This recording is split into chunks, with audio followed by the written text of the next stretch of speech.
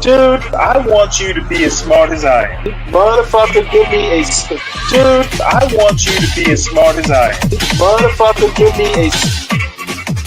Dude, I want you to be as smart as I am. Motherfucker, give me a.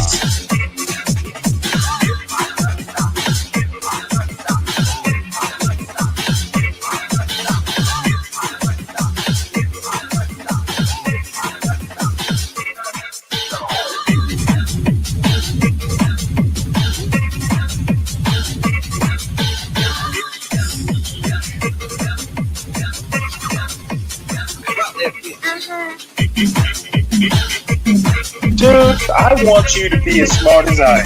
Motherfucker, give me a specific.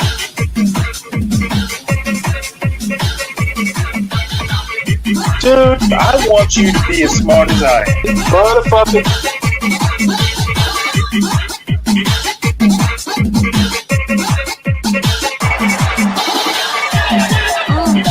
Come on out, you rapist!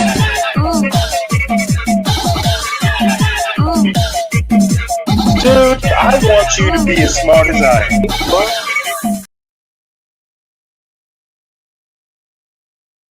Feel like I should, feel like I should, feel like I should, feel like I should go. Go. Feel like I should go. Feel like I should, feel like I should, feel like I should, feel like I should go. Feel like I should go. Feel like I should, feel like I should, feel like I should, feel like I should.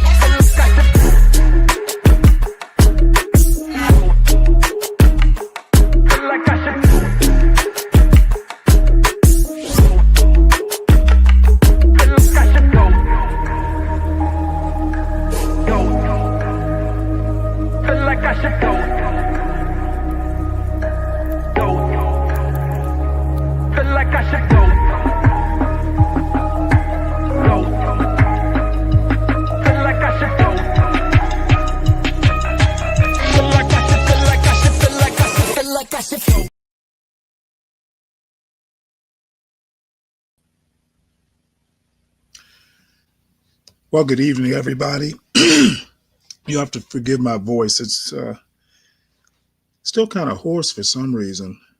Um, I basically have a bunch of news articles lined up. Hey, Woody, a bunch of news articles that, excuse me, I've lined up about various things and trying out a new browser.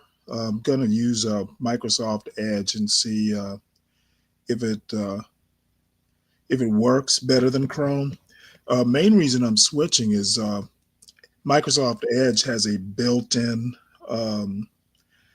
AI voice that's much better than the free Chrome add-ins. So I want to test out the AI capability, and if it works out, I'll just stick with Edge. Or I think Garion uses Brave, which I'm unfamiliar with, but anyway, if it crashes in the middle, then I'll roll back to Chrome and go from there. So the first article I want to look at is from The Hill. It's basically about something about Mitt Romney, who is actually leaving the Senate. He's kind of retiring and probably reading the writing on the wall.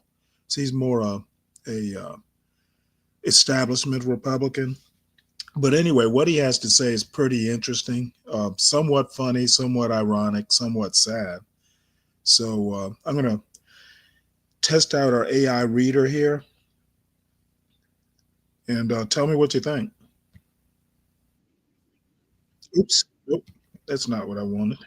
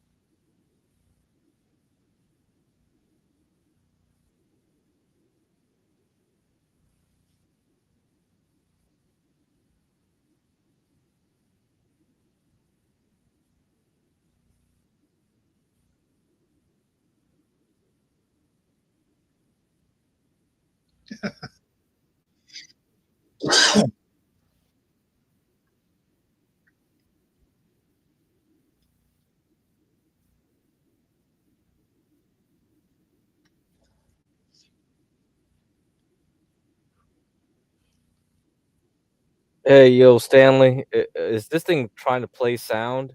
Because we don't hear anything. Oh, really? So Yeah. this is why I was worried about because Hold on one sec. yeah, because the problem is like StreamYards, like they require Chrome to do audio, but Really? Arian said Brave worked, Hmm. but yeah, Edge looks like may not. I mean, I don't know unless it's a permissions thing. You have to figure out. Yeah, I'll work on it. Yeah, this is the painful part. That's what I don't like about StreamYards. It's like audio can only be played through Chrome. What does Chrome mean? Like Chrome compatible, Chrome Well, I guess they base mean the browser. actual browser. I mean, Garion said he could play from. I think he plays all his stuff through Brave, so it looks like Brave works. Guess Edge doesn't. Maybe. Well, that's all right. Maybe, but it could just be a permissions thing. Yeah. Well, great things aren't accomplished the first time out. So I'll just read it by hand. Oh my god! So you're telling me Edge has this AI thing built in, huh? So Microsoft. Yeah, it's built right in. I mean, you can right click and basically select what does it say? You right click, and the option is that's very convenient. Yeah. Yeah, it's that's very convenient. What is it? Yeah, I don't understand why StreamYards has this. The choice. The choice is read aloud. Okay. So it's actually the first time I've ever used Edge. Yeah, I've used Edge from time to time. It's gotten better. It's gotten a lot better, but it's just kind of like, it's not something so good that makes me want to do it. But I think like Microsoft really wants to do the AI stuff because they pretty much control ChatGPT, right? The company that the OpenAI, so that's probably why, yeah. But that's all right. It's a short article. I'll just read it. And I'm glad you popped in because I can hear it on my side. Yeah. It's not piping through the StreamYards, I guess. Well, I'll either figure it out or roll back to the problem with Chrome is all the AI plugins, they're extensions. Yeah. And the good ones you have to pay a monthly fee. Right. Yeah, I get you. So definitely. Yeah, I'll work it out. It's just, I read so much aloud that my voice is almost always hoarse. Yeah. I mean, I don't know why StreamYard. It's so annoying. It's just kind of like, and if Garion said Brave worked, I really thought like, oh well, if Edge is based on Chrome, then maybe it'll work too. But maybe I guess it's not the right parts of Chrome. This is the problem, man. It's getting so annoying with these. And Microsoft got in trouble, right? They're getting in trouble for having Chrome. The FTC is going to go after them. Really? Yeah. So this might fix these problems. Well, yeah. I'll try Brave tomorrow night. But I don't think Brave has the AI stuff though. But maybe I mean you got to talk to Gary. Gary would know. Right. Well, I mean, if it's got the reader, it's got to have at least a little bit of AI, right? Well, I don't know. All I like about Brave is that it's the built-in ad blocking, and it does a very good job with the memory. I see. Like I've opened more tabs on Brave than I could in any other browser, and it's just like it doesn't slow anything down. The memory usage is still good. It's just incredible. I'm just so amazed. Like, how the heck can I open so many tabs? Yeah, so I don't know. It's something to think about, I guess. We got to figure this out. Yeah. Well, it's not a big deal for tonight. Yeah. Well, I guess I have to let 12th man up, huh? Yeah. Darn. Well, we'll wish me luck, and we'll see how it lasts. How All long right, it all lasts. right, all right. Sorry about that, folks. The reader in I'm glad I told someone I was using a new browser. Uh, well, anyway, this article is basically Mitt Romney. Face the Nation does something called exit interviews for Congress members who are retiring or just leaving office for one reason or another, at least if they're leaving on good terms. And Mitt Romney actually kind of sounds like me. He's 77 years old. It's, he realizes, hey, the writing's on the wall. He's kind of, the older generation needs to fade out, and, newer leaders, I guess, from Utah need to come in and, start doing their stuff. He's basically saying that, Trump is doing, at least before he gets to be president, is doing what he said he's going to do. Basically, it's kind of what I'm saying. America has spoken. Trump is going to be the president. You get what you get. Hopefully, everything turns out to be great, but you get what you get. So don't be mad. And I agree with Romney that Trump's not president just yet. Let's see what he does. So that's pretty much what this article is saying. It's kind of a double entendre in his messaging. What does he mean by Trump Trump man, isn't hold on one president? sec. It's kind of a double entendre with the messaging, but it's kind of funny. I guess Mitt Romney and I think alike. Let's give the dude a chance. And Trump's history is he never holds it together for too long, but maybe this time will be the charm. So what is it, 12th man? Well, Mitt Romney, they always thought that Jesus Christ, the Latter-day Saints, always thought he would be the president. Uh-huh. And he tried, and he didn't make it. I get along with those LDS people, but like the Republican Party, I think is far surpassed Mitt Romney's time, no doubt.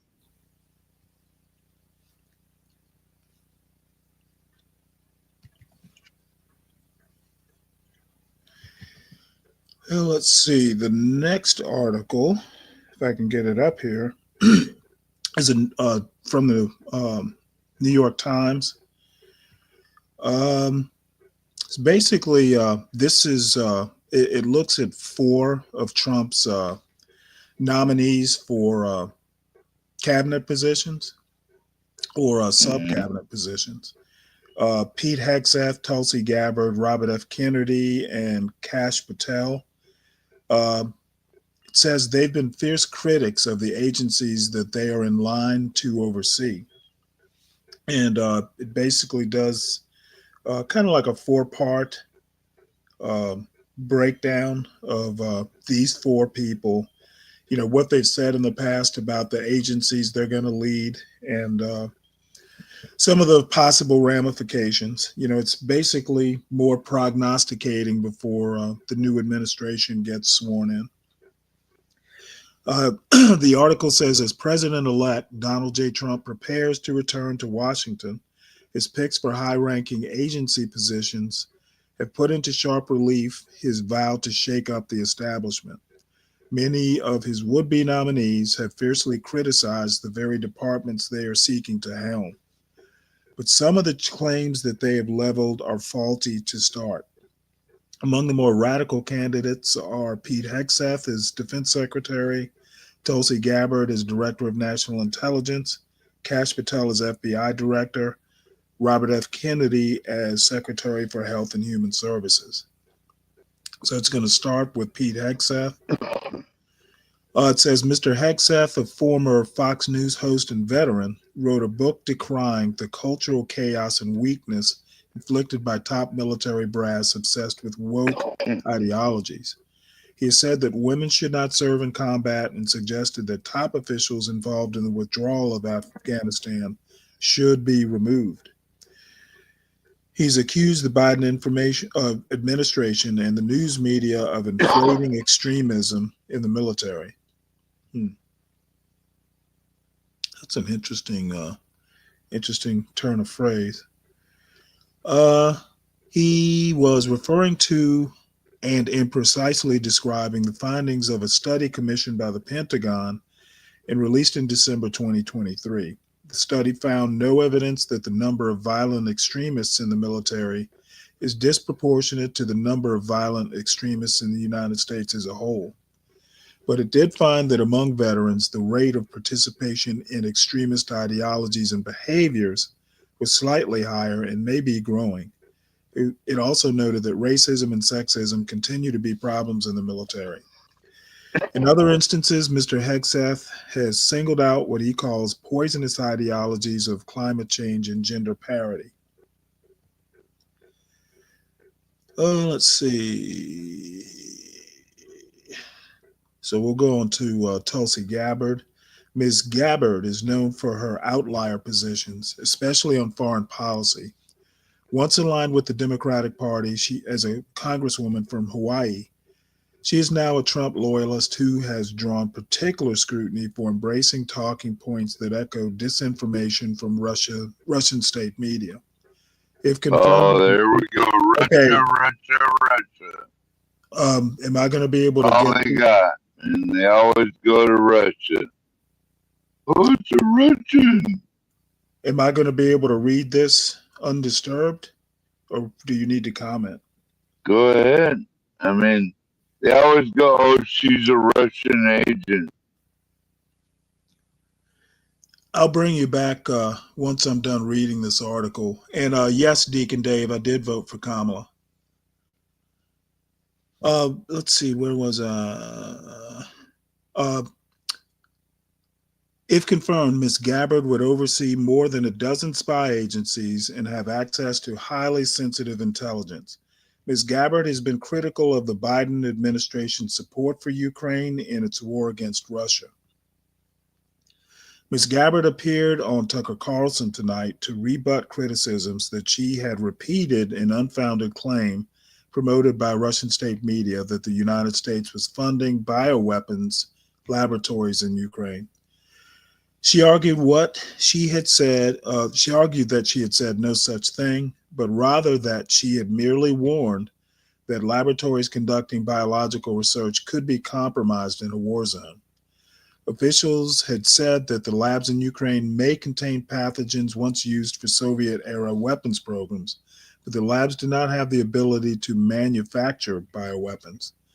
The United Nations officials said the organization was also not aware of any biological weapons program in Ukraine. Spokeswoman for the Trump transition cited comments that Victoria Nuland, then Undersecretary for Political Affairs at the State Department, had made in congressional testimony in 2022. Ms. Nuland said that Ukraine had biological research facilities and that government was working with Ukraine on how to prevent materials from falling into Russian hands. But Mr. Carlson mischaracterized Ms. Nuland's remarks as an admission of the existence of bioweapons labs, and Ms. Gabbard concurred, despite her earlier precision. Ms. Gabbard has also accused the security state of targeting perceived political enemies. Let's see, there's a lot more here, which I'm not particularly interested in. We'll go to Kash Patel. Mr. Patel, a right-wing pugilist, has promised to reshape the FBI by firing its top officials, closing its headquarters in Washington, and going after Mr. Trump's rivals. His statements reflect a suspicion of the institution he would be in line to run, undermining its work as biased and marginalizing the FBI's efforts to hold to account members of the pro-Trump mob who threatened the transfer of power. He's cast the agency as corrupt and its inquiries as politically motivated by mischaracterizing agency procedures and laws. Mr. Patel was referring to and mischaracterizing several elements of the FBI's search of Mar-a-Lago and the federal case against Mr. Trump for mishandling classified documents. By bogus WhatsApp warrant, Mr. Patel appeared to be referring to the disclosure that an FBI agent had procured the warrant by making a sworn statement before a judge using WhatsApp. The FBI did not leak the warrant, as Mr. Patel said.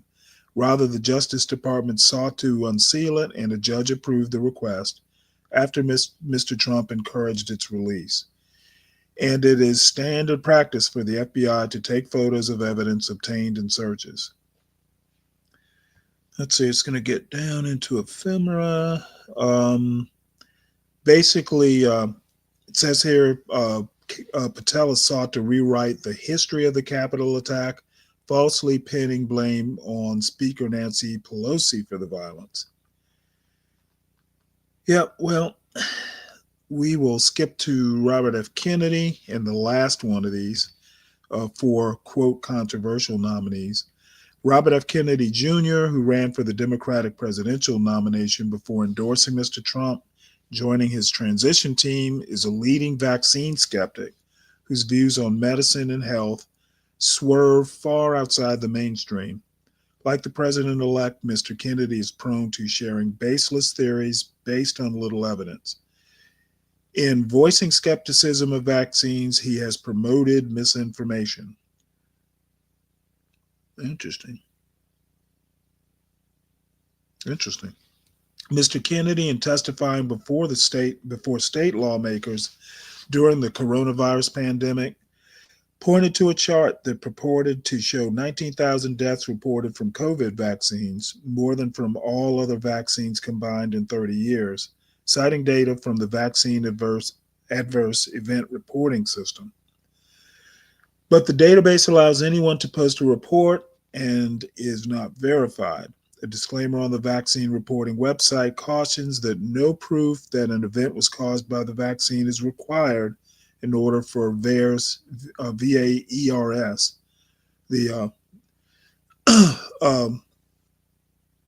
to accept the report. And VAERS stands for, where is it again? It's the Vaccine Adverse Event Reporting System. That's what VAERS stands for. At the time of Mr. Kennedy's comments, the Centers for Disease Control and Prevention had confirmed that 6 deaths had been caused by the vaccine out of more than 450 million doses, and a far cry from the 19,000 figure. So basically, this is more or less an editorial for, the 4 most controversial picks that Trump is proposing to put forward to Congress to be confirmed by the Senate. Oh, I see 12th man has disappeared. Sorry to see that.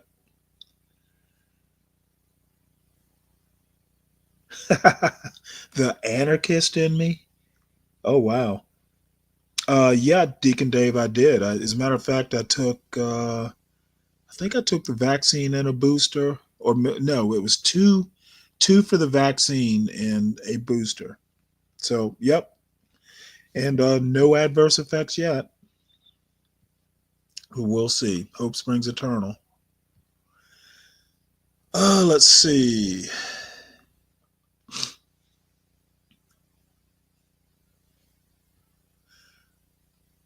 Let's see here. The next article, Trump wants to end daylight savings time. We tried before. Here's what happened. Now, this is actually really interesting. People have been trying, I don't know, maybe since the 80s, maybe even the 70s, to get rid of daylight savings time. And I know when I was in school, I wasn't particularly fond of it. But since I've been an adult, and especially since I've been retired, it doesn't really matter. Daylight savings time doesn't really matter to me. And I don't watch TV or anything like that. So It takes about a day to get used to it. An hour forward or an hour back doesn't really affect my life too much, but I know um, it does school children and other types of people in the workforce. So I thought this was actually pretty interesting. And I don't know, maybe he'll be successful. Wouldn't be the worst thing to ever happen. Let's see if this thing has a reader. Let's try this reader. Let me know, Deacon Dave, I see you down there. Let me know if you can hear this article or not. It's embedded.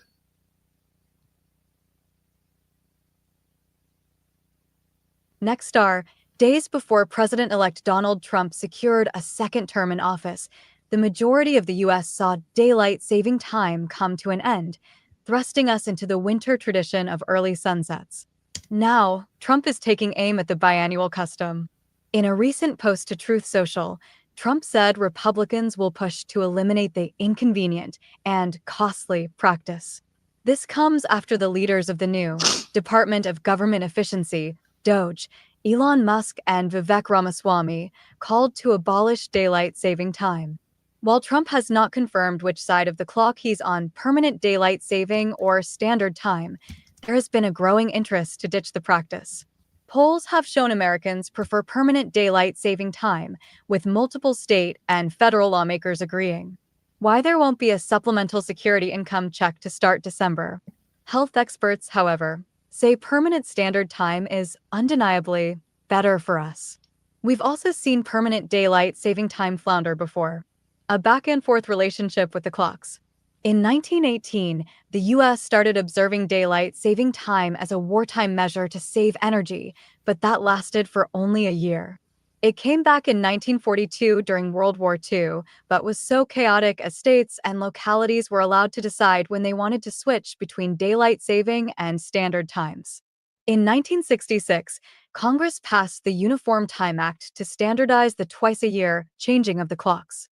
However, amidst a national energy crisis in 1973, the U.S. again observed year-round daylight saving time.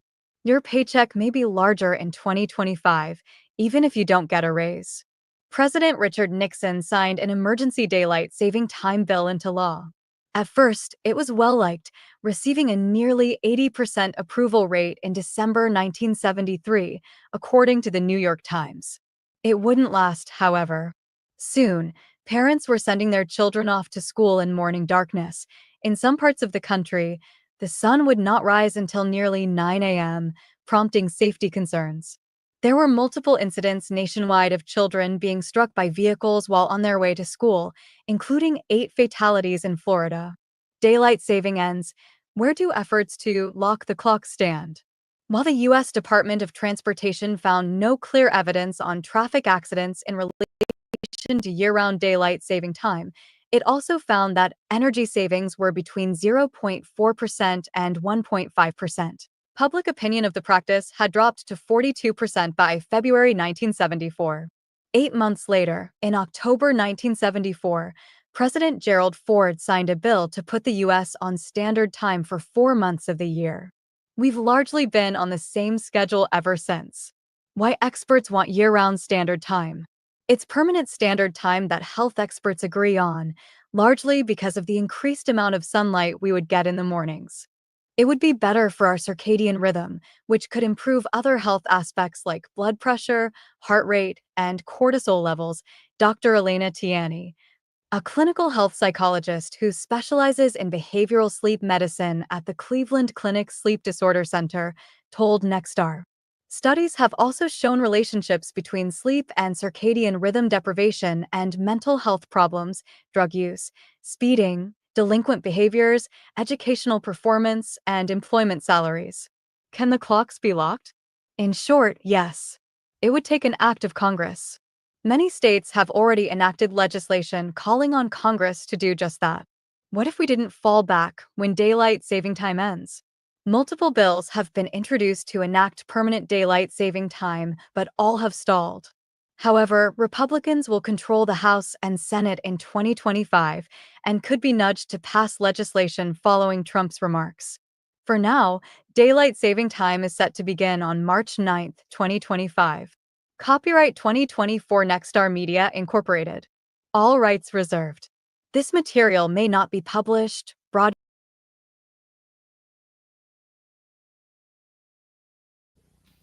I know, like I said, I'm pretty neutral on it.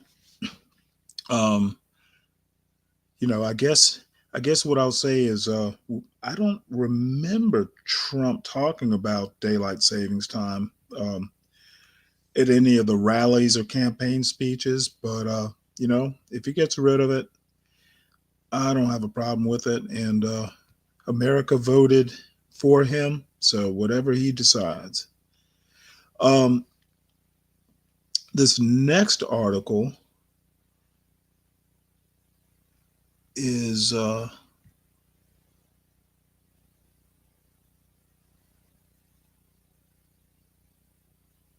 interesting.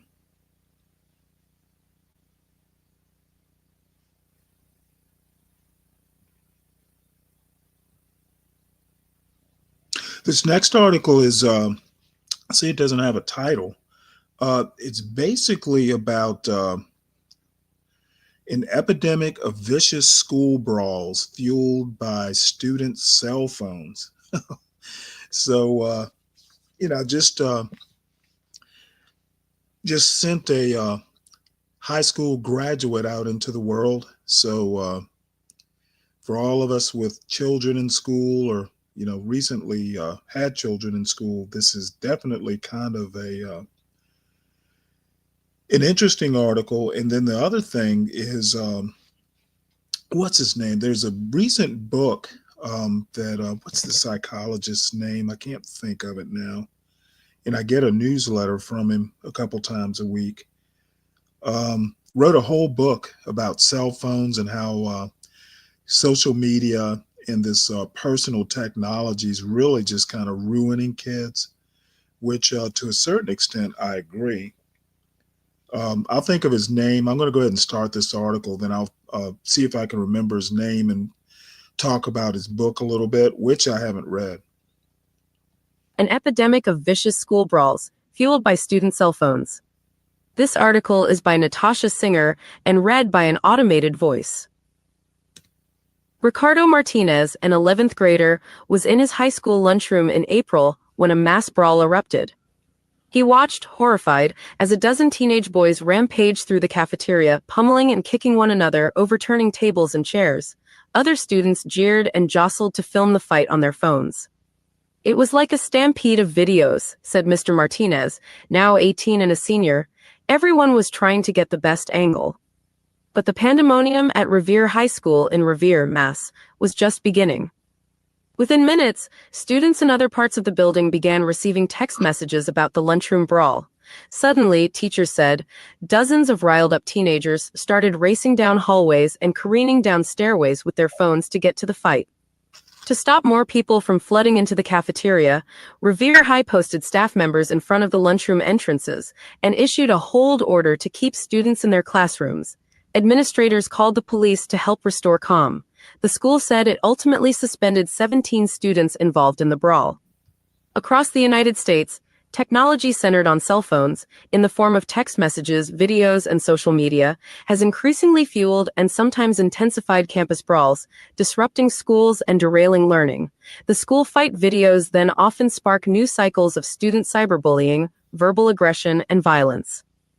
A New York Times review of more than 400 fight videos from schools in California, Georgia, Texas, and a dozen other states, as well as interviews with 36 school leaders, teachers, police officers, pupils, parents, and researchers, found a pattern of middle and high school students exploiting phones and social media to arrange, provoke, capture, and spread footage of brutal beatings among their peers.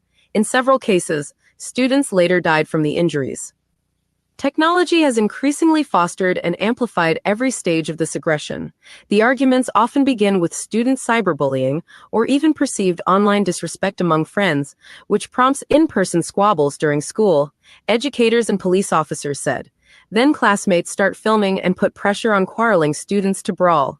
Students later share and comment on the fight clips, further humiliating the victims and sometimes triggering additional fights. That violence has cut across some of the nation's largest school districts, including in Los Angeles, Buffalo, Jefferson County, Kentucky, and Prince George's County, MD, the Times' review found, as well as in smaller school systems. In some cases, the violent cycle has overwhelmed the schools. Some districts now face negligence lawsuits from parents, while others are seeing an exodus of teachers. Dozens of districts have sued social media firms, saying that the platform's addictive features caused compulsive student use, disrupting learning and burdening school resources. School administrators said they now spend a significant portion of their jobs working to thwart or untangle tech-stoked student beefs. Cell phones and technology are the number one source of soliciting fights, advertising fights, documenting and almost glorifying fights by students, said Kelly Stewart, an assistant principal at Juneau Douglas High School in Juneau, Alaska. It is a huge issue. How the aggression begins. Students have used social networks to plan and incite school violence since the 2000s. Over the past decade, higher quality phone cameras and new social features like Instagram Live and Reels help spur teenagers to mass produce, stream, and share videos, including school fight clips. By 2020, dedicated fight video accounts, set up using the names or initials of middle and high schools, had popped up on Instagram and TikTok. Sometimes students staged fights among themselves and invited friends to film, others attacked unsuspecting peers. During the pandemic, many students became more reliant on messaging and social apps and less comfortable with real-life interactions. Principals and teachers said some students also developed difficulties controlling their emotions, a mental health issue that psychologists call emotional dysregulation. In 2021, as many districts reopened for in-person learning, some schools saw increases in student fights, aggression, and cyberbullying. At Los Angeles public schools, reports of student fights more than doubled, to nearly 4,800 incidents in the 2023 school year, compared with 2,315 fights in 2018, according to a district safety report. Student use of tech to spread school violence has led to other harms. In particular, educators and police officers said social media influencers and TV newscasts often broadcast school fight videos, distressing students and causing further chaos. In May, several girls planning an attack on a peer at a middle school in Novato, California, made an Instagram video beforehand discussing who would serve as a lookout or guard their backpacks during the beating, said Lieutenant Alan Bates with the Novato Police Department. Video clips of the assault, which were aired by local TV newscasts, showed several girls pummeling another as she lay on the ground, while a crowd of students hooted and filmed. The Novato police later charged 8 girls aged 12 to 14 with conspiracy to commit assault. 4 also faced felony assault charges. The aggression begins in technology, continues through the technology in the planning for the fights, and comes to a head in physical confrontation, Lieutenant Bates said. Masses of students filming also endanger peers, said Chris Hegarty, the school board chair at the Wake County Public School System in Cary, North Carolina in November 2023. He said, students recording a fight in a high school gym blocked administrators from intervening. 2 boys were stabbed. One aged 15 later died. So many students were crowded around recording on their phones, posting to social media, trying to get the best pictures, putting themselves and others in harm's way, Mr. Hegarty said. A video of the brawl, posted on X in February, got more than 660,000 views. In April, Wake County Schools, the nation's 14th largest school district, filed a lawsuit accusing Instagram, TikTok, and other platforms of negligence and interfering with school operations. TikTok said that it forbids the promotion of violence and proactively removed content showing violent activities. Snap said it prohibited graphic violence and proactively removed accounts posting violent content. Meta, which owns Instagram, said the platform does not allow bullying and removed content depicting physical bullying. Last month, Instagram took down 16 school fight accounts, flagged by the Times for violating company policies. Some families blame schools for failing to protect students and have sued their districts for negligence. In January, Adriana Kutch's parents sued the Central Regional School District in Bayville, NJ, saying the 9th grader was beaten in her high school hallway by 2 girls. Students posted a video of the February 2023 assault on TikTok, subjecting Ms. Kutch to intense cyberbullying. Within 2 days of the attack, she died by suicide as a result of the emotional distress, humiliation, and embarrassment she experienced, according to the lawsuit filed in Superior Court in Ocean County, New Jersey. In April 2024, the school district filed a court document denying the allegations. The district did not return a request for comment. Young people's fast-changing tech habits have made it harder to prevent and contain student aggression, school officials said. Many students now use more private channels like Snapchat, iMessage, and AirDrop, Apple's wireless file sharing system, to set up and share fights rather than Instagram or TikTok. Now, students might be arguing with each other or bullying each other for days or weeks online, which is hidden from the staff who would typically work to de-escalate the conflicts. Christopher Bowen, the principal of Revere High, said in an email. Many schools do not have a playbook for addressing that violence or for helping pupils engage more positively online, in part because few researchers are studying the issue, said Desmond Upton Patton, a University of Pennsylvania professor who studies social media and gang violence. What would it mean, Dr. Patton said, for a young person to understand that clowning around and filming the beating of a friend or a classmate could lead to their death? And while the use of text messages, social media, and videos to spread violence may alarm adults, students said that it is becoming a regular part of school. Kids are very used to it, said Luna Guerrero, 16, a 10th grader at Revere High who was on the track team last year. Kids don't see it as something so surprising as the adults do. Others worried that the videos desensitized students to violence. The fights just immediately become entertainment, said Endurance Inke, 17, a senior at Revere High. There's not an ounce of guilt or empathy. Phones away, stop. Opened in 1974, Revere High is a 3-story building with a wall mosaic in the lobby celebrating pioneering men like Leonardo da Vinci and Michelangelo, a reminder of the town's Italian-American heritage. The school, just outside of Boston, has for years served as an engine of upward mobility for local families, offering advanced placement courses and community college classes. Over the last decade, enrollment has grown to 2,100 students from about 1,700, as Revere experienced an immigration boom from regions like Central America. In 2018, a state accountability report on the school district noted that Revere High had overcrowded classrooms, inadequate science facilities, and high chronic absenteeism. In 2021, when the school reopened during the coronavirus, many students struggled to readjust to in-person learning. Hundreds skipped classes and roamed the school, often congregating in the gym, teachers said.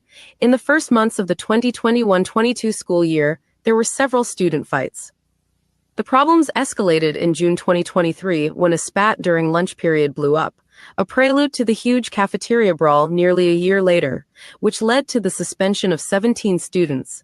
Students filming and texting their friends intensified the 2023 fight, said Michelle Irvin, who teaches English as a second language. It was a massive amount of kids, said Ms. Irvin, who is also the co-president of the local teachers union. If you were in their way, you were getting pushed out of the way or getting trampled. News of that brawl quickly spread, sparking false rumors by adults on social media that a stabbing had occurred. In a school-wide email that day, Mr. Bowen said parental panic over the misinformation had hindered administrators and police officers from handling a very chaotic situation. The mere presence of cameras, however, was enough to egg on a fight. One video from the last school year, provided to the Times by a Revere student, opened with a female student walking down a hallway, past rows of ochre-colored school lockers, toward another girl she was preparing to fight. A female teacher in the hallway stepped between the two girls, both of them 9th graders, and asked, "What's going on here?" Then the educator, realizing that a fight was imminent, yelled to a colleague, "Can you call an admin, please, immediately?" Seconds later, the video showed the two girls slugging one another. "Stop," the teacher screamed. Then she turned to the group of students filming and yelled, "Phones away, stop." Mr. Bowen said students often ignored or rejected efforts by staff to intervene because pupils can see the audience of classmates filming. They feel a greater need to save face, he said. Have you seen the fight video? In August, ahead of the new school year, Mr. Bowen announced a new phone-free learning policy requiring students to keep their cell phones off during the school day, except for lunch.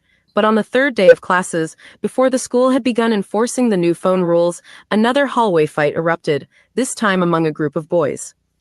Amid the chaos, student videos show, one boy slammed an assistant principal into lockers, sending her crumpling to the floor. Students shared the footage with friends. Erta Ismaili, a 12th grader who chairs the Revere High Student Senate, said she soon heard about the incident from classmates asking her, "Have you seen the fight video?" "It's like a game of telephone," said Ms. Ismaili, 18. That afternoon, a second brawl involving more than a dozen boys, including 4 who had started the school hallway fight earlier that day, exploded on residential streets near the school.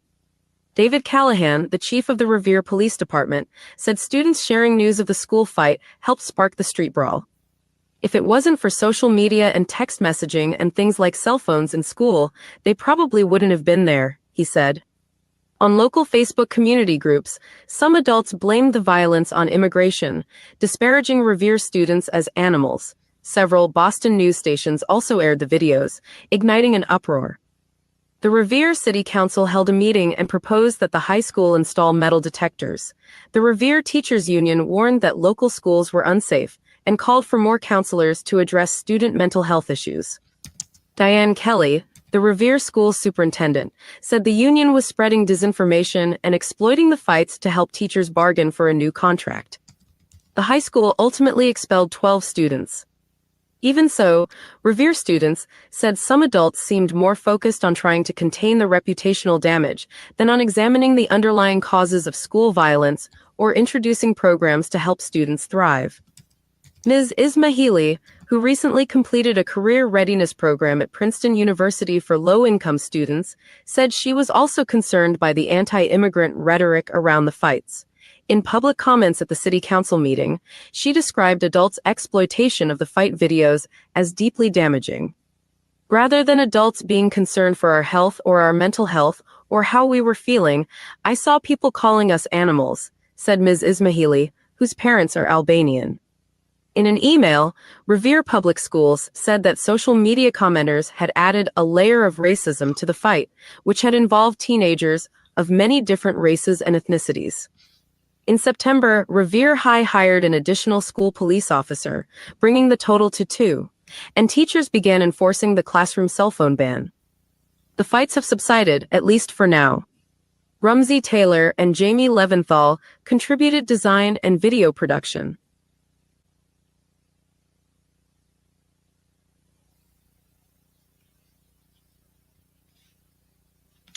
Okay, actually, let's see here. What do you have to say, Biola?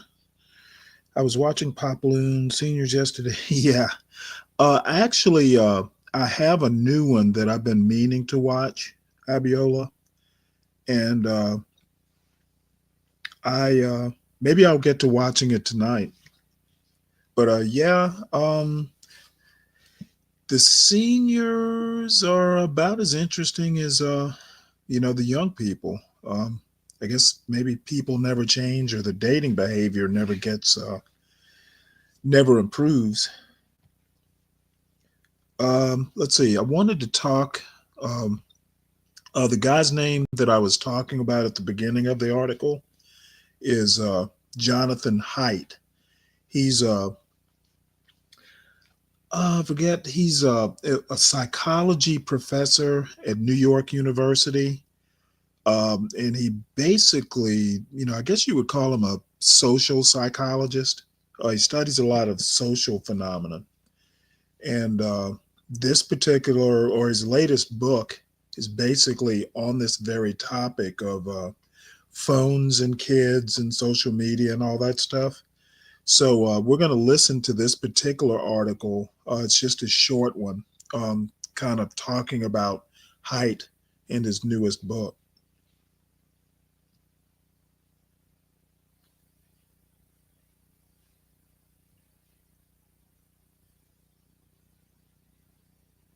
Children's widespread use of smartphones and tablets has been labelled insanity by a United States social psychologist, who says Australia is leading the way with its bold new social media laws.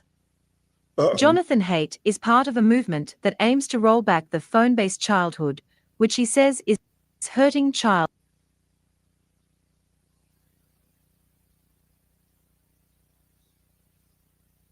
Sorry about that. I thought I had selected this. So we're going to start this over.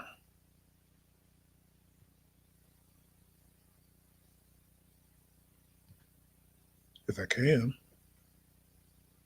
and adolescent mental health. During an Let me reload this.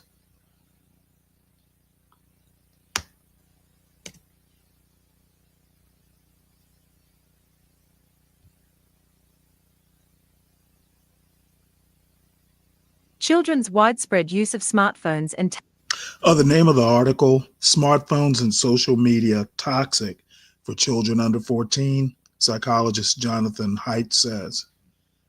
tablets has been labeled insanity by a United States social psychologist who says Australia is leading the way with its bold new social media laws.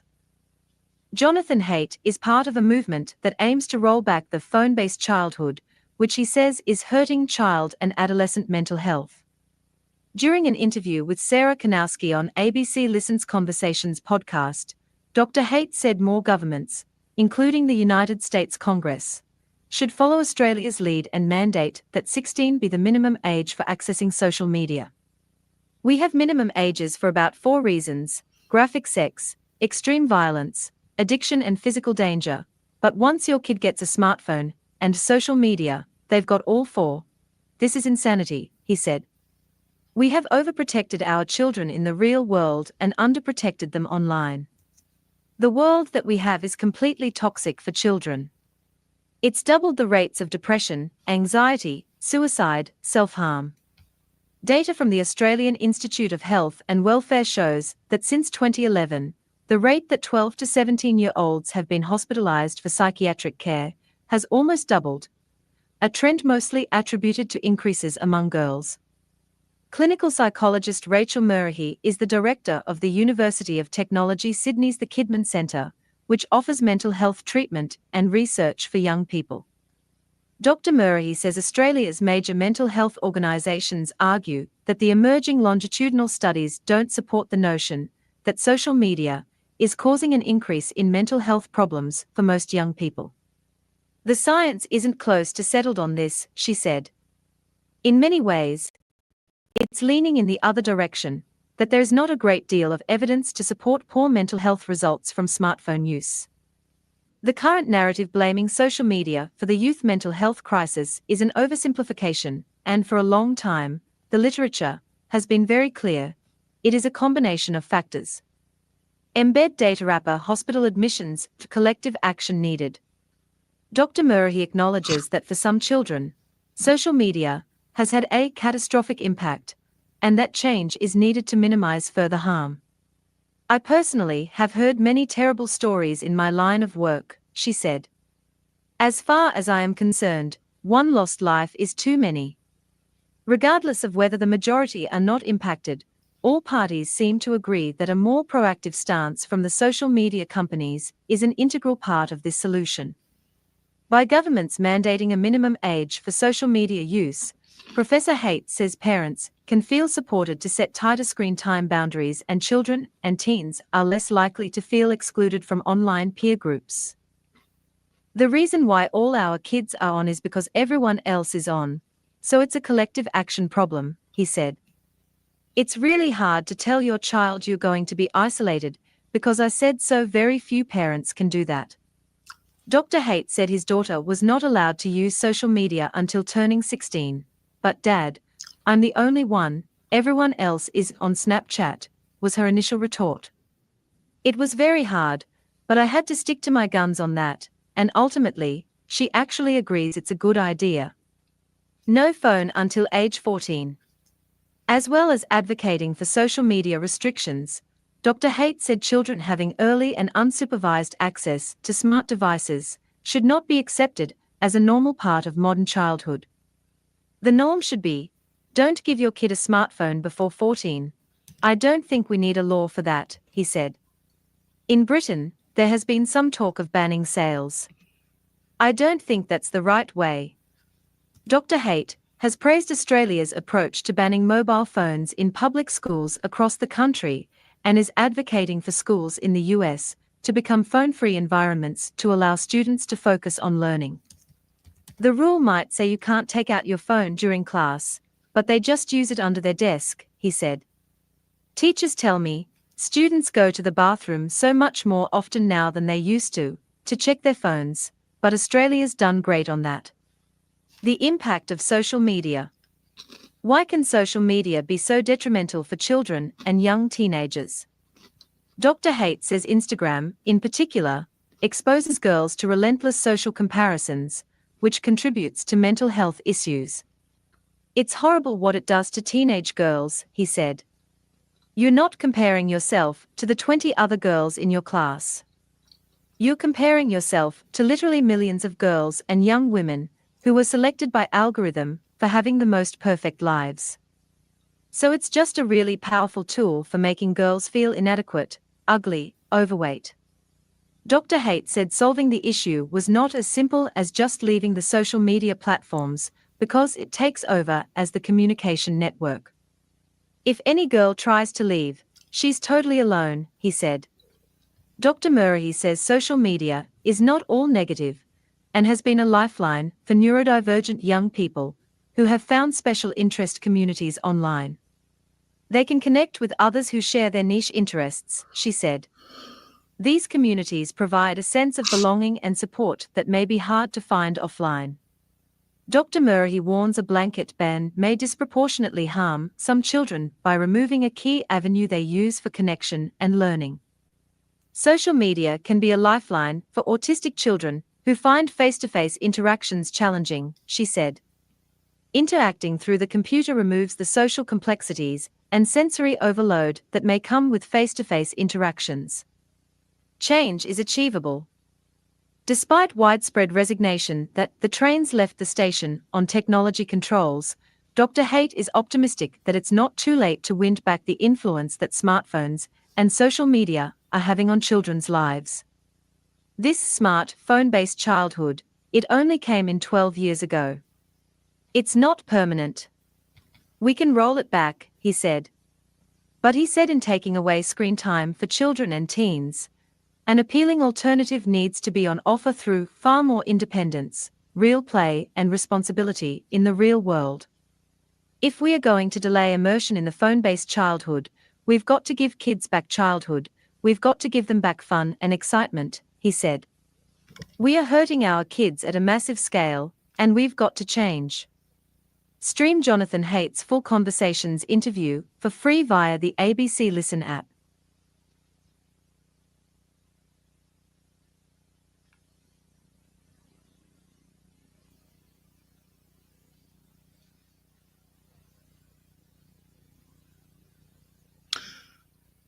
Let's see here.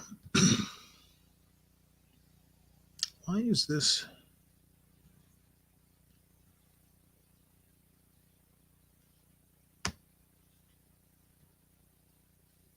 Okay, this is a quick video. I just ran across this doing a quick Bing search this time. This is a video from Joliet, Illinois, that I figured I'd play right quick, just talking about attacks on teachers and stuff. And the only reason I'm playing it is just because it's interesting.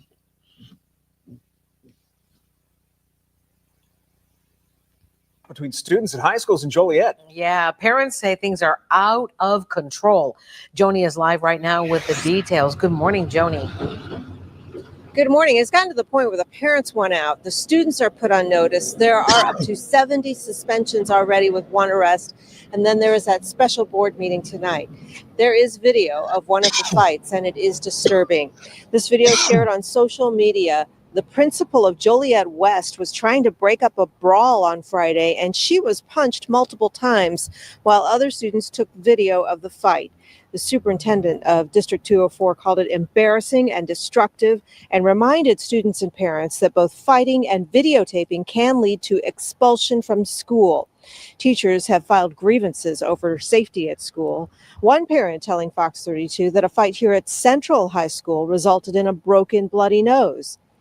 Dr. Carla Guzman sent a lengthy letter to families that says, in part, "You are inciting violence and negatively impacting the students who are here to learn. We understand that you may have been affected by the pandemic, but this is not an excuse for your behavior.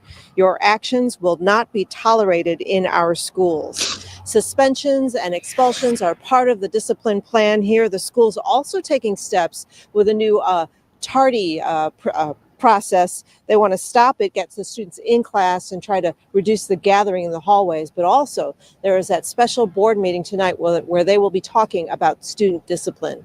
Reporting live in Joliet, I'm Joni Lum. Now back to you. Now to this wild. Abiola, you bring up an interesting point. You ask, do you think that social media is an escape code for young folks? And I guess you're not wrong, but I would actually describe it as more, it's an escape, but it's actually,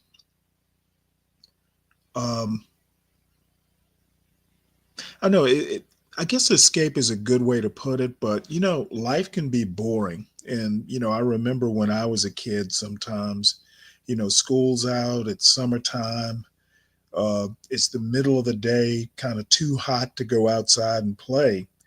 So, you know, you've got a huge span of time that, you know, hey, there's nothing to do. And you don't want to ask your parents because, you know, my parents would say, well, gee, you're asking me what to do? Well, go clean that. Or are your chores done? So, you know, you don't want to go to your parents because they'll actually give you something to do, but, you know, something you don't want to do. So, you know, back in my day, we're talking maybe the early 80s, late 70s, my way of escaping was to open a book and read it. Or maybe there'd be something on TV, maybe a baseball game or something like that. These days, kids they have phones, you know, they've got, you know, video entertainment or video games right there, you know, at the flick of a switch or, you know, the swipe of a touch screen, or, you know, it's a browser or an app away. Something more exciting than what's happening local to them, but something that's not necessarily healthy, you know, to watch or see or get into. So I think that what's happening is, yeah, it's an escape, but it's not a creative escape. You know, something creative would be to whip out a piece of paper and write something, or, you know, get a piece of paper and draw something. Kids don't have to be creative. Kids don't have to learn how to entertain themselves, get a hobby or, you know, something. They just pick up a phone and, you know, dial it up. So escape, yes, but I would actually describe it as, you know, something more exciting to do than their day-to-day or real life, which is a shame. But to the point about, you know, Dr. Haidt saying that kids shouldn't have phones until they're 14.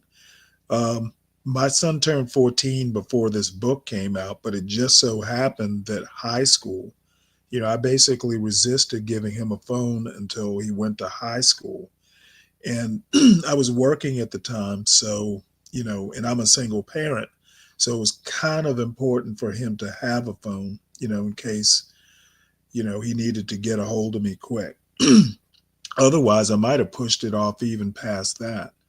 But anyway, we will move on to the next topic, which is a little bit lighter in tone.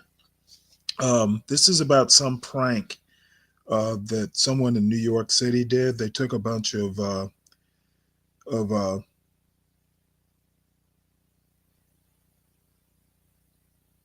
oh, I said it was in New York. No, I'm sorry. It's somewhere in Oregon. Basically, someone put googly eyes on all these sculptures. And which city in Oregon, I guess we'll find out. We'll listen to this article. I actually thought it was kind of funny for some weird reason, but apparently it pissed some people off. Thanks to a prank, Sculptures make googly eyes at Oregon residents. This article is by Emmett Lindner and read by an automated voice. If you travel through Bend and have the feeling that you're being watched, it's not a stroke of paranoia. Googly eyes were affixed to 8 public art sculptures around the city, to the chagrin of some local officials but to the delight of many residents. Beginning in August, the culprit or culprits, nicknamed the Googly Eye Bandit by local news outlets, placed the eyes on works of art in the city's roundabout art route, which snakes through the area and features 27 installations made by artists from around the world.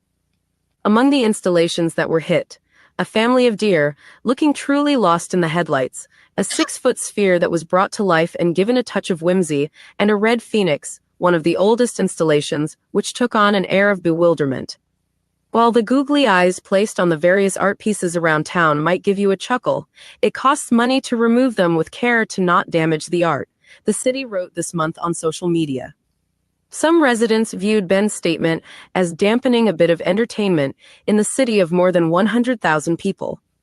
My daughter and I went past the Flaming Chicken today and shared the biggest laugh, one person commented on Ben's social media post. Using the Phoenix installation. We love the googly eyes. This town is getting to be so stuffy. I'm sorry, what? What's the topic? Well, I'm going through some news articles. Well, you on here by yourself. Where everybody at? God damn. Oh, I don't know. There's some folks in the chat. Yeah, you retire, right? Yep. So you can be up all type of night. Most people got to work. Most people ain't retired and they got a pension, Mr. Stanley. Yep. Well, I've always tended to be a little bit of a night owl. Oh, okay. Well, that's different. But you are retired and you probably got pension and Social Security. Yep. Yeah, I figured that. You sound So like it. let me go ahead and finish this article. It's about a place in Oregon, Bend, Oregon, where they've got this route that's got a bunch of sculptures and stuff. And somebody went and put Google eyes on all the sculptures, which I thought was kind of hilarious. I don't know why I thought it was hilarious, but I've been covering some serious news, so I figured I'd end the news articles with something a little funny. Let's have fun. Other commenters cited homelessness and education as a better use of the city's budget. The city has spent $1,500 removing the googly eyes from the installations, Renee Mitchell, Ben's communications director, said in an email. She added that one piece, Crossroads, a circular steel sculpture depicting a set of crossing logs, was also marked with graffiti and would require $5,000 to repair. Adhesives can pull off the paint, wax, or other protective coatings on the metals, Ms. Mitchell said. If paint on steel is chipped, scratched, or removed with adhesives, the steel will rust. Without those coatings, some metals are susceptible to corrosion, she said, adding that each metal requires a trained conservator and a different process to remove. Pamela Packer-Kazitsky, co-owner and manager of Ulrich Packer Studios, whose husband's 3 Rising sculpture had been googly-eyed, according to Central Oregon Daily News, had not known about the prank until Saturday. Our first reaction is that it's silly, it's playful, she said in an interview on Saturday. It is vastly preferable for a piece of public art to have interactions with the public than be ignored. She added, though, that was with the caveat that these googly eyes can be easily removed and it doesn't damage the sculpture. Local businesses took the opportunity to create their own eye art. The Pine Tavern restaurant in Bend posted a photo with googly eyes above the building's front door, and the Unofficial Logging Company, an indoor axe-throwing facility, posted an image of the eyes, possibly frightened, above several axes wedged into a target. I think slightly harmless fun is good to do, and a little bit of light civil disobedience is always healthy for a community, said John Halen, co-owner and manager of the axe-throwing business. The prank received national attention this week when it was featured during a segment on The Late Show with Stephen Colbert, in which the host took light-hearted aim at the city's reaction. "You're gonna get mad about that, it's fun," Mr. Colbert said. In the past, the roundabout sculptures have been adorned during the holidays with Santa hats and wreaths, which the city has said on social media it does not condone, adding that residents should stay away from adhesives, graffiti, and all things that can damage the art. Bend is not the first city to be overtaken by googly eyes. This year, a band of Boston residents successfully campaigned to have the eyes affixed to the T-trains in the city. Although the googly eyes in Bend did not last, they remain on only the Phoenix sculpture. Ms. Mitchell emphasized that the city was not trying to squash a little cheer. Law enforcement has not been involved, and the city was not pursuing an investigation. We, too, think the googly eyes are funny and appreciate the admiration and interest our community has taken with them and our public art collection, Ms. Mitchell said. We just want to make sure the art lasts and is not damaged. So what'd you think about that?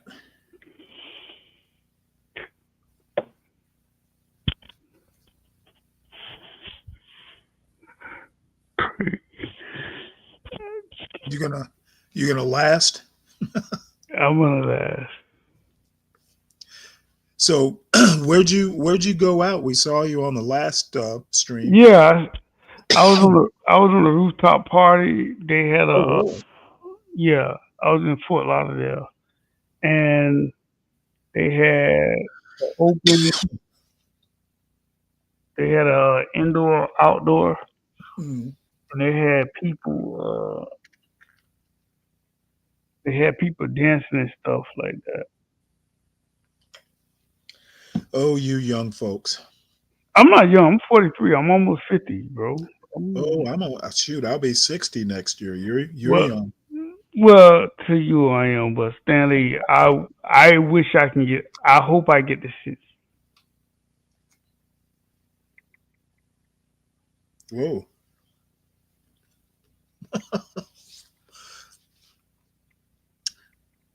Man, I wish I could fall asleep that fast. I fall asleep fast. I can fall asleep anywhere. You was in the military. Yeah. I thought military people do that. Well, I can sleep when I need to sleep, but I can also stay up when I need to stay up. But Mr. Stan, you got to understand that I work 6 days a week, 16, 17, 18-hour shifts. Oh, so, no. I understand. Yeah, so anytime I'm free, I typically come on this panel, and I'm typically already tired, but I would just want to show support. Yeah, we appreciate it. You're working military hours. Yeah, I do. Yeah, I do. Let's see here. This is weird. I ran across this video in this content creator. It's weird, this stuff that just kind of drops into my algorithm, because I watch all kinds of things. Like me. I just kind of I'm just one of these people who's very curious about new things. And this kid basically brought up something that I never, I kind of, it's funny how you'll run across something that you kind of knew, but the thought or the critique never quite crystallized. And this guy, his YouTube channel is called Mr. Pretentious. And the name of the video is "Why Are Upperclassmen Feminine?" And I've been actually made a joke about this about a week ago, about myself, as a matter of fact. And I, just kind of never really thought about it. So this guy has done a video, which I've watched maybe a third to a half of it, but it just kind of fascinated me. So I want to play this and see what the audience thinks, and then I may send it to Portia for her to look at, just because I wish you were here. Kind of curious. And in this particular, whoa, you went away. I went upstairs for a little bit. Oh, that's all right. In this particular space, and in kind of like the kind of red pill-ish, like Hood will talk, Hood Conservative will talk about this. SKC will talk about this. It'll come up on CT's channel. It'll come up on this channel. We talk a lot about gender roles and what being a man is, and men and women should be subservient and men should be leaders and all that. So this kind of fits in that dialogue that we're always having. Kind of fits in that space, and I'm curious to know what people think of this. And Mitt, I'll be right back. I got to run to the bathroom, but I'll be right back. I'm going to go ahead and start this. Yes, sir. Upperclassmen so feminine. Are most of them gay, bisexual? Is that what the deal is? I've been getting this question a lot, so I wanted to make a video because there is so much ground to cover on this topic. This one topic really gets at a lot of the inner workings and social dynamics that go on just in general, let alone in the upper class. And so even though I will certainly forget some of the points that I want to make here, hopefully it'll get the conversation going and you guys will continue it in the comments and it can lead to more stuff later on. But for this particular video, I'll at least try to scratch the surface of what people actually mean when they say that upperclassmen seem a little bit effeminate, to where this phenomenon kind of comes from, and then 3, what are some of the implications of that? And they'll all kind of be weaved in together, and I'm sure we'll go on a couple of different tangents. So for starters, when I posted this video on TikTok and Instagram, I used Jeff Bezos to make a point about how he is not necessarily the masculine archetype that most people expect. And everybody in the comments was whining and crying about how, no, Jeff Bezos is really manly. He's really manly. He's a bad example. It's ironic because in the video, I pointed out the only reason I even used him as an example is because anytime you talk about men with money, everybody throws out the same 3 characters to argue with you. Bezos, Zuckerberg, Elon, and every now and then you'll get like a Bill Gates or a Warren Buffett. And what's funny is not only are these the only 3 people or 4 or 5 people that most people even know about who have money, they only see them through either still pictures or very carefully curated videos. Like they're doing a presentation or they're doing some collaboration with some business or something like that, where they know they're going to be on camera. So you have actually never interacted with any of these people in a meaningful way to ascertain anything about their demeanor and how masculine or feminine they're not. But even if you just look at them physically, it is clear as day that they are not subscribing to hypermasculine ideals. However, people are still sitting there, no, they're really manly, they're manly. Only because of what? Because of their resources. Not because of their demeanor or anything like that, simply because they understand that they have resources and power, especially if you look at a guy like Elon Musk or Mark Zuckerberg. Jeff Bezos is the only one who like looks and seems normal. But Elon and, who did I just say? Elon and Mark Zuckerberg, those are not manly men at all. Like I said, I might give you Jeff Bezos, maybe. But you're not about to say that Elon and Mark Zuckerberg, of all people, if you saw them walking down the street, you would look and be like, yeah, that's a man's man right there. Be serious. And so when people say that, oh, upperclassmen are really effeminate, that's not really the case. They're actually just different. They're subscribing to different ideals of masculinity. And what masculinity looks like is very different based on your culture and based on your regions. And so when we talk about the upper class as a cultural system, there are actually very defined and very traditional roles for men and women alike, but they are explicitly and purposely kind of anti that hyper-masculinity stuff that the working class subscribes to.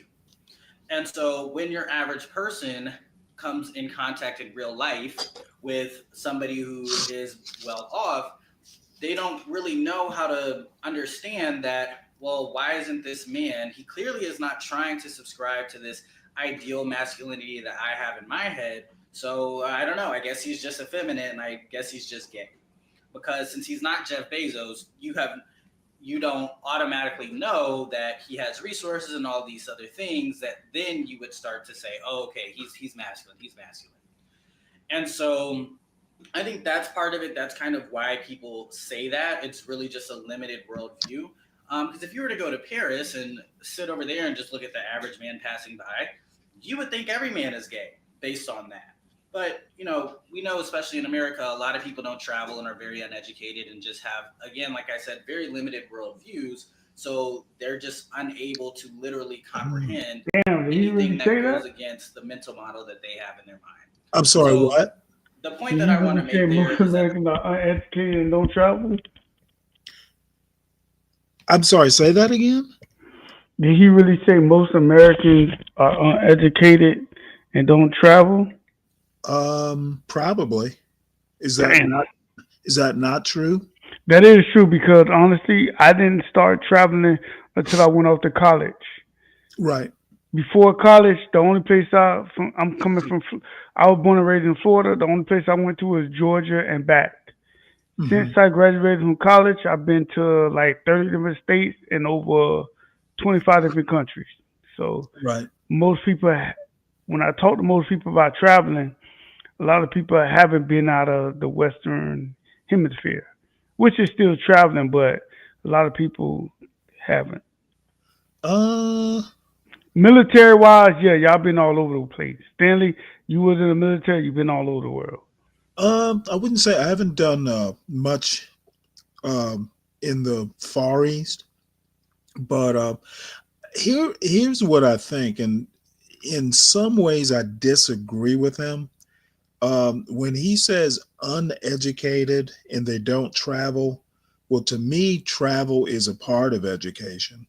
So, you have to be careful when you call people uneducated.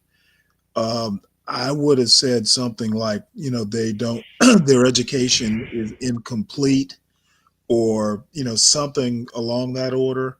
Because, there are plenty of smart people, who have never been out of their state.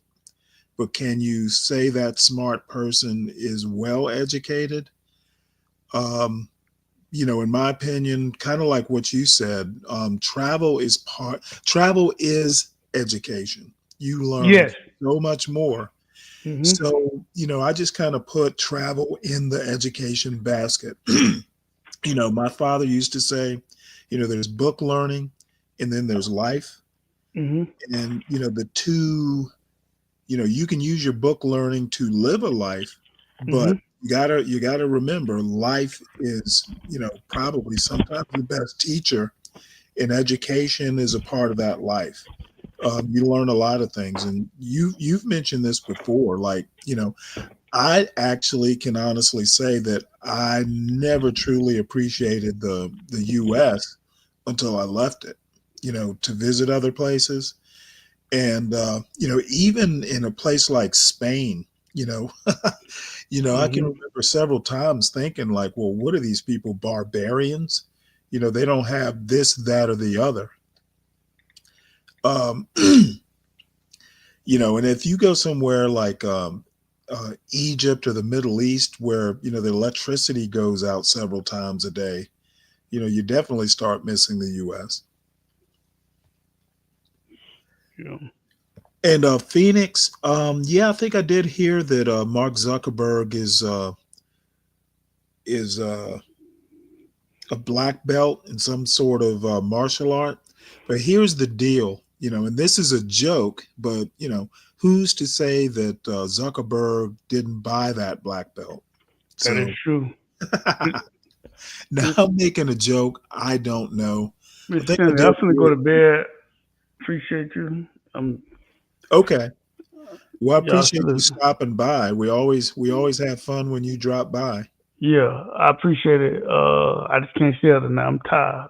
I don't blame you. You've been out dancing. Yeah. All right. Have a good night. So I think that that Zuckerberg, yeah, I'm sure he's a martial artist, but you probably wouldn't know until he beats your ass. Before then, I wouldn't say he looks, effeminate as much as he looks like a computer guy. So anyway, let's see. What else do you have to say, Phoenix? European countries are so damn small. It's much easier to travel and experience different cultures. Oh, absolutely. But I don't know. The 50 states are kind of like Europe. Georgia is definitely different than, say, upstate South Carolina. Savannah, Georgia is definitely different than upstate South Carolina. Upstate South Carolina is different from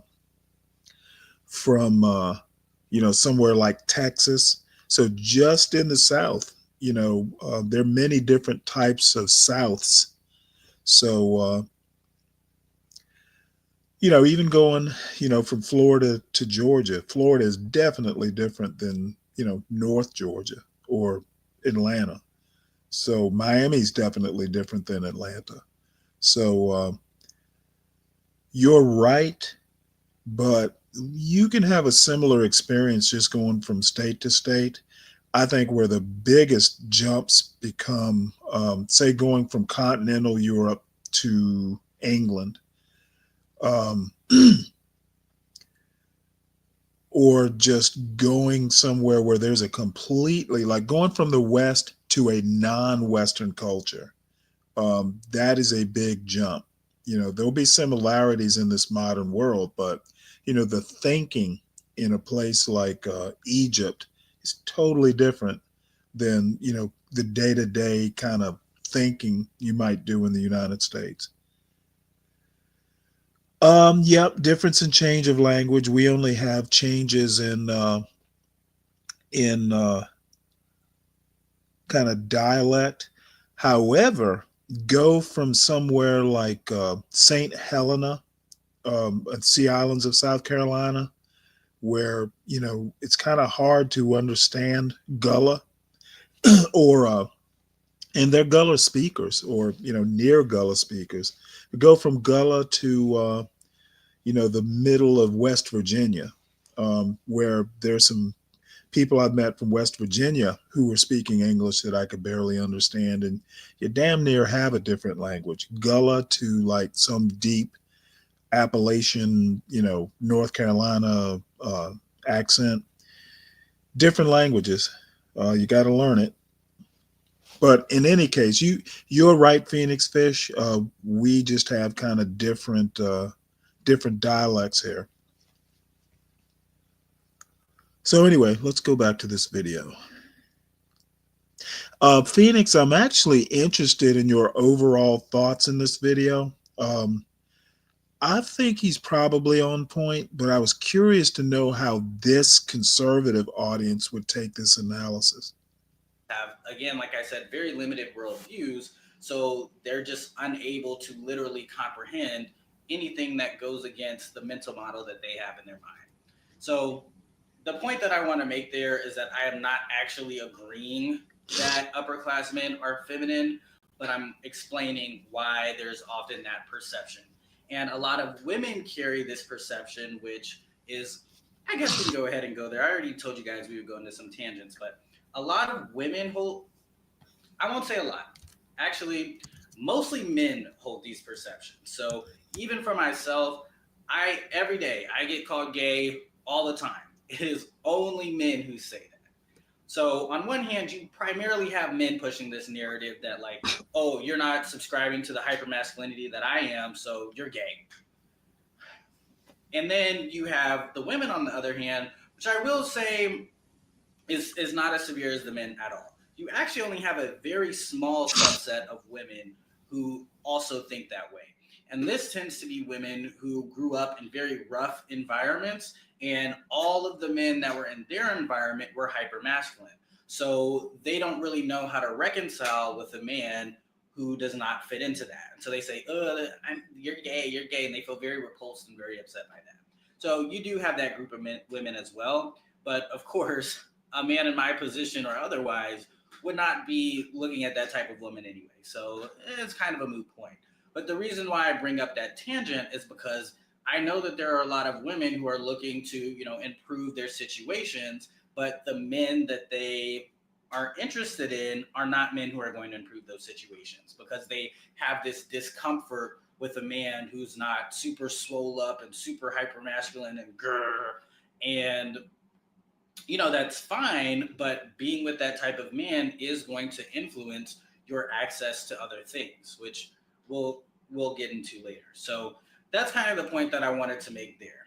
Now, if we dig a little bit deeper into why this is a thing, it makes a lot of sense because when we talk about the upper class, of course, most of the stuff that I talk about is because there are all these different signifiers and qualifiers and all these things to know and all these things to pick up on and pay attention to. And so it's all about differentiation. It is all about saying, I am not like all of those poor commoners, basically, is kind of the whole thing. And so if you think about who subscribes to these hyper-masculine ideals, it's men who have to use their physical body in order to make things happen. They have to be very aggressive and very brute because in their environment, that is what gets them resources. It's very primitive. It's very caveman-like. It's very, I have to go out, I have to hunt for my own food, I have to beat up everybody else who's the competition. It's just very brute masculinity. And of course, as somebody who grows up in a very soft and safe environment, why would you want to ascribe to that? Like I said, it's very primitive. It's very barbaric even. At least that's the perception of it. And it's worn as a badge that, yes, I'm soft. Yes, I grew up pampered. No, I don't get under the hood of my car and start digging into there because I just pay somebody to do that. Unless I'm interested in cars, then I might do it. But it's literally a badge of honor to not have all of those hyper-masculine characteristics on one hand. On the other hand, it's because of this battle between brute and intellect. Because like I just said, brute is seen as very primitive. Anybody can do it. You can lack self-control, a normal instincts, you can fall into being just very brutish. It's very low level. But to understand how to control power dynamics and how to actually come into power, how to build resources, that is not something that everybody can do. And your ability to do that is greatly increased based on your ability to move within these upper class spaces. That is the type of masculinity that's valued. And again, if we circle back to the Jeff Bezoses, the Mark Zuckerbergs of the world, that's when people start to click, oh, these men are masculine because they're seeing the resource building of the masculine. And so if we take a few steps back and really think about growing up in these different environments, if you grow up in a soft environment as a man, you are going to be soft. If you grow up in a very hard environment where you don't have any resources and you have to be really rough and tough so that people don't mess with you and so that you can meet your basic survival needs, that is what you are going to look like. And these two groups of men look extremely different. And when we start to trickle that up into adulthood, these outcomes become different as well. Because, for example, I can throw on the sloppiest outfit that I have, and when I walk out in the street, nobody thinks I'm a thug or a gangster. They just don't. It doesn't matter what I could dress up in cosplay as, nobody's gonna think, yeah, that guy grew up in the hood. It's never gonna happen. But the opposite is true as well. When you see these, guys who come from very deeply impoverished situations, it doesn't matter if they have a suit on. They still look like they came from that type of situation, especially if they're not aware of the fact that they naturally kind of look like that and they're not doing other things to accommodate for it when they're in these spaces. And so even when we talk about things like hairstyles, especially controversial hairstyles like locks, that is a huge differentiator. If you're a little bit softer and a little bit, prettier, you might be able to get away with that, especially if they're much cleaner. But if you already look very rough and you add the locks on top, now you're going to have meaningfully different implications. And even when it comes to professional situations, You know, part of being able to control the dynamics in a room is that presence that a man has, and being able to be very direct, we're doing it this way, not that way. And in order to have that type of demeanor, nobody wants to get talked to like that by somebody who looks like they're going to slap everybody in the room. But a man who is a little bit more softer, that's a much nicer package, even if some of the other things that are being said are not as nice. And so I know I'm missing some layers to that as well, but hopefully that kind of gives a lot of insight. And there's also this factor that you can't fake one or the other, because like I just said, it doesn't matter what I put on, I'm always going to look a little bit soft. And so it's this inherent kind of privilege that you always carry with you, no matter what the situation. And others who also grew up in those environments are able to always pretty easily identify you. And so that's why we kind of have to differentiate between people who want to become upper class and people who already, to some extent, are there. Because if you do not come from a really good background and you're trying to aspire to social mobility, you need to understand that there are privileges like that, like very visible, almost innate privileges that you just do not have. You just can't get away with certain things the way that this other person can. And understanding that and then moving accordingly is all you have to do. It's not a big deal, but you need to be self-aware and understand that there are different dynamics at play for different people. And so I think, I'm trying to think if there's anything else that I can say on that front. But the other thing that I would add here is that ability to kind of recognize and understand, like, oh, we come from the same environment. That plays a lot into the dating pool. So particularly, I'll use myself as an example, because I look very soft. I mentioned this a little bit earlier, and I particularly think I will say that this is really an issue in the Black community, to be honest, where women who grew up in the hood, in the ghetto, not all of them, but for sure, I can guarantee if a woman doesn't like me, it's because that is the environment that she grew up in. And they're looking for this very super hyper masculine man, whatever, and that's fine. But for me, I have no misses, because I can very easily identify the type of woman that I'm interested in, but I also know that they're going to be interested in me because I fit the standards of masculinity that are important to her. And if I like her, she's probably already fitting the standards of femininity that I would like for her. And so I'm not really that tall, for example. I'm like 5'4". I'm not tall. And this was never an issue or a complaint that was brought up to me. I only found out about this whole, like, oh, short men are this and that and that third on the internet, like after college. Because in my actual dating and social scenes, people weren't characterizing masculinity based off of, oh, are you this tall? Are you this muscular? Are you this, and this, and this? Now, of course, that's not to say, like, with any of the women that I've dated some tall women. Like, I've dated some tall women. Would they have liked me to be a little bit taller? I'm sure. Would that have been a cherry on top? I'm sure.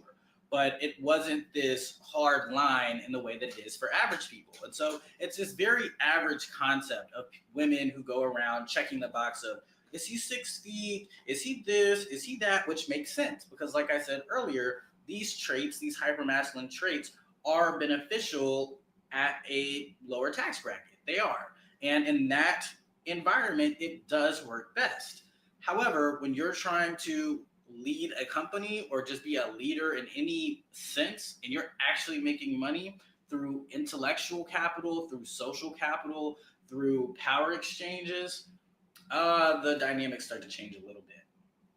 And so what you're valuing people and what you're looking for in people becomes completely different. So I think that's one of the key things to keep in mind. And when we're saying, like, what is masculinity then? So if we, again, take a guy like Jeff Bezos, you'll see that he very notably, no facial hair. And I would say Elon and Mark, I don't think they have any facial hair either. Even though Mark and very notably Jeff have been getting in the gym, bulking up a little bit, you will never see them look like a bodybuilder. Some idiots in my comments are saying, well, Jeff Bezos, he's really fit, so he's masculine. what the fuck are you talking about? Nobody said, what does being fat or fit have anything to do with what I said? He's just not super swole up. Of course, it is still beneficial for men to be physically fit. Duh. Of course. Sometimes I just randomly get upset by some of the stupid stuff that I have to see. So I think that was one of those moments. But the point being, yes, to be explicit, you will have men who are physically in shape. They will still be physically in shape. That is still an ideal. Most men in the upper class are not fat. At most, you'll get somebody like me who's skinny fat, and every now and then you'll get a guy who's just, he's a little bad shaped, but he is a genius in whatever line of work that he does. But you will never see that bodybuilder, just huge, super swole, blockhead body type. That's not what people are going for. And what is another characteristic? I'm trying to think. Clothes. Clothes is a great one. So people say, oh, Mark Zuckerberg, he dresses really plain. Like, I guess, sure. But what you don't understand is how meticulously all of those clothes are made, which to the average man is a very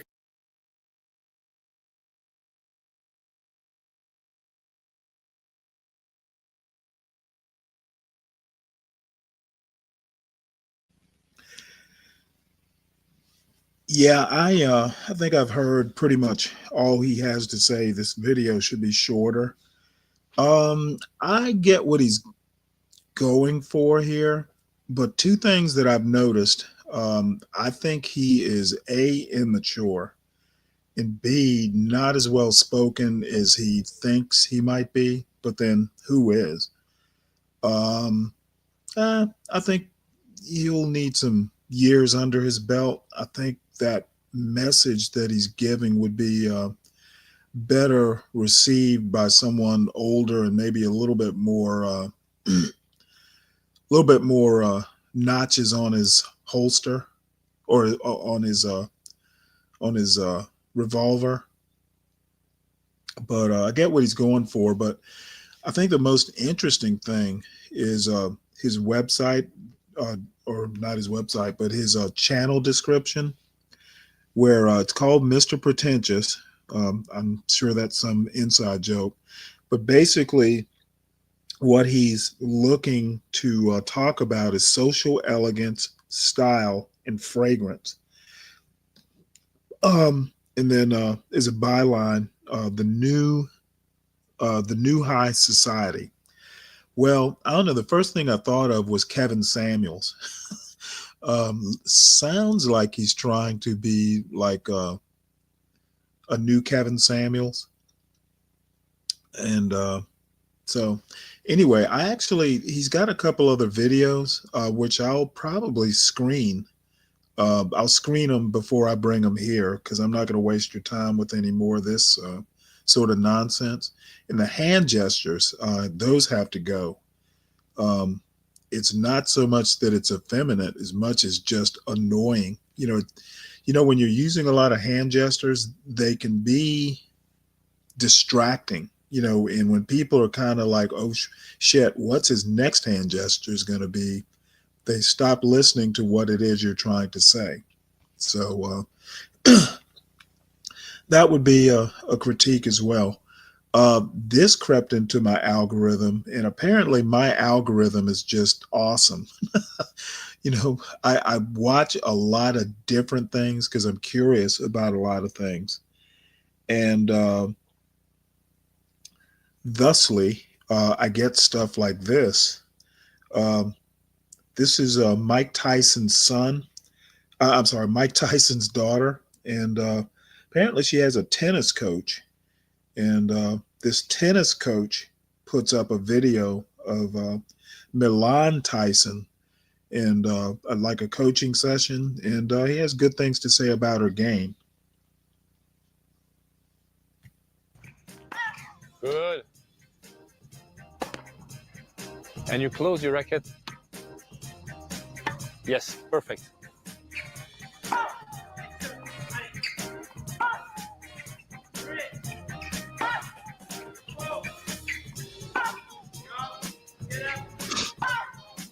You see that the body and they're disconnected? They're a bit disconnected. And you're hitting the ball and you're moving in a way back at the same time. finish completely your motion with your body and your hand. Boom. And then after you come back. Okay? Yes. Great. Yes. Oof.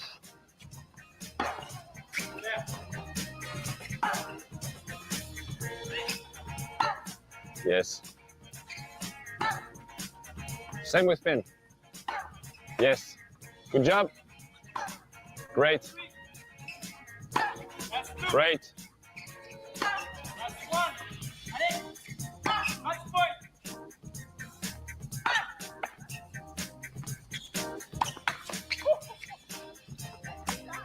There was a lot of power. Yeah. Don't forget to spin. Don't forget to spin, but it's, I think, much better. You want to do one more? Yes.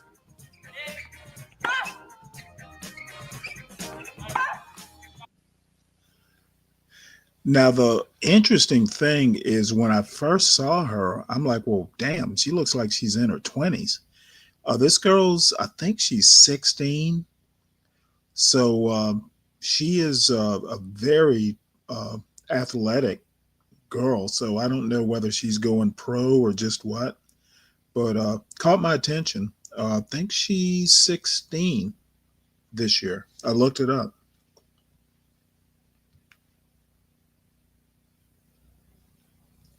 Let's see.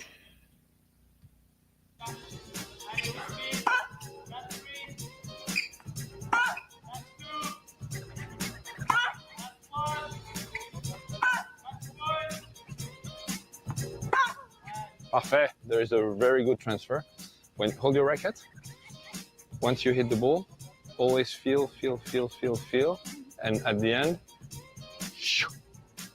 feel, and at the end, you spin it. So you always have the height over the net, okay? And you have the transfer at the same time. Great. Perfect.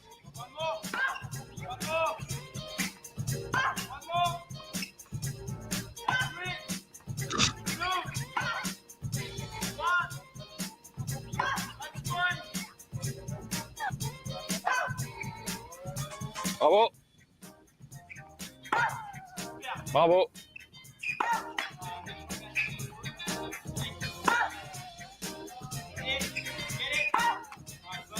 Okay, so if you go there, if you cross here, you're really uncomfortable. So when it's really far, you have to stop here. Boom, on the left leg. Much better, much better. Again. Yeah, super. Great. Great.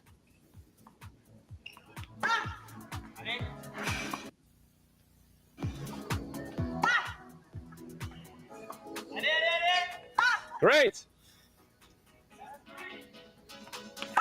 Yes. Woo.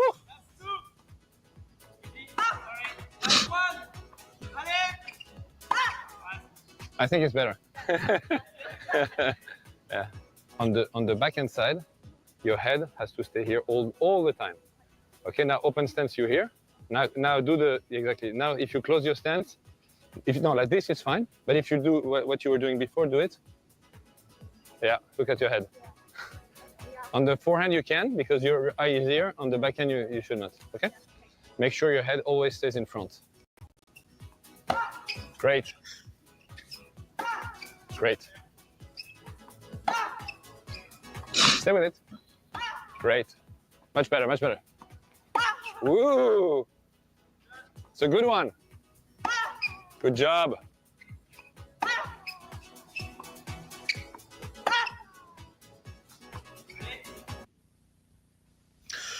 Well, I don't know. I don't. Yeah, I'm kind of captivated. Let's see. How long is this? It's about a 14-minute video. Yeah, I used to love tennis. I haven't played in years, but it was interesting that this is Mike Tyson's daughter. She's 16. You know, she's taller than I thought she was older. But anyway, I don't know. This just wandered into my algorithm, and I don't know whether she's going pro or just what. But you know, she actually looks really good. Her game anyway. So I'll watch a little bit more of it, then we'll move on to something else.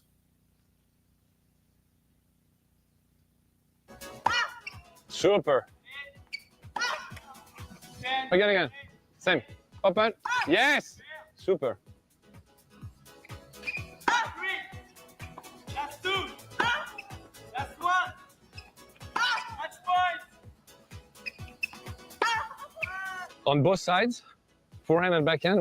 When you feed the higher one, what you're doing, Milan, you're moving this way, and then when the ball bounces, you go here, and you're late most of the time. Same with the backhand. Huh? Once you move, you turn at the same time. Same, easy ball on the, high ball on the forehand, open the shoulders and move at the same time. So you're always before the ball bounces. You're ready. Okay. Now, was better, but first thing you do, remember? Yes. Ready? Turn. Yes. Parfait. Again. Turn. Okay. Turn. Yes. Super. Parfait. Turn. Turn. Yeah. If I don't tell you, you forget. Huh? Boom. Yes. Perfect. Super. Turn. Yes. Good job. Up. And you're in. Very good. Amazing. Boom. Parfait.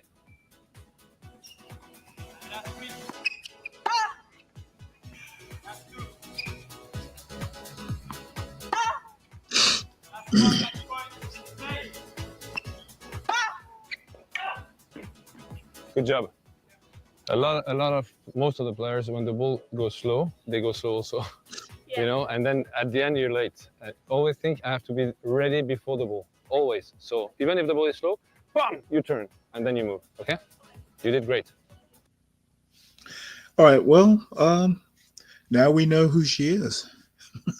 Don't know if she's going to turn pro or just what the plans are, but good to see that that she's doing well. Didn't know who she was before now. So doing well. Hey, Ryan. Hey, man.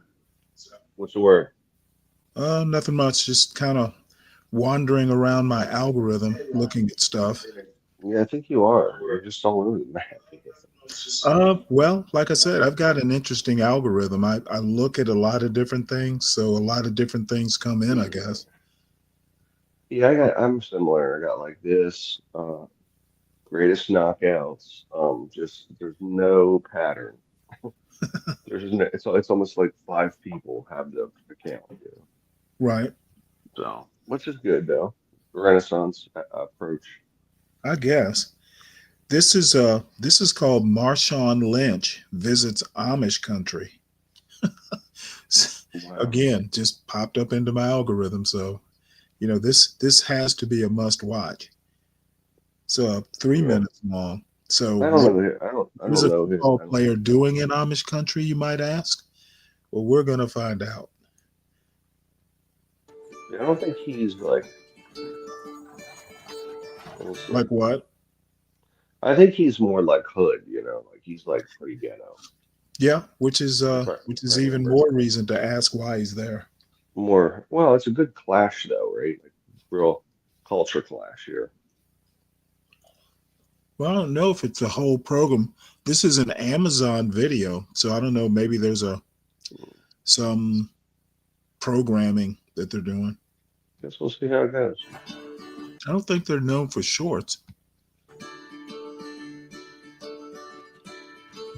My name is Miriam. We are in the lovely Amish country, just about 1 hour west of Philadelphia.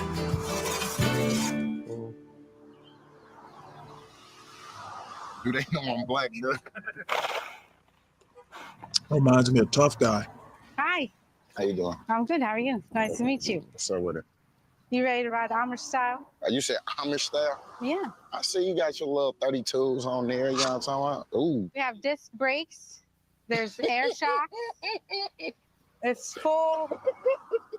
Yeah. I'm with it. I'm with it. I'm with it. Got my feet up in my Amish bucket, and we sliding. So you like the OG in the neighborhood that when Aaron something, the OG in the neighborhood? Yeah. What do you mean? You know what I mean. $15,000 for a new buggy. But 15 bands for a buggy? Yep. And all you get is this? You don't even get no music on. You gotta sing. Hell no, this ain't it. This You ain't the gotta kind of spend time place with you your own going to stuff. with your J's on, Mama. I'm sorry. You don't have to. What? I was just gonna say, like they don't really do that. They're not really music. They're, you know what I mean? She said you have to think. It I gives you think time to think. I think she was making a joke. Oh, okay, got it. To go far. It's just hay. It's not dirty. I promise. All right. I'm smelling feed, cow. Be fine. I ain't ready to. You know, Mid and I were just talking. Mid and I were just talking about travel. Phoenix Fish is spot on now. Look what he wrote. Yeah, let's see. All right, go. Here you go. Oh, who knows? It's probably been edited. All them cows right there. Yeah, that's what we getting. They get 8 to 10 gallons of milk a day. Oh, wow. So there's hella milk in them cows then. Come and show me you get something out of it. Oh no, I'm not milking the cow. This is how you get around. That's electricity. It's wireless. It's wireless. Got these new LED Man, lights. you know what? Y'all Amish people think y'all slick, man. You know what? Y'all be cutting corners. Oh. And you said you got to do that until 5 gallons come out of there? Per milking. So if you pour one of them, it's all pulling You gotta from the milk them all same. at the same time. All 4 of them? How the you do? How many hands you got, baby? It's time to get out of here. It's time to go. All right, we'll go this way. We can get back in the buggy though. Get back in the buggy and get some fresh air.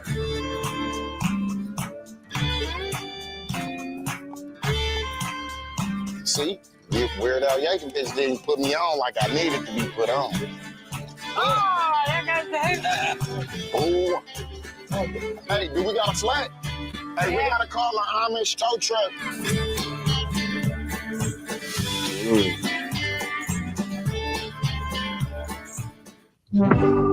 Wow.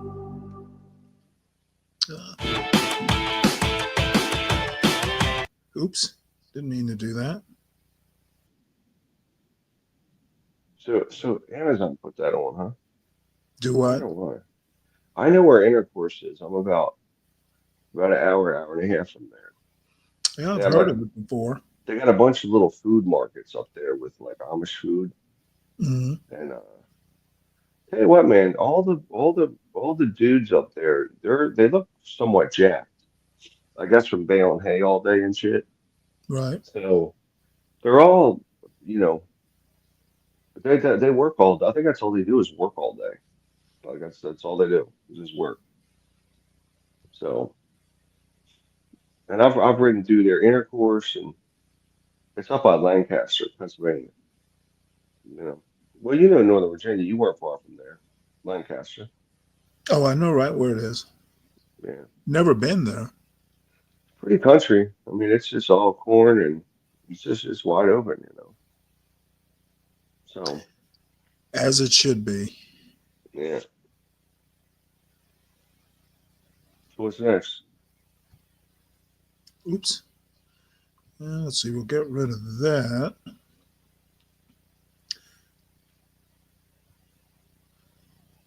Here's a picture of her and Mike.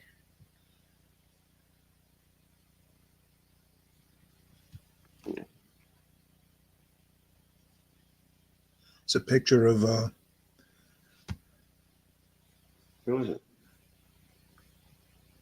of Mike and his daughter. I don't know if this is his only child. I don't know. Yeah, I guess probably. I mean, when he was younger, he just was kind of a screw. He was a mess, you know.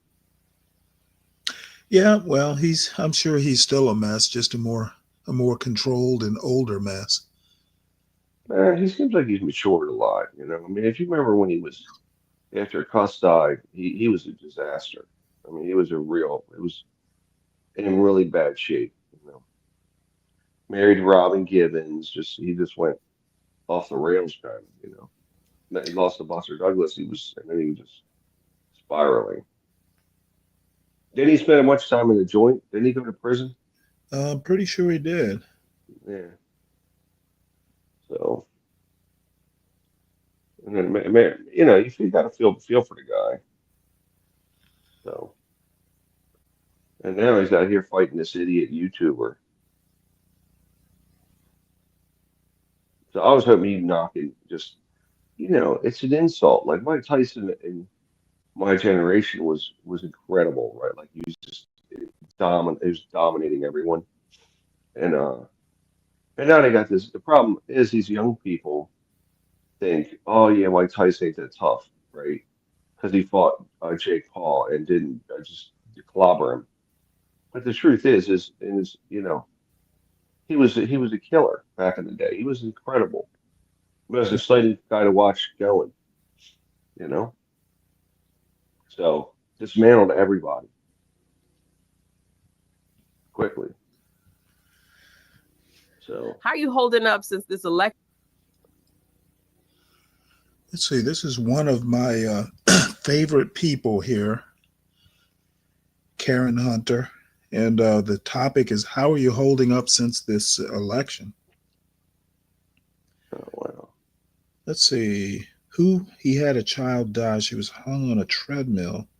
Oh wow. Oh wow. That sucks. Was it an accident? Let's see. This is Karen Hunter. I'm sure some of you will know who she is. She's like the greatest not famous thinker around.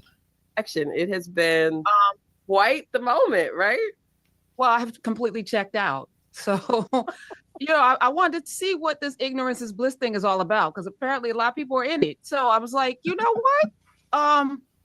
Yeah, I'm not bothered.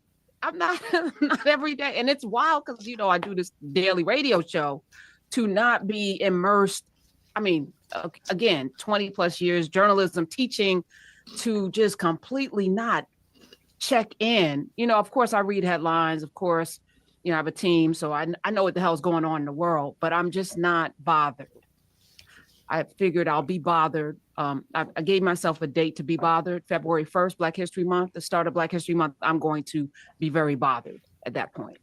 I thought of, when I was thinking of our talk today, the viral photo of the Black women on top of the building with their coffee as like the rest of the city burns. And I was going to ask you about that. Like, do you empathize with that photo? Do you, you know, I'm the second woman from the left. That's me. And I have my green tea, you know, and I'm sipping my tea.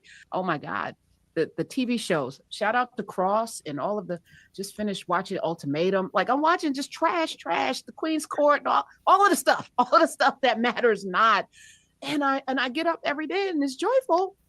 But I also realize that 100 years from now, we're going to need to do something today to make sure that we still have a society, that we have children that are thriving, that there's a foundation for civility and excellence that we need to establish right now. And that's each of us, that's our responsibility. So jumping back in is doing more of what I was already doing, except not necessarily banging a gong. Mm-hmm. And really tapping more people in, because this is not me. It's not even you. It's all of us. We all have to do something. So my mantra now is everyone lives somewhere. What are you going to do to make it better? You live somewhere. The option is not to run. That great migration time. And maybe if we great migrate, we need to do it in the opposite direction. Let's go into some of these red states. And make sure that, you know, our pops and meemaws are good, you know, because they're not leaving. Let's go provide them with what they need. Let's go back into our communities. Let's go into the Jackson, Mississippi's and the and the Alabamas, let's go to Memphis. Let's go to Memphis in big numbers. She's suggesting people Chicago, move, Detroit, all those places Stanley. are nice. But where we're needed, I'm sorry, what? She's suggesting people move their life into these communities. She's suggesting that. I don't know that she's suggesting, but she's saying that is a possible thing people could do. We need to. This woman sounds like one of the women that are like losing their, almost like the campus class of women. That's like, hey, listen, I'm being persecuted as a woman because of the changing of the presidency. Yeah, well, maybe at first blush she might, but she's way deeper than that. Yeah. not Atlanta. Maybe in some of those red counties. Texas has the largest population of Black people any place in the country in terms of sheer numbers. But we're packed and cracked into these little. Let's it's a big state. Let's go in Moss. Let's go to Iowa. Let's go to Utah. There's a lot of land there. South. Essentially, what she's saying is, don't be stuck in Atlanta. Go to Utah, and move all over the country because the president changed. I don't understand it. Okay, well, I'm sorry you don't understand it, but she's saying, and I'll give you an example. My wife and I talked about moving to Utah because we liked it. And, I didn't, I kind of said, well, I don't know if I can deal with 12 feet of snow a year, et cetera, et cetera. But what she's saying is Charles Blow, for instance, suggested that Black people do a reverse migration, back to where maybe their great-great-grandparents came from, back to the South primarily, Georgia, Alabama, Mississippi. Mm-hmm. And she's saying, well, why go to Mississippi? Why not go to Utah? So why not just go wherever you want? Basically saying, don't be scared of moving to a place like Utah. It's America. Move there if a job pops up. Don't feel compelled to move to Atlanta, the Black Mecca. Go to Salt Lake City. I guess how she tied it into the election, I didn't quite understand, unless she was changing. Okay, well, why the fuck shouldn't she, Ryan? I don't know how changing of the presidency has to do with. She hasn't talked about changing the presidency yet.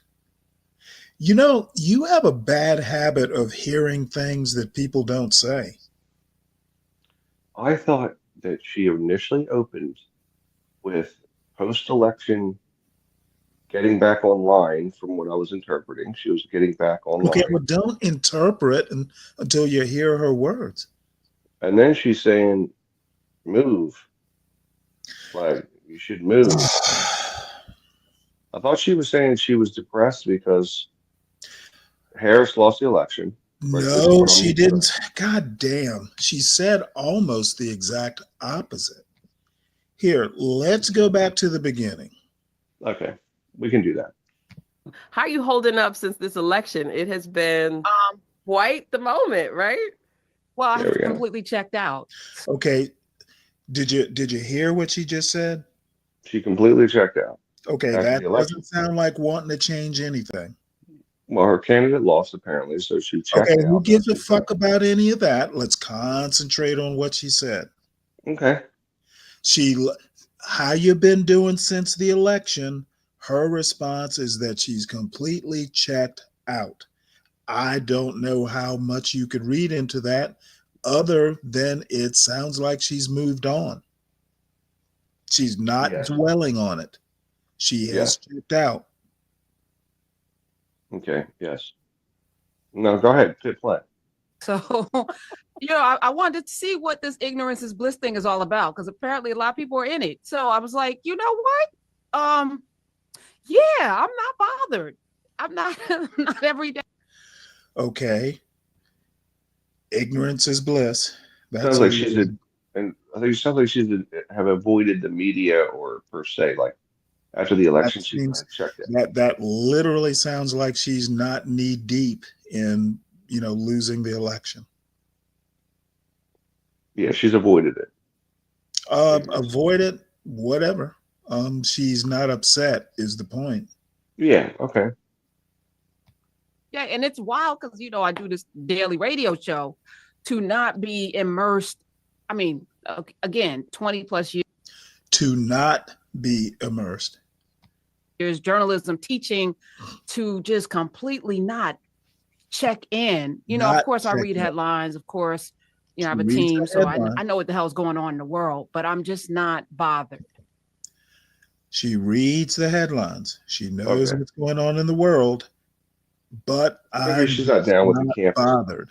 That Maybe she's does on the not campus. sound like someone who is dwelling on the election. Okay. I figured I'll be bothered. I gave myself a date to be bothered. February Phoenix 1st, Fish. Black History Month. The start. I'm sorry, what? I don't know if is it Phoenix Fish or PHX Fish is right. Checked out means butthurt as fuck. You know what? I think one of the most interesting things is the penchant when somebody says they're not bothered, or she's not actually that political. She's Well, actually not much of a Biden fan. Don't even Okay. know that she was that big a Kamala fan. She's not. She's kind of like me, kind of like anybody but Trump. I got you.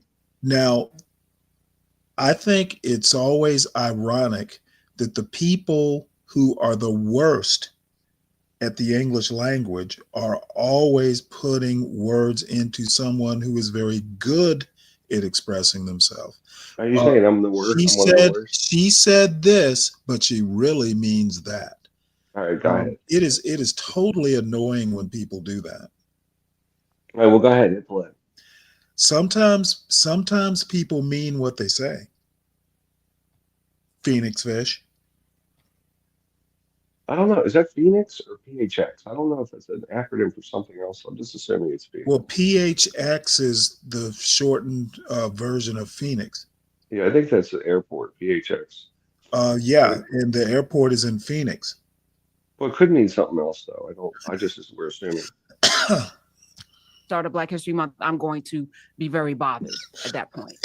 I thought of, when I was thinking of our talk today, the viral photo of the Black women on top of the building with their coffee as like the rest of the city burns. And I was going to ask you about that. Like, do you empathize with that photo? Do you, I'm the second woman from the left. That's me. And I have my green tea, and I'm sipping my tea.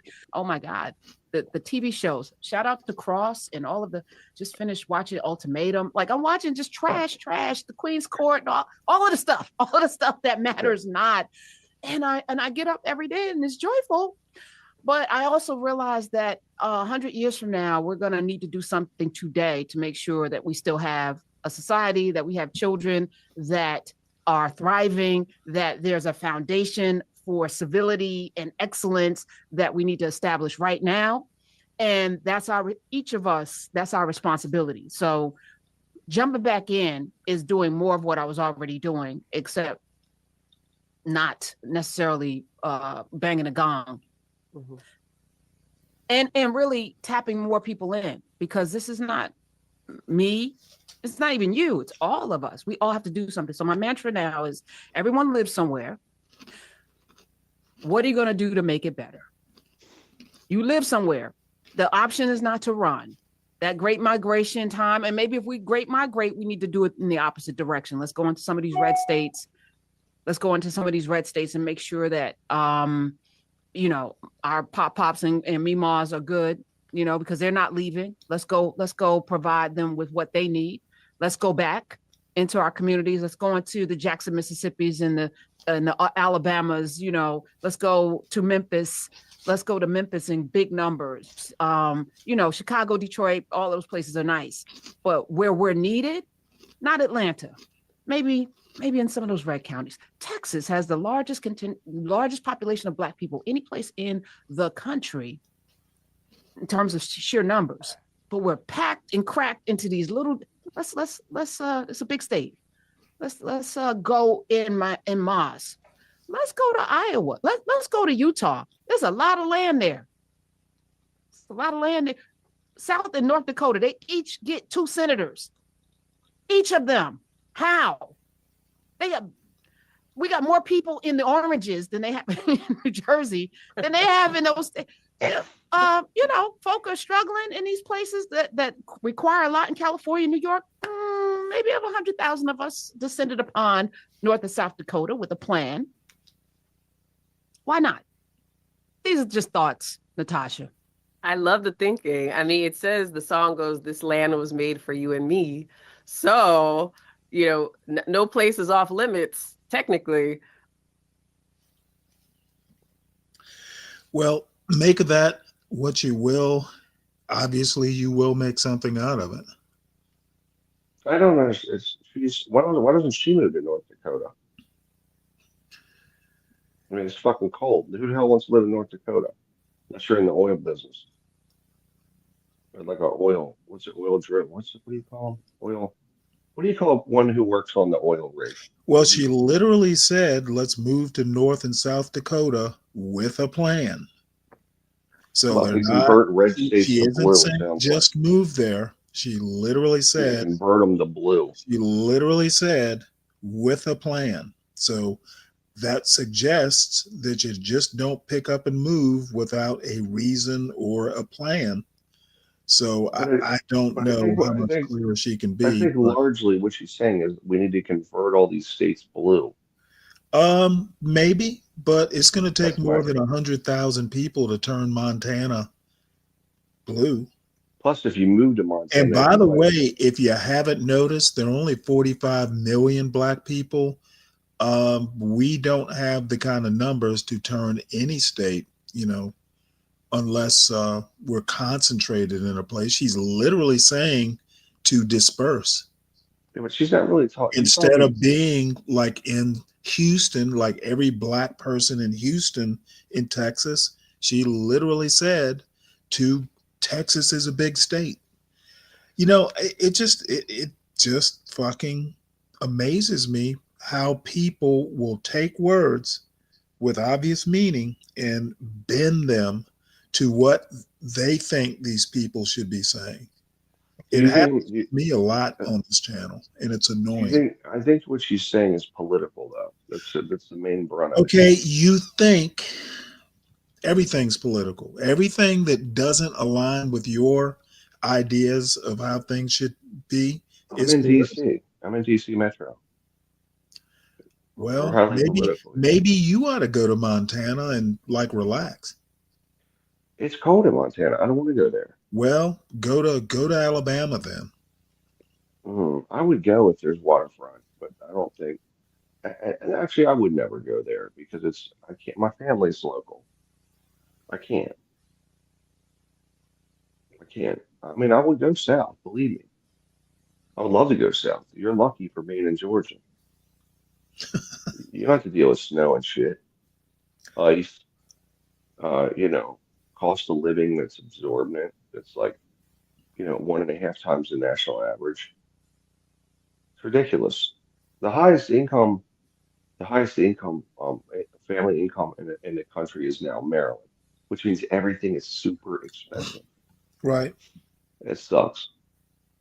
The only good thing is you can fund, if you put 10% of your money in retirement in a higher income state, you'll have more money when you retire, and then you can move to Georgia or Florida or something where it's cheaper. Well, Florida's not even cheap anymore, but Arkansas or something, and live better than as if you were always there. It's the only advantage. Wow. I'm under the weather. Oh, I'm sorry to hear that. What, you got a cold? COVID. I have COVID. You got COVID? I've got fucking COVID. Yeah, this is absolutely correct. Listen. Check this out. Check this out. So tomorrow, in 4 hours, I'm supposed to get a procedure done for older men. There's a lot of modern urban. What, a So colonoscopy? yeah, so listen, I don't eat. I'm starving yesterday till 5 o'clock, and I'm coughing and I'm getting worse, right? And I literally haven't eaten any fucking Well, food. should you even be in a hospital with COVID or Well, that's what wherever I'm it is? saying. It's at 5 o'clock. My wife's like, listen, honey, you're coughing worse and you're getting your lungs are sound congested. Let's take a test. She goes in and gets one of these flu COVID tests that test for both. Right. And she's like, let's see if you have anything. Here, swab your nose. And then she's like, well, looks like we got to cancel tomorrow. I'm like, fuck, cancel? I haven't eaten anything all fucking day. And I'm irritated because I haven't eaten all day. And I mean, I'm just hangry, right? And sure enough, it's COVID. I'm like, are you kidding? I haven't eaten all fucking day. Okay. And I'm drinking this shit that's horrendous that when you do the clean out, it sucks, right? Like, are you fucking kidding me? So sure enough, I got COVID. So not eating all day yesterday was just a complete waste of time. So I got a call at like 7 and let them know I'm not coming in because I got friggin' COVID. How annoying. And then you have this whole thing rescheduled. So it's aggravating as shit is what it is. But anyway, whatever. Yeah, well, I don't want to get them sick. I don't know. Apparently, Nolan Ryan threw an 86 mile an hour first pitch. I believe it. It's I believe it, dude. He's got 7 no There's hits. a lot of modern urban myths that circulate the baseball world in the social media age, more than there probably ever has been back when things were all eyewitness accounts in print. I'm not saying there wasn't unsubstantiated stories or narratives, but the volume of them was lower, as they usually seem to be reserved for moments that were considered legendary. That's why I started this series, where I'll take a look at a narrative and try to come up with an objective answer as to whether or not it has true merit. In today's video, I want to look at what's become an iconic first pitch, being Nolan Ryan's toss before Game 1 of the ALCS way back in 2010. That apparently, according to the internet at large, hit 85 miles per hour, or even up to 86 according to some people. But was Ryan actually out there in dress shoes and pants, tossing a fastball that's roughly the same speed as Kyle Hendricks throws now? Let's get into it. So, first of all, we do have to establish that Nolan Ryan is inarguably one of the hardest throwing pitchers in Major League Baseball history, and might even have represented the largest gap ever in terms of the league's average speed and the fastest pitcher's speed, being him, of course. As back when he pitched, guys were commonly throwing in the 75 to 80 mile per hour range, and he was literally gunned at over 100 miles per hour, with some estimates having him throwing faster than that. To give some context, that would be like a pitcher today throwing around 110 to 115 miles an hour, roughly 20 to 25 miles per hour above the MLB average. What's more, Ryan played the most years in the history of the big leagues as well, appearing in parts of 27 seasons, with his last run coming at 46 years old, when he was apparently still tossing in the upper 90s at times. So, while yes, Nolan would have been about 63 in this clip, I can understand why people might think he'd be able to get up to this speed. Had that snap. But was it actually around 85 miles an hour? Unfortunately, the answer is quite simply no. And what's funny is, even an ESPN article cited this myth as literal truth. Take a look at that. But in a separate clip, also posted by MLB, we actually hear Joe Buck saying this. The club president, Nolan Ryan, who did this in the ALCS, 68 miles per hour. Yeah, right from his mouth, the exact speed the pitch was gunned at. And guess what? If for some reason that's not good enough for you, Ryan would throw out another first pitch before World Series Game 3. What speed was that one? Also 68 miles per hour. Just to make it clear, throwing nearly 70 with a tie, dress shoes, and dress pants at 63 with more than likely a little warm-up is ridiculous. It's crazy enough as it is. But understanding the nature of the internet, after multiple commenters just arbitrarily decided it was 86 miles an hour, it started being accepted as fact. He's not even pushing off the mound right there. You see that? Well, he wasn't even on the rubber. So yeah, he's not even pushing off the mound. He's not dug in. He's not wearing cleats. So it's just ridiculous that they even said he was throwing 86 or whatever. Yeah, well, myths always surround the mythical. You gotta really drive off. I mean, these guys are throwing now just absolute heat. So, I mean, and it's kind of boring. Like if you look at the modern golf swing, there's no original golf swing. It's like they start going to these swing coaches at like when they're 10, right? And then everyone, and even when they hit the pros, everyone has about the same swing. So it's somewhat boring. They all give canned answers, like the same dumb answer to every question. You know, oh, I just tried real hard and blah blah blah. We couldn't get around on 7, and blah blah. It's kind of boring now, So pretty much all sports is just routine at this point, you know. So I don't know. I feel like they've already. Did you know that the golden eagle is the second fastest? Wow. That's a big ass bird. Now the peregrine falcon is the fastest bird. Well, apparently this one's much bigger and the second fastest. These falcons, look, I've seen these videos where these falcons will drop at just max speed and grab. No, I think it's the fastest animal in terms of like It might be the fastest animal on Earth. It drops at like 1,000 miles per hour and it'll grab a bird. It's fucking crazy. It's like a dive bomber and shit. Pretty neat. Let's have a look at this. Animal in the world? The golden eagle is a powerful bird of prey known for its strength and hunting prowess. With a wingspan of up to 7.5 feet, it is one of the largest eagles in the world. Damn. These eagles can reach speeds of up to 200 miles per hour when diving to capture prey, demonstrating their incredible speed and accuracy. Golden eagles are capable of hunting a wide range of animals, from small rodents to large mammals such as deer, using their powerful talons and sharp beaks. Their keen eyesight allows them to spot prey from great distances. As apex predators, golden eagles are powerful and can outmaneuver larger animals when necessary. So, if you see a golden eagle, you should make a quick escape. Did you know that the golden eagle is the second fastest animal in the world? A quick escape. They hunt. Where is this stuff? Is this in America? Let's see. I don't know. It was just a short. I look kind of fake to me. I don't know about this. I mean, the bald eagle is our bird. It's probably like Siberia or something. I wonder if it's an American thing.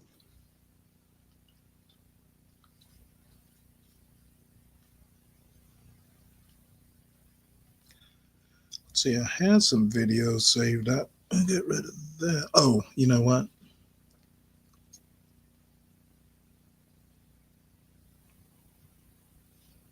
You don't like that? Whatever. You don't like those climbing videos, do you? Those climbing videos make me nervous as shit. No, I don't really have a choice. I just kind of wandered off into the algorithm. I actually had things planned, but yeah, I watch the climbing videos. I watch like a lot of the X game type videos where they're doing crazy tricks and shit. And lately I've been watching fail videos where it's just all the worst people screwing, like, falling off of something and busting your balls, wrecking cars into shit. Or like Jackass. Yeah, it like the compilation fail videos, yeah. And I mean they make me cringe, man. I'm like, oh my God, seeing some of the shit, So epic fails, stuff like that. But that'll get boring and then I'll go to something else. You know how it is with watching this stuff. And let's see here.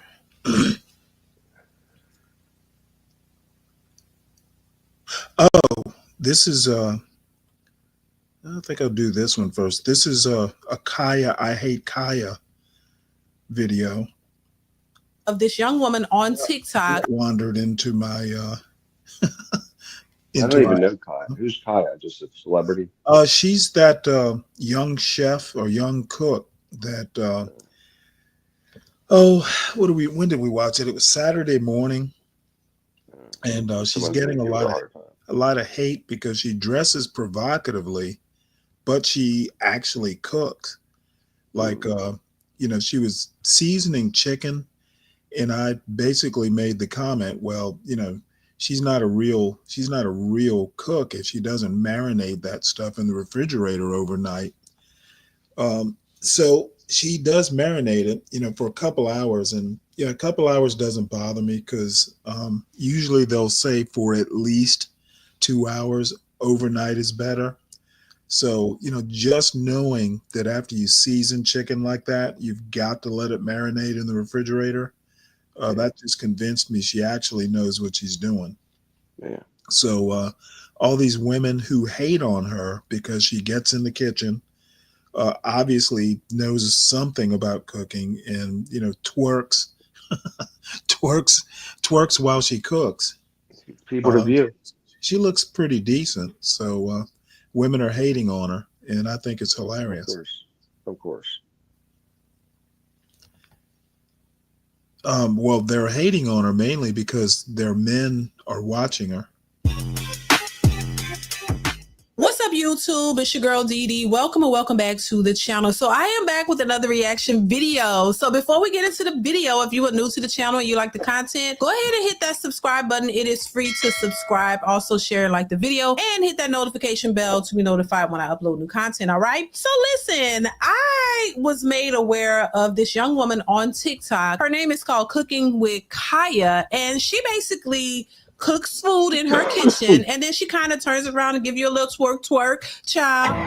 And so a lot of women apparently on TikTok are infuriated with her. They don't like her. They like, oh, she's doing the most. So before I give my 2 cents on it, I'm going to go ahead and play a little bit of what she actually does. And she actually was on DDG's channel as well. So he had her on her channel. They cooked together, which I thought was cool. DDG, does all kind of things over on his platforms. So I'm gonna go ahead and play a clip of what she does, and then we're gonna get back into it. Here we go. 1, 2, Kaya's coming for you. Wake up and make your man some breakfast before I do.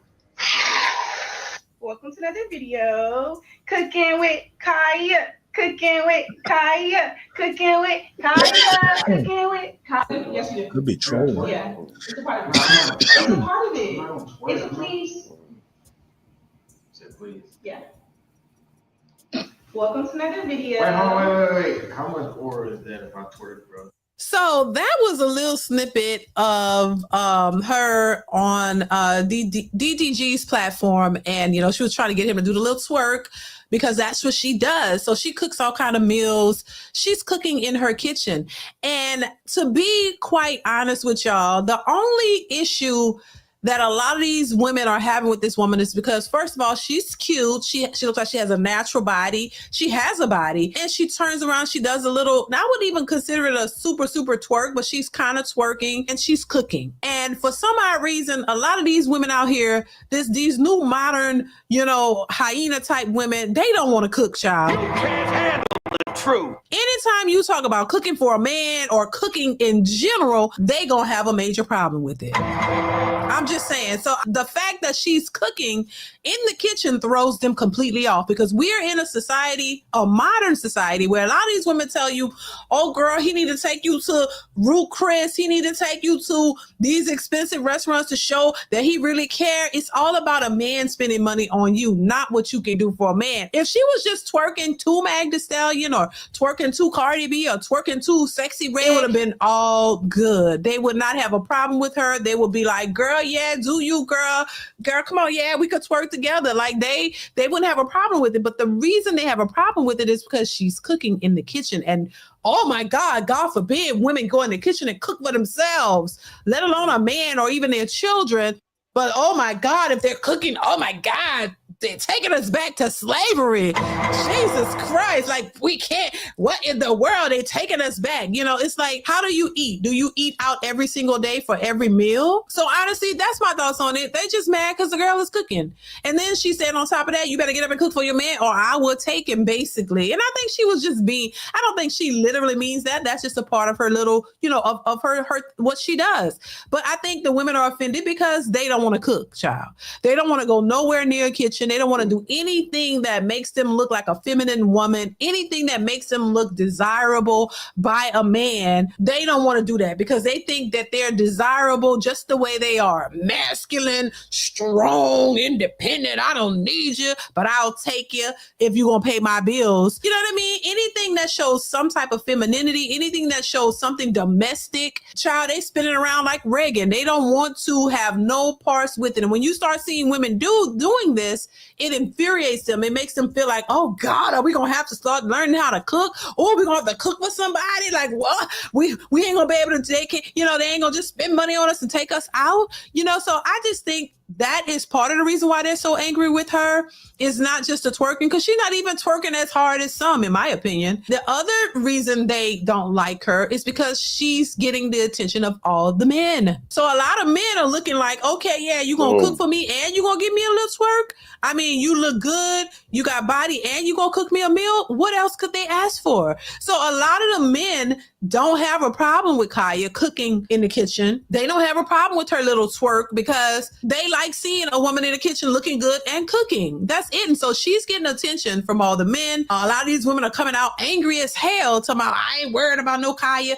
I don't care what she do, but why y'all addressing it if you're not worried about it? You're not worried about it. Same way they weren't worried about the passport bros, but every other video, Bonnie Crew was out making videos about the passport bros, talking about they so dusty and this and that.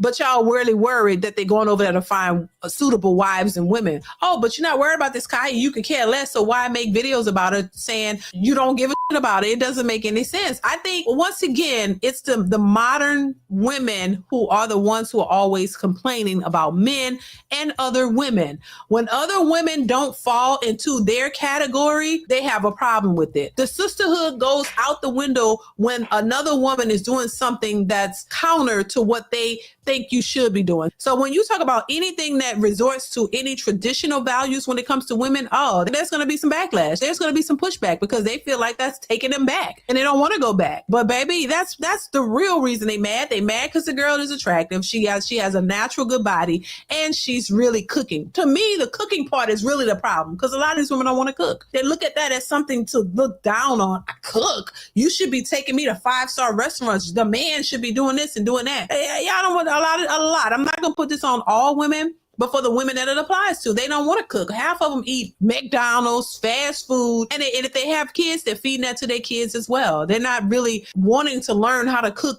healthy, nutritional meals for them and their families because they think that they should be catered to and taken out on a daily basis. And you want the men to supply the food for you and your kids and whoever else in your household. And it's just ridiculous and it's gotten out of hand. So really, that's in my opinion, but y'all let me know what y'all think in the comments. I think that's it. They hate to see anything that resembles anything traditional. Anything traditional is like, oh my God, oh no, we're not our grandmothers and all of that. They don't want no parts in it because it requires them to do something. That's why and the men are gravitating to this woman because she's in the kitchen cooking. And this, and I deserve the best treatment. Mm-hmm. She's spot on, isn't she? Oh, Stanley. Oh shit. Oh, sorry about that. Oh, there you go. Yeah, she's right. But the right. problem is this video could be about half as long. She's saying the same thing over and over. Well, I think they do that for views, right? Like to increase the advertising time. Yeah, I'm still not versed in the ways of the creator. Of the content creator. I mean, I watch these weightlifting videos where it talks about which muscles do what, and it is literally, it's like a 4-minute video that can be reduced to 20 seconds. It's amazing. And I'm like, that's all it can be. I would think is like, the longer it runs, the more likely you're to hit ads, you know. And I can't imagine why they'd make a longer video than these stupid hyper weightlifting videos. It's amazing.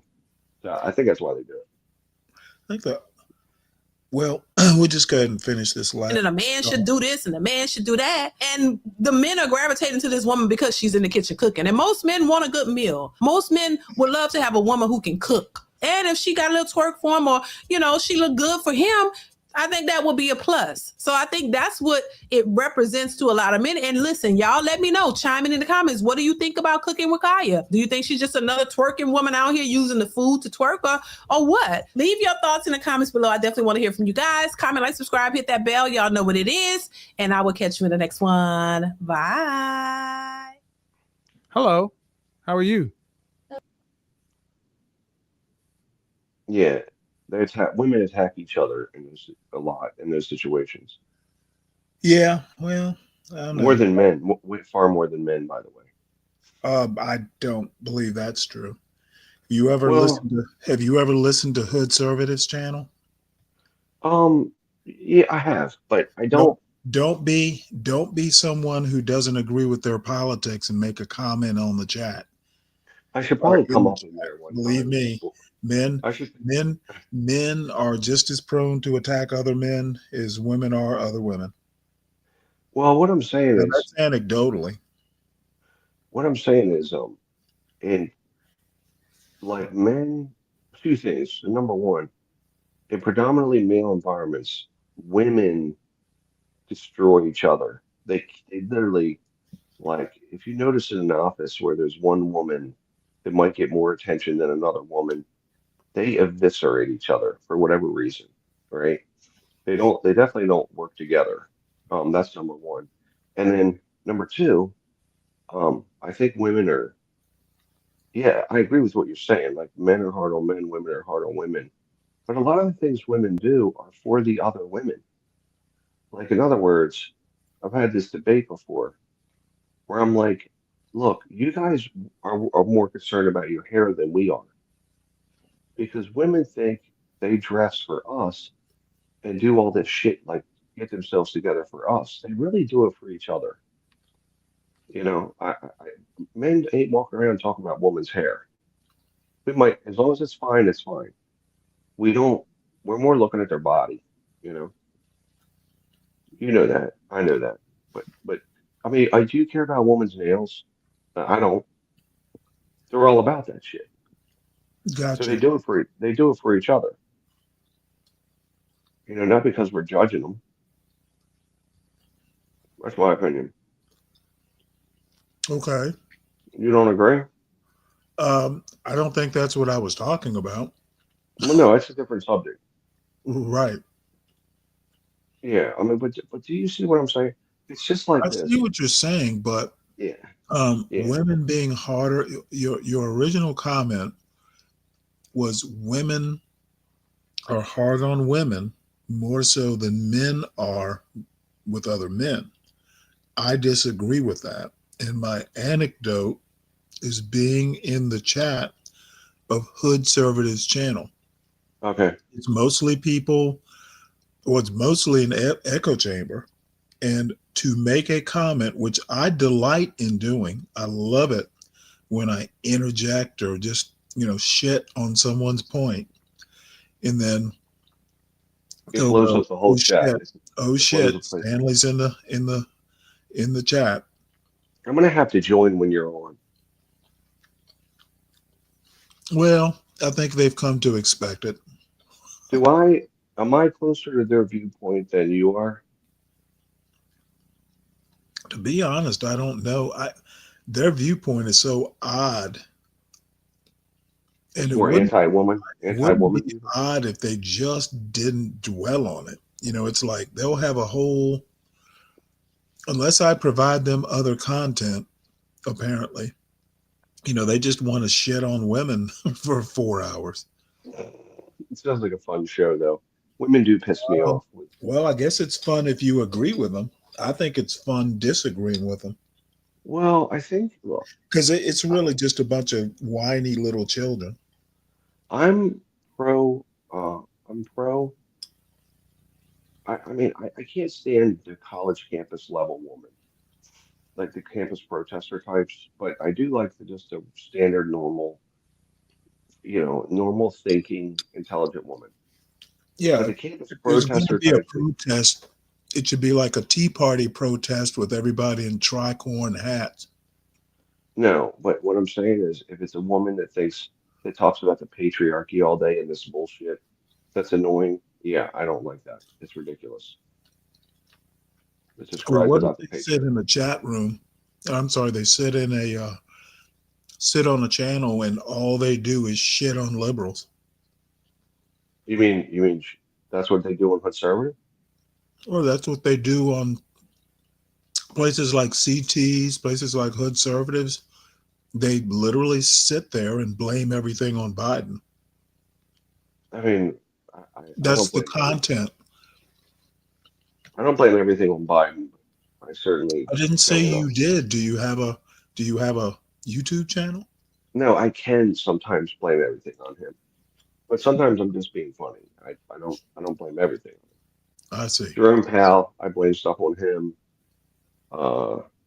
Yeah. So, but I try to give it back about some of the conservative viewpoints, which are dumb, are grounded in stupidity instead of like actual facts.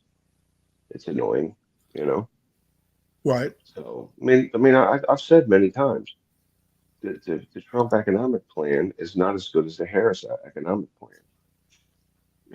I've said that many times, but I tout it. I don't like her plan, but it's better than Trump's. So, all right. Well, let's move on to this has popped up into my algorithm, and I can't hear to. This is Cat Williams versus Kevin Samuels, Part 4. I can only imagine the mayhem that will ensue. What? Precise story time, nigga.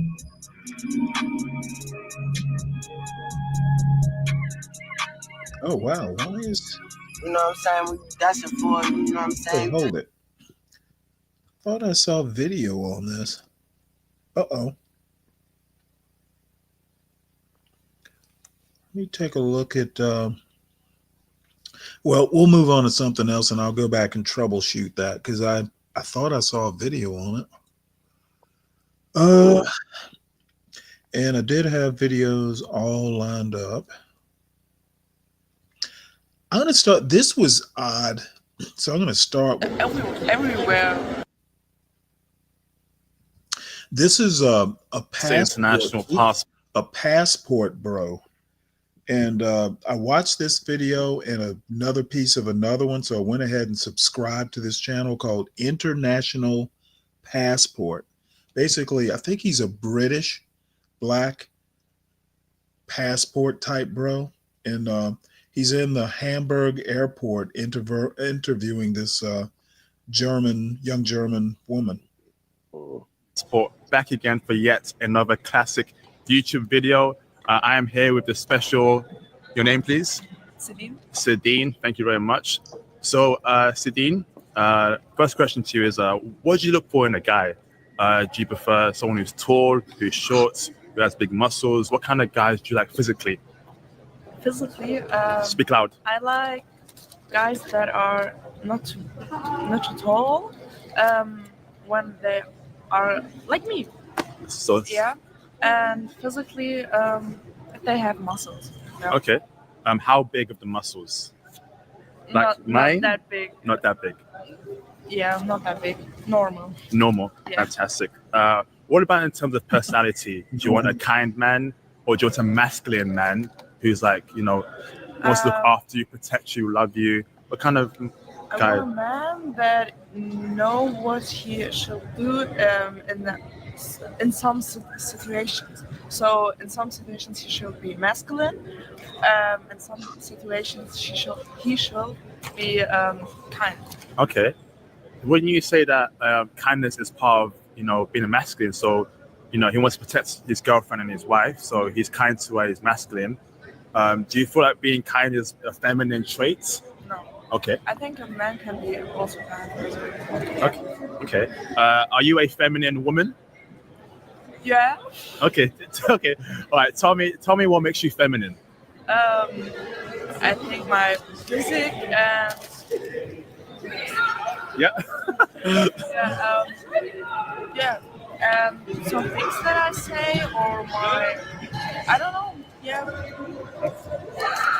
Okay. So let me ask this: do you cook and do you clean? Yeah. Okay. You cook? Yeah. Okay, that's very feminine. Are you a family orientated person? Do you want kids? Do you want to have children? I want kids, but I don't want to be pregnant because I'm scared of it. Okay. Yeah. Fantastic. And let me ask you this, right? So my audience is Black American men and Black British men who want to date internationally. Do you like Black men? Yeah. Okay. Why do you like Black men? Because I don't know. I don't look at those things. He's black or he isn't black. I also will take a black man if he is beautiful or he has a good heart. Yeah. Okay, speak louder, okay? Okay. So what about, Black American men and Black British men? What's your thoughts about them? Maybe the accent is very attractive.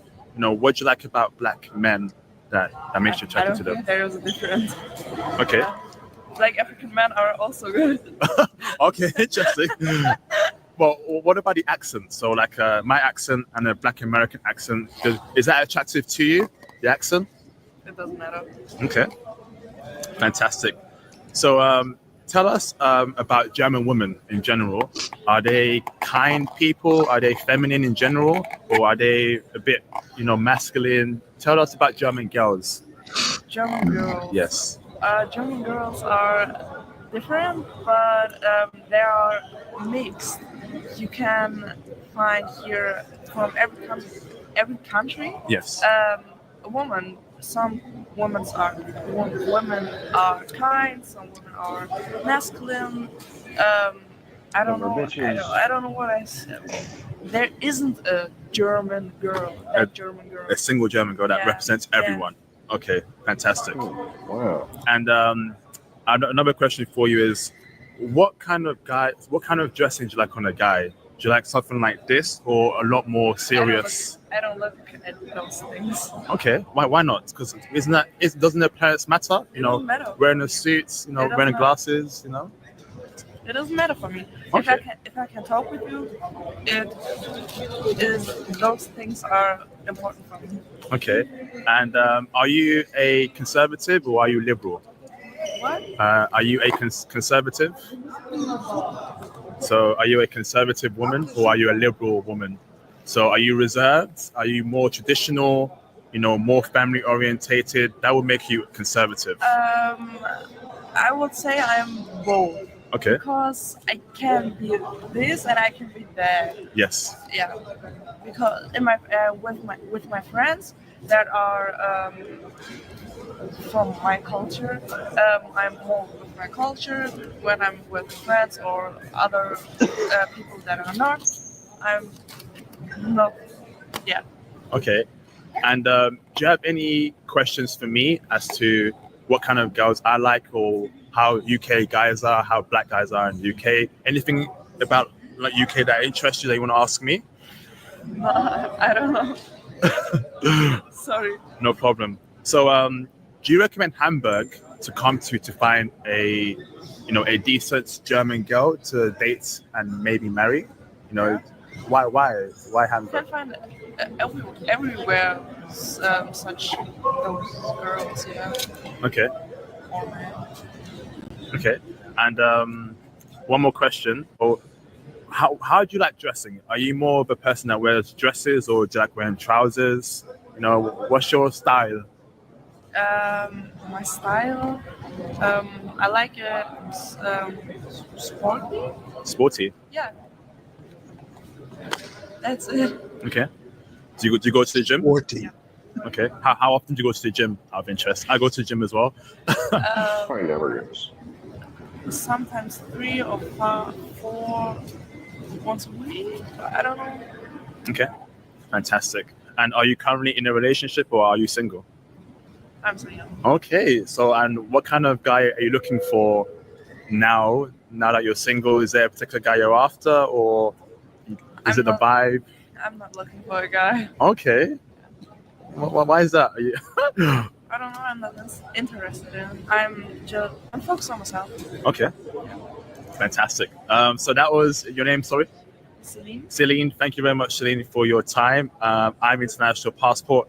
You can see Hamburg is a very great place. not gonna Celine is work. also a very nice person. She's here to give us more information about dating. So I appreciate her time. What? It's not going to work. What's not going to work? Well, the whole idea with the passport bros is typically they're using their hard currency to exploit the local female populations, from what I can tell, Stanley. So you can't do that with the euro, right? Okay, can't do what? You can't. So the passport bros go into these foreign countries and Right. chase women, right? You can do that when you have the American dollar in Colombia. But if you take the American dollar and go to Germany, you're not going to be able to throw as much weight around unless you have a lot of money, right? So it's more difficult to do in Germany and in places where, your currency is weaker. So Like, are you recommending that before passport bros go passport broing, they make sure Yes. they've got a check your conversion rates. You can go to Russia, you can go to Latvia, Estonia, you can go like Eastern Europe, you can make your way into the Middle East, India, Southeast Asia, and huge sections of Latin America. But if you're going to go to Germany, you're not going to get the same conversion rate as you are with our currency, because a lot of what they do is that's one of the main, that's what I would do if I was single and wanted to be a passport bro. I would look at the conversion rates and go, okay, are there hot women? Check. And do I have a harder currency? Check. Because that's where you're going to have better luck based on their business model, based on their dating model. You know what I mean? right. But you can't do that shit when you can't go to Monaco, you know what I mean, and exploit the dollar because you're going to lose your ass. Like you go to take one to dinner, and you're at fucking Arby's and shit. You're Right. you're at Taco Bell trying to impress them. So Well, I don't know. I'm kind of neutral on this. This is actually, believe it or not, the first passport bro video that I've ever watched. And the only reason I watched is because I thought the girl was cute. here, Mella's in the chat. Come on up, Mella. Yeah, I see. So that's really the only reason. I don't know. I mean, I'm kind of like What do you think about that? Do you think it's I'm exploited? kind of neutral. I mean, the concept of being a passport bro, I don't think it's good. I don't think it's bad. I think if you want to, there's a song by an old band called Swing Out Sister. It's from, I think it was early 90s or late 80s. And there's a song she sings called, they have an album called It's Better to Travel. And that's pretty much what I think. It's better to travel. If you want to travel, travel. Well, let me ask you this. You will meet all kinds of interesting people. Traveling is awesome. Strategy. It's as good a strategy as any to get to meet women, I guess. Well, let me ask you this. If you met a woman where they're from a very poor country, right? And here you are living in Georgia, enjoying the fruit, this American life, right? Like, you go on Right. fishing, you got a good place. Wouldn't you be a little suspicious? Like, does this person actually like me? Or they like the fact that I'm, to them, you're wealthy. You're super wealthy, Right. Wouldn't you be a little suspicious of that? Do you really like me or do you like this? Surveyor Brooks video. What's I'm that? sorry, go ahead. Well, no, wouldn't you be a little suspicious if the girl actually likes you versus what you can afford? Wouldn't you be a little suspicious? You know what? I don't know that I would be any more concerned than any other woman. I mean, the thing about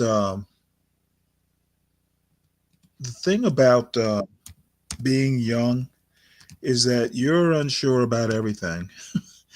So, it's just one more thing or one more way to be unsure. The only thing you can really do is, listen to your father or parents or guardians' advice and be careful. Well, I like having I wanted to see. I want to date somebody that's similar, at least makes a decent living, you know, because then I know they pick me for me and not for. Well, you must have been fun as a high school date. I'm saying once I was older in high school, you just date the woman that's the prettiest, and she dates the guy that's the coolest. But I mean, once you're an adult, 25 years old, whatever, you know. You see what I'm saying? Right. I've dated women prior to my wife. I dated women that were Well, what were your criteria for dating in high school before either of you had money? looks and body, Okay. So and how likely I was to bed the woman, or at least make time with her. If I knew she was a prude, I was not. I was like, no, I'm not fooling with her because she's not going to put out or give me at least mess around with me. Later in high school, when I was younger in high school, I didn't think I could even do that, you know. But what's up, Simon? but let's say you're 25. Hey, Would Stanley. you? Hey, what's up, man? Hey, yeah. What's up? I'm actually glad you showed up. Did you see that last video? What, the redhead? Yeah, no, I saw her. No, what'd you think of the video? Because I have a friend of mine in the chat saying this guy's misrepresenting the Passport Bro movement. I know nothing about the Passport Bro movement, but the guy who shot the video says he's Black British. He ain't. He ain't. He's not? Nah. Nope. Are you a Passport Bro, Simon? I'm from London. I was born in London. I'm born and bred. Like, that dude is not English. You don't. Are you a Passport Bro? He doesn't have an accent. Are you a Passport Bro? Yeah, to an extent. I've only dated women outside of my country. Really? Yeah. All my children are foreign. Do you find that the British pound goes further in? Do you find any advantage to have using a hard currency like the British pound against? If you understand the stock market, yes. If you don't, then you're just gonna spend, right? Well, no. What I mean is, when you go to Germany, you're not getting them. Your dollars don't go as far as they do in Colombia or Thailand. Yeah. I mean, the pound has always stood up against any currency. So if I go to Germany, you're talking about euros, and that's why we did Brexit, because. But your conversion rate sucks against the euro. You guys are getting hammered against the euro, aren't you? No. If you look at the stock market today, we're up. Like the euro is horrible. I don't want to be part of that. The British pound just had another quarter of recession. The Brits. Yeah, but even in that space, we're still doing better. I know the Germans have been less productive because they're usually the strongest economy, and they've been going backwards against the rest of the Europeans, which is strange because usually they're the most productive in Europe. Not really. I mean, historically, they're the weight of the euro. How Germany goes. I would say that's a misdemeanor. Like it's something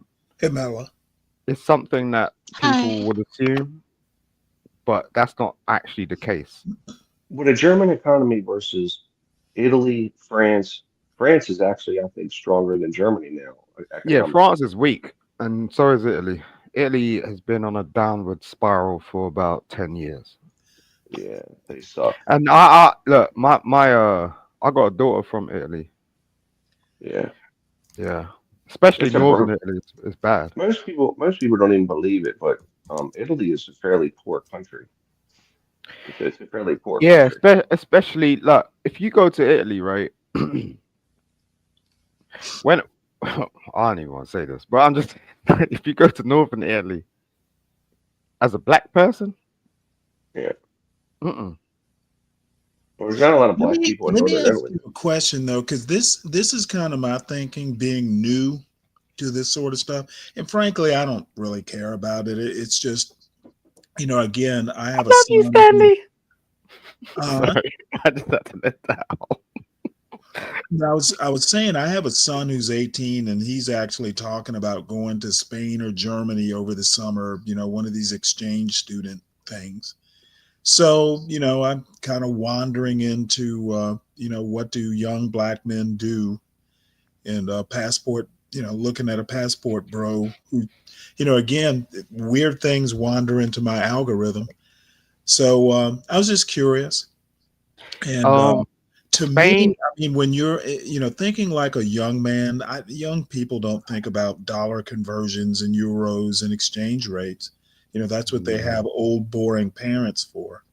They're basically, to put it crudely, chasing tail like any other normal young, male would be, unattached, etc. So I don't know. To be honest, and it's weird to hear a 60-year-old say this. You kind of when you take the romance out of it by overanalyzing exchange rates, even I lose interest, and I know I shouldn't. It depends what part of Spain it is, because like as a young person, I used to, like there's this whole thing about Ibiza, like there's the party scene. Well, I haven't even it seems like he's changed his mind and now he wants to go to Berlin.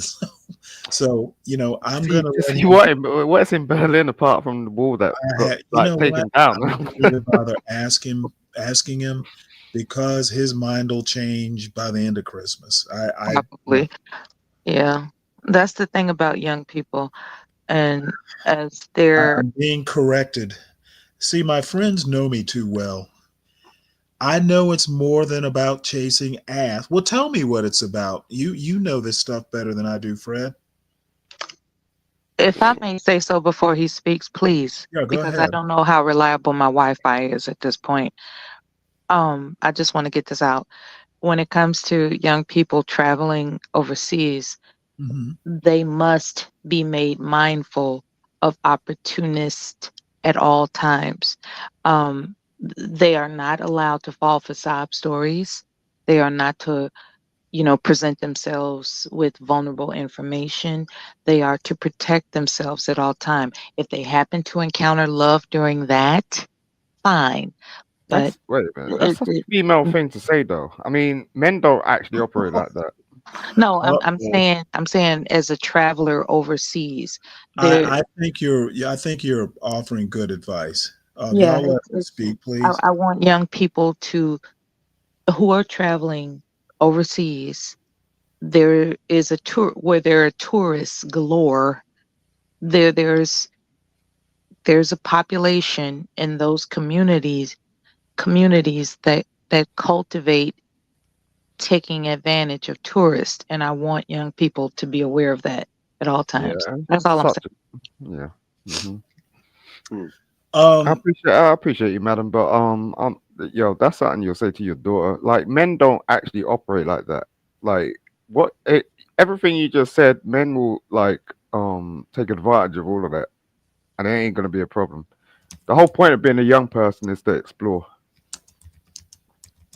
So you're gonna learn about what you're gonna deal with. If you can't, then how are you gonna grow? Like, you can't grow by just trying to deflect from mistakes and problems. Like, that's just gonna happen. Oh, thank you for your feedback. No, I appreciate you. No, you sound like my sister, but it's the scaremongering thing. Well, your sister is wise. Yeah, I know she is. I got a couple of them. They speak like her, but I'm just saying, you're the youngest, aren't you? I don't know. Am I?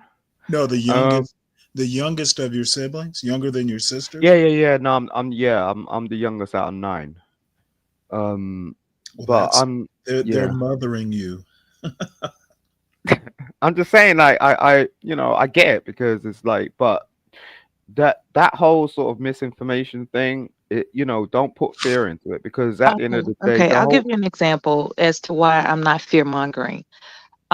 Let's take, for my own personal example, when my son became of age and he was going out to parties, I wanted the address and a responsible adult's phone number. And he was really upset about that because he thought I was going to use that information to be one of those kick in the door moms. I said, no, this is where I'm coming from with this. I'm not trying to step on your good time. I want you to have fun. I want you to explore. I want you to be as free as a bird. This is what I'm saying. In the event, God forbid, something happens to you, I would look like a shitty mother if I didn't know your last known whereabouts.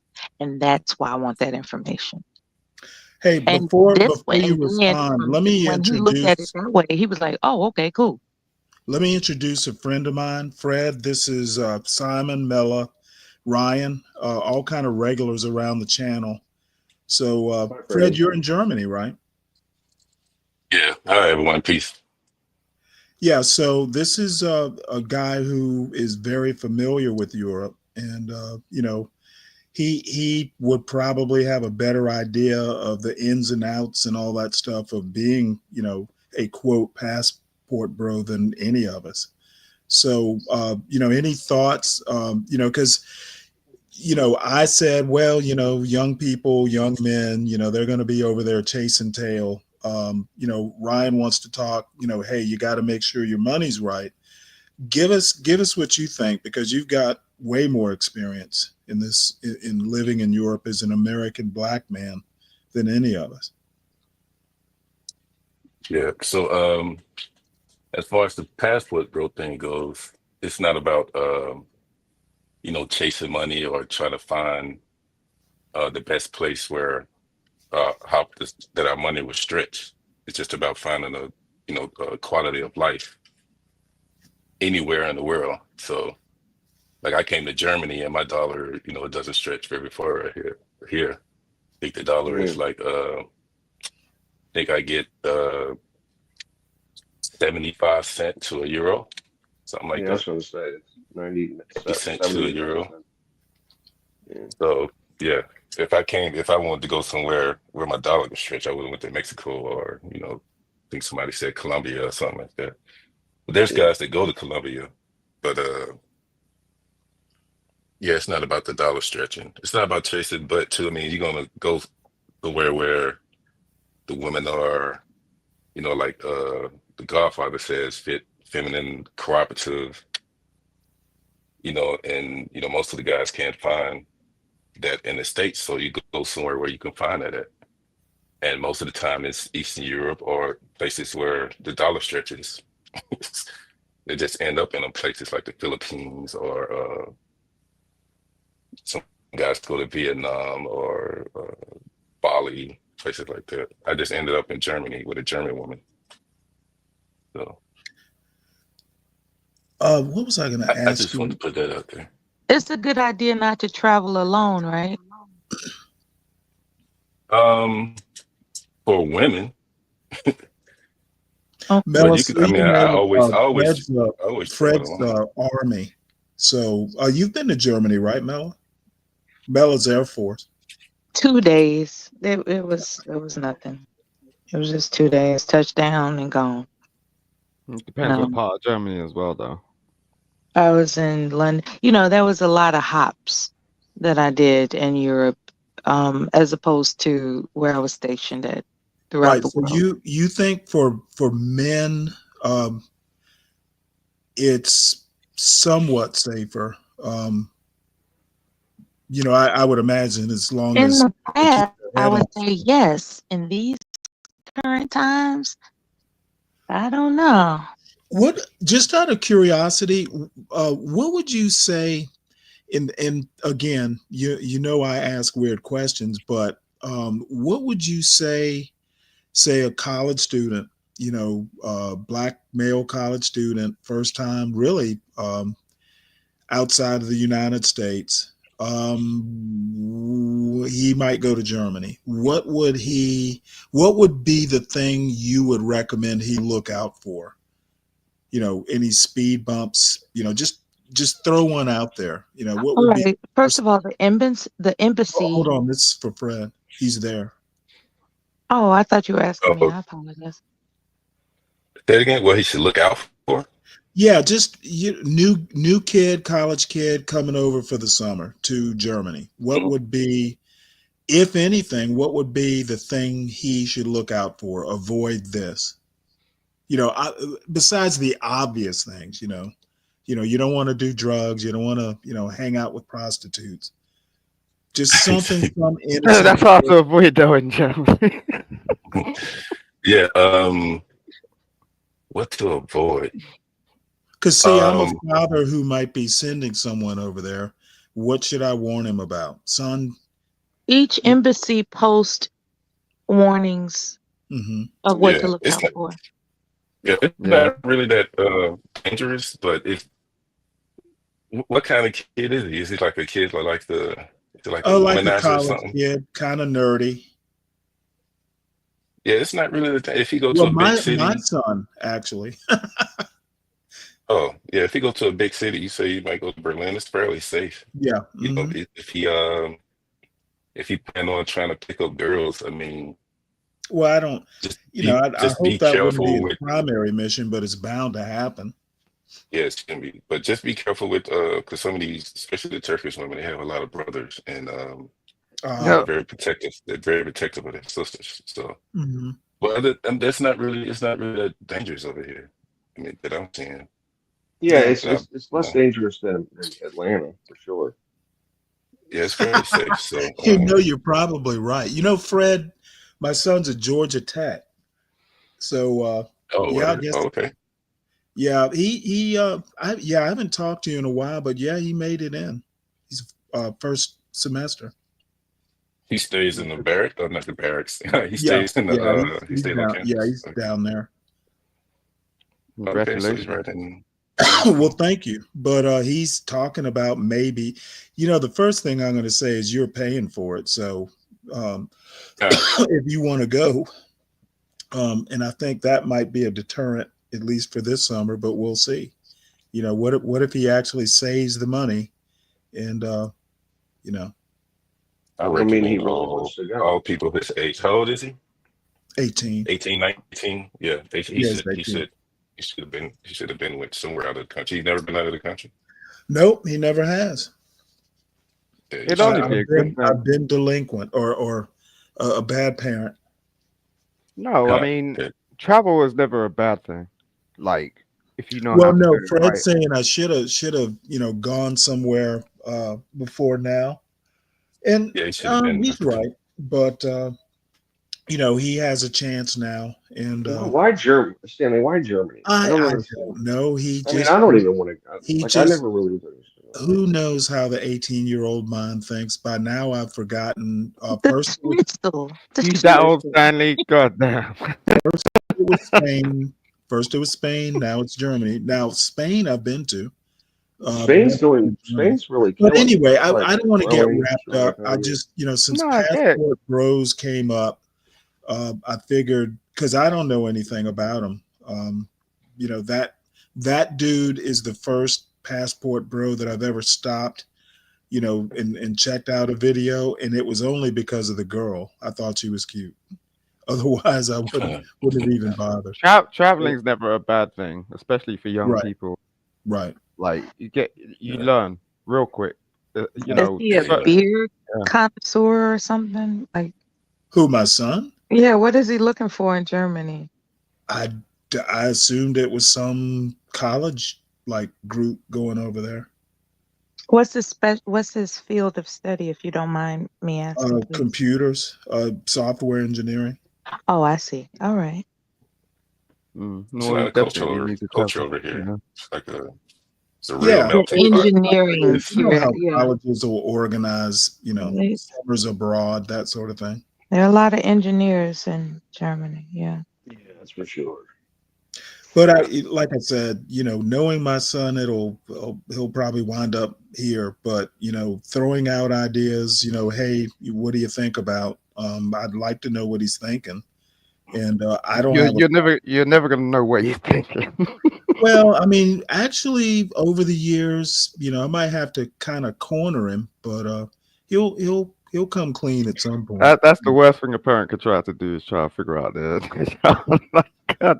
Well, I've had about 10 or 11 years of one-on-one, so I know him pretty well. That's what you think. Okay. Oh, that's what I know. Now, I may not, now that he's free and beyond my borders, he's free to change. So, but we have a pretty good rapport, so I'm not overly worried. You probably could try know him. someplace. They could try San Francisco, like Silicon Valley in America. Have you ever I mean- caught him in a secret before? Nope. Okay, that's a See, good. you also have to. That was a understand- key. That was you a key have to question. understand who his parent is. I actually want him to have secrets. Yeah, she hit on the nail right there. Oh Lord. Yeah. I think that kids Yeah, these late teenagers, man, don't want to know every gory detail. they got stuff on their mind that It should have will secrets. catch us by surprise. So, Fred, otherwise everything's going good with you? Yeah, everything's great, man. Excellent. Living the life. Excellent. What part of Swing Germany there. you in, Fred? I'm near Stuttgart. Oh, okay. He said Berlin. No, I'm near Stuttgart. It was me. No, who it was talked about Berlin. it was Stanley that had Yeah. mentioned his son was trying to go to Berlin. I apologize, sir. Right. I asked him. Well, that's okay. Simon asked him which part of Germany he was in. Yeah, I'm near Yeah, I Stuttgart. apologize for Ooh, this is mishearing. interesting. That's good. It's so good. Thanks, Fred. Near where Porsche Smith. So that guy, Andre, if you want to know, about Passport Bros, that's a good channel. Oh, cool. To Okay. get some information. Just Awesome. Without crossing borders. Okay, well, we'll definitely check him out.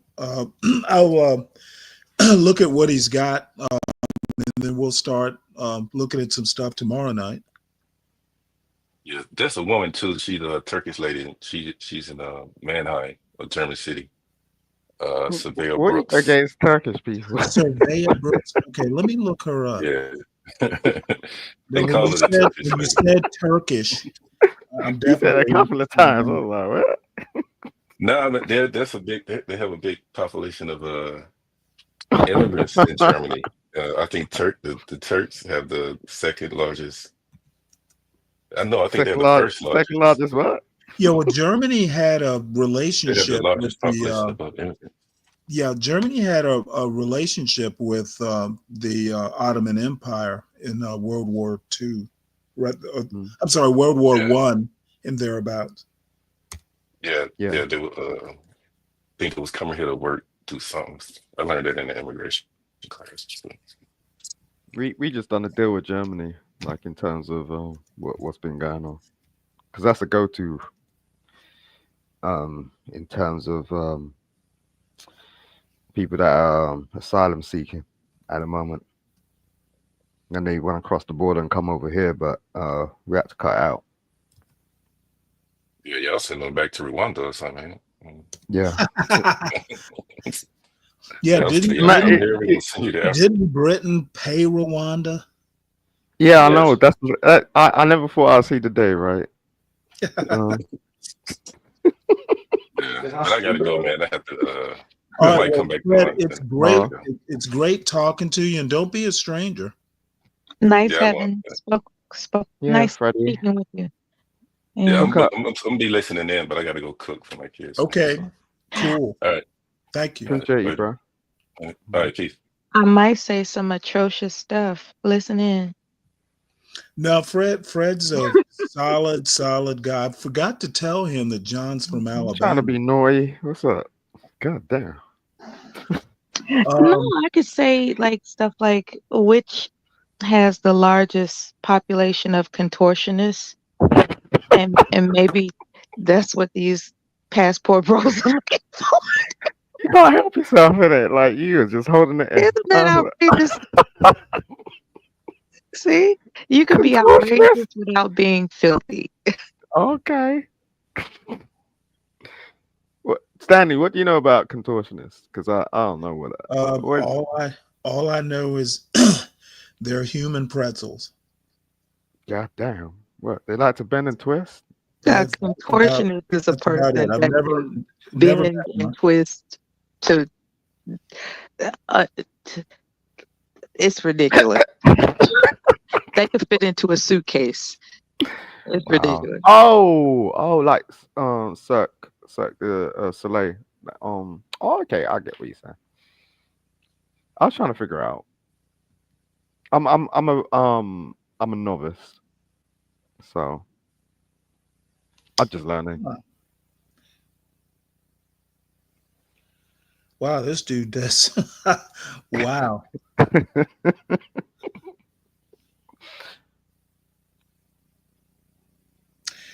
Yeah, this guy has love crossing borders. This dude has some depth of content for sure. Make women great again. Oh, okay. When were women not great? It's kind of interesting. Who's that on the screen? Yeah, we'll be taking a look at some of his videos. Some topics already I'm thinking about. He's got a picture of himself in the background. Leaving. I don't know if I could ever do something like that. Let's have a listen to this. This is The Truth About Leaving, Passport Bros and Identity. So let's have a look at this. Couldn't sleep. Peter couldn't sleep. They had been traveling with Jesus for a few months and he couldn't sleep. Neither could Matthew. So Matthew walks over to Peter and says, "Hey man, what's the matter, man? What's going on, man? Why can't you sleep? I know I can't sleep, but why can't you sleep?" So Peter tells Matthew in the series, he said, "Man, I told my wife," because according to the Bible, Peter had a family. "I told my wife, I'll be back fishing and back taking care of the kids and back in her arms in a few months. I'll hang out with Jesus, let him preach, make sure he all right, and we'll make it back home. I'll be gone for a couple months."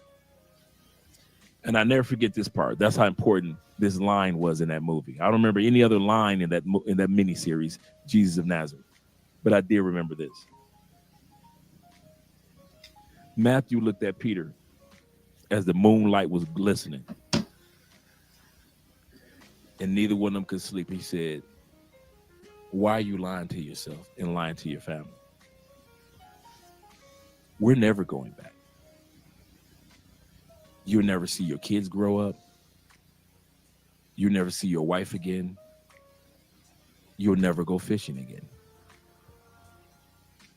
Because he camera panned to Jesus while Jesus was asleep. Because we know who he actually is. He says, we know who he is. We're never going back. When it comes to some of you brothers that are like me, using your passports as often as you do, the United States that you know, the black community, stop lying to yourself. You're never going back. You'll never be a part of the barbecues on a regular basis. You never enjoy TGIF. Thank God it's Friday, I'm getting off work. You'll never sit back and see high school prom dresses and suits that little young nieces that you saw that were young. Now they're about to go to the prom. You won't enjoy that moment. You're not going back.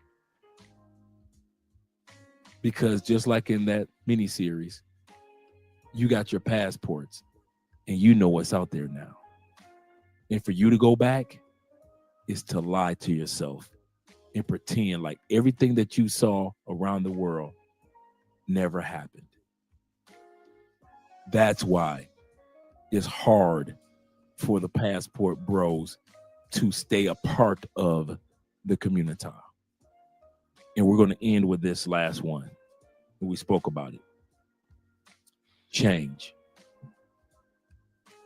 Let's go back to this real quick. Shout out to my brother, being in the building. He said, for real, my bat cave is Eastern Balkans. And oh man, look that area up. I heard of the Eastern Balkans, but I've never really did my homework on it. That gives me something to study. Thank you, brother.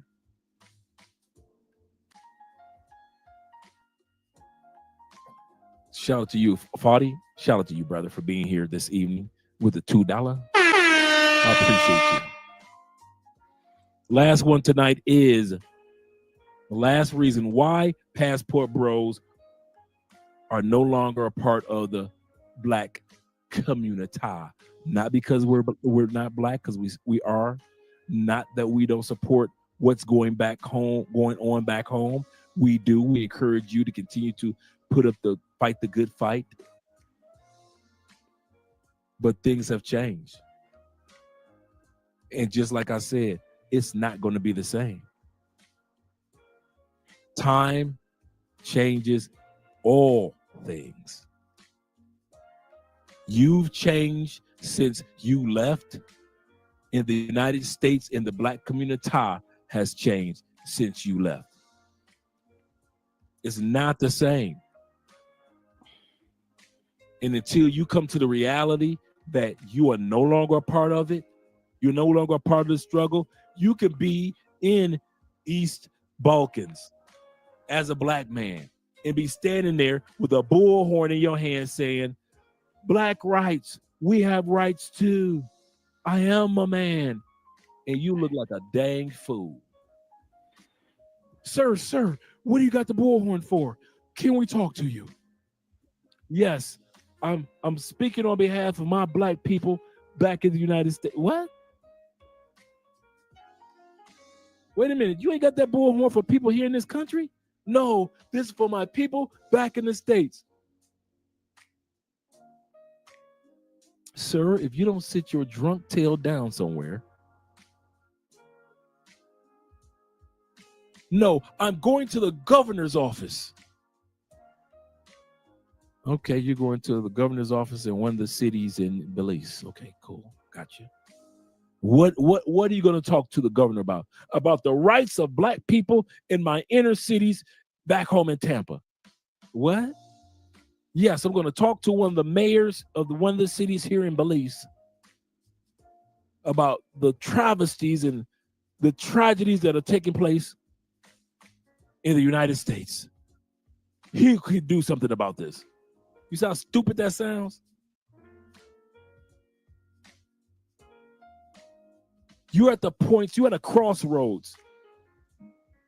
And I remember a brother told me this one time. You at the crossroads of you're going to be who you're supposed to be in life, or you could be what the rest of them niggas are. And pardon my language.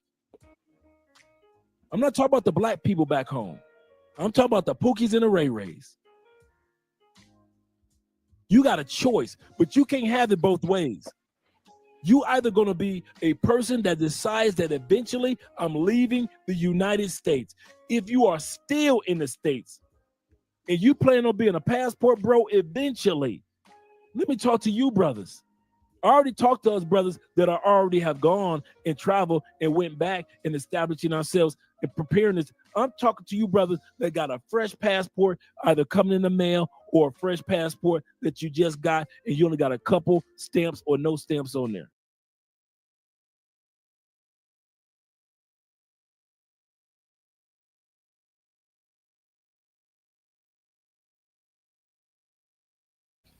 Any thoughts? I don't even know what he's talking about. I'm sorry, I didn't hear you. I don't know what he's talking about. He sounds confusing, man. He sounds like a Pookie and a Ray Ray. I mean, who speaks? It's either one. Like he's like, you see, it goes back to this fear mongering stuff. Like, you know, you can be one and the other. You don't need to be one or the other. You know what I mean? Now, you could travel and come back. But the way he's speaking is like, oh, you leave, you're gone. You're not part of anything. Well, what happened to? Well, no. Basically, what he's talking about is, you know what? not being stuck in a paradigm. You know how you all like to talk about pro-blacks, you know, the Pookies and the Ray Rays, that sort of thing. I mean, I don't, but yeah, go ahead. He's basically saying, what? I'm done with the Pookie and the Ray Ray conversation. I'm done, you know, with the Byron Donalds conversation. Let's change the paradigm. Let's go. I don't think he's saying Byron Donalds. Let's go somewhere where, you know, I can be free of this mess and I can be me. I think he's saying, okay, I literally, you literally just said you didn't understand. So now you do? I didn't hear anything about Byron Donalds though. Okay, you know, you are very literal sometimes. I brought Byron Donalds up as an example. He doesn't want to be a Pookie or a Ray Ray. He doesn't want to be a Byron Donalds either. He just wants to go and be him. Yeah, but that's nothing. Like what he was actually saying is nothing good to a young person. No, that's not. That's not inspirational. So anyway, we can move on, I'm sure. What I interpret is he's saying once you leave the U.S. and you go spread your wings, going back to the community or communitas, he calls it, it just sucks. It's just no. A bunch of I don't people know that it crying. sucks. It's just not something. It's just not something you all want social to justice do. warriors. He's like you're not going to be old. Hold on one second. There was there's an old saying when black men, black soldiers were coming home from World War One.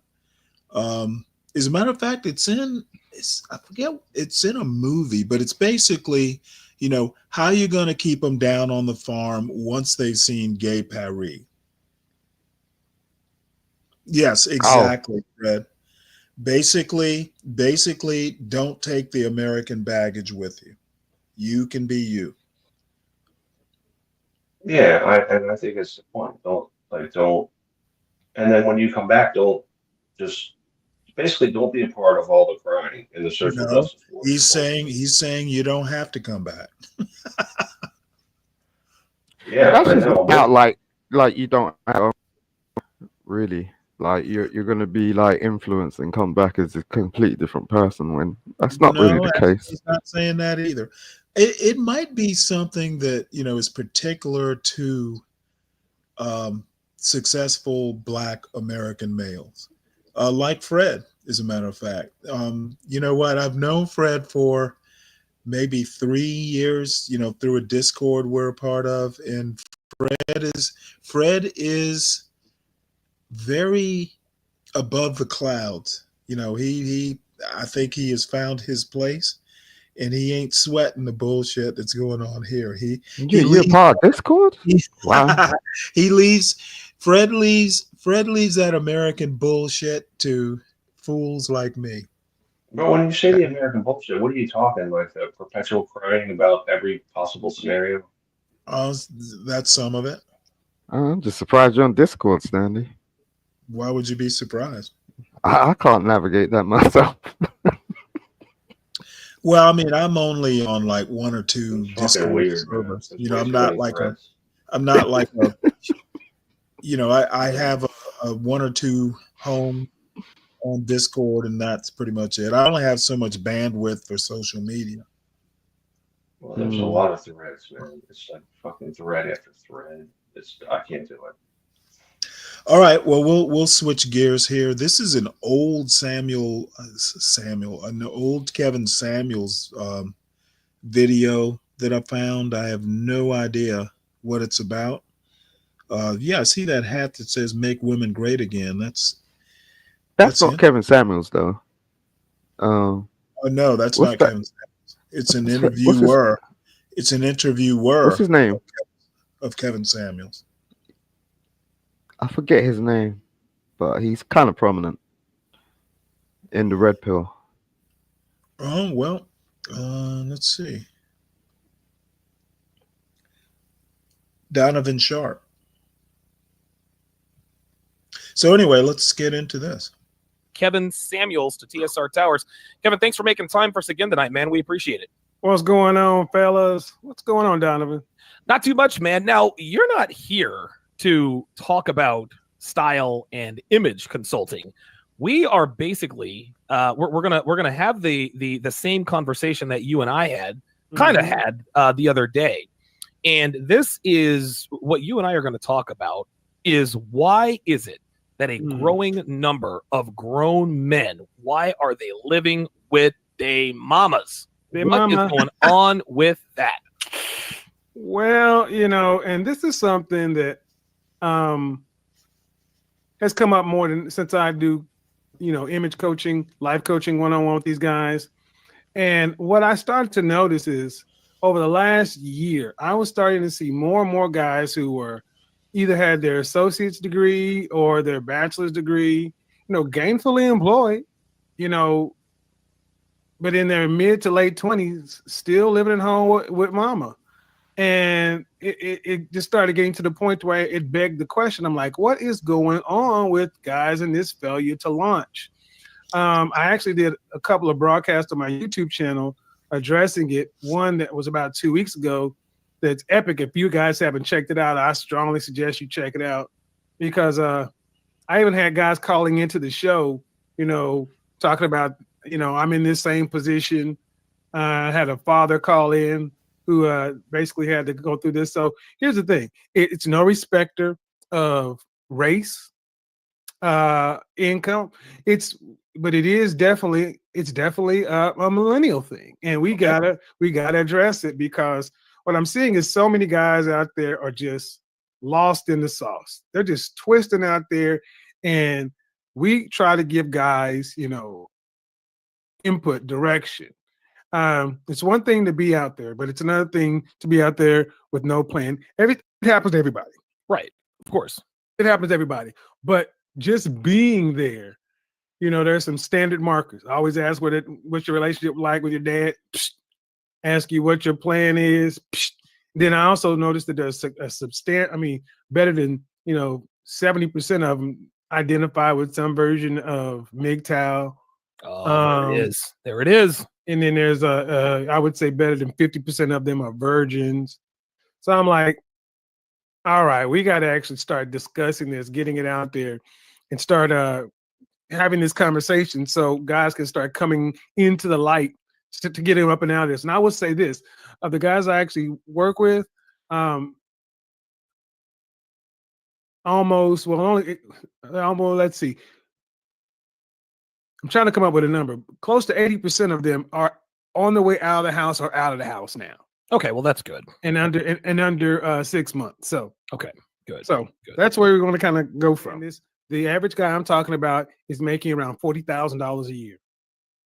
Okay, when I was 18 years old, you turned 18. You had three options: college, military, or job. But all three of them, you had to get out of the house. That's right. I'm talking about guys who got out, gone to college, got a degree, and went back and lived with mother. There was a guy, I'm working with a guy who's making $95,000 a year. He's living at home with mom.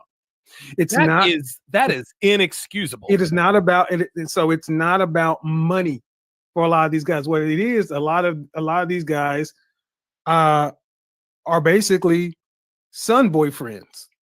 Ooh. That's what they are, son boyfriends. Son boyfriends, sonsbins as well, right? I think we talked about that. Yeah, because when you ask, well, what does your dad think about it? Inevitably, my dad's not in my life because no man will put up with this shit. Because here's the real deal. People in the chat room can say what they want to. You can go get a fucking job at OnQ or 7-Eleven and go get you a $500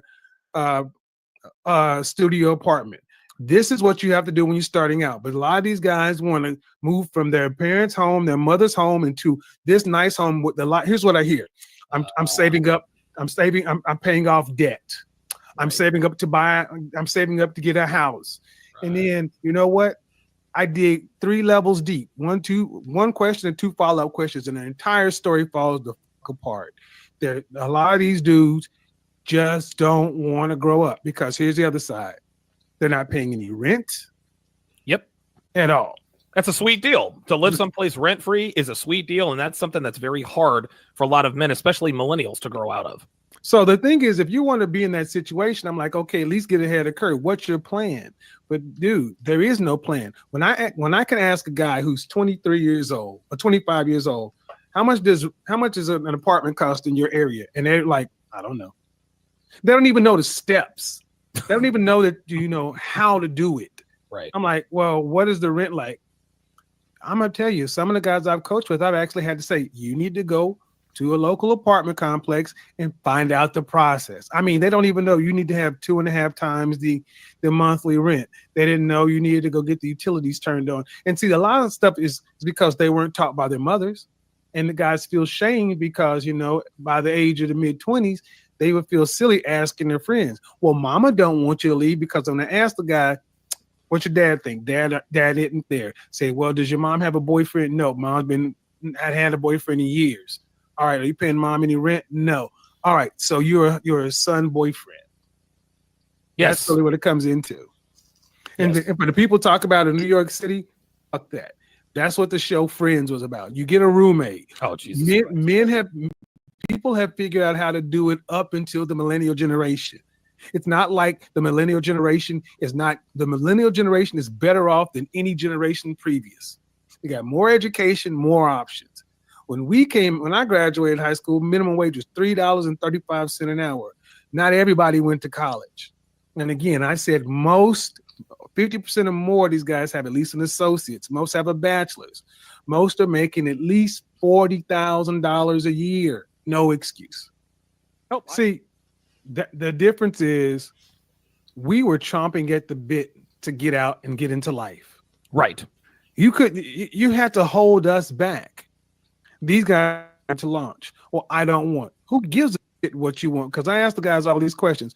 If your mom were to be involved in a fatal accident today, what would you do? And most of them are just like, Jesus, I don't know. I'm like, life is like that. You're not making any forward progress. So here's what I say. Then you don't need to worry about any parts of dating, any parts of anything, because no quality woman is going to go fuck you in your mama's house. There you go. That's and right. then you complain that, man, I don't have confidence. I don't know how to approach women, because you don't have any, because you're living shit. You're living delayed. So you don't even have the confidence to say, even if I could walk up to this 10 and could spit the magic formula, where am I going to take her? Well, that ended abruptly. Damn. You there, Stanley? My mic's screwed. I'm sorry, I didn't hear you. You broke up a bit. Yeah, my mic is jacked up for some reason. I'll come back. Okay. Well, I guess I'm going to start this longer Kevin Samuels video, since we're on that topic. Do have a pop the balloon, but might hold on to those.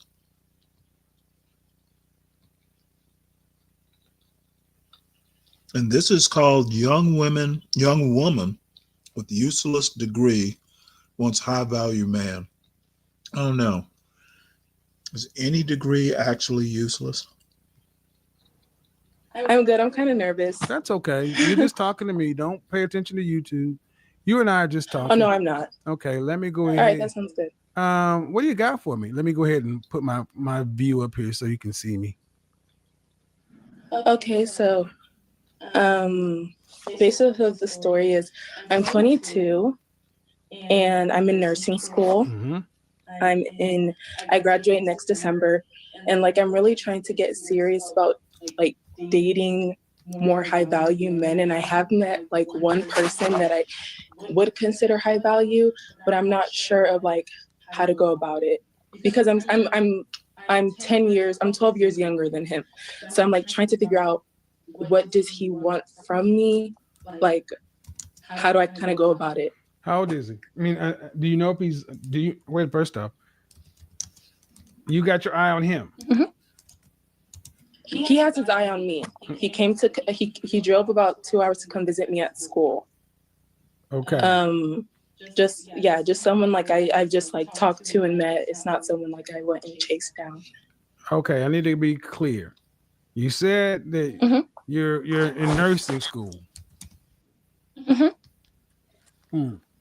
We don't do the we do yes or no. Yes. All right. And he said he approached you how? Via social media. To do what? He approached you to date? Yeah. Yes. Just get to know each other. Okay. To what end? See, he wasn't specific on that, and I didn't say anything. I was just trying to kind of see like that's how a it plays problem. out. He's 34, approaching a 22-year-old. Yes, not a He's 34, approaching a 22-year-old with an undetermined goal. That's not good. Okay. He should know, and see, there's a lot of things wrong with this. One, 34-year-old man should not be approaching a 22-year-old woman without a plan. Number one. Number two, you should not be trying to figure out how to get on his plan. Where's your dad? Me and my dad haven't spoken since I was 9. Okay. Why? Yeah.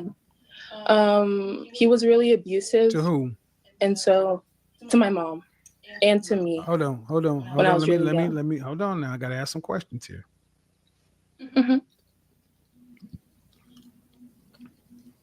Abusive to you.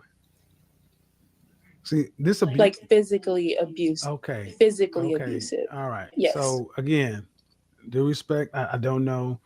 Do you have any siblings? Yeah, I have a little brother. And is he not? I'm the oldest. So did you mean abusive? I mean, you got a whooping or you got a broken arm? No, it wasn't towards it was more like emotionally abusive towards me, but he was physically abusive towards my mom. So okay, ma'am, I gotta be real with you. Your father's relationship with your mother has nothing to do with your father. He is your father. See, far too many of our women want to throw men away and then wonder why you don't know men. I didn't throw him away. He just never talked. Okay. I said far too. Okay, let me make it clear. Okay, you got some issues with dad. I know. So you're not going to fix them on this call, and you're not going to act as though I don't know what I'm talking about. You need to get this square. You need to get your daddy issues in check before you deal with any men. And when I asked you about your father, that's an interesting. You're telling me about what he did with your mother, and that is not your concern. That was those two grown people.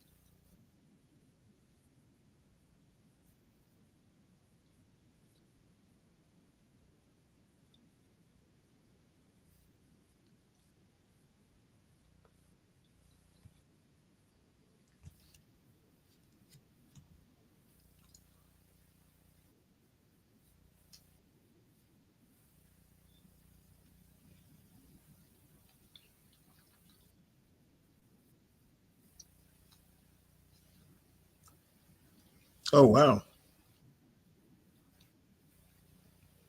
Sorry about Daddy that. issues end up having issues with men in general. Where is your father? I don't know. Like, we haven't talked in like 13 years. We haven't talked. Okay. I've wanted to reach out, and I've always wanted to, like, you know, kind of. I'm not trying to make this into like a daddy issues type of show, you know, but I've tried my best to kind of reach out. But like every time it comes to family, I'm always discouraged. By who? To actually the women. My mom. Exactly. Yeah. Parental alienation happens so often to women. See, I need you to listen to me. Okay. You're growing into your womanhood, right? Mm-hmm. Yes. We don't do Yes, sir. Yes. All right. Have you had boyfriends in the past? Yeah, I had one. Are you a virgin? No. All right. So you understand that relationships can be complicated. Yes. You cannot judge your father based upon what you saw at 8 years old between him and your mother. And I can almost guarantee your mother has not really told you anything positive or endearing about your father. And when you say you want to reach out to him, it's discouraged. That's all kind of problems. Like it or not, he is the man your mother chose to reproduce with once or how many times? Twice? You got your brothers by your father? Just once. My mom got remarried. Is she still married? Yeah, they're still married. All right. And your stepfather said what about your dad? My stepdad doesn't really talk about my dad. No one really talks about my dad. He's just like, he's a kid. He's like, it's almost like he's a ghost. Well, the only problem is that's No one your talks about father. I don't really give a shit about anybody else. That's your father. And you need to understand you got a whole half of you out there that you don't know. And there's a daddy-sized hole in your existence. This happens. So it makes sense now. 22, 34. Yeah, no. That's why I say therapy is so necessary with Black people. You don't need to be really worrying about relationships until you at least address these issues. And you're not I going to be don't able want to like say, I don't want to say like I haven't tried to like kind of address them, because I know I've always been extremely self-aware of like what's going on with you me can't mentally. do it by and, yourself. You need to, okay, I got to move on to another call. Let me just tell you this. You're too young. You don't know what's going on. This 34-year-old man, you got all these different things going on, ma'am. You need to address your issues, your father issues, your daddy issues with a licensed professional therapist.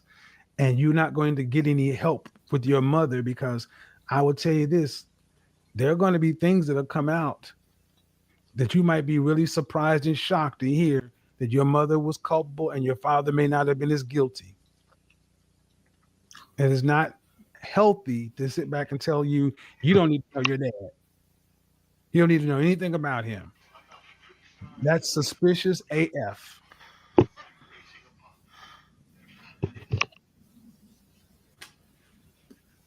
Yes, sir. Thank you so much for talking with me. You're welcome. What's up, We do this often to our young What's up, girls. Sally? Let me I ask this just I question. woke up like 30 minutes ago. Who I are, clicked in and you were here, so Yeah, Love. usually hear this about this You can go time. ahead and unmute yourself. I heard you eating. What were you eating? Hi. How are you? Heard me what? I'm well. How are I heard you you? eating. I am What were well. you eating? Chewing have for on my son made katsu chicken, Oh, okay. That sounds which good. is I guess it's Japanese. But it's more or less breakfast, I guess. I didn't eat it last night. But other than that, I'm just looking at this Kevin Samuels video and disagreeing with it. Okay, let's wait. What do you disagree with? I just kind of tapped in. I saw the one with not Kevin Sharp. What's that dude's name? I know his last name is Sharp. Donovan Sharp. Yeah, Donovan Sharp. I saw that. I was like, okay. I didn't have a problem with that one. It's this one. Let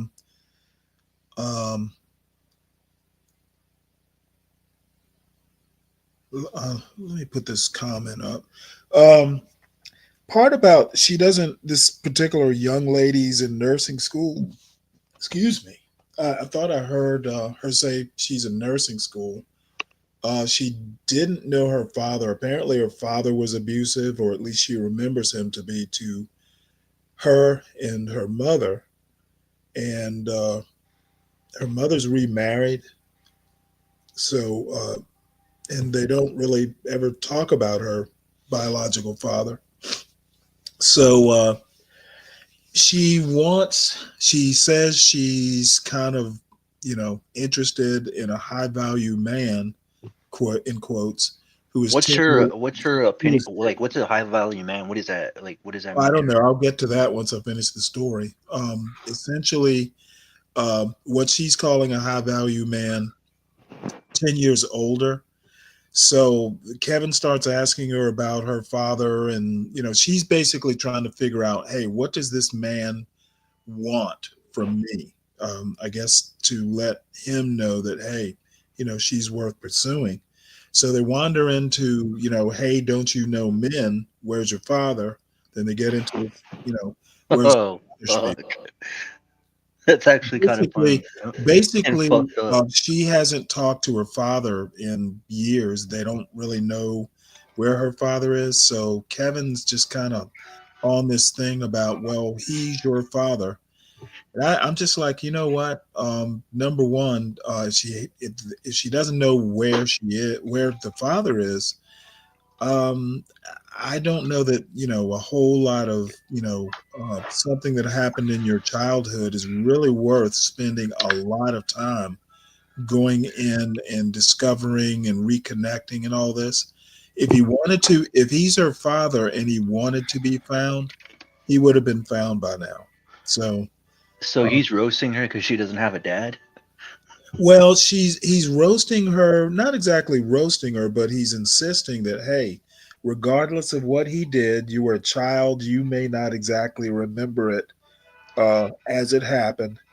He's just basically saying you need a father figure, and you got a father. She needs a daddy, Stanley. She needs a daddy, someone to tell her what to do. Okay, well, you know what? I understand that, but not everybody in the world has a daddy. Plenty of people have grown up without daddy. I know, I was being funny, Stanley. Holy shit, man. Oh, well, I never know with you because anyway, I think I don't know that I agree with him to the extent that he wants to push this. Yeah, she needs a daddy, but she shouldn't spend a whole lot of time, dwelling on the past. A daddy, if he was really that into it, would have found her by now. So that's my thing. Oh, look at this comment, Stanley, by Young Blessed 18. Hey, what's up, Ghetto? How you doing? Good morning. Salute. Good morning. Oh, isn't this a dude that was like he was fighting with me like Young and Blessed? Let me just address this right quick. A mother keeping her from her father.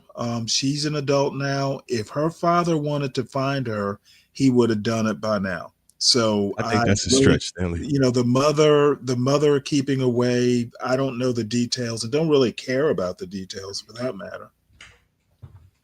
I'm sorry. Oh, so you're back on your silliness today, Stanley? Oh, I never left the silliness. Ah, salute. What's Hope your evening went well. See that your son is in the building. Salute to Stanley Jr. Yeah, he's back. That's what's up. yeah, That's we're what's both up. BBC'd up, so I mean, But I don't know. I just think I think Kevin Samuels is on something that really can't be solved. Probably. You think so? Why If you not? got extra time, go find your father. But he should have found her by now if he was actually, worth being a father. I think that's debatable, Stanley. I think that in the majority of cases, you're probably right. But I think there are some outliers where we do have to acknowledge that men are being, some men are being parentally alienated. That is a real thing. And, not just our community, but in communities all across the country. And to pretend that some women in their emotions may not have their heads right about how they ended with the person, aren't using that as cannon fodder to encourage the children's perception and encourage their children to not want to mend that bridge. I think that's just a bit disingenuous, sir. What did I say that denied that? You said you didn't care about well, that. I don't care. So but what I'm talking about this specific example, I really wasn't trying to make a larger point. But that was his point. And I think his point is right, but not particular germane to this young lady. Expound upon that for me, sir. This young lady basically doesn't know her father. Right. We are just going on what she says, and Yeah, we're in a glimpse of time. Absolutely, we're in a glimpse of time. Doesn't sound super bright. I think the bottom line, after picking through everything she said after the questioning, is she hasn't seen her father. He seems to have been abusive. How so? Well, she said so. Would she say specifically? I don't know, something about emotional abuse or something like that. But She was again, 8? hold on before you get into your feelings. I'm not in my feelings. I asked the question about how old she was. You're at in the your time. fifis, brother. She didn't. I'm in my she 50s. didn't- You're right, She lasagna didn't killer. exactly say, but she's in nursing school, so I'm going to assume she's somewhere like maybe around 20 or so. No, sir. I meant at the All I'm time she saying, was a. before we I'm so get sorry. too Go far ahead. down this rabbit hole, I don't care past what I heard in this video. I don't Right. care. I'm asking about what she said in the video. She said she was 8, correct? I don't even remember her mentioning an age. She just said he was abusive to her mother and to her.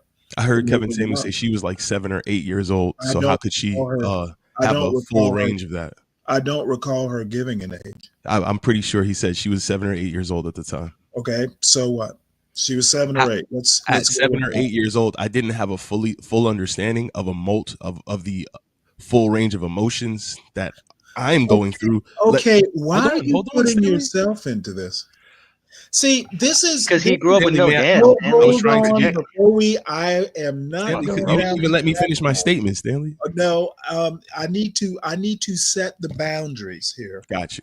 Okay, other than the radio of this interview, I heard, and yeah, if I cared enough, I would start asking questions, which won't be answered by Oh, you're the just way. on your simpy defend women stuff right now. I got you, Stanley. Okay, well, I'm not even. Oh, No, I'm not defending her. You're defending her mother's No, alienating of her father.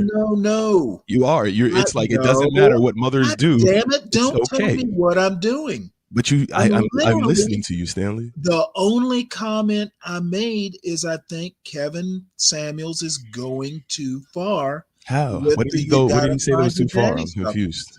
Just pause right there, please. Mm-hmm. My only critique is I think Kevin Samuels is going too far. I don't care about anything. That's my only critique. How Then is you that don't care about the defending community, her? sir. Then you don't care about the community. Okay, no, I care about my comment about Kevin Samuels and what I think of what he's doing. I didn't What did he think do past exactly? that. I didn't think to universalize it. I didn't think to make a universalize it. larger All I point. said was, sir, all I said Okay, was I very don't care simple. what you said. All right, then, I just Stanley. Then need you're you not to even trying to have the understand. conversation because I you're need too you busy to defending women's nonsense. understand before we go down Congratulations. the rabbit hole. I need you to understand how far I intended to go, which wasn't farther than the This sounds like critique. this is hitting a sore spot, Stanley. No, I'm annoyed He's because calling you fatherless, Stanley. I'm No, annoyed I'm because not calling him fatherless at all. That's silly. I'm He's with his annoyed father. because Shut up, lasagna. you keep trying to put 10 pounds in a 5-pound bag. No, sir. Yes. Now How? you're telling me that I'm defending women and I wasn't even thinking about women. This is about a woman, so how could you not be thinking about women? I don't even think it's about a woman. So the girl calling in is not a woman? Her mother's not a woman? I'm confused, Stanley. Okay, I understand. There's two women in this story. I Stanley. understand that you want to deify Kevin Samuels. It's not about deifying. It is about breaking down You're what I putting heard. words and intent in my words. I'm going to put some in yours now. You're welcome to, let's sir. see- You're let's welcome see to. how it feels when I start filling your 5-pound bag. It feels Oh, amazing. that's Stanley. kind of It feels- zesty, Stanley. Feels That's kinda amazing. zesty. Says the man who All said I 2 have to BBCs when he say, walked in. But anyway, I don't care about the caller. I Saying what I don't got. care. I don't care about her mother. I don't Gotcha. care about her brother. Uh-huh. I don't even care about the phone she's calling in on. All So I then, what care was the point about, of making the all point? I Stanley? care about is my comment about Kevin Samuels. I Gotcha. think he I went know. too far, and that's all I care about. I know, because you want to trivialize everything else and just shoot at You know the what? messenger.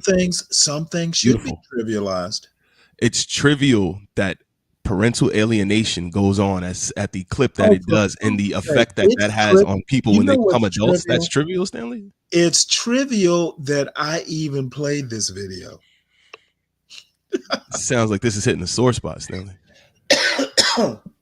I should have picked something more fun. Well, I mean, we can always entertain ourselves with silliness, but sometimes it's good to have conversations of actual context and substance. I don't think this video was of substance, and it's only half over. That's your perspective, Stanley, and we respect it. Yeah. Now you can tell me your deeper thoughts on it. My shallow thought, and I don't want to go deeper, but tell me. I'm interested how you want to make this into a worldwide parable that women should know their fathers. Are you saying that it's not important for people to know both of their parents? I'm saying that I'm interested in your thoughts. Well, as I was saying, and the reason I was bringing it to me is because, if you're not willing to personalize, then you shouldn't generalize.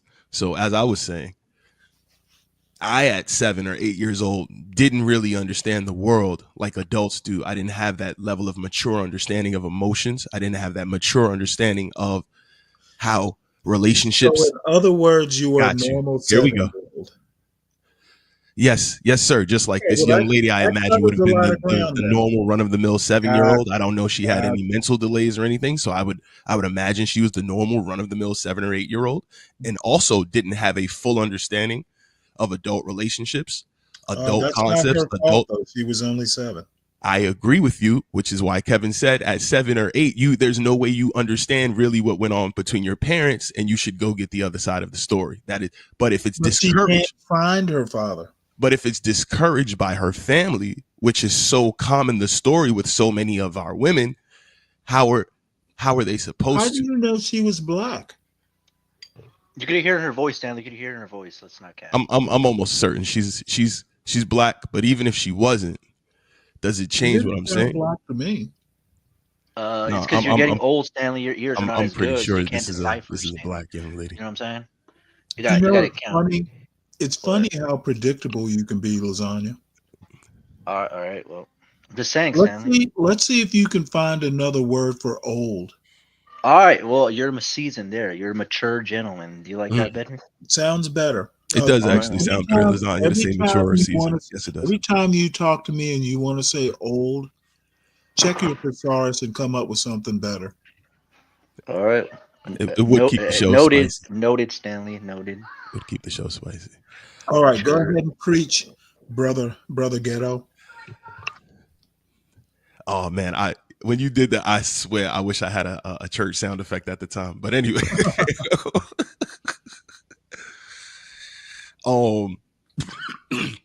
excuse me. So yeah, it's very unlikely a 7 or 8-year-old of any race or gender or nationality or religion or culture would have a full understanding of what adults are going through, adult relations, adult situations, right? Arguments, divorce, the whole gamut.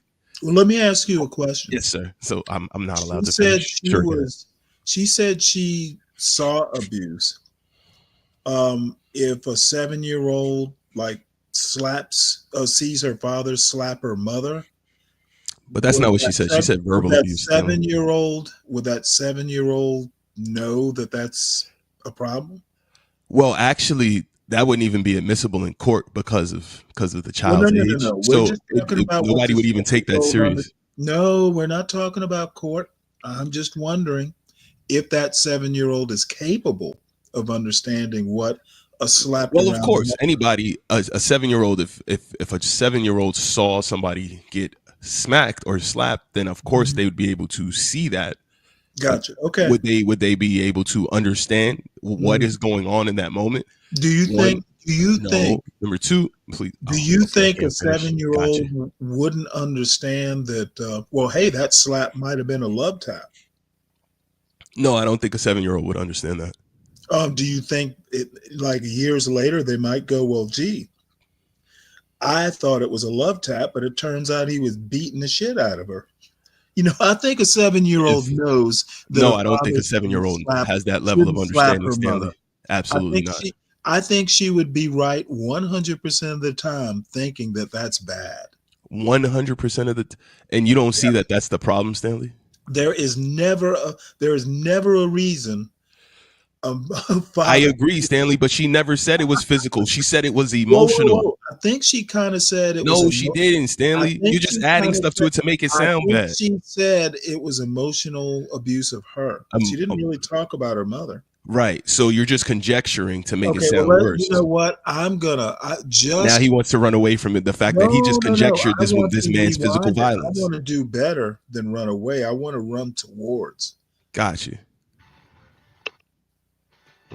Like say, I don't want to say like I haven't tried to like kind of. This happens. It's almost like he's a ghost. Yeah, they're still married. All right. Have you had boyfriends in the past? Yeah, I had one. Are you a virgin?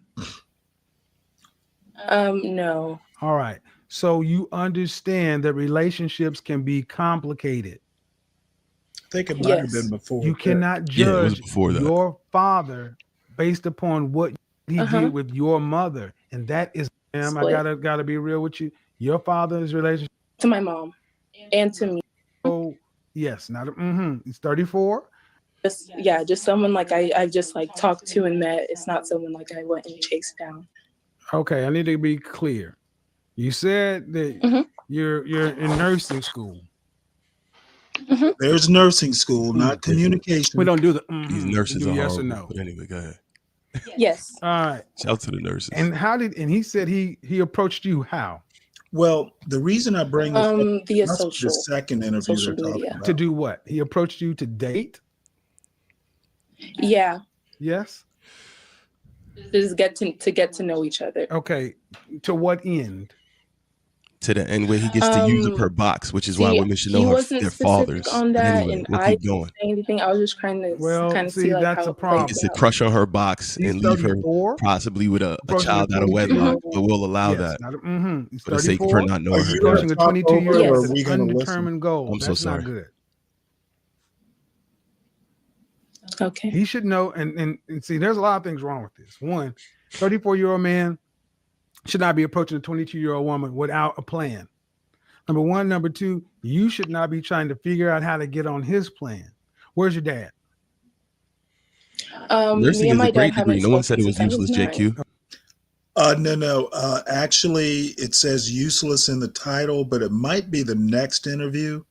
And Yeah. I don't think he said nursing is a useless degree. Well, no, he didn't say it. The title says it. Right. Of the video says it, but it there's a Someone else he second talked to. Yes, sir. Yeah, there's another person he talked to, but Young Blessed 18 says something about a useless degree. And let's see. It is my opinion communications is useless. I'm assuming he means a communications degree. There's nothing that she said about a communications degree. Nursing school is what she said. So is he perhaps referencing someone else in the interview? You know what? Young and blessed isn't young and blessed with intelligence. Okay. Got you. Why? Yeah. Stanley is on it today. He was really abusive. To whom? And so okay. So here's the abusive, and he says to whom? I'm listening. To my mom and to me. Hold on. When I was really young. Let me hold on now. I gotta ask some questions here. Because it's crazy that we allow people to get on national television and say these things with no proof. See, this like physically. Sir, this is a internet show. Okay, hold on. She just said physically abusive. I want to hear that. I'm gonna listen. Proven wrong, Ghetto. Lasagna.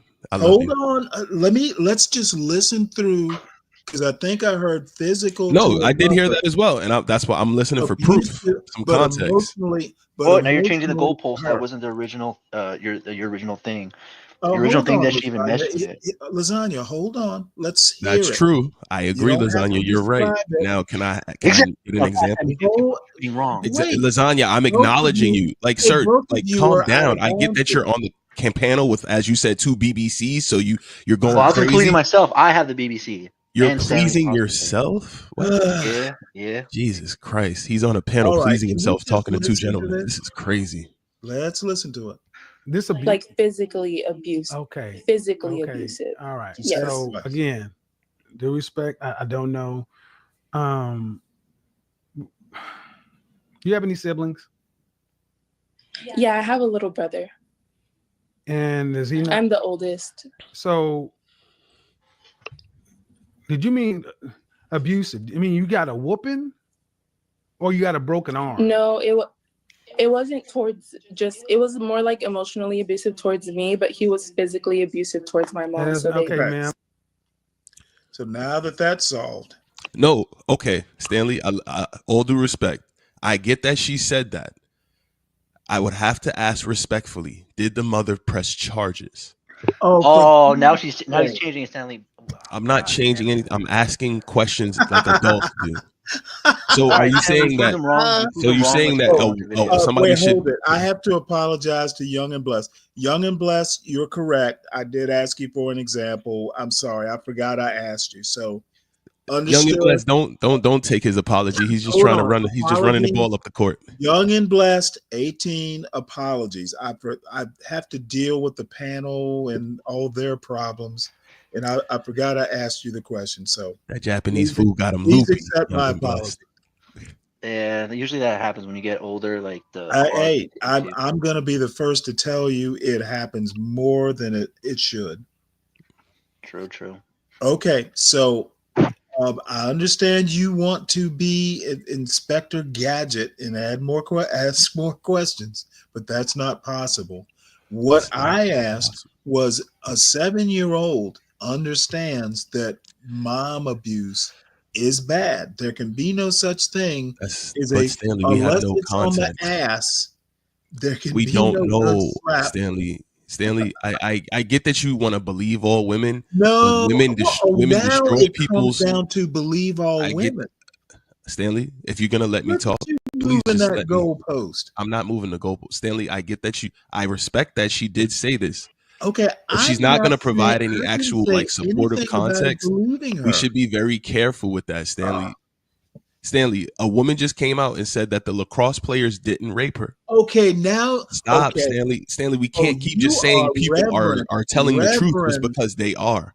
Yes, saying something. Reverend whataboutism? I got you. Did you perhaps see the Deion Sanders clip that went viral? Oh, you're kidding, right? At his son's We went- graduation. we went Please let me from a Kevin may I Sanders just video ask the question? to May I just Deion. ask the question? May I just ask the question? No, I haven't seen the Okay, so I don't know if you're aware, but Deion Sanders, the former football great, he's now the coach at Colorado University. I know he is. And his sons, play there, and his sons are some of like the top upcoming potential draft picks. They're pretty good. They're not, great, but he also has Travis Hunter on his team, who's expected to go like 1 or 2 in the draft. Didn't he get a Heisman? Yes, you're correct, sir. So I don't know if you noticed, but at their senior walk, the sons tried to get the parents to come together and take a picture in the middle of the field, and Deion Sanders ran off just as the mother was approaching midfield. Everyone's mad at Deion Sanders for that. But what everyone's not recalling is back in 2012, Deion Sanders' wife and Deion Sanders' wife's best friend accused him of assaulting both of them very badly, beating them even with a trophy. The footage later came out that they were the ones that jumped him in the house and they both got arrested. But they went on a whole national press tour saying how he beat on them until the footage came out when their phones got confiscated. It Stanley, I like get that you're more. Sounds like you're more bitter than Deion. Yeah, exactly. How if he literally ran off the field away from these women. Well, that's how like does that's like me bringing up a point. That's just one point. There's countless points of women getting like shitted on. Yeah, I could bring up a point like you're just arguing one like again. my You're just position is that you're we about can't just believe people without evidence. Is that not something you would concede to, or are you saying we should just believe people? Yeah, but without I mean, it's a having Now, talk show. You wait, can't but bring up. this is why I don't care deeply to go into this. You're literally making my point for me. I got It's you. just That a we should just video. believe people that just because they're women. That's why I don't care about all I these understand. details that can't be dealt with. I do know what Kevin Samuels said in light of what this young lady said. I think he goes too far with Got you. that you got to know your daddy point. I think you're That was completely it. mistaken, sir. Because people If make I up can't abuse believe what the allegations every woman day. says, but can't you understand? This is why I'm not taking this video that seriously. But you are, because you ran it back for to God's this sake. point. He ran because you were I making. ran it He ran it back because he was proving you wrong. God, you're so. And I concede that. I can't ask yo, lasagna, get the fuck off my dick before I beat the shit out you, bro. Like, stop playing with me, bro. I know, bro. Like, okay, little lasagna. Like, stop playing like reverse IP searches don't exist. Okay, Just chill, bro. Just really chill, bro. I'm using a burner email. And I have a VPN. I know. VPNs are All I'm trash, bro. saying- VPNs ain't shit. Okay, find my IP All because I'm you won't be able to saying- find it. I know. all I'm You saying- want to put some money in my account and see Hey, if I can find what it? are y'all doing? I mean, this guy's getting. This getting is mad. why He's in his- I he's don't care about all what she says and all that jazz. I'm just saying, Kevin Samuels, in my opinion, goes too far with the whole daddy point. For all I know, she's lying that she's a woman.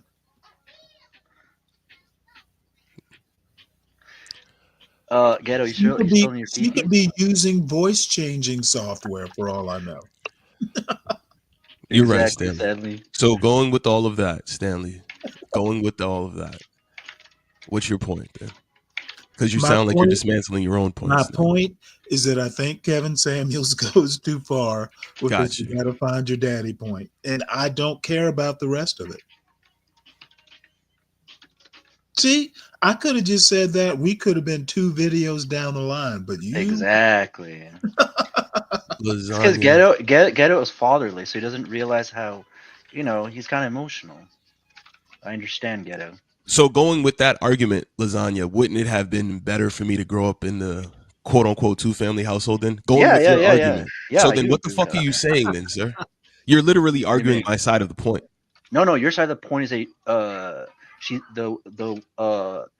the girl's mom is a liar and she needs to provide proof. That's the whole argument. That was my follow-up, sir. What my initial statement is that parental alienation does exist, and we can't pretend that it doesn't exist at a high clip, and that has an effect on the child's upbringing That's and their completely development. different. That's But that was complete- what I initially said, Okay, Lasagna. no. Wait. I think Stanley would even agree that it's more healthier to grow up with 2 parents that love each other. I don't think anybody's arguing that point. But that's That's not the literally original what point. Stanley argued, sir. No, wait, Stanley. You don't think that growing up? Oh with 2 no. That's what I'm saying. You don't know what you're talking about, Ghetto. I think if you don't now, We should run the tape there are 2-family homes that are toxic. Now we See, gotta bear that in mind. Lasagna. He's literally arguing that it doesn't However, matter. I said loving though. However, I don't think if What is the definition of love, sir? I don't think a dad beating the shit out of his kids is loving. She never said he beat her. Y'all are just conjecturing bullshit. She said he was emotionally abusive. What the hell is that? No.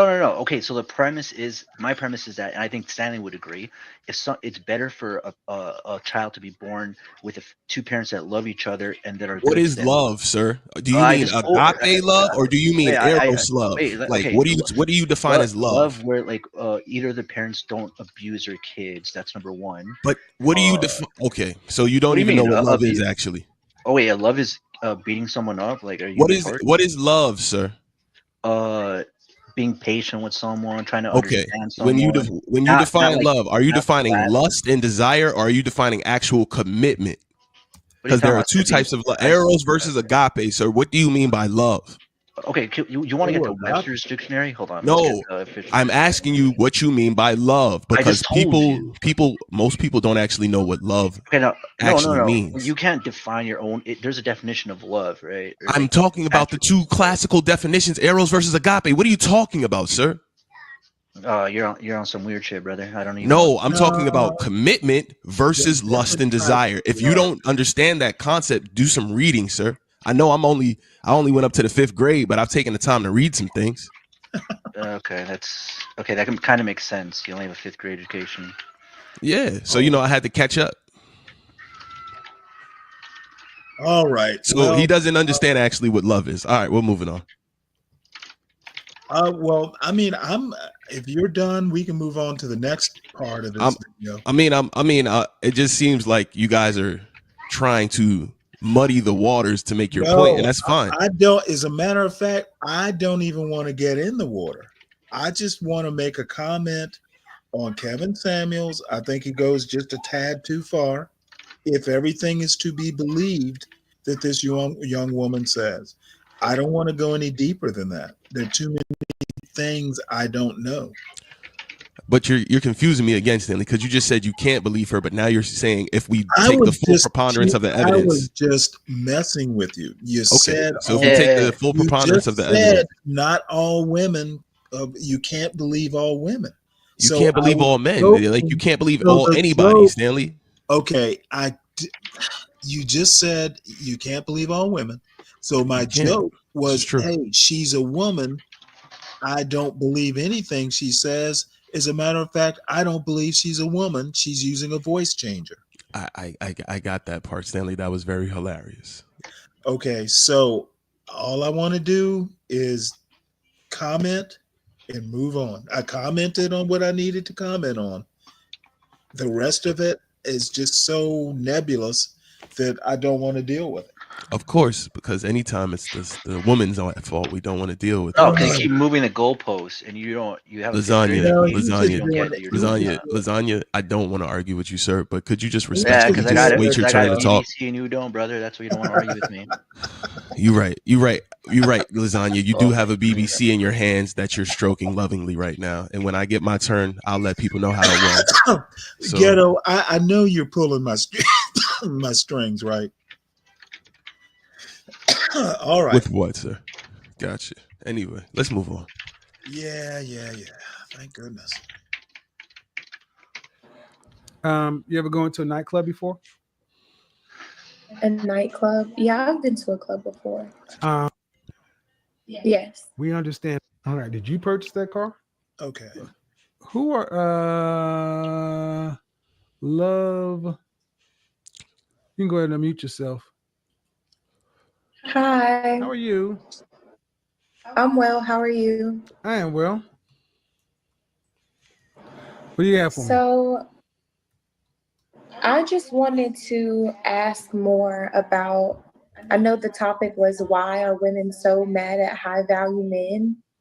And from my observation, I've seen that a lot of people just don't understand the definition of high value, which I see you explain it every time on your show. Mm-hmm. But I think that's really the major issue. People really don't know what high value is, and it's just a misunderstood concept. Good. Well, how old are you? I am 25. 25. Do you own a car? Do I own a car? Yes. Yes. All right. Did you purchase that car? Yes. What make and model is it? It's a Jeep Patriot. A Jeep Patriot. Mm-hmm. It has a value, right? Yes. If you were going to go try to sell it, you could only sell it between this dollar value and that dollar value. Could you go sell a Jeep Patriot on the market today for $100,000 used? No. Because it's not what? It's not worth the same amount. It's not that valuable. Right. Versus if you decided you wanted to go sell a Bentley of the same year used, could you get $100,000 for it as long as there hadn't been any kind of wrecks or accidents? Yes. We understand value. Because we do understand value. We don't like to ascribe value to people because it's very cold. It's very real. You ever go into a nightclub before? A nightclub? Yeah, I've been to a club before. You ever see the VIP line where the young pretty girls get in for free? Yes. Have you ever been in that line? Or I mean, you know that line. I have. Huh? I have. And then what about the women that weren't in that line? They have attitudes and they're wondering why they're not getting in as fast. Hold on. Are they really wondering why, or did they know why? They probably know. There's no probably. Sure Man. There's no probably. They know. Okay. Tell me why you getting the VIP for free and they can't. Because we're dressed up. So like when you go out, we're wearing dresses, we wear heels. Okay, if you look like Precious in heels and a dress, could you get in the VIP? No. Okay, so let's not play. At 25, I treat you as a grown woman. At 25, and at 25, you understand that you have to be of a certain looks value to get into this place for free. And if you don't, you stand in line and pay with the dudes. Right. So what's not to understand? We get this. It's just harsh. That makes sense. Right. So, do you want to be married? Yes. Okay.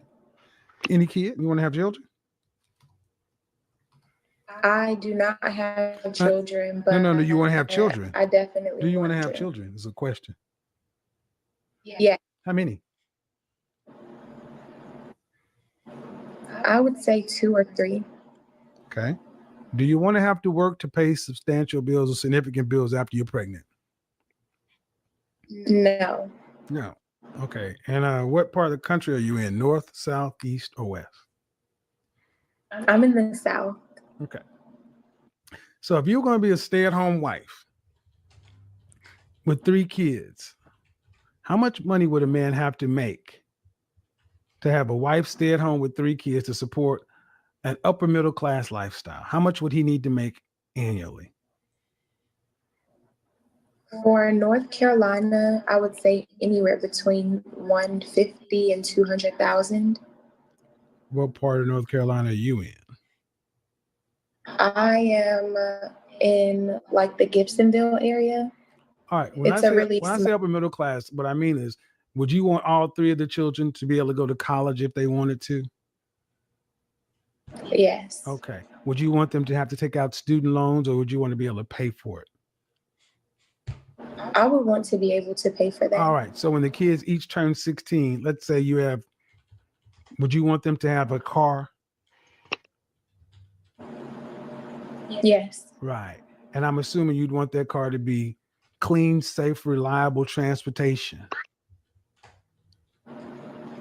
Of course. Yes. So you ain't going to get there on no $150,000 a year with a family of 5. You're talking about a man who's making $300 some odd $1,000 plus, because college for 3 children. See, a lot of you young ladies don't really seem to understand how much money you're looking for a man to make. Right. Well, I'm really thinking about, like, when I think of family planning, I look at like mutual funds, different things that you can invest in to prepare for college, not necessarily it coming completely out of pocket. But that's still not something you plan on paying for. You plan on you want to be and here's the thing. I'm not a big, here's the thing. I'm just trying to give clarity. 3 children, each having a car at 16 in college. To raise a child from 0 to 18 is $200,000 in this country. And you're talking about tacking on an additional $50,000 to $70,000 in college bills. a man is going to have to make $300,000+, and I don't think a lot of you ladies get that. And I'm not trying. And what I'm trying to get you to understand is, if you want a man that makes that kind of money, what does he want? What kind of woman does he want?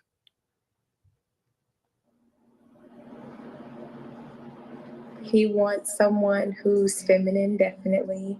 Someone who takes care of their body and who's easy to get along with. Okay. That comes standard. So how tall are you? I am about 5'7", 5'7.5". Dress size? My dress size is a 4. Okay. How much did you weigh the last time you weighed yourself? My last weigh-in, I think I was 170. Ma'am, there is no way on God's green earth you are a dress size 4.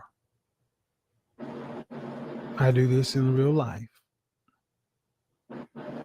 at 170 pounds.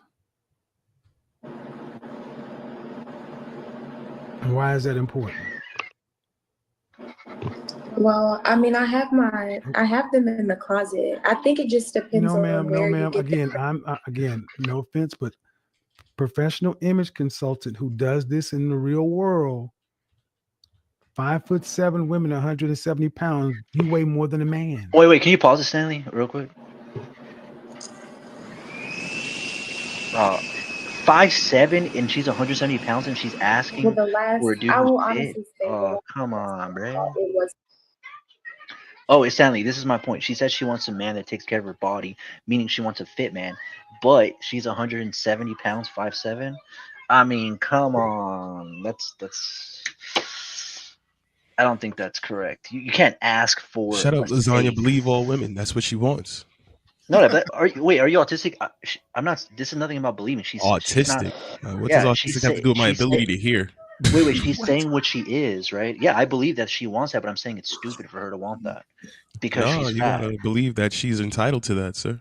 No, but you're this. That's how I know you're dumb. Like you're know I'm dumb. confusing two different things. No, I'm not.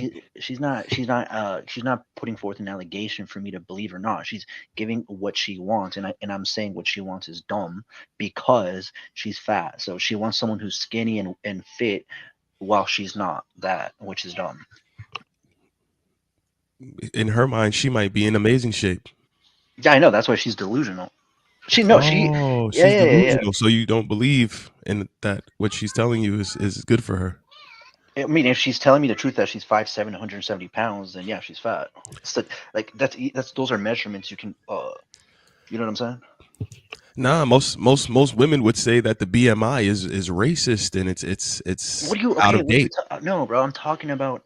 Okay, 5'7", 175 pounds. I hear what you're saying. I'm just telling you, most. most women would say that the BMI is racist. It's out of date. Okay, It's I inappropriate. wasn't talking about that. My only point You was said that 5'7", 170 pounds. That those are measurements that you can quantify. What would you quantify that on? What's but I don't care. against I don't care. against Listen, what what metric?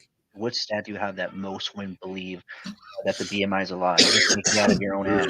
It makes I'm no making sense. that Show about us it, that. sir. You just don't be in these spaces. I get it. In these spaces, that's what sisters say all the time. Okay. So just because you talk to 10 girls and they say that doesn't mean 10. That's cute.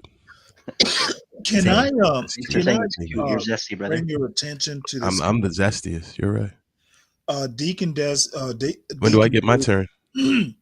Says 5'7", 170 is heavy, but not too crazy when the average height or weight is 5'5", 180. It's only 2 inches off, Deacon Dave. What are we saying that 2 inches to smooth it out?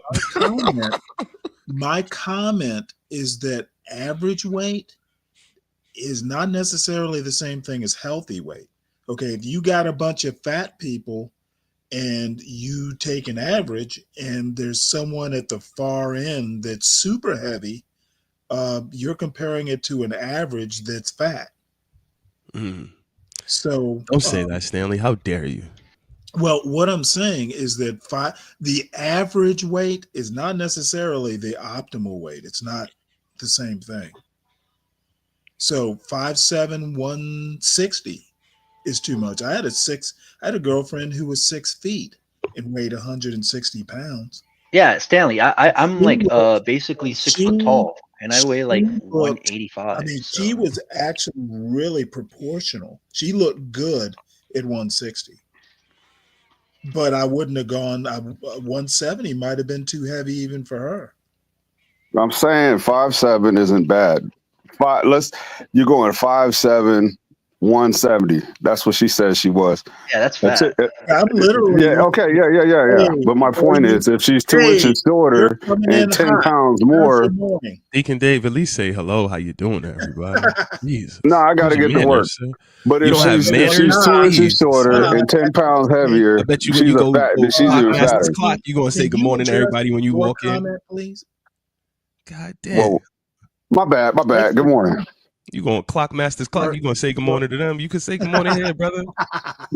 Your comment 5'7", 170 is heavy, but not too crazy when the average weight is, height weight is 5'5", 180. Yeah. That's true, but you got to realize that average weight isn't the same thing as optimal or healthy weight. They go Stanley lying. No, it's not lying. I think my point is that one isn't as bad as the other. Nah. Okay, well, why didn't you just say Deacon that? Dave, are we lowering our standards to make Why people didn't feel you better? just say that? That's what I said. No, Deacon Dave, you are we said lowering our standards to 5'7", make people feel better? 170 is heavy. No, but I know that this is way off compared to what most niggas be wanting, man. They want them big bitches. They don't. Number one, This is a better deal than what the average is. want something that's not healthy. 180 is a better deal than what the average is. No, 170. Okay, we're talking 10 pounds. Okay, 10 pounds is a day at y'all McDonald's. go Sir. ahead Come on, what we and talking about? debate 10 pounds is an improvement. That's my point. Okay, you know what? I don't think it's enough of an improvement to it's even write not, a comment on it. It's what are you talking Wait, about? I calculated her BMI on ChatGPT. She's 27% body fat. That means she's You know, overweight. 5'5", 180, 5'7", 170. No, Both 27% would mean she's obese, sir. No, it isn't. Obese is after 29. After look at I put it. It's right. Sir, here. you obese. okay. I mean, obese is 30 plus. I'm sorry, I read your thing wrong. Gotcha. Okay. I think you guys just want to argue about it. It don't matter. I'm up out of here. No, Deacon Dave, I asked you a simple question. Are we lowering our standards? No. Take No, yourselves it's not out of lowering your the bad standard. points. Take So what is yourselves out of your bad points. Just say 5'7", you like 170. BBWs, bruh. Like just say that. 5'7", 170 is bad. 5'5", 180 is bad. They're both I unhealthy. think you guys are convoluted the whole thing. Carry that to the hospital? Well, you know what? That's because three motherfuckers want to talk. Yeah, and can you only grab that for me, one babe? be talking. I think y'all convoluted the whole point. I'm saying that the average is 5'5", 180. Okay, She's 5'7", 170. 170. Who the hell are you dating? Average weight is unhealthy. Do you acknowledge that point, Deacon Dave, or not? The point he made is the average weight is unhealthy. Yes. So then, what are you saying? So you're acknowledging unhealthy is okay. That I'm done. So that means we're lowering our standard to accept unhealthiness. Yes. No, I'm not saying that. If you're saying that the average weight is unhealthy, and that No, it's I'm also saying that. no, right. Stanley, I'm just saying he conceded to that point. So if you're saying you concede that point that the average weight is unhealthy, then we collectively have lowered our standard to accept an unhealthy average. You don't concede that. Yeah. Then that means we've lowered our standard. It's 3. And I'm going to be honest, this is one of the things where we will agree that, I know we all have our our preferences and stuff. I prefer fried chicken every day, but it's not particularly healthy. Damn, you're playing into the stereotypes now. I am the stereotype if I want chicken every day. All right, well. All right, let me try this again. Let me try this again. We want our curves, but the curves aren't necessarily a healthy desire. Let me try this again because I gotta go. Oh, and let me shoot it down again. If you're gonna, that's fine. You can do what you want to with it. Just let me drop it off real quick. Deacon Dave, it don't matter how many simp capes you put on this morning. We're not going to jock with you on this, brother. You might as well just say pull so I can shoot it down. Jesus. Nah, it's cool. It's Go cool. ahead. I don't think y'all. I think you guys are just rejecting the whole premise before I even like really explain what I was trying to say. Go ahead. Go ahead. Please, sir, you got the floor. I'm saying the girl, y'all said she was fat. That's cool. I agree. I'm not saying that. I don't agree with that. But if she was 5'7", 170, it's better than 5'5", 180. That was it. Gotcha. And I don't agree with that. I don't agree with that at all. I think it's just as bad. They're both bad. Oh, it is bad, but it's an improvement. It's a An better improvement. bad. I It's got her, you. it's her doctor. Yeah, it's a when better he bad. It's a diagnosed you with better. diabetes gonna say, oh, well, you know, at least you lost 10 pounds. It may not, and it also do depend on how she carried it. She's not. We're not talking about a 200, 190 pound woman. If she's taller and lighter, it's better than shorter and heavier. Sir, you saying that because you don't have to carry that to the hospital yet. But when you got to carry all that to the hospital because she's sick, you're not going to be saying, damn, this 170 pounds feels better than 180. You're going to be like, damn, this is a lot. I'm It's a gonna be lot. carrying and trying to grab a titty while I'm like carrying her. You know what I'm saying? That's beautiful. Yeah, I'm agreeing with you. I'm not disagreeing with you. So, I mean, it's great for us to look at and ogle over, sure. But like long term, is that really healthy, sir? And is that really showing love to that person to allow them to get that big? No, So this it's is not so healthy. that you know it's for your own selfish gains that you want them to be pleasantly plump. I don't like them pleasantly plump. I like them fit. You just killed your whole argument. You like them what? He says he likes them like precious, Stanley.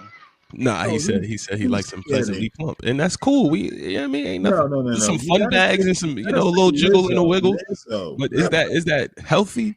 Is that going to No. be good long term? Is that going to cause problems in your relationship as it goes down the road? Diabetes. The list goes on and on. Like gout. No, I made my dementia. point. I'm not disagreeing with you at all. But the point is that the 10 pounds less and the 2 inches more makes it more pleasant to look at. Well, it just makes it better than the slimmer What's your bitch is better definition of than the better? fatter bitch. Is what I'm saying. And you're saying 10 pounds The makes her significantly slimmer. not as fat bitch is better than the fat bitch. 10 pounds is making her significantly slimmer, is what you're saying.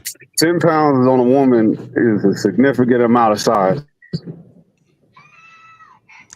I don't agree with that. It is. I don't think if you put a 170 and 180 pound woman next to each other, you could tell the difference on who weighs what. I don't think that doesn't make any sense. I think I could, especially if the skinnier love one is to test taller. Yeah, that would Like 2 actually inches? just look. We're talking 2 It would inches. look like it would look completely different. Okay. What you couldn't tell? If I stand a 5'5", 180 pound woman next to a 5'7", 170 pound woman, I'm going to be able to immediately tell, yes, this woman is 10 pounds less than that one. Sure. Okay. Really? I mean, I could. That's interesting. I mean, listen, man, maybe you're into fitness to that what degree. if the weight is evenly distributed? And what I mean Exactly. What would you know, the bust and the hips are proportional? I'd have a hard time, I think. Exactly, but No, not me. Not me. I mean, actually, I wouldn't have a hard time. That's like saying a 5'11" man standing next to a 6'1" man. They're both the same weight. You can't. One was not going to appear more skinny than the other. No, But then you're talking about a 10-pound difference on a woman.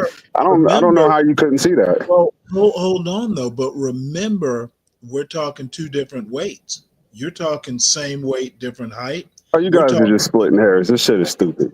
You're the one It don't matter. I made my point. My point is that the chick that's 170 and 2 inches taller is gonna appear more slim than the chick that's 5'5", 180. Point is still bouncing around between your ears, and you get it because he likes when it Everyone bounces else around. Stanley, he likes to bounce around, and I ain't Yeah, mad at man, him. come He on likes with to that, bounce man. Come around. on, man. Come on now. We ain't got to go there, bro. Ain't I nothing wrong think with we loving agree a on little this whole lusciousness on point a sister. altogether. All I'm A saying is heavy that is chick. not healthy, bro. Unhealthy chick. Nobody's saying that we want an unhealthy chick. That's Nobody's lies. saying that. We've collectively lowered our standards, and you're trying to run away from that. I want point. an unhealthy chick if it's easier to get her. That's what I want. Because it's like, you know what I mean? She ain't gonna leave. I don't have to do that much. These days. These days the unhealthy sisters will leave you just as fast, sir. Because they know we want them. Exactly. You hear how this man done put 4 capes on since we got up here? The luscious sisters know they got a market now. Yeah, it's like, you know what? That 5'7", that 5'7", what was it? 5'7", 180? You're gonna be leaving, not her. That's a fact. 5'7", 170. Just it don't sound like a fat chick. Wait, are you dating a chick who's 5'7" and 170? Is that what you're saying? I mean, it's a heavy woman, yeah, but that doesn't sound like a fat chick. You know what I'm saying? 5'7" is tall. Wait, Stanley, can I chat GPT those stats and then bring up a picture of a chick that fits those stats so you can see how fat she is? Go right. It better be a black chick. Yeah, use a black woman in ChatGPT. Use a black woman in ChatGPT. Yeah, if you're talking about a white woman, 170, 5'7", yeah, that sounds heavy. If you're talking black, yeah, she wouldn't sound. She would sound. She would sound like, you know, she got curves and whatnot. You're proving my point that we've lowered our standard. I know. I agree. We lowered the standard for sure. So how could you have denied I said that. I pretty much said that most brothers like heavy women. I said that already. So we lowered our standard. What if it's just white people haven't raised their standards? Teach Stanley, nah, don't do that. Stanley. Teach Stanley.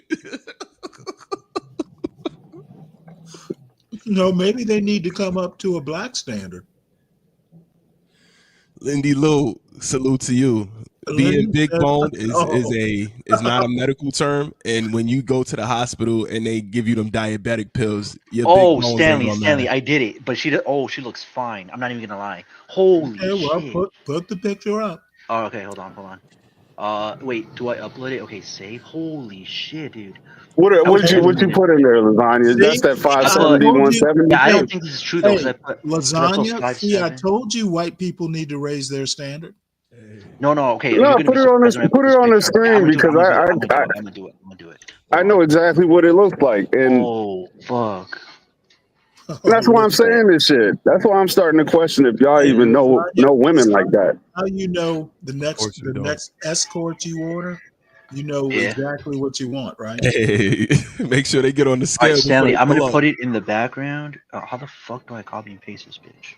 Yeah, I know, Fred. He's got me excited. What'd you find? Current using. Fuck. Okay, I'm just gonna stream this picture. Don't worry, I like you guys, so I'm not gonna post anything crazy that gets you guys banned or anything like that. Okay. Yeah, what's understood don't need to be said, man. Just throw it up there. I can't. Okay, hold on. Present, share screen. Okay, here it is. Wait, I want to make sure there's nothing. Yeah, there's nothing. Wait. Okay, now I don't have any porn in the background or anything like that. Okay. Porn in the background. Because you know how I do, Stanley. Oh, you know what? When you get the channel taken down, I won't. Oh, here it is. You'll have to deal with the urban landlord. Okay, here it is. Did you see it? What do you guys think? Okay, I put this on ChatGPT. That is not no 170. That's what I'm saying. I don't think so. Yes, it is. Man, oh my God, bro! You don't understand height in proportion, man. Yeah, sir, I'm literally Googling pictures of women who were 190, 170, and then they went on weight loss journey. And they look huge. What do you like? I don't understand that. That picture is not what they look like at all. Yeah, I don't think so. Well, I think this is why. Let me explain it. This is why I believe that that's what it looks like. My wife is literally that same size. She's lighter. She's like 165, but that's a 5-pound difference. Well, she's got that weight distributed pleasingly. Yes, she has a very small waistline. Well, salute to you and your wife, sir. Nobody's about to sit here and start disrespecting your wife, sir. We understand. I mean, it don't bother me. This shit is online, but I'm saying I know the dimension. I know the dimension. Sir, if your wife looks like that, God, you have won the lottery, sir. God bless you. I know why you're a deacon. Listen, man, you got to praise the Lord for that. You know what I'm saying? I'm not mad at you, brother. If I had a picture ready, man, I could pull a picture up of that, and it looks Deacon Dave, exactly like if you that. could pass out a few more of her sisters around us, because if they looking like that, you know what I mean? If she got some sisters or cousins with that type of genetics, you know what I mean? I'm sure some of the brothers in the chat would appreciate. You know what I mean, but y'all want to stay local, so I mean, I can't. Where you help from, it. if you don't mind me asking? You don't got to she's give us not- the specifics, but like what I state? mean, I'm in Ohio. I mean, that's no Oh, you in secret, but- Ohio? Oh, yeah. Okay, you got that farm fresh stuff going on out there. Okay. No. She's not homegrown. I got her from somewhere else. I mean, you know. Oh, you come brought to it that from conclusion. overseas? You brought out from Yeah. overseas. Oh, listen, man. You win in the game, brother. God bless. I don't know. You know what I mean? If you ask me, that's the only way to do it. Man. I'm just do a telling you. lecture. You might have to come up here and do a sermon, Deacon Dave, because you know what I mean? Some of the brothers in the chat might need some information. Sorry about that. I thought I was muted. Sorry. Hey, put that photo back up one more time. Put that if you can. All right, hold on. Oh, I'm gonna upload it, and Stanley can just post it. Okay, here's Stanley. I'm upload. Oh fuck, what is this shit? See, because like this young lady right here on Pinterest is showing her weight loss journey and yeah, it looks much different than what you guys just showed. But again, listen, maybe we just ain't, like you said, we ain't found one that got the genetics to do it the right way. So Desirable to less men who are less desperate with higher standards than from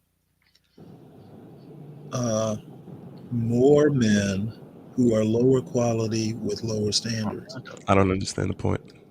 Shout out to you though, eclectic. Well, we're element. gonna have to find out her point one line at a time. There you go. while yet higher value men don't look twice at them. Okay, this is what it is. You want to All see right, it again? that's nothing to be proud of. It's embarrassing. And then good for Yus Bish, your trash, Yus, attracted more men with lower standards and desperate. Yus, don't mention women like such as Melania Trump. You know what? I bet you don't look like a Melania Trump eclectic. Well, Stanley, the guy wanted to see it. Is he done seeing this? No, I'm sorry. Pretty nice, but it also is AI, right? Yeah, this is AI. Yeah, that's AI. But I mean, I could literally take a photo of my wife and fit her into that silhouette. I put woman 5'7", 170 pounds, and I told ChatGPT to draw it for me, and this is what it came up with. Oh, I put black woman. Well, even GPT has a desire apparently. Yep. And she got a little fupa. Hey, I'm not. Listen. Someone's gonna clip that and then jerk off to it later, Stanley. Guaranteed. Bro, you're sick, man. You're a sick dude. Facts. All right, man. I gotta go. Y'all pray my strength in the Lord. All right. All right. God bless you, good brother. Dave. And salute to your wife too. All respect, dude.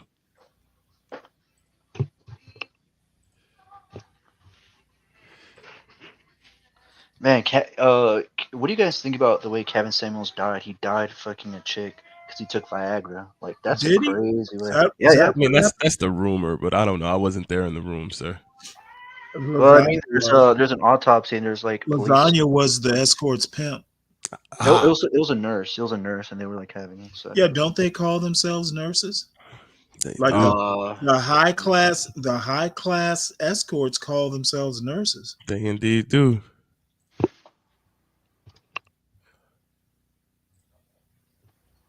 Do we keep playing it, Stanley? Bobby wants to know what's your favorite Biggie verse, Ghetto? I can't remember the whole verse, but it's the one where he said, "She looks so good, I'll suck on her daddy's D." Of course, obviously. Oh, Lord. Wow. That's I don't know what to say to that. Nah, but all seriousness, what is my favorite Biggie verse? That's a good question. I'm glad he's not here to have to defend that. I mean, that's what he said. I mean, he said a bunch of very interesting things when you like look back over it over time. He said a lot of real crazy stuff, but we'll leave that alone. But yeah. I mean, that probably is one of my favorite Biggie verses of all time.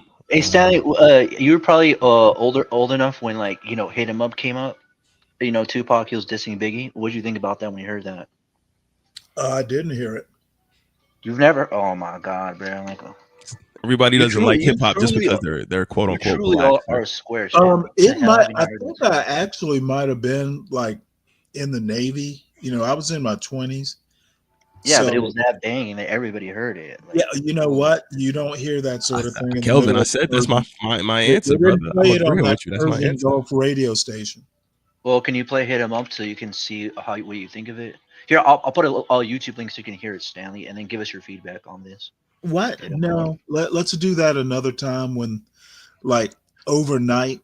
That would actually be a funny show to just have Stanley react to different hip hop songs. That would be hilarious. That would be okay. Fine, you can say this IRL, Stanley. It's this one, "Hit 'Em Up" by Tupac. He went in on Biggie on this song. I think this is why he ended up getting killed, because the song popped off so hard and he dissed his. That's why he got killed, sir. He dissed his everybody in Biggie's life. I don't think that's why he got killed, but I don't think he realized how hard it went back in the past. Like, it still goes hard in 2025. Imagine back when it came out. No, I'm sure they were angry, of course. Wait, hold it. I don't think that's the reason. Eclectic, Eclectic, you were a slave?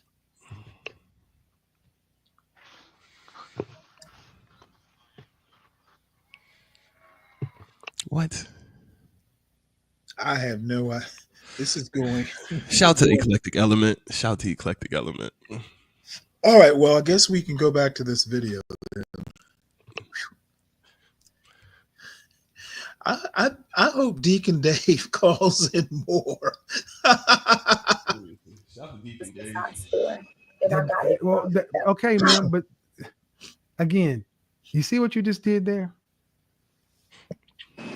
I'm 51 years old and a professional in this. And instead of just saying, you're right, this, that, you're going to just, in your nice feminine voice, argue the point.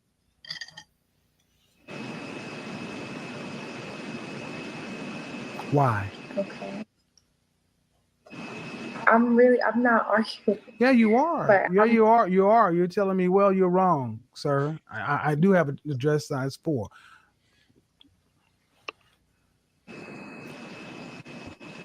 Let's move on. Well, it is kind of crazy you're arguing dress sizes. Okay. Were you raised with mom and dad? Yes. And your mother and father were married? Yes. I can't hear you. Yes, they were married. Are they still married? My father passed away. Okay. All right. Are you looking at YouTube or are you looking at me? I'm looking at you. Okay. Sorry to hear that, but I'm gonna tell you that from what I'm hearing, you have a nice demeanor right now. But the man making the kind of money you're talking about making don't want women that are 170 pounds. Oh, this is an even better one, Kelvin. The average height of an American man is 5'9.5". He weighs 168 pounds. Again, you weigh more than a man. And that is going to affect your mating options, your marriage options. Is this the first time you're hearing something like this? No, I've been listening to you for a while. Okay. And I just started Burn Boot Camp like 3 weeks ago. So I know I took a long break with this quarantine. I should not have done that, but I'm definitely in the gym every day, at least Monday through Saturday. Okay. But one of the things is we have to be honest. Oh, shoot. I'm sorry. Hold on Hope one they sec. know my nigga gutter. Hope they know my nigga gutter fucking kidnap kids, fuck them in the ass, and throw them over the bridge. Shouts to Biggie. Oh damn, this man's looking up the craziest Biggie verses right now. I mean, he didn't say that. He said my I nigga know, gutter but kidnaps that's kids, crazy. fuck them in the ass, and throw them over the bridge. These are his words that he used to go platinum, y'all. Well, Stanley, I wanted to add something. Someone said you should eventually, in maybe another stream, watch Patrice O'Neal. I think that's good because Patrice O'Neal is crazy. Well, I need to find, if I can find some that I'm not worried about copyright strikes. I did begin looking at stuff. Let me see what I can find, because wait, how? But I've had about 5 people say we need to look at him. So you're playing Kevin Samuels. Isn't his shit copyrighted? How are you able to play his shit? you know what? I don't know. What Other than he's dead and nobody's struck me yet. Oh shit. Okay. I know when he was alive, he would he'd go after people, Take but people to court. Yeah. I don't think that. I mean, I've been playing this for a week.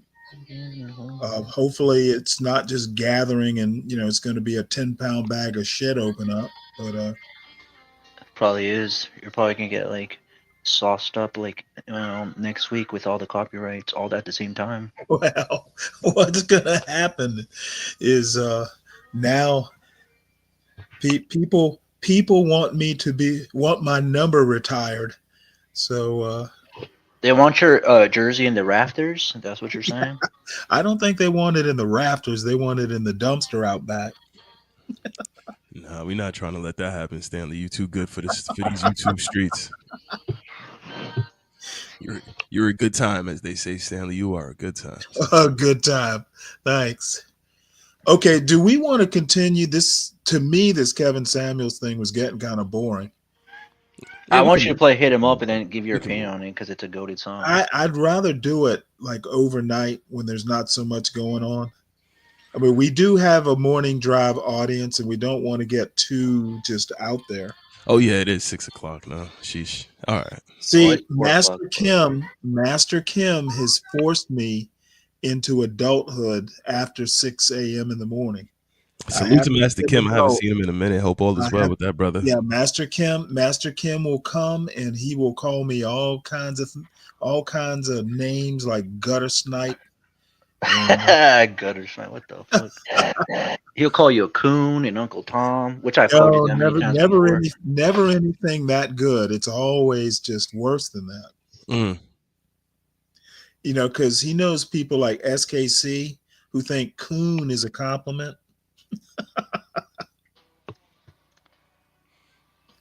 Where is that? Oh, Master Kim. Oh, Master Kim wants to get rid of you. That's what JQ says, Stanley. Oh, shoot. Master Kim's the op. You gotta find where he is and snipe him. Master Kim is is like the captain of the Get Rid of Stanley Brigade. Jesus. What'd you do to him, Stanley? What the fuck? I think it was just myself. Maybe he's jealous of the BBC because he is not, believe me, he is not jealous.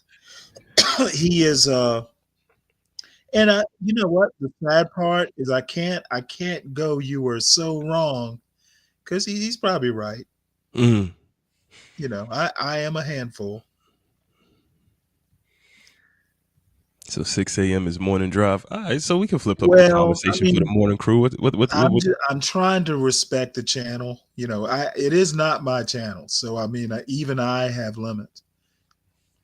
That's very commendable. No. Actually, very commendable. This is something we could do, but this will give people time to line up what they want me to hear.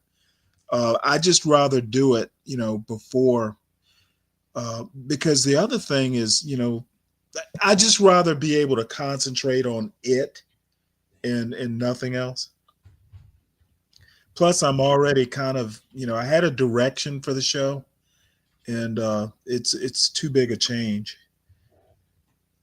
Does anyone watch this lady here? I actually like her. Who, Cynthia G? She Kendra actually G. did Kendra G. I'm sorry. She actually did a very interesting interview with the late great Kevin Samuels. I heard that. As a matter Before of he fact, passed, yeah. I saw it and I thought I logged it somewhere. I'll have to go find it. Because the title was "Women Can't Something or Another." It didn't sound positive. But I happen to like her. She's just kind of weird. Now she's probably 5'7" and 180. Yeah, about that. But like you She- said, it's in those well proportioned areas. Yeah, I love that face. and she's got great wigs. I think there was a wig. I love that. She Oh, looks great. wow. Y'all can always anytime Stanley, with Master Tony Kim wants you to chop him in the throat. What the hell is going on? What is he? Where is he? I don't know. JQ is saying. Oh that. yeah, you know what? This is. I think he goes easy when he knows I'm there. God only knows how he is afterwards, like when I'm not there. Does he have your picture up on his boxing bag when he's like practicing his taekwondo and he's round I kicking? think, Like, I think he's got Stanley Cross toilet paper. That's how Jesus bad it is. what's funny is Master Kim is creative enough that he would do something like that. You wipe my ass every day. Wipe my shit on your face, Stanley. Yep. You know what? It's probably special ordered. Yo, Stanley, not to no bullshit though. I think Stanley toilet paper would actually sell. That's I think you can make a killer, man. You know what? It It would not only sell, it would be like, you know how everybody has merch? Bro, I think that would be amazing merch. Like, I'm not even trying to be disrespectful, sir. I think that John would really Galt, John Galt merch store featuring Stanley Cross toilet paper. paper. Oh man. Oh man. Lasagna, you into all the new age stuff? Like, help us coordinate that, man. Let's get some Stanley toilet paper popping. Yeah, there's got to be a way to do it. That is hilarious. As long as I get like a 30% cut. Good life. And that'd be only right, sir. That'd be only right. What the fuck did I walk in on? Jesus. Now this title is she has There a dope, he is. Good morning, sir. a dope personality. Morning, everybody. Actress and a producer, mom to one, wants real man. Well, that would be me, man. She looks nice. That would be me. Hey. My name is Fancy. Nice to meet you. Hello, Name is Fancy. Fancy. Yes. Fancy. Where you call me from, Fancy? Atlanta. Where else? ATI. How old are you? damn. I'm 40. Younger, 40. What do you do for a living? I'm an actress and producer. Okay, actress and producer. You have any kids? I have one. She's 21. Okay, ever been married? Oh. No, I haven't. What's your zodiac sign? I'm a Taurus like you, girl. Janet Jackson birthday, 5/16. All you gotta say was Janet. I would have gave the date. Yes, you are. Okay, with us. Yes. Okay, my Taurus. Hey. All right, let's get into it. So she is ready. I love this. Well, you're a TV producer, you said? I'm an actress, but I'm also a producer as well. Okay, so you probably do like self-tape auditions because you have I can tell you your setup. You have a ring light. Yes, ma'am. Okay, let's do it. We got Fancy, Atlanta, 40, actress, producer, mom to a 21-year-old, never married, right? All right, and she got the same birthday as Janet Jackson. 5, 4, 3, 2, 1. Okay. Gotta make Looking for a girl. Girl, look, my friends think I should get a man. Okay, my friend, I was on my way home from Target. She talking about, sent the link, talking about, go ahead and get on there tonight. Because I'm like, oh, Lord, child, keep trying to get me on this latest show, honey. She done made me download the app and everything, child, okay? So your friend told you to call me? Girl, yes, my friend Didi, girl, she's been watching you since forever. She been trying to get me to come on this show for months, child. So I'm like, girl. Hey, Didi, girl. Thank you, Didi. Girl, she texted me tonight talking about, get on, she on right now. I'm like, God damn, girl. Okay, let me get on here. Y'all can leave me alone. Shit. Damn it. She do got some nice personality. I will say that. Yeah, I like her personality. A too. man, baby. Okay, a man. Okay, a man who's in charge. It's 'cause Okay? come on, she has so much energy for No you, Stanley. liar. Like as you get You older, know you him, like baby. He's doing a everybody little depends on. He's a man, baby. Okay. She says A she's true tasty. man. Stanley. Hey. She damn, she is fancy though. Do you have any deal True. She's got that. She's got that I chinchilla just on. don't girl. like hygiene. I'm big on hygiene. She has a And nice also, I smile. don't like cigarettes, child, and I don't like got nice diets. Like, skin, we too. grown as hell, okay? We can just be honest with Cigarettes each and other. I'm diet. 40. You Yeah, however she's old you she's are, shiny like, as shit. Damn. Let's just be honest. You don't everybody be She's I mean, lying. that's that. I'm all a this. I'm an As soon as you actress draw that stuff. You know, line, she keeps I'm it done with glossy. Okay, Yeah. so be honest. Mhm. What about, should he look a certain way? No, so that's the thing. I never go for looks. Well, Bobby, I'm sure you could find things for y'all to do I that don't require never much really go for talking. looks at all.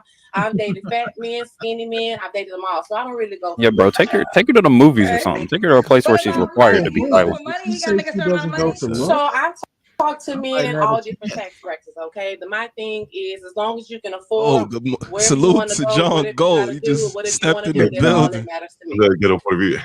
Okay, let's do the Kendra Kim. Oh yeah, the little thing. Okay. Oh, you look good, like you're in shape. Mm. Oh, thank Hey, you. hold on now. Yeah. For That little 40? sa- For that 40? little Do you sachet want of the her guy to be suede in For shirt. 40? Atlanta? Hey. So I'm not from here. I'm from Houston, y'all. Well, Port Arthur, but I've been in Houston since a teenager, and then I moved to Detroit for a year, and now I'm here. So he can live really anywhere. I'm not from here. I'm just here because of my career. So you would So yeah. relocate. Yes, I would. Did she specify what type Yes, of he can actress have she kids. is? Okay. No. And Nah, do but I you, mean, Hopefully, in Atlanta, she hopefully probably the do a type lot of of extra actor work she is My last for a lot of like relationship was smaller almost projects. 8 years ago. Yeah. 8 years ago. You don't have to answer, but I'm gonna ask. When's the last time you was intimate with someone? Child, it was like 3 months ago, and before that, I was trying to practice abstinence, so I was like 5 We'll drop months. that 200. Okay. 5 months is abstinence. 3 flaws you have to work on. Oh She my said she was goodness. trying, Management, child, Stanley. I'm always She late, said Lord. No trying. matter if I take 5 hours. You just haven't found the right girl. man. So I definitely got to work on my time management. Oh Lord, probably a Yes, whole bunch of other stuff, tipsy. child, because I ain't perfect around here. She's swaying. Yeah, all other kind of stuff, child. I don't know. You only know honey. one I do talk flaw? too You much. can't I think love of 2 talk. more flaws? Yeah, I got a whole bunch of them probably around here. Let me see, time management. Probably listening more because I'm a talker. I love to talk, child. As y'all can see. Oh, she's self-aware. And That doesn't really change much. oh, girl. I mean, it's child. So I mean, in you her know- industry, she probably has to be Maybe- self-aware. Maybe exercise. I need to exercise more. I guess I don't know. I'm a clean eater, but I don't work out, so I want to start working out. Like Mm. she's self-aware that she's like this. That's even worse. I mean, to be fair, it's better than most. Okay, I mean, like you're in I shape. would Are you on have to any? agree You know with what? Gary on that one. I can tell. I can tell she's gonna come up during this colorism talk. movies? Jesus. Yes, I have like. Oh yeah, she almost could be on 20 there. films. It's Jesus like Christ. I'm gonna be able to deal with this mouth because she's light skinned. Out between Nah, two Okay, nah, so I nah, think nah, someone might know nah. you from some TV Yeah. movies. Oh, that's hey, that's fucked y'all, up. Listen, God y'all know. damn. Yeah, I'm wrong, right? Stanley says she'll Hey, look good in his y'all. Hallmark pictures for the Okay. 25th. All right, Sorry, she's not my type. so what's the age range you would date, Fancy? You're 40. Yes, I'm 40. So I like older men, child. They say them young men. Oh, is older weird. men? Stanley, I don't know. I just Stanley. I Older don't men? like them too much. So I like the You know what? I'm gonna have to protect. If I wish I had hearing aids so I could turn them down. older men, honey, because you got to be a man for me to respect you, baby. Gotta be a man, Oh, man, look man at to her. respect her. Really? Okay. You got to be a Good woman. child. Why would a guy be lucky to be with you? Well, so because as a woman, I offer companionship. Like you can talk to me, you can cry to me. Like I can support you. Like we're gonna have a good time, child. I'm not Oh gonna no, bother no, you. no! Go This do what is you gotta- all of a sudden I'm. She said she won't channeling- bother you, Stanley. You could go do what you got to do. I'm channeling Kevin Samuels here. Uh-oh. She offers companionship. Is that what men are looking for in a woman? And submissiveness and Probably not. cooperation also. We are not looking for Probably not. companionship. Probably not. come together. We're gonna be happy and be Not one. from her end. So You did make a come point there, over here, Stanley. You child. did. Yeah. You a lot, I could tell. What? You say that? Stop it. Ooh. Well, I love your assertiveness, I mean, all of that stuff you know, would be you know great what on you want, camera, so but that's yeah, great. to live You with that know on a yourself. day to day would but I probably can take tell me. that I do agree. you know you're gonna need a guy that's gonna be able to. It's like, you know what? When you're reading a book, you'll be quiet. Yo, He's listening, I feel. I don't know what Well, your son so put the in your thing food, is, sir, but you I can think you should bring- do that but more I'm a often because you've been on homebody, a though, batting a thousand today, I Stanley. love being That is home. true. It's Sources No, I are got enough homebody. That Yes, is true. yesterday. yes. Like it's a Friday You got night, girl, and I'm Yeah, at you home. see, I Stanley, came I'm to happy. Target. You I need went to to get walk more to Target, sleep, girl, sir. went to Publix, got me some little snacks, and I'm in, child. I was gonna get in, get the scrolling or doing something. But yeah, as long as you're a man that can come through and make me listen to you and everything, like put me in my place and hush me up, then I'll be like, okay, well, let me shut up then. Well, Let me not Stanley do can too do that. much. Uh-oh, So Stanley, she yeah, said she'll shut up. girl, I can't Put her believe in you her said place. that, But Kendra. will Wait, she? when she says put her in her place, does that mean she Wait, wants to no, get like beat on or something? Like, No, not like no. not like that. You know what? Nah, When she's, some of them, some when you know what, she's I'm gonna leave it shutting up, alone. she's talking to her lawyer. Mm-mm-mm. No, she just I like would a man who's clip a this. little bit of assertive. You ain't gotta fucking smack her up or anything, unless she's into No, that shit. you know what? That She, would. You she know might what? be into that. I would never slap her. It would leave a mark. She's so light skinned. Not even on the rear end, Stanley. If she says to smack it, The light skinned women can't even get beat right. Y'all are evil. Okay. No, I do like. No, I love your personality. Thank you. I love your personality. she said, I Stanley, know you better leave a handprint in You're this on buddy. the app. You said that at the top of it. Better Yes, make your girl, mark. on the app, Fancy Jones. Okay, Make I'm your gonna mark, pull Stanley. you up. I'm gonna Yep. pull you up so Colonize. the guys can know how to reach out to You know, this you. old man's getting tired just A hearing lot her of people talk. in the ATL. She is like that. A Somebody lot out of there. people in the ATL. Mhm. I'll be in Atlanta next year for our speed dating event. Yeah. Is it Fancy? Is Fancy Jones? Yes, Fancy Fancy Jones. Fancy Jones. Hey, yo, she look way better in that Fancy picture. Jones. Fancy, You know what? Jones. Put in Fancy FAN. Oh, those pictures are If people catfish. come up, Like, Fancy oh, Jones. god damn. Okay. She looks nice at You the need bottom. to too. You said you Not need to that lose light. weight. Well, I just would like I got like come on, Kenzie. You know how we all got like little stuff we don't like about ourselves. So But this turkey that wouldn't be. That's not your flaw. Lena Horne. I need looks okay, better. listen, I done got my body this far at 40. I need to get into the routine of working out. Okay, I ain't gonna look like this Yeah, forever. you can work out, really but like you've been this, blessed girl. with genetics. Then, like, thank God that you. Say that again, John. She's attractive to me in some way. You know? Yeah, she's attractive. She's attractive. Like, She's Yeah. not unattractive, but you know what? If I were deaf, I'd be in love with her. Yeah, she do got that mouth on You her. you That's can a get this body without working out. I still need to work out, Kenzie. I No, want to I'm stay not in shape. saying you. Okay, every woman, everybody should work out for the health reasons, not the aesthetic reasons, Yes, right? yes, So yes, yeah. yes. But what I was saying is, you don't, your body is, you look good, Thank and you don't you. work out, so you gotta bless. You're blessed. You're blessed. Yes, and yeah, I'm about to be a big mama. My daughter is pregnant. Okay, I'm about to be a big mama. Okay, so you got a grandbaby on the way. Yes, child. So Wait, I'm how a old big is she? papa.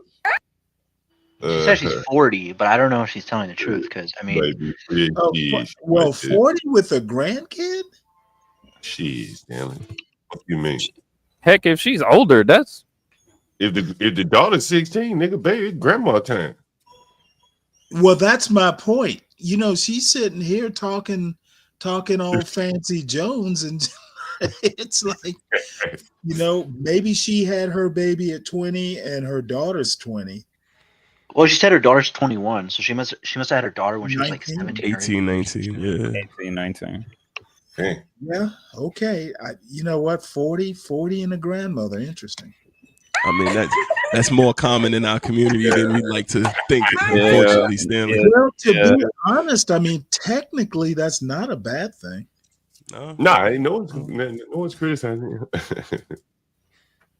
Heck, even if she is lying about her age, that's even better. The fact that she look like that, if she's like 50 or 60 or whatever. No, Garion, she's hoping to meet a young man like you. I fucking hope not. Yeah, and she will come Fancy Jones. She's an actress, a producer. I'm not into that fancy shit. That's gonna put her in her place. No lies. Don't play with her time. At all, baby. I get rid of you in a second, baby. I don't play. Don't come over here wasting my time, child. Oh, Jesus. Child must be, because I started saying child around 42. So maybe child must. Is Scarlett O'Hara a black? Child must be the word that you say when you turn 40. Girl, no, I've been saying this because I'm country. I'm from Texas, girl. So I'm just always saying child, honey. Texas, Okay. Texas, I think I Stanley. started She saying got some child. Southern This comfort show there for started you. me saying ooh child. Oh, really? Texas is the West. Yes, child. Yeah. All right, It's the girl, Southwest, listen, Stanley. I enjoyed this. Keep on sound going. Okay, I will. Thank you. Bye, no All problem, right, baby. Kendra G singles the dating. I know. Kendra G putting out this app. She turned her hustle up to another level, man. But I'm sorry. Go ahead. You about You know to say what? I'm not mad at her. I actually like her. Yeah, I've heard good things about her. Yeah. But that was the smartest thing she could do because she was relying on other social media platforms. But now she gets to consolidate all of that data, consolidate all of those contacts, and now she can get into the business of selling data and stuff. She just turned her hustle up to a different level. Salute to her, man. Gotta keep pushing. And just facts. Yo, John Go, I want to ask you a question. I know you're. What did you think when "Hit 'Em Up" came out? When Tupac released that, like you were probably like 20s, yeah, I remember right? the song. Yeah, I remember the song. What do you think of it? Did you think it like hit super hard? Yeah. I mean, it was a popular song at the time. It was what came first? The Biggie song. The Biggie, and then that was Tupac's response to Biggie, and that's why he probably got killed because it went so hard. And he talked about a lot of crazy shit. He had the other one, the one that you didn't hear much about. Was it Toss It Up? I don't know. That seems. I feel like that's a rendition of like a gay one. Hail Mary, maybe? I don't know. It was the one where he was dissing Puffy and LL Cool J. He may have hit Jodeci. Oh yeah, hit him up. I think that is. Hit him up. That's what I'm talking about. A gilf. Oh, wait a minute, Kevin Samuels versus Kendra G. This should be interesting, Stanley. Yeah, this is. I've never seen this one. I meant to watch it and never got around to it. What would they even go with odds on? Say that again. I said, what in the world would they even go with odds on? Be interesting. Well, this is from what I gather. This is like before she blew up. Yeah, oh, okay. Yeah. And This I might have been her remember catalyst to one of the- going up there. It was something. There's another person who has this up on YouTube somewhere, and it was more like, can women be good advisors to women or something along those Yeah, really that desiring makes that much sense. because I don't want to fulfill what they desire. And one of the things you mentioned the other night is you got to share that man. A lot of times that man, if he makes 400,000 or more, he may have another woman. And I know I cannot deal with that. So I think a lot of women sometimes say they want these men, but they've never dated it because if they had, they wouldn't be just focusing on the money. There's a lot of women that have men with money, but they're not always happy either. I don't judge by what women want. If you want to focus on your career, do that. But see, one thing that women have not been told in this country is there's cost to all of it. You can't have it all. Men can't have it all. There are trade-offs and choices. If you chose to focus on your career, I am all for that. Do it. But it comes at a cost of your prime childbearing years. I don't make human beings the right there. That was her when she was young. I think that's what she's posting. Like, Damn. when she was young. Well, look at her she- face. I'll She put it looks to you young this right here. way: she has changed. She's much heavier than that now. Yeah. And she looks But I much mean, that's meaner. a- Look at her face. She looks angry now. All I have to say is, wow, I had no idea. way they are. So this is the choice women have to make. I wholeheartedly agree. And I was engaged into my college sweetheart. I went to Hampton and I chose to focus on my career instead of becoming a wife. I have no regrets.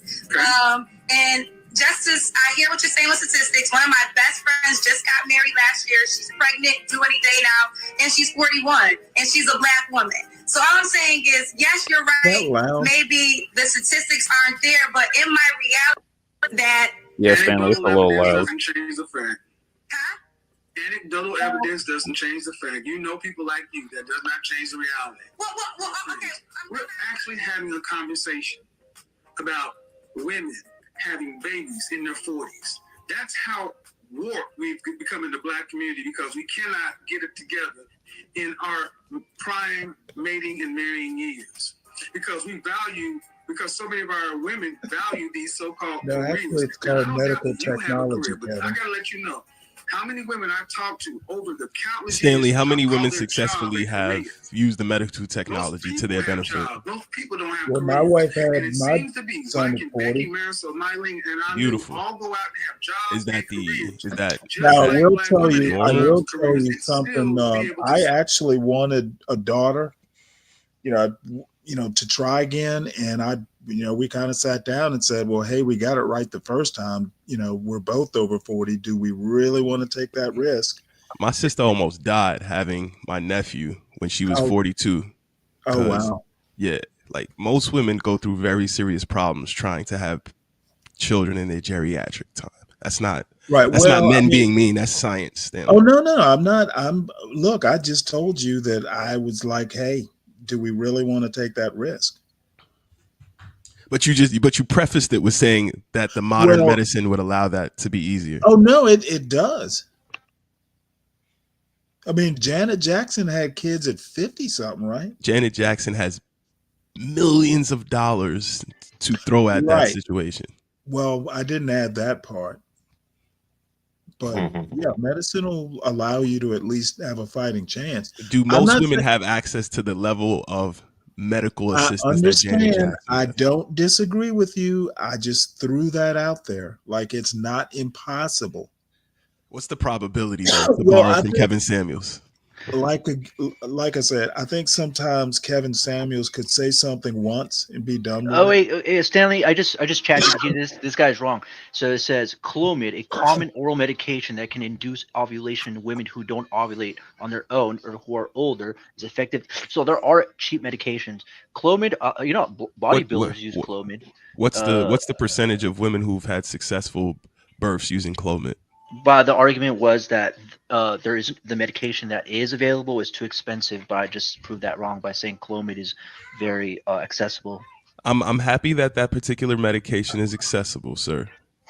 What That is the was the whole percentage? point. That was the No, whole that point. wasn't my whole point, because I first asked him what's the percentage of women who have successful births geriatrically, even with the medications. That was literally my first. Okay, question. so do you? Okay, fine.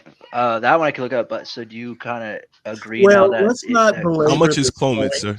How much is it? It's a very common medication. How much with, is it? With insurance, it's free. Without insurance, I With mean, what? With insurance? Yeah, with insurance, it's free. So you're Like, saying you Medicaid get a and stuff job. covers Clomid? Yeah, definitely. Wait, Medicaid, when you get a job, even if you work at like Popeyes, you get regular insurance. It's free. Right? But does their insurance cover? Sir, I know you don't understand this because you're young. Everybody's insurance doesn't cover every single thing. Some people's insurance doesn't cover these type of things. You're making a broad stroking No, statement. but I'm that- saying the medication is so cheap that you could have shitty Yeah, but he's- insurance. and he's still What cover is it. what is how much is it? What are you saying? Okay, so you can get it for Citing it to the Chamber $32, Broad $32.92. A dose or how much hold on, how much let me comes in see. that dose, and like how many times does a There's woman need also to take there's this? also coupons. There's also coupons you can use on this shit. Oh, $37. coupons. I don't know the dosages, but I would probably think it's like that much a month, right? So like $32 a month for a bottle, and then you have to refill it every month or some shit. Usually that's how medication prices work in general. So I'm on rxlist.com. Clomiphene. What is Clomid? It's non-steroidal ovulatory stimulant for women who, after other reasons, pregnancy failure, have ruled it out, desire pregnancy, and follow additional instructions that make pregnancy more likely to occur with this drug use. So it's not this drug alone. You'd have to also do Right, other yeah. stuff at the same time. Yeah, it In has to be addition, a cocktail.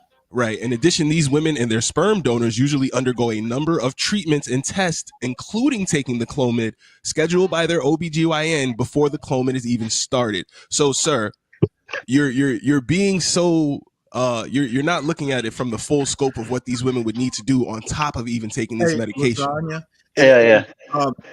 his ghetto, it is all my fault, because this is the problem. Generally, when Lasagna comes to me with these little things, I'll just go, well, Lasagna, I don't have time to go in and research and counteract your point. Lasagna, not everybody is as lazy as I am. Well, I can counteract that point because his original point there was no medication. You So know, obviously, That's not true. Hey, Like, my original point, if you want to throw out this oh my the God, video, this is crazy. we would Sure. we would get much farther if we just finished the video and commented on that. yeah, true, When true, you- Gary. Lasagna, when you wanna, don't do that with Ghetto because he will out research you. Yeah, Ghetto will bring up a whole damn library on you. And Yeah, we'll have a whole don't- screen dedicated to this Yeah, argument. he's used to dealing with lazy men. Ghetto is not a lazy Find a man. husband. Why can every other race of women seem to be able to do that, but black women are doing that at a 1 out of 4 ratio, and the next closest women are white women who are married twice as much as you are. And that's married to anybody. You're not marrying anybody. Can I respond to that? I hear what you're saying. But I also think that if women are realistic and they are open to dating and maybe not always focusing on the money and maybe to give up some things on their list, it is possible. I know you said yourself your mother got married at 50. There's people that do still find love in their 40s. And I just think that I don't want women to feel hopeless. And her 3 sisters died alone. Huh? And her 3 sisters on the way to dying alone. Also, do you know this drug is known to cause birth defect? Jesus Christ, what are you telling people to take, Lasagna? Yeah, dude. Also, Tylenol also has like Lasagna. adverse effects. So I don't know what you're talking about. That's like me saying Lasagna- don't take aspirin. What are you talking about? Lasagna- Everything. Nobody takes aspirin to have a baby, Lasagna. No, but that's not the point. That's what I'm saying. You're dense. Your dense. argument is that that medication has adverse effects. Yeah, every medication has adverse effects. This is That's what known you call to it cause on- birth defects. It's not an. It's a effect. It's destroying the thing you're literally pursuing. Oh wait, can you link that so I could actually read it? For I a just second? linked it to the back chat, Okay. sir. Oh, you didn't. The last thing linked is the "Hit 'Em Up" song. Right before that, sir. Right above it. But I posted the "Hit 'Em Up" song before we even started discussing the club. Stanley's normal weight thing is at 546. Then in between your Lasagna 601 is me putting a link to rxlist.com, sir. I don't think you posted on the right one. It just Hey, says Lasagna, didn't you go out and come back in? I'll no. post it again for you, Lasagna. Okay, because Yeah, that was, if I was you, going to say. if you log off and back in, those links aren't persistent. Yeah, it might have disappeared if you logged off and logged back in. Sorry, I just posted it again for you, sir. Okay, I'll read it. All right, well, back to this beautiful picture. Keep it in the pants, Stanley. I'm trying. Do you think black women have been given the accurate message for life? I will say no. I'll give you that. But I will say this too. There's a lot of things I do agree with you on, Kevin, and that's why I came on your platform.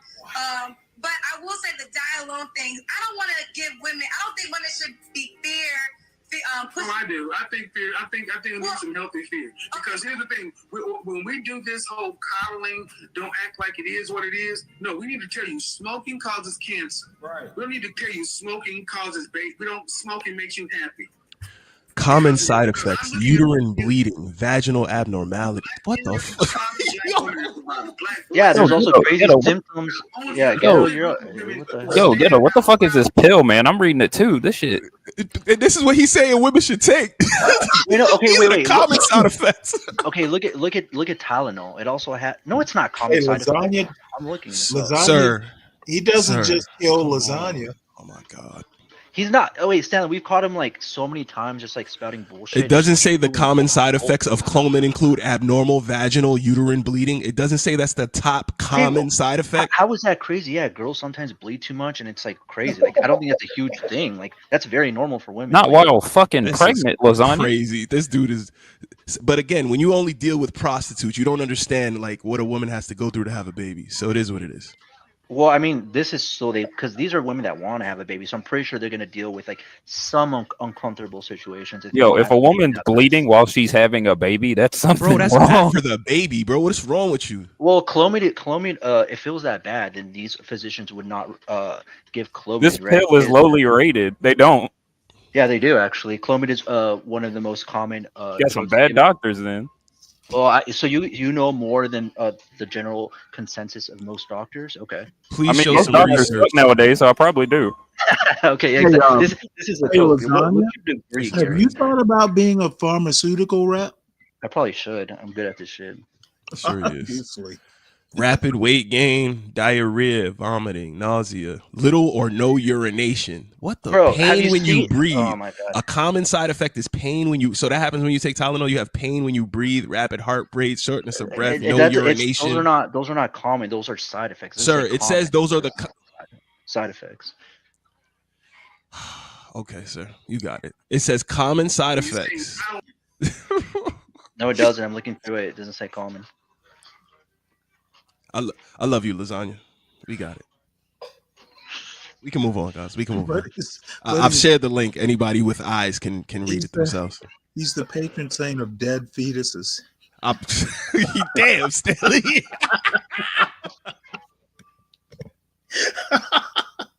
Don't need a man to make it through life. No other group or race of women is so bold to stand outside and say, put all the pressure of the world on me because I don't need him. Well, I don't believe that. I believe men are very important. I love the black man. It's our culture. Okay, I agree with that. Let me ask you this, Kevin. Do you think a woman, because I hear you Can we pause real quick? I always wondered your answer to this. Should a woman be with a guy who might be cheating on her, not cheating? Chris Reed, the studies have been done on women using cannabis since the 80s. There's actually an excellent study where they tracked 50 women who were using cannabis throughout their entire pregnancy, and there were no adverse effects. So I don't know what you're talking about. I can actually link that study. That's a National Institute of Health study. So relax, sir. Cannabis is not Tylenol. Cannabis is not clomiphene. You got to stop. Man, what a body. Treating her the best. Do you think it's better to have a man than to not have a man at all? Yeah, see, that's a disingenuous question. See, when you come in setting the table as if is the choice between a negative and a man, I reject that question. Why don't you give it the other way around? Do you think a woman should have a man who actually she can build with and partner with, such and so forth? Why come in assuming bad faith to begin with? No, I'm not. No. Yes, you did. You came in and gave me a negative versus having a man. And that means if he's going to do this, should she choose that? Why don't you give me the other side? Give me the good faith argument. Okay, well, no, there is a good faith argument, but I just heard you say several times. I think sometimes women. No, what I'm saying is, why didn't you come through the door giving the good faith argument? Why do I have to ask you for? I don't celebrate you. You're supposed to celebrate him. But what I'm asking you, Kevin, is this, and I'm not trying to be combative. I'm just simply asking you a question, and I'm really trying not to be combative here. Is there some women? You have to try. Right. There's some women who date men who might not be treating them the best. And I always just wonder, because I know you preach a lot about settling and being with men. And I talk a lot about settling because that's what a lot of women talk about all the time when they really ain't settling. See, what I'm saying is I asked you the question. Okay, I'm sorry. One of the two things wrong in our community is, one, so many of our women come into interaction with black men in bad faith. Yep. You assume the worst, the negative. Ma'am, go rewind this part. You gave me an example. Do you think a woman should settle for a man that's cheating on her, abusing her, such and so forth, in order to just have a man? That is a disingenuous French toast ass position when you could have easily come in and gave with the positive, good faith. Do you think it would be better for a woman to be with a man who she can actually live with, to cooperate with, and build a life with, or have nothing? You could have made that choice to come in the door, good faith or bad faith. You chose to come. No, you chose to come in bad faith because that is the default position in our community. I used to desire those type of men. I don't really desire them that much because I don't want to fulfill what they desire. And one of the things you mentioned it the other night is you got to share that man. A lot of times that man, if he makes $400,000 or more, he may have another woman. And I know. Hey, Ghetto, turns out this pill has a 40% conception A lot rate. of women sometimes say they want these men, but they've never dated it because if they had, they wouldn't be just focusing on the money. There's a lot of women that have men with money, but they're not always happy either. Well, okay. So the follow-up question to that would be, that's the kind of man you would like to have, you just don't like that aspect of it. Well, I would say say this. I'm 41, right? So when I listen to the women, when I was in the 30s, when I heard the girls from up here, they remind me of myself because I was like, he got to have a lot of money. He got to take care of all the bills. That's what I was on, and I run in those circles. But what I've learned is a lot of those men just couldn't be faithful. So then I learned, well, that's my deal breaker. Faithfulness is my deal breaker. So I've been blessed. So the question I have then is, because I hear what you're saying, but then I also like, that sounds good. Okay. Because you 41 years old, married, any kids? Nope, I froze my eggs though, so I got a safety net just in case. So you're accustomed to a certain standard of life. This is true. And if a man is making the median of what a black man is making, $42,500, he can't afford your standard of life. So is that my problem? It's the reality of the world. See, so is that my what happens far too often, especially in our communities, black women wait too long to get married. You wait till you're too old. You wait till you have too much experience, and your experience and your income has gone up, and that is inversely proportional to your sexual marketplace value. So can I speak to that? So let me finish making the example because I hear women come on and say, you know what, that high value thing, I really don't want that because I don't want to have to share him. All right, but then are you going to be able to look at a man making $45,000 a year and respect him to the same level that a high value man would be respected? I would respect a man who's hardworking, and as long as he doesn't try to minimize me in any way. Now that's the biggest thing. If he's okay with me being my full self. You didn't answer whether or not you respect him to the same level you respect the high value man. Now you guys pay close attention. She never comes outright and answer any damn question. Oh, this has comments. That shit is so annoying, ladies. Just answer the freaking question. Yes or no. No, I think you're wrong there, Mr. I'm going to say yes, only because Commentator. I'm going to tell you this. I've dated high value men. I've dated the men with the Rolls Royces and all the cars and all the glitz and glamour. And they always thought because they had the cars and the glitz and glamour that you got to bow down to them. And I get it, but I'm talking about the man who's working at the post office. Right. I would say, now, I'm going to tell you my requirements. I want you to be attractive. So if you're a guy that's working at the post office and you're... Did he ask her about appearance? You see what I'm saying? She just want to talk about what she wants to talk about. Man, this dude is as bad as He's overlooking. SKC. attractive and you... Hold on, let me time out. Hey. Why do you want to be attractive? I can't have nothing. No, let me explain. See, this is what's so wrong for so many of our women. You're supposed to be the attractive one, not us. Okay. Black women today have atavistic mating standards, very primitive, meaning I want you to look good.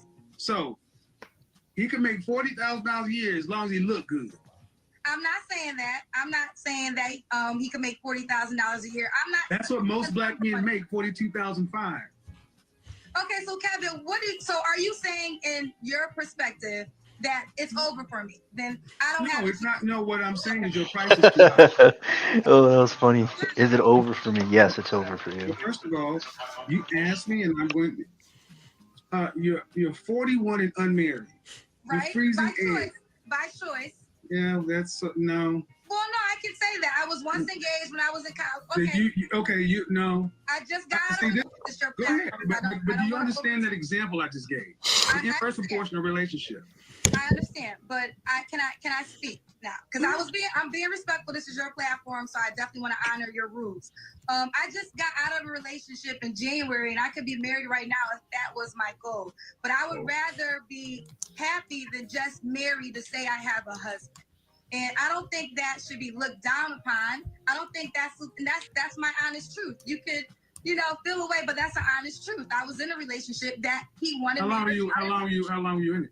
We were together since last year, 8 months. Okay. And he was ready to be married very soon, very early on. And I don't want to be married just to be married. I'm not going to live with fear and say, oh, okay. So do you want to be married? Huh? You want to go back to what you want. You control access to your body, and for a time frame, women control access to whether or not kids are born. But see, what older women, especially accomplished women, have a hard time accepting is your value has a shelf life. After 35, you're at geriatric pregnancy. If you met a man that you found that you thought was the bee's knees and he wanted 3 children, you can't carry it. Okay, but Kevin, I would say this, right? Can I just That's say harsh. Is that true? I agree with you. I'm not. So he would have. So either he would have to forego having the children in his legacy, or he'd have to go find someone who could. Or it could be a man that might already have children and doesn't want children. Not my example. That's not my example. That's not. That's But an see, example. can I just say this? I respect your insight. I really do. That's why I came on your platform. But I'm not gonna allow what you think. This shit almost sounds sad on her behalf. It really does. But you see how she's evolved her position since this, right? Lady, Kendra, ma'am, I don't know you. Okay, so the thing is, I'm not going to allow you to start getting upset because I'm not, Kevin. I'm not upset. I'm not upset. you came to my platform and asked me my opinion. Okay, so to tell me what you're not going to allow me to do, that's not necessary. I wasn't trying to be rude. I was just ultimately. But what would you call it? What would you call it? I'm not going to allow what you say to do what? Because I mean, listen, I hear you, but I don't. That's very rude. You should apologize, that Kendra. had babies in their 40s, that gotten married in their 40s. It can happen. So I'm talking black women. Yes, I'm talking black women. 1 in 4 black women were married. 1 in 4 black women were married in their lifetime. So you telling me about the aged black women who marry after 40 and have babies? I'm sorry. I'm sorry, ma'am. I'm sorry, ma'am. I'm sorry. That is unfortunately. And here's the thing: if you're waiting till your 40s to marry and have babies, you did something wrong in your 20s and 30s. Yeah. I mean, well, I will say this: I focus on Damn. my career, which I know you feel could be something wrong. I have no regrets. I have no saying is yes, you're right. Maybe. But how come women in other cultures can have their career and be a good wife? Why is it our sisters feel that they can't? It's crazy. Anecdotal evidence does. American women, period, are starting to be like this, though. Reality. Well, okay. I'm not taking away from that. What I'm saying is, ma'am. I'm just saying that. Listen to what we're doing in the black. Listen to what we're doing in the black community. Take it away from you. Take it away from your friends. We're actually having a conversation about women having babies in their 40s. That's how we've become in the black community. It really sounds crazy, don't it? Prime mating and marrying years. Yeah, that shit sounds crazy. Because so many of our women value these so-called careers. Now, I don't doubt that you have a career, but I got to let you know how many women I've talked to over the countless years who call their job a career. Most people have a job. Most people don't have careers. And it seems to be, why can Becky, Marisol, Mylene, and Anu all go out and have jobs and careers just like black women have jobs and careers and still be able to spin that plate and find a husband? Why can every other race of women seem to be able to do that? But black women are doing it at a one. Pause it right there. And the next closest women are white women who are married twice as much as you are. I think that may have been the best. You know, this is probably the most Kevin Samuel I've watched in total since he's been around and was around. And damn, that was some brutal, hard commentary to her, his opinion. But you can't argue with it and say, well, it ain't true. You can't argue with that. But I feel myself almost feeling sorry for the woman because I don't know about ghetto point of view, whoever else is up here, Lasagna. But I've heard so many women over the years, I could have been married, but you're not, right? And it was something about that man that wanted to marry you that you didn't want to marry him. And so when I heard her say that, it just struck a chord with me because I've heard it so many times over the years. So many times. Have you ever heard that? You've heard it too? Tons and tons of times. I grew up in a house with majority women. Like I had a bunch of sisters, and then being in my aunts and all of them, we all lived in the same building, and like this was all of their stories, time and time again. She was too respectful to say, "Well, you're not married." But he was married multiple times. Why couldn't you keep a marriage? maybe that man that I turned down reminds me of you. Well, I think what he's saying that would have been a very good counter punch. Yeah, well, you know what? He better be glad he wasn't talking to me. Yeah, but you know, even with you, Stanley, Are you a middle-aged woman, Stanley? Yeah, that's what I was about to ask. Well, no, if I were, I would own him. But Stanley, women ask him about his divorce rate all the time, and his response is, "Well, at least I was able to get married multiple times. Like And y'all you haven't know even got what? down the And you know aisle what? yet." I would have loved that. You were able to get married, but you weren't able to keep married or stay married. It's easy. Right, and he said he failed his wives, and he acknowledges his Okay, well, then, failures. you know what? You are You not know- the man. You are not the man to be talking marriage when you couldn't even fix your own. That doesn't make any sense, Stanley. Oh no, it makes sense. It might not make sense to you, the It Kevin. doesn't make sense to most people, Stanley, because people grow up and they evolve. And Bullshit. the man Well, that you he know is what? now, it wasn't. He If acknowledges y'all it wasn't the wanna man when do he what was in I feel marriage. like I think Kevin people have to be Samuels perfect in wants their to do- field in order to talk about what they know. What Kevin Samuels wants to do is he wants to pull rank. Okay, this isn't a debate of equals. Right, he's the one that is has the been married. She's oldest- not, so he has that is experience the over her. oldest trick in the book. These gurus never debate their equals.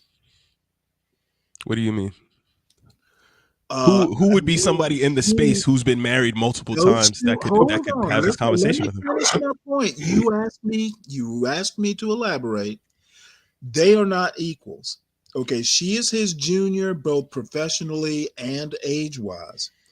I want to see him debate a John Galt or a Stanley Cross or someone that is his equal, both in age and stature. Now, I'm not saying I'm Kevin Samuels, but I was married.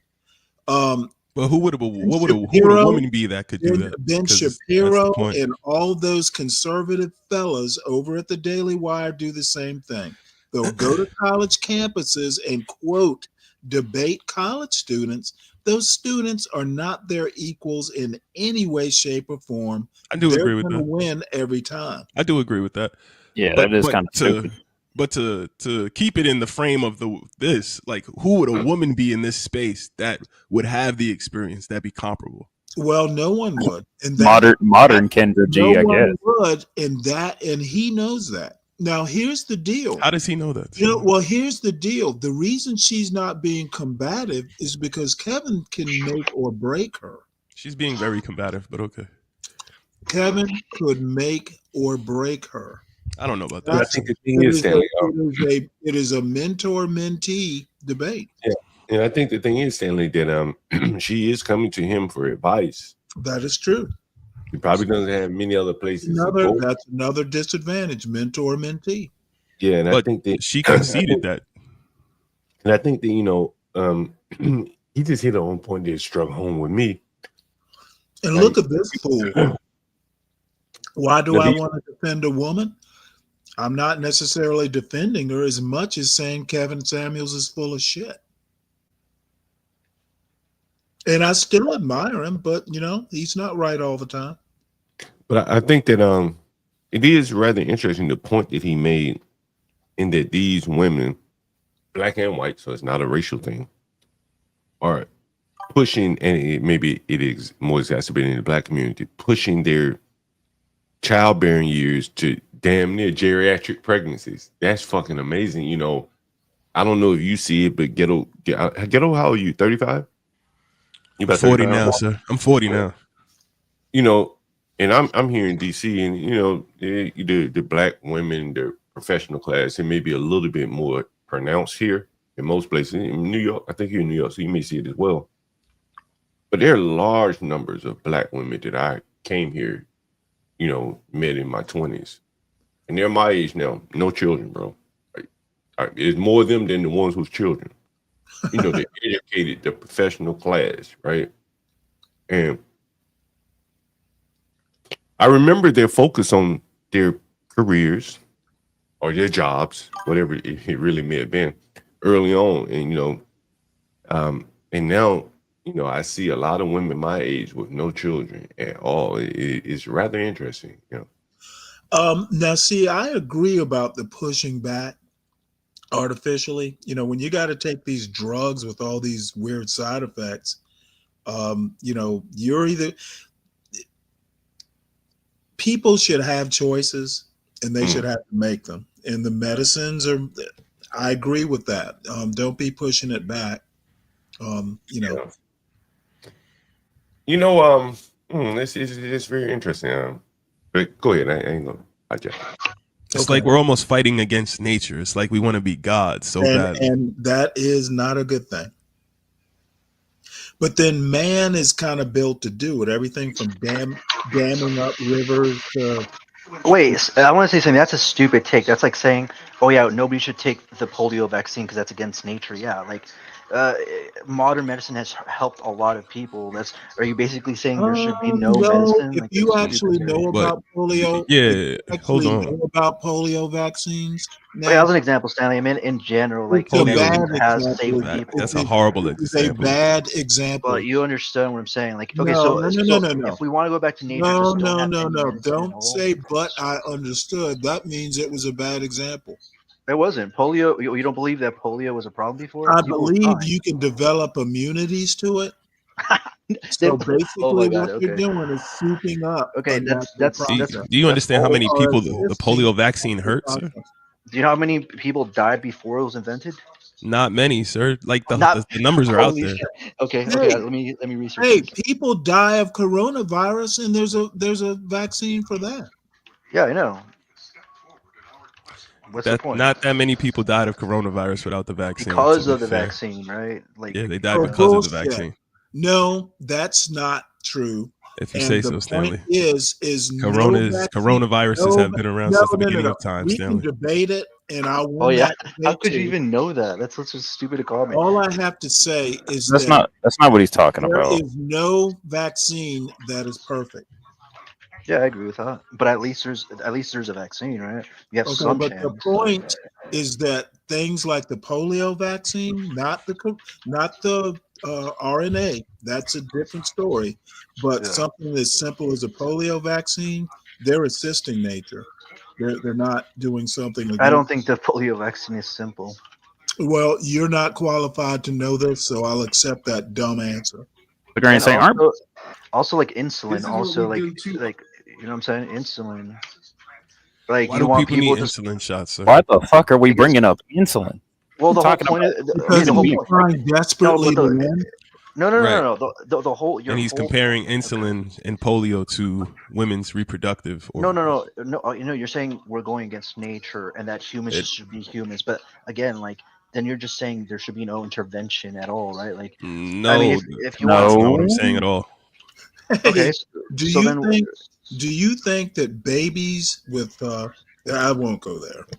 Come on, yeah, Stanley, don't bring that up. With If autism? anything, you can no, not that. You can bring up hormone imbalances. A lot of these pills throw off women's hormones to where they don't feel like they want to get pregnant or they don't want to get horny. So that's one thing that we're going against nature for.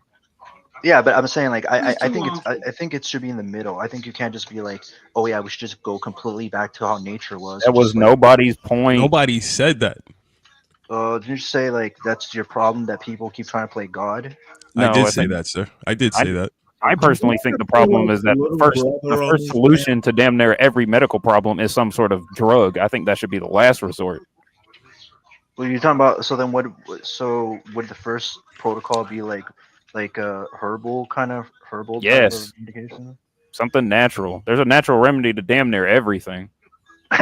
That's a very I don't want to be no, I'm not gonna say that, but that's a very like I guess your people way to think. Just pray Nah, to the Lasagna, I'm gonna tell you Lasagna, this now. you do The understand next that time you most- get, Wow. yeah, Lasagna. The next time you get sick, look up home remedies. You'll find at least 100. Okay, I get okay. Well, whatever. But Lasagna, are you saying that most of these things that you're championing, like Tylenol and stuff, they don't go out into the forest and try to find like a herb-based formula for that and then try to replicate that in the lab? Are you saying that that's not how they make medicine? I mean, do you know how they make medicine? 100%. Like Okay, literally. okay, go ahead. What, Yeah, how does it make most medicine is made from plants anyway, so why not just deal with the plants? What is he talking about? They literally make doctors in their final years go and find herbs. Like, what are you talking about? No, bro? they don't. No, Vaccines are No, literally they made don't. from genetically engineered white blood cells, stuff that you already have in your body. Yeah, but no okay, problem. man. We Yeah, done with that's this such a stupid. conversation. That's such a We done stupid with this statement. You mean stupid? I'm telling you how vaccines are made. Yeah, I know. Most medicines is made from natural shit, so why not just make the natural shit or Okay, just yeah, deal so with then, that? okay, then try to split up white blood cells. However they made that medication, do it by nature. You can't. Try to You need split a white. specialized. You hear how specialized extreme tools. he goes to You need try to sound right? You need, This is you need crazy. specialized tools to do all these things. It's Specialized. it's You need medical specialized. jeopardy. Okay. Yeah. Okay. When you get sick, or you have like, Acting as though take women don't some have fucking- accountability some tree shit. and consequences. A great way to try to No, throw the man, conversation off I'll let you lasagna. go on for 30 seconds, and you say a man should be celebrated. I don't know why black women come in and talk about men should be celebrated. You're supposed to celebrate the man. He's not supposed to celebrate you. What other race of women runs around talking about that men need to celebrate them? What are we celebrating? Well, who's on top? Who leads? Well, Kevin, okay. Who's on top? Who leads? I do say that yes, the man leads, but I have to just speak for the men that I know that are happily married. They celebrate their wives. They do. All right. Okay. But listen, You can sell, okay, man, but who? Okay. This notion is toxic to come in. It's toxic to like, yes, it is.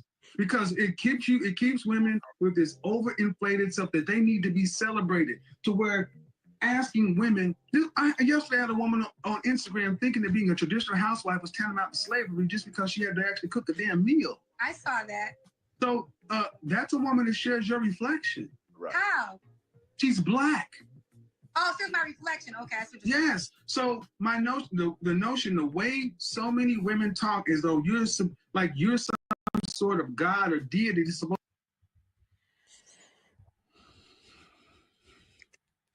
They do talk like they're God, like they have control over this, and they don't.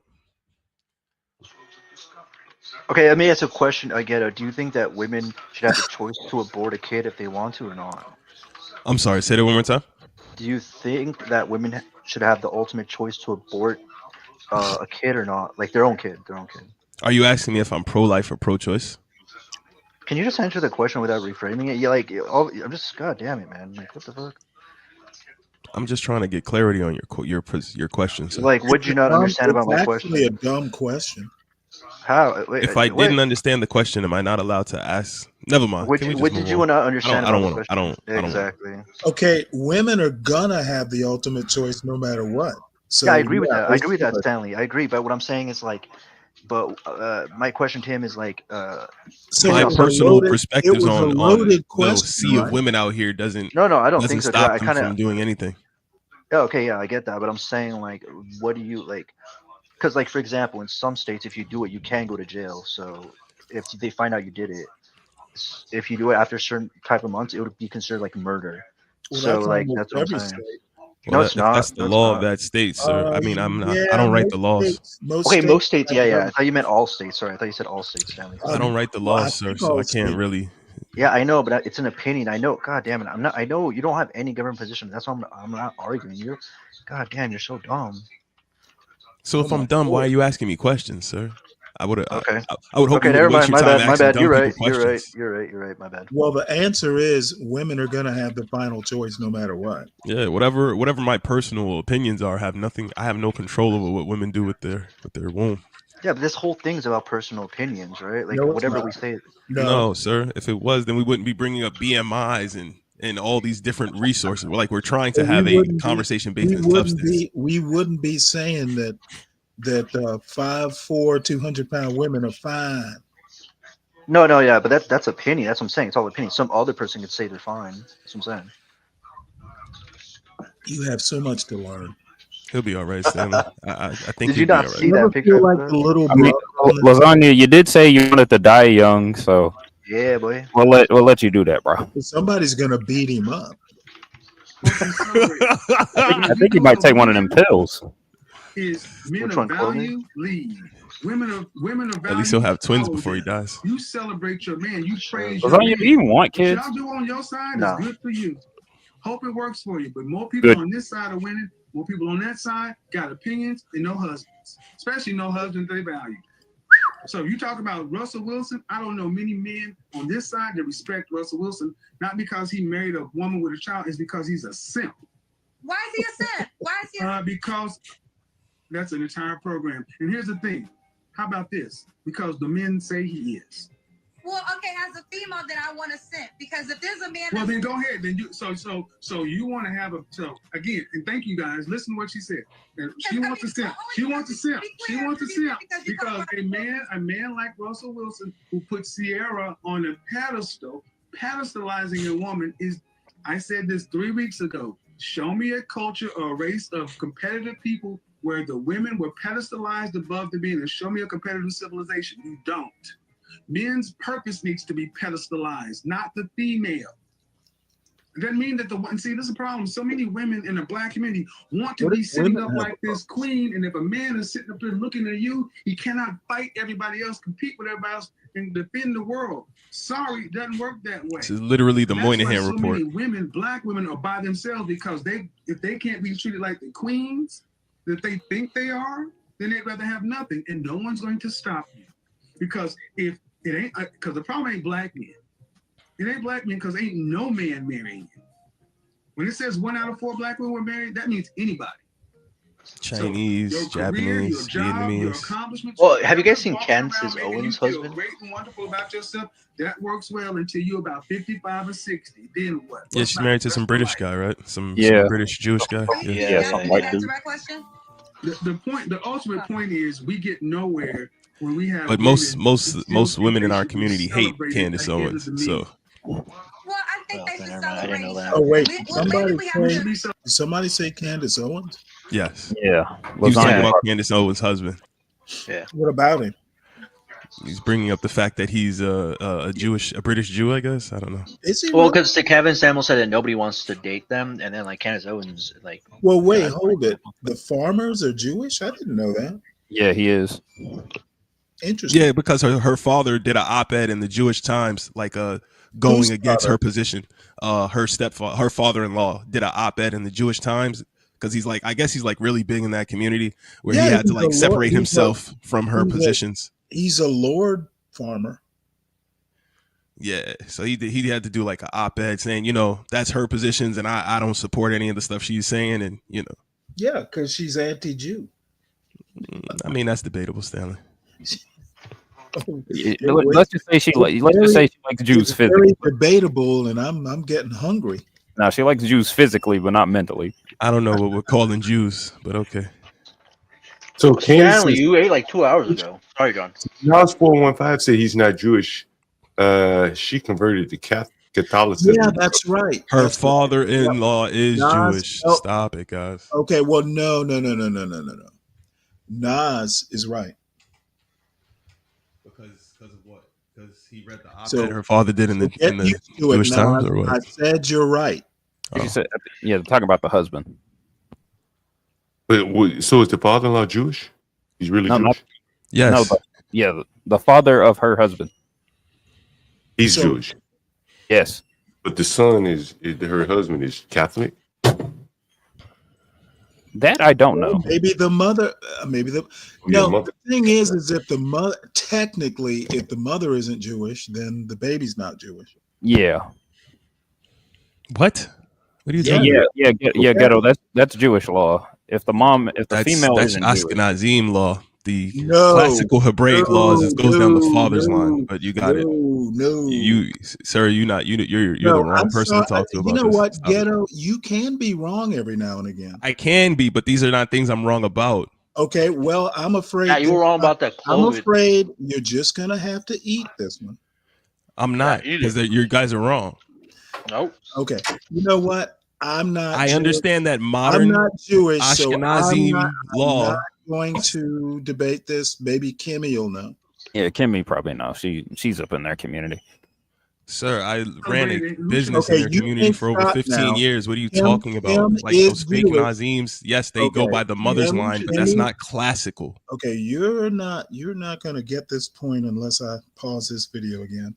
When Kim rules, she will be the ultimate yes or no on that. I'm sorry that you feel that way. So we don't need actual Oh, no, research. We just need You people's think feelings. you think I'm feeling this? That's your feelings, because if that's not Stanley, you're in your substantiated by feces. research, Saying it's you're in just your feelings. feces, brother. Yeah, I hear him. He knows what's up. I don't mind the man being the head of the What household. do you mean you don't mind? I don't mind. That was the wrong answer.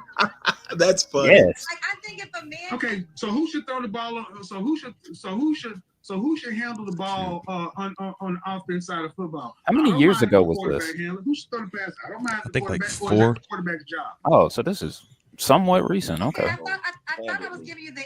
I think we're giving Okay, the same so answer. No, Kimmy we're not. says We're not Candace's because I don't husband mind. converted See, to it doesn't matter Catholicism. if you mind or not. It's what it should be. Okay, so the man leaves the household.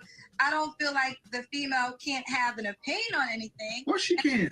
She's valued counsel. And I do think the man should be celebrated, but I also think, and I witnessed it, men who hold their wives to high value and will do anything to protect her and would say that they would not be the man they are without that particular woman. Okay, I well, have men, high value Kendra, men that you call high value men say things like that. So I know And what what you're do women say about their men? Say again? What do women say about their men? Oh, they love them. They appreciate them. They think that they're their king. So it goes both ways. They're celebrating each other. I don't think that's a bad thing. Okay. But people are different when they're around company. That's what she don't understand. So all right, here's Stanley. our judge. Stanley. Wait, Kendra's here. She's Jewish. She will tell us what it is. Hey, Kendra. I mean, Kimmy. Sorry. What do you mean by Jewish? She was born of Christ. That's what we mean. And I don't know what the hell that means. I'm just kind of in the Torah, it doesn't say your mother or father has, like, it doesn't matter which parent is Jewish. In God's eyes, if you in the Torah, it doesn't say like your mom has to be Jewish for you to be Jewish. That came in culturally when people try to identify who is a Jew and who's not. But in the eyes of God, like, you could be a Hebrew or you could have the heart of a Hebrew. But whatever it was, if you were chosen by God, it was marked in your heart. That's the original. That's not true at all. Hold on, wait. Then when it came into culture, because it's not in the Torah, I'm going to tell you that right now. If you can find it, show it to me. If I could find what in the Torah? Be That specific. your mother has to be Jewish for you to be Jewish. No, it was your father's line initially was my perspective, Miss Kimmy. Not your. And then it got switched culturally to your mother later by Ashkenazims. That's my position. Okay, that would be correct. But even in the Torah, it doesn't say your father has to be a Jew for you to be a Jew. It just doesn't work like that. That's not true at all. It doesn't work like that. Okay, then That's bring it not up. true Bring at up the all. verse. Then bring up the verse I'll bring in up the tons Torah. of verses, sure. All right. But right now I'm on JewishLearning.com. Who is a Jew patrilineal descent? Abraham. Who is a? Yeah, but that May I doesn't quote mean the Torah says. Yeah, it. we said It does say it, and I'll bring the Torah later. But can I just quote this real quick? Let me just finish about, because I'm going to get to the point where I not. can this. Okay. Yeah, it came back And you can mercy, quote it okay? after.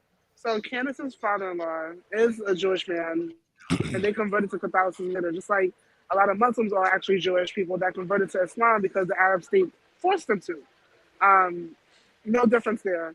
Jesus himself is a Jew, so I don't really get the big deal. And But Jesus's lineage goes back to. Well, the big deal is Candace has taken some very controversial positions on Israel. but they're not controversial. They're Well, what- some people think they are. okay. Well, that's what they think. But if they were That's paying their attention position. to Well, what's it actually was happening in controversial Israel, enough that they she will basically see that. They had will to see. leave the Daily Wire. They would Because see it's that ran the by same things people that that she don't want said her to was tell not the truth. right. Exactly.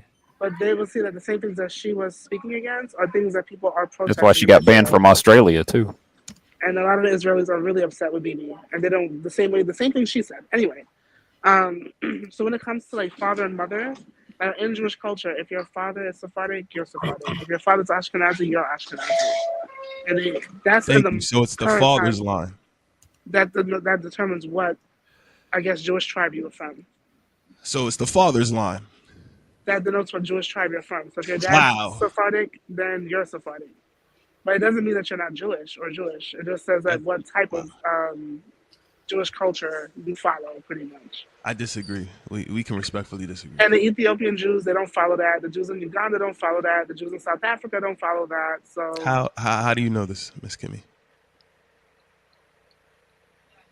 well, I am Jewish too, and I know several Jews. I'm actually part of a women's group from Ethiopia, so I know That's all beautiful. the Ethiopian Jewish women. They are from the tribe of. They say they're from the tribe of Dan. So that means they're basing it off of patrilineal lineage. Well, they go by the fact that Patrilineal Dan would be a always, man whose lineage they're basing their claim to Judaism off of.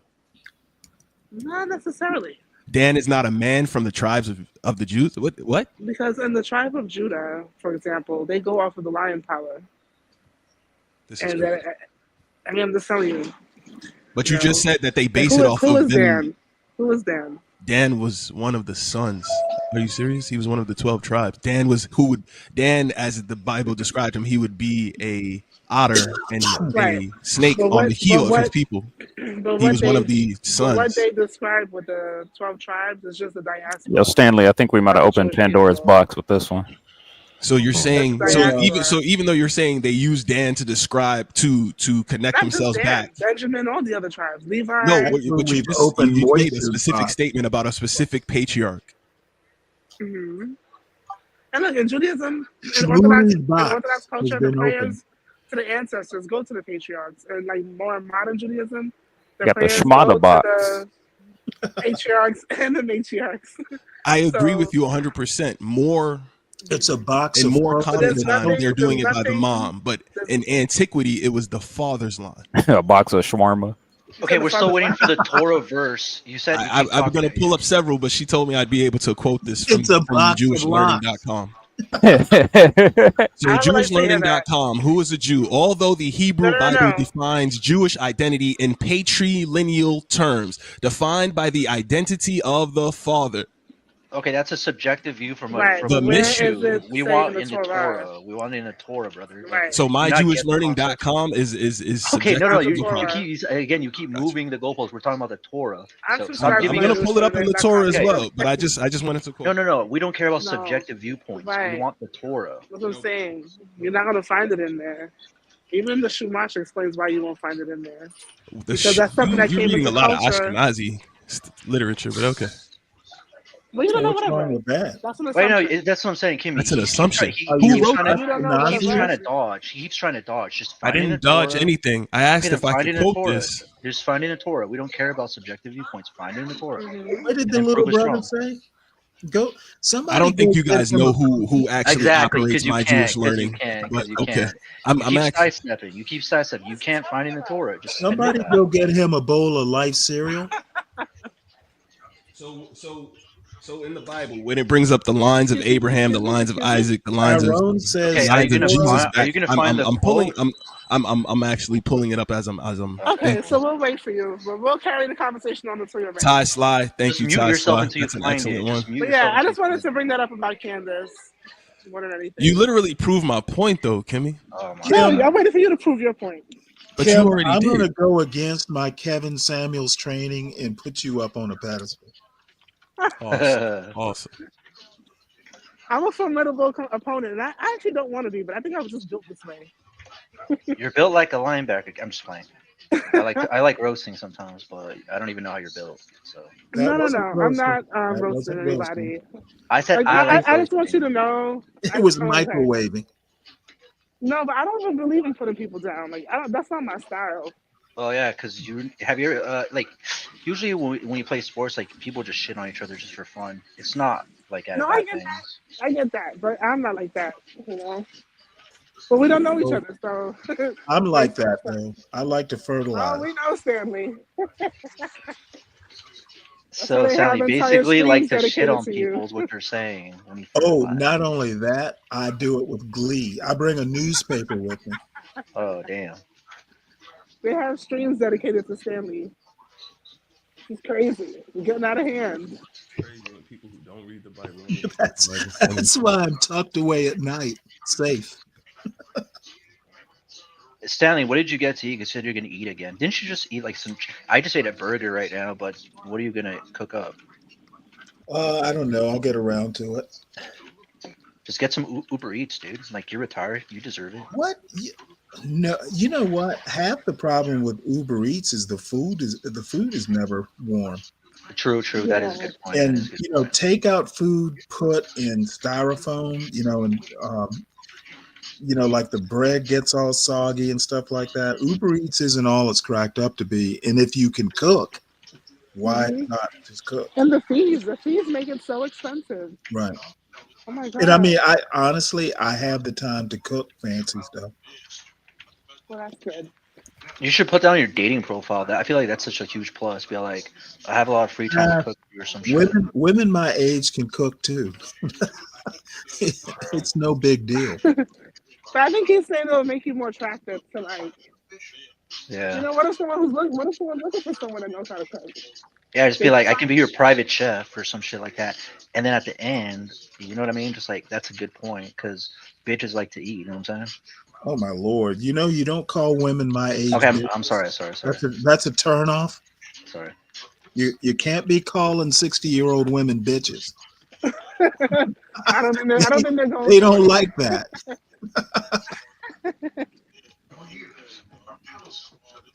Okay, wait. We have a 6-year-old woman here. So, Kimmy, what do women your age like to be called, if not bitches? Oh my You lord! got to ask someone who's 60. Not 60? Oh shit, my bad. What the hell is wrong with you? He's a child. He doesn't know anything. Did you not see the picture the other day? The short? No. Excuse me. I dipped out early. I didn't stay the whole time because I was like, you remember? I didn't stay the whole time. He had things to do. Andre, really?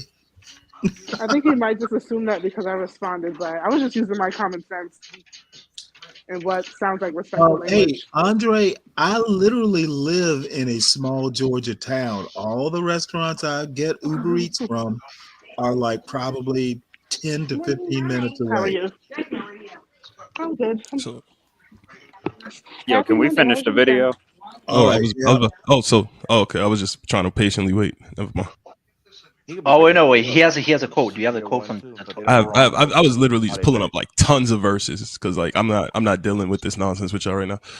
So are we just using Old Testament or are we doing Old and New Testament? Kimmy, what's the stipulations? Our stipulation is the Torah. Right. Okay, so we just using Are you Old okay? Testament. Got you. So Jews don't believe in the New Testament. So what are you even talking about the New Testament about? well, some do, some don't. That's okay. That's a different conversation. Are you Jewish? Whoever's talking. I know describe that. myself I'm not as even, being and I don't Jewish. even study Jewish. And it's I common describe sense. myself as being Hebrew, but not Jewish. Jews don't believe that Jesus Christ is the Son of God. Therefore, they cannot believe in the New Testament. It's like pretty common sense. I mean, some of them are converted, but some do. No, but the point. I'm saying that's not the point. They converted to what though? Jews converted to a myriad of different Christians, religions. right? If they believe in Jesus, there's some type of Christian, making them not Jews. Oh, that's what he's saying. Oh, that's I'm talking about ethnic Jew. I'm not talking about like religion or anything like that. I'm talking about blood. Jew? Yeah, like blood. I'm confused by what that even means. Yeah, I don't think there's. I mean, yeah, I feel like that's a kind of like a very debatable subject. Ethnic Jew, non-ethnic Jew. It's like. So, what would you describe your religion as? You said you're not Jewish, but you're Hebrew, and you're ethnic. You're ethnic Jew. Am I of the tribe of Judah? Is that what you mean? I'm just asking you what your religion is. I was don't just really confused when have you a said- religion. Oh, so then, okay. I think around 9, we're actually going to be switching topics. John wants to talk about something. He mentioned 9. I don't know if it'll actually be at 9. Is John still here, or did he leave? No. Is he coming back? Is he coming back at 9?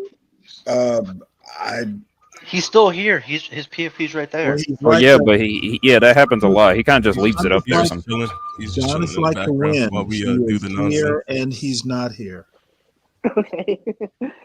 So what's happening at 9 o'clock? Fucking topic switch. Yeah, I think that's when the morning show officially It starts. might happen at 9. It might happen whenever.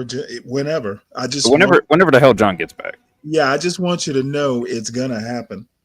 So when John comes back, Stanley, your time is I over. won't even say then, but he mentioned he had a specific topic that he wanted to talk about. Okay. So do Nothing. y'all want to continue watching the video? Oh yeah, we can finish, and even if we don't, I mean, I can save it and watch it later. Okay. I mean, the reason I brought it up is I actually had been wanting to see Kendra G because she's really popular right now. Got her own dating app and all that jazz. Oh, really? Oh yeah. That's interesting. I'm trying to get a sense of what they're talking about. I will. Got Maybe caught up what in the I'll comments do is about I'll see. lasagna's abortion question. I mean, Oh, Stanley, she Miss liked Kimmy, may that I ask question. a Can we question? ask Kimmy about that? Miss Kimmy, may I ask a question? Yeah, go ahead. So, you familiar with Genesis 11? Wait, let's bring that up. I'm gonna bring that up. Genesis 11. Hold on. Genesis. No, I'm out. Just go ahead. Just say what you got to say. Are you familiar with Genesis 11? Because I don't want to This is just. what Kevin Samuel's It's not. It's talking not. about. It's Just not say trying to what be you a gotta gotcha. say. I'm just asking a question. Just say what you got to say. All right, never mind. I don't even want to do this if you're not Wait, familiar with the Genesis verses. 11. What verse? What verse? I pulled it up. What verse? It's the. I'm asking about the entire Okay, chapter of Genesis 11. hold If on she's one familiar with second it. here. Let me address talking this. about two different things. Andre, exactly. what other? I mean, single mom. But I've seen people, women who don't have children, so it's not exclusively for single moms. I would assume that a dating thing. would And be thank everybody. God, I mean, we don't want married moms.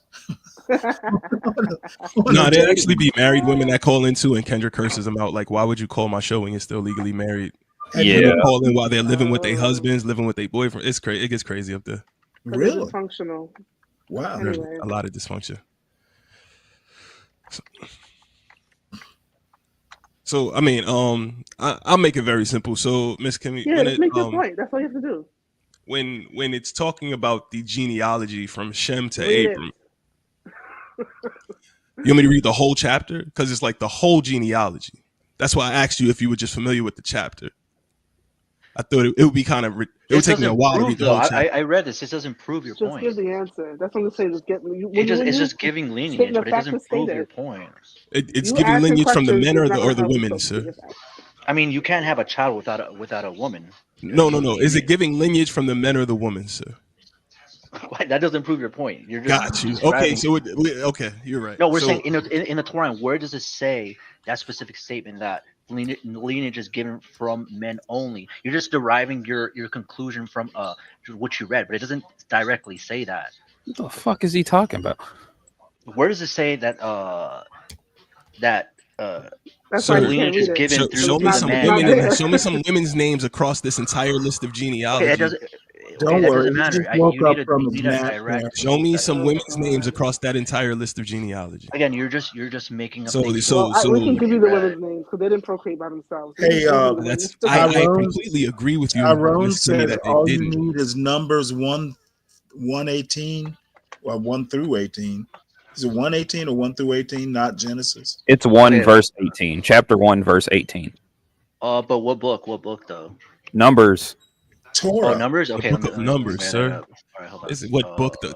These are people who don't even read the Bible. What are trying book? to sound like experts on Yeah, the the Bible. book- This How is do you know? crazy. How do you know what What do people you mean the read? He just said what John- book, and when he told them the book was John, Numbers. like- Come on, No, Kimmy, no, you're just being disingenuous at this point. You know, people call chapters books as well, right? Like that's how The they say book in is my called church. Numbers, and you said what's the book? Okay, relax. He didn't put like numbers on it, right? He just did. He wrote Numbers 8:118. Hold on, let me check if you read. Book Numbers, Literally, chapter 1, verse okay, hold on. 18. Screen. Numbers. Sir, you wouldn't be that stuck on that if you were more familiar with the text. That's Okay, literally I'm my reading, whole I'm reading, point. I'm reading, Okay. These people You know who what? don't read this are Lasagna- now trying to play like they know what they're talking about. All I do. You said that Jews believe in You really don't, Miss because Kimmy, I would you love for you mixed to up come on my books with page and chapters. let's do a. Oh no, he said that I'm Jews mixing believe up in the New books with Testament. chapters. What are you talking? Oh, not he you. said I'm talking me. about lasagna. Kiddo. Wait, Garen. He said the Jews believe in the New Testament, which is completely stupid. Jews Not do not on believe in that. Jesus Christ. Some Well, that's what I'm do, saying. He though. also Like, made that's- stupid points. That's what I'm saying. He made stupid Some points. do though. Then they're That's not why I Jewish. asked her- Jews cannot believe in Jesus Christ by logic. It doesn't make sense. What? Okay, so Well, when that's it not You never necessarily heard of true, you though. never That's Jews not for heard of necessarily Jesus. Jews What true. about for them? Are you Jesus? saying that those people are not really Jews And they because call- you say so? I know people and Mizrahi Jews in Manhattan that believe in and they Jesus. call. Okay, I'm Jesus. reading. Hold on, I'm Miss- reading. And they Please say call- that again, Miss Kimmy Cakes, because I I don't know think he group heard you. of Mizrahi Jews and who are Iranian Jews, pretty much. They're Iranian Jews in New York City. They believe in Jesus, and Jesus is a Jew. But I think the problem with Jesus in the time when he was alive, he was like one of the first, like what you would consider a Reformed Jew. Like, he Yeah, was but like, no, I'm not. believed in- To me, I'm not. I said I'm No, not he saying that. was I'm not saying that considered you're a zealot. denying that he ever existed. What I'm saying that you can't believe that he was the son of God because Jews do Now not he's believe saying that. you don't know what you're talking They're about, Miss Kimmy still- Cakes, so you but deal with that. I'll be honest with you, Lasagna. Not all Jews adopt that belief. Okay, wait. So I mean, if you're Jew, like, okay, so Jews, they're still waiting for their Messiah, right? That's some sects believed, Lasagna. That's not all.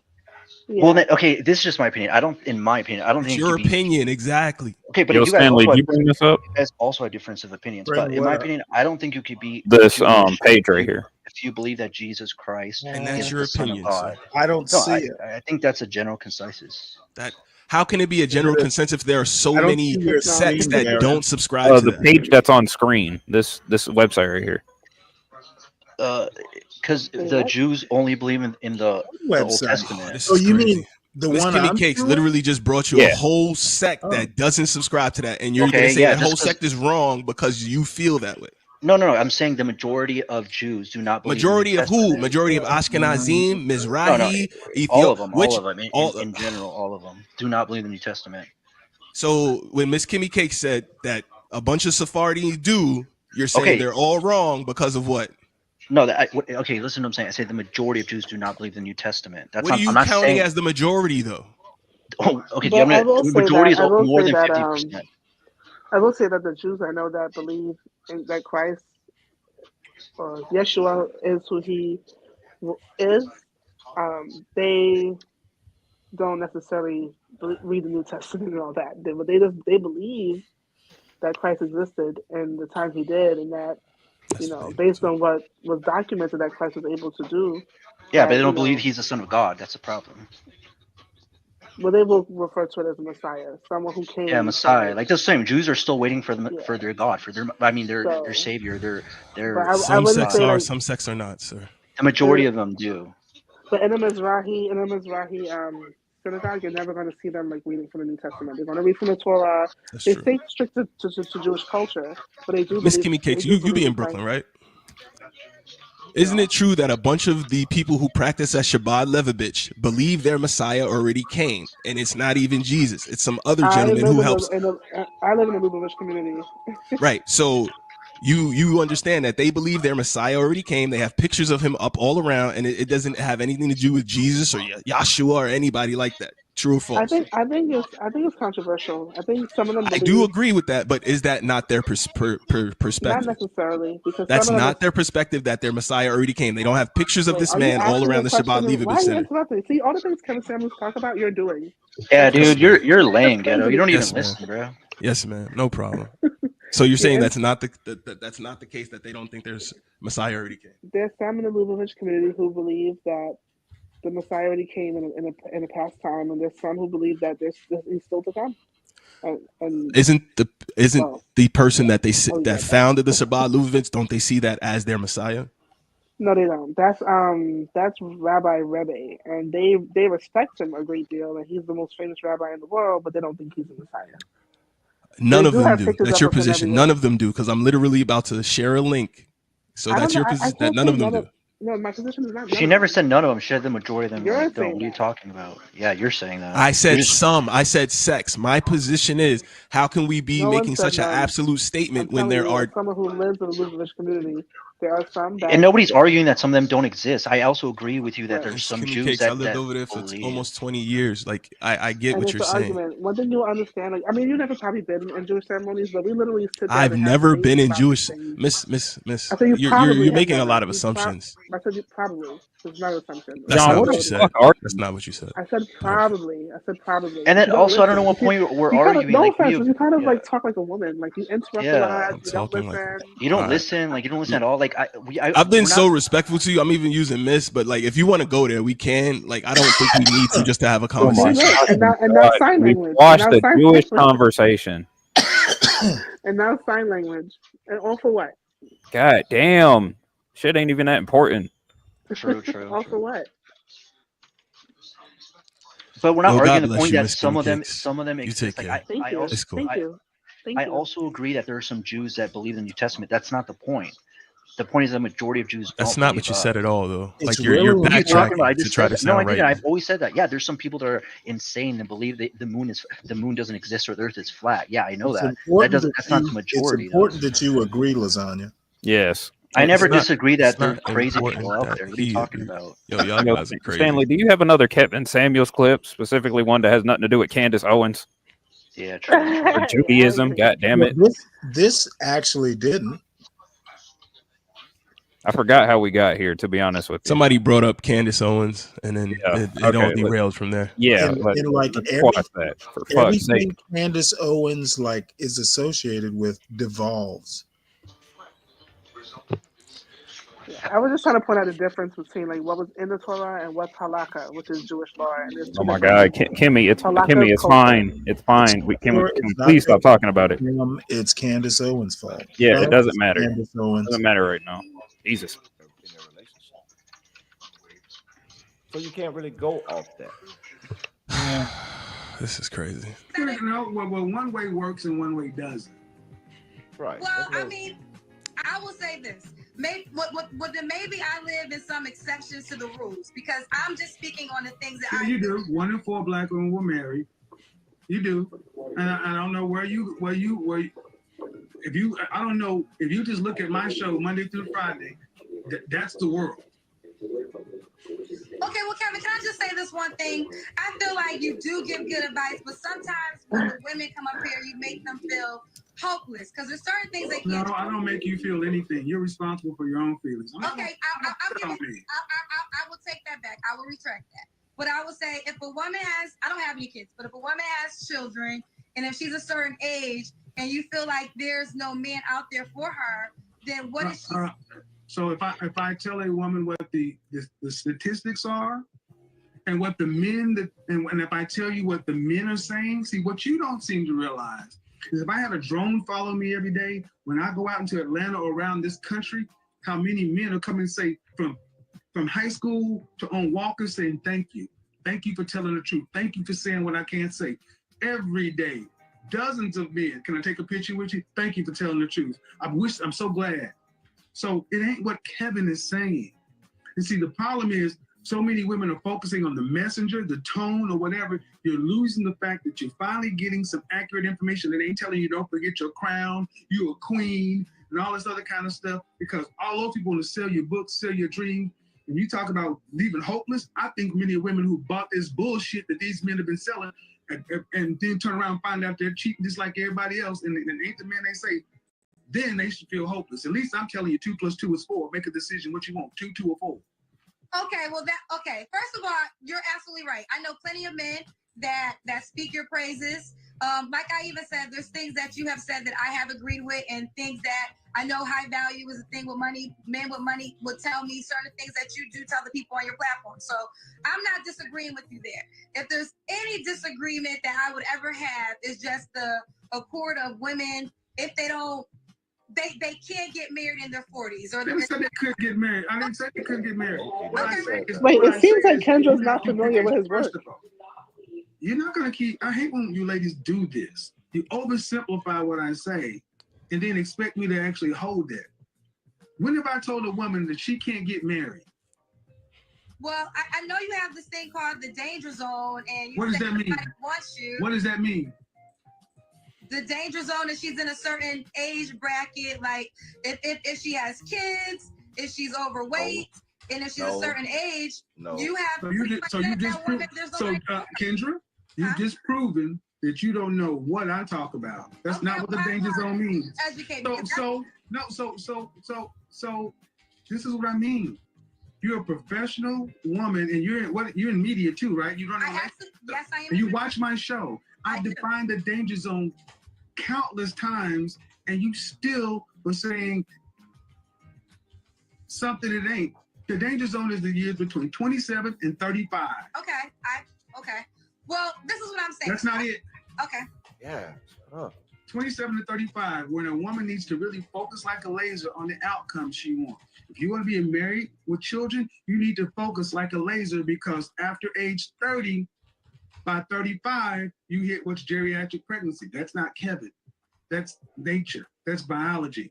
See, what happens so often is you ladies get triggered. You think you hear what I say. You're going to try to make the danger zone be all that stuff, and it was none of that stuff. Okay. You're going to try to say, well, you tell a woman that they're this and they're that, and I don't say that. Okay. Ma'am, you'll be able to go back. This is going to be up. You'll be able to hear what you said.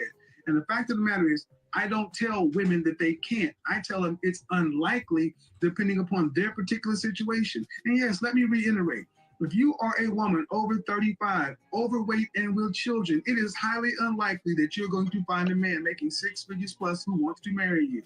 Because those men want something in return too. And they typically don't want somebody else's children. Now, is that meaning them hopeless? No, what it's telling them is you've made your choice to allow yourself to reproduce 1-2 times with or without the benefit of a husband, most of the times without. You've allowed yourself to become the physical shape you are. That's your responsibility. It is not this man's responsibility to lower his standards, settle, when he's had to work to become this thing. No one gave him this. He deserved to get something from this. But see, we're so busy trying to tell women that they should be celebrated that we forget to think about, what about your men? We need to start celebrating men, black men, and forget the black men. What about the boys? Fuck the men. What you doing with the boys? All these women with children, what are you doing with your boys? Black boys reading at the 4th grade level. Black boys are behind. Forget us. You don't have to like us. But what are you doing with your boys sitting next to your daughters? And more often than not, women are telling their daughters, get an education, do this, and so forth. And they're making their women are looking for their men, putting them in Jordans and pink shirts and making them son husbands. And they are raising the same men that you ladies complain about. Prioritizing sooner or later this old nasty, old bad, old patriarchy. Okay. The women are looking for the men who abandoned them. Any disagreement with that? Oh, No, you mean they're I like don't looking for their dads, or like their dad, father figure or something? Like, Yeah. Single mothers I think don't get single by themselves. That's kind of a pun, but not really. so you're saying that women that grew up with no No, fathers are I'm looking- saying the these question. women don't get pregnant with turkey basters. Oh yeah, I agree with that. No, but your question was, are they looking for the person that abandoned them? That's what you said, right? No. Kevin asked, what are the women doing with their boys? And I'm saying, well, they're actually looking for their fathers, the boys' fathers. Oh, my bad. Wow. Yeah, I'm Okay. not. That is the one thing that I earnestly disagree with him on. It's not all the women's fault.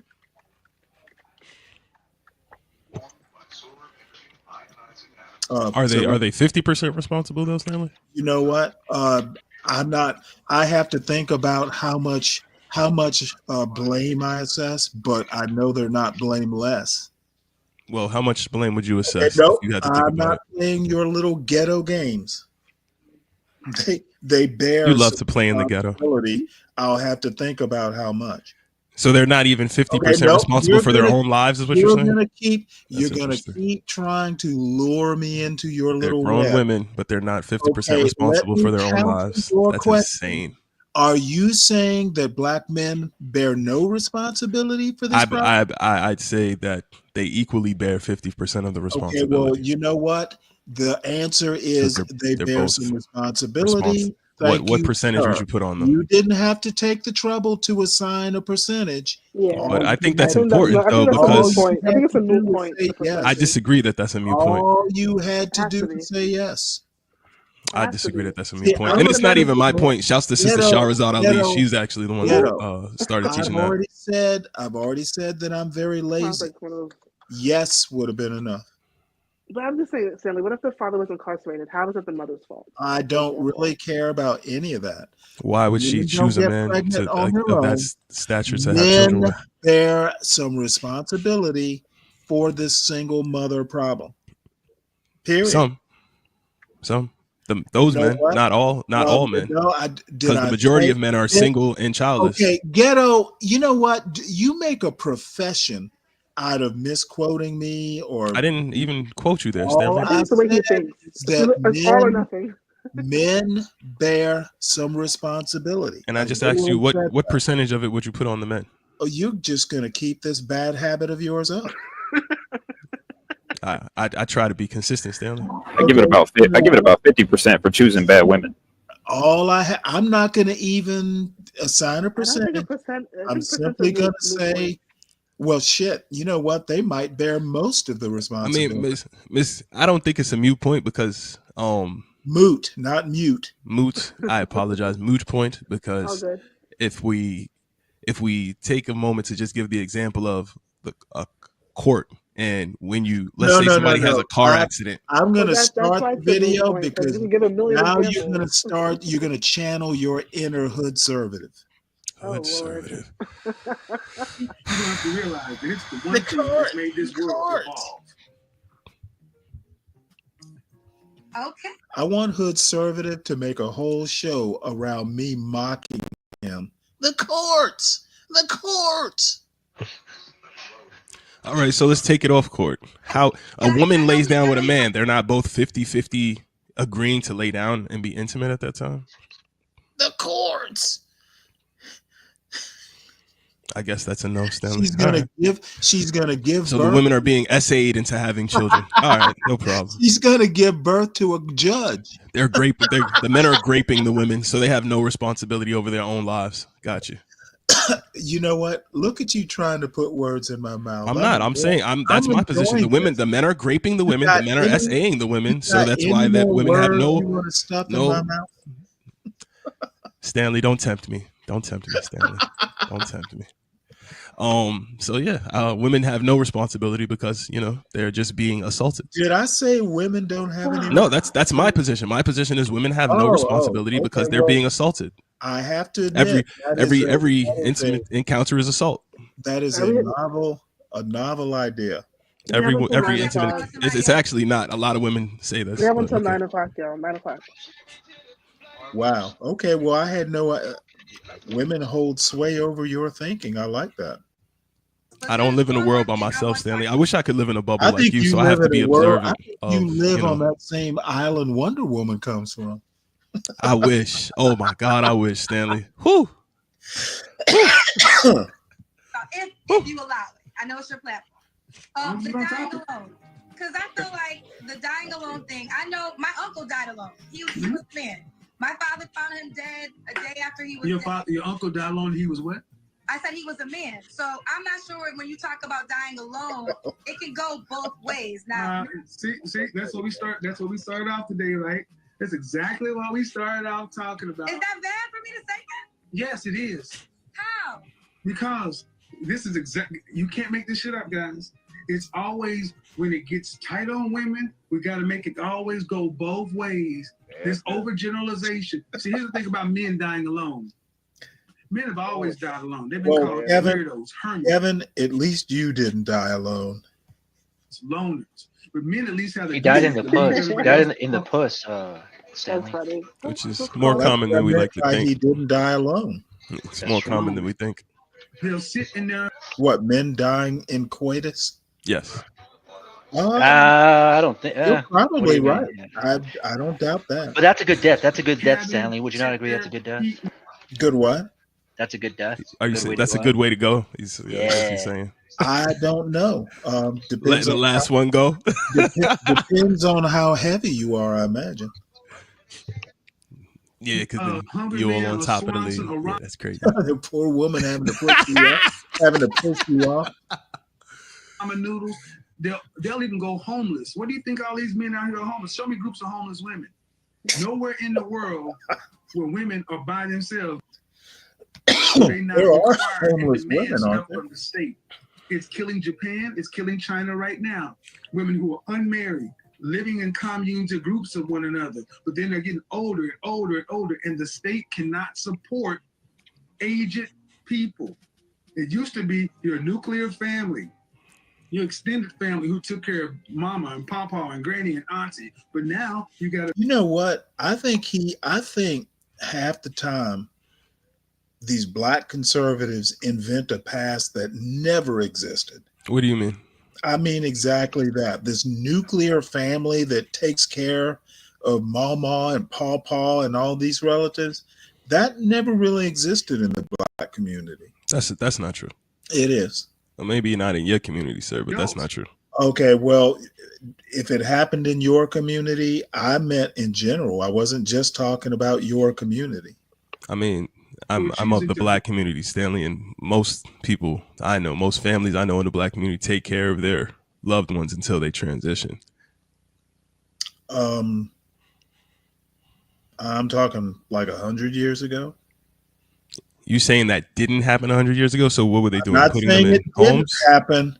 I am saying it did not happen like to the extent In mass, you're seems saying. to be implying. So you're saying in mass people were putting people in homes 100 years ago? Nope, that's not what I'm saying at all. So how were they being taken care of then? If you would allow me to say it, I'll Okay. say it for about the third time. Yes, sir.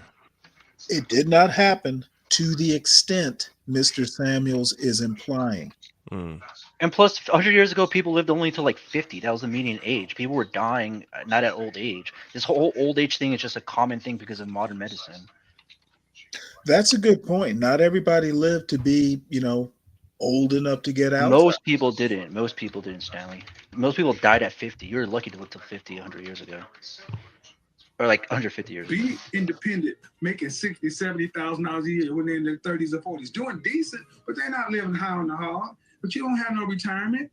All you away for is one illness or one fall from being broke. So, dying alone, women don't sit around at 50 or 60 years old and not demand government assistance, benefits of some sort. They're demanding something on the system. So, men are still supporting you. And that is going to break a society. We cannot afford it. Yeah, so, we like can. it or not, ladies, when we start seeing homeless, elderly women like we see homeless men, then women will start getting the picture. Because, like it or not, the coffins are empty. Right. You can't not gonna just be because many women still think, yeah, well, if it get too bad, I'll just go to the church. I'll go to the Jesus house. What about when all that's closed? What about when there's no more resources? Where those women gonna go? Well, not to Same your place sorry homeless men ass, have always gone. Outside. not to their sorry ass baby daddy. Do you believe that marriage benefits men too? Well, then why'd they choose a sorry ass baby daddy, Stanley? You Oh, I forgot know they what? were assaulted. I'm so sorry. I forgot they were I assaulted. have to give you that. These women are crazy for selecting these sorry ass. Nah, they were raped, Stanley. No, I think They were assaulted. like I said, Because I know I have to ask. women are choosing these sorry ass men, and the men are sorry ass, and the men are choosing to be sorry ass men. Nah, these women would never choose sorry men. They're getting assaulted. What? These women would never choose sorry men. They're being assaulted and raped, Stanley. Yeah, okay. Words. So I know that you believe women, marriage is a benefit to women. Do you believe that marriage is a benefit to men? Like, should men try to find wives? Like, is that important to them? Well, it used to be. It used to be when women valued marriage and valued men, but today, more often than not, women value a man's resources and his ability to provide. That's why I stick in the high value area, because I realize that most women don't want a man making $40,000 a year. I asked you that 30 minutes ago.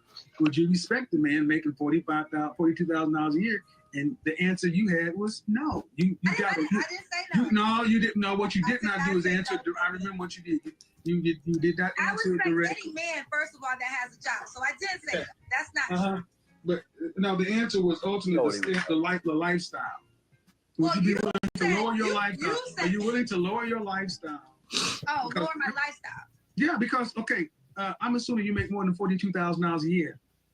Yes. Okay, so if he's making $42,000 a year, he's only going to be able to pay whatever percentage of his overall income towards the mortgage, the lights, everything else, and even the car. So if you drive a BMW, what, he's supposed to get a bicycle? So I'm supposed to get a lower car then? I'm just asking. Let me explain. That's what a man would have to do. That's what a man. That's what a man would have. That's what a man would be expected to do. If a man was earning more than his woman, the world would expect that man to get him a decent car and her a decent car. The world would look at that man crazy if he was driving a car that his income could afford and she was riding around in a Honda Civic and he was riding around in a Mercedes. The world would look at him all kind of craziness. But see, now, can I say what the hell? I drive a Honda. That's on the man to have more stability and confidence in himself, because if you're worried about the world, that's not. We can't skip past. No. You asked, is it on me to lower my lifestyle? Well, if he can't afford to go, see, a man making less than you is not used to going to eat the places you do, go to do the things you do. So you're gonna have to forego doing those things. Unless you want to pay for what? I see what you're saying. And I know that, and I'm a smart enough man to know that comes with a woman lacking respect for a man. So we can play around this all we want to. You can say, I don't want to deal with a high value man if they would. I have a question though. What would be the problem if she decided to marry like a McDonald's manager or something like that? What if she made so much more money, and she would? What would be wrong with her paying the bills and all that? I think what he's saying is that the woman wouldn't want that. Like, she wouldn't be attracted to that. That's what I think he's going at. The vast majority of women wouldn't be attracted to that scenario, Stanley. Really? Well, yeah, I don't think. What's wrong? Yeah, well, I don't think there's anything wrong with it, but I'm just saying, I think women, like in general, in my opinion, I think they would be turned off if they paid almost all the bills. They'd be like, okay, the guy would have to have. If that's the case, then basically women are screwed. So that's basically. Wait, Stanley, are you Women popping are not Viagra screwed, or something? Stanley. Are you popping pills right now, Stanley? Well, no, I mean, Skinny Cakes, you're the lovely lady on the panel. What's your perspective on this? Well, hold on. Let me piece this together for you. Okay. Most men don't make Kendra G money. Most women don't make Kendra G money. Correct, but the women who make Kendra G money, less than 1% of them, probably. Right? Their chances of getting someone comparable in salary and all that stuff isn't that high, especially at her age. Right. So she's screwed because she has a better chance of getting someone making $60,000 a year than someone her age or older making $250 kind of money. Right. Yeah. So she's screwed. She's not screwed. She'd have to make the concession. Wait, Stanley, I would go out with her, and I would wife her up. Concession is, one type of being screwed. Being alone is another type of being screwed. But the bottom line is she's screwed. Why doesn't he just say that? Y'all are screwed in the conversation and just be done with it. I think he said that, Stanley. I think he did say that, though, sir. Oh, he did? Well, then why is he still talking? Because she said she didn't accept that. She said, I'm not going to accept you and your definition of what is going to happen to me. And then that's when the conversation went here. Oh, okay. All right. Well, thanks for catching me up, because I'm like, okay, well, that conversation should have ended. No, he did try to end it with her, but she said she would not tolerate his perspective and allow that to run her life. He didn't put her in her place. I'm disappointed. He did it respectfully. Yeah. Yeah, well, when respect doesn't work. Stanley, I don't think he wants to lay the smackdown on his student now. Okay, I'm just kidding. Wait, so what did you want to ask me? So Miss, do you, from, you know, anecdotal, of course, because I, you know, you don't know every single woman in the world or even every single woman in America, but True. from your perspective, do most women want a scenario as was laid out where they are the predominant breadwinner and, you know, they are just connected to a man who may have, you know, some income coming in, but it's not enough to maintain the lifestyle she had already accumulated for herself before they became an item? I would say of the single women I know, they fall in that category. The married women are different. Expound. What do you mean? Like the single women I know, like they don't want to do any of like what he said. The scenario is what it is. Like for the single people, like they don't want to like help, support, pitch in. They don't want to do none of that. They actually don't even want a regular man. They're waiting for Chris Brown, some NFL player. That's kind of what they. So they would rather a CTE prone ex-football player. Yeah. Wow. It Okay. comes with the check, yes. Oh. Yeah. Oh, you see, Stanley, you see why escort all the time? This is the shit. And she's talking. Hold on, she's let her talking- finish. Hold on, Lasagna, let her Just one finish. Hold second, on. please. Just 1 second, please. I've even said to friends, like, you know, even like when I was in my 20s, like Lasagna's age, like, why don't you find a guy who makes like 50K, he's a nice guy, has a good job, and you know how many people like told me that I was like disrespectful for even saying that to them? Mm. But you saying that married women have a bit of a different, more open mindset to it? Yeah, that's why they actually are not single, I think. But that's just Well said. that's Well just my said. own assumption, I would say. You, Like, I don't know might have a everybody. fair I point don't with know that, though. everybody. Well, I think No, when of you're- course, but I think you might have a fair point. I think when you're married, it's like the girl's more invested, so she's like willing to do more because she's in a marriage, you know.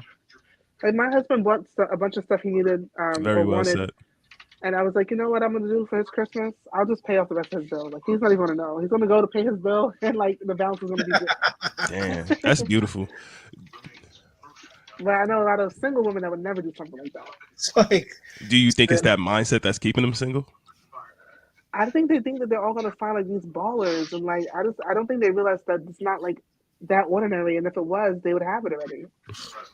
But I also like, I mean, for I guess in my own prejudice, I have a lot of friends who are like really good looking women. So I think, and because they look good and because they have certain features, I think they think that they have to have a guy that matches the way they look in terms of finances and career. Wait, but how old are they, Kimmy? How old are they? Like they look good, but how old? Well, now I would say now they range between like 28 and maybe 42. Oh damn, you got some 28-year-old friends? What the fuck? Yeah. All right, never mind. Yeah. So has their beauty become a gift and a curse? Hit Lasagna up. For Has real. their beauty what? Has their beauty become a gift and a curse to them? Whereas like they In some ways, yeah. I've even seen some of my girls not even like do anything with their lives because they're beautiful and they think that someone's going to show up, but like they're just wasting all their years. They just don't do anything. Like, I appreciate that. Thank you, Miss Kimmy. yeah, All right, I don't so- say nothing because they tell me I act like I'm their mother. So I just mind my business. You know, I just mind my business. But you're a well-educated person, so you're just trying to give them some gems. I understand. We'll go ahead and finish up this video. I see John popped in and out like my mother used to turn the lights on and off for me to. It's time to come in. So this is about 4.5 minutes left, and then we'll see where John is. This man over here is not going to get high value man respect. And he's going to always know that this dude was really your first choice, but you didn't want to deal with this. And you're not going to put him at the same level of pedestal that you would have to put this man on to share or honor him like they need to be. So honestly, is there any value to marriage to an average guy today? No, because modern women are not marriageable like the women of before. They're not. Modern women today are not ready to be with their mothers, well, their grandmothers and their great-grandmothers were. They're not. I didn't make it that way. There's I guess I'm gonna live in the exception to the rule area. But you can live in the exception to the rule, and that's fine. You can, at 41 years old, I try to do that too. But when I'm talking with people across the board, I don't do that. When I talk to 24-year-old women who tell me that they could not marry a plumber off rip just because of the title plumber, and she's a political science major, what do you want me to tell them? My kind of get confused because if I'm not judging the Your guy choice. for It's what- your choice. right? So if It's I'm your not choice. Okay, ma'am. You keep asking me, is it your fault? I don't know why you keep asking me this. Your choice. You choose the outcomes. Here's the bottom line for me and you and everybody. Relationships are reflective. You attract what you are. okay, I agree. So if the man you were with 8 months ago wasn't up to standard, you allowed him in your life for eight months, 8 valuable months at 40 plus. I'll be okay though. I have other. I don't have. Did he say you attract what you are? Yeah. Oh, that's harsh. a problem in that area. And one day I'm gonna get married. Do you disagree, Stanley? I'll be invited to the wedding, and when I have my You act child, like I'm sitting here you act like I'm sitting here cheering and saying that you're not. But what I'm saying is, modern women's estimation of themselves, modern Black women's estimation of yourself is you're more prideful men than average men. I'm more prideful. Black women are more prideful than Black women, in my opinion. My personal opinion, have more pride than most men. Let me explain what I mean. He's right. Because in a very we ask a lot perverse of way. educated sisters, the first thing you lead with is your accomplishments. That is a masculine thing. when women, that's not a feminine thing. Go on my show. I got it. Where do you think this song comes from? I'm a PhD. That came from me asking a woman, "Where's your husband?" What? Husband? I would not choose to be. I'm a PhD. And the thing is, if the ultimate goal for so many of these women is they want to be in a emotionally significant, profound relationship, having their own children, these PhDs, these masters, these careers, especially when the truth comes out that they really don't want to have to pay significant bills after they're pregnant and don't want to have to pay but a small portion of the overall financial family load after marriage, then these careers and jobs are just ego projects. Because what you plan on doing is if you get the kind of man you want to get, you're going to jettison it for a period of time anyway, while everybody else is working. Boom. So these careers are ego projects for most. Got punched. So if that's what women choose to do, great, do it. But then you come out here at 35, 40 years old and talk about, I can't find no man on my level. All these men are beneath me, yada, yada, yada, yada, yada. And then act like the problems with the men. No, you waited too long. Your price is too high. Your eggs is dried up. You're out of shape. Your attitude is not where it needs to be. And then you think somebody should value your socioeconomic status when it's actually your looks, it's feminine, cooperative, submissive, the things it's always been. Oh, that was Kendra G. Oh, I remember that. Well, I don't know that this is such a happy What's hour. up, HP? Hey, Kimmy, how are you? Good. How was your weekend? I pretty much slept the whole time. It was really good. That makes two of us. yeah, I'm feeling refreshed. You know, I had to help an African this morning. An African? Yeah. Who, Gary? Nah, not that kind of African. A real African. He was Oh wow. Hey, yo. he couldn't get his truck out of gear?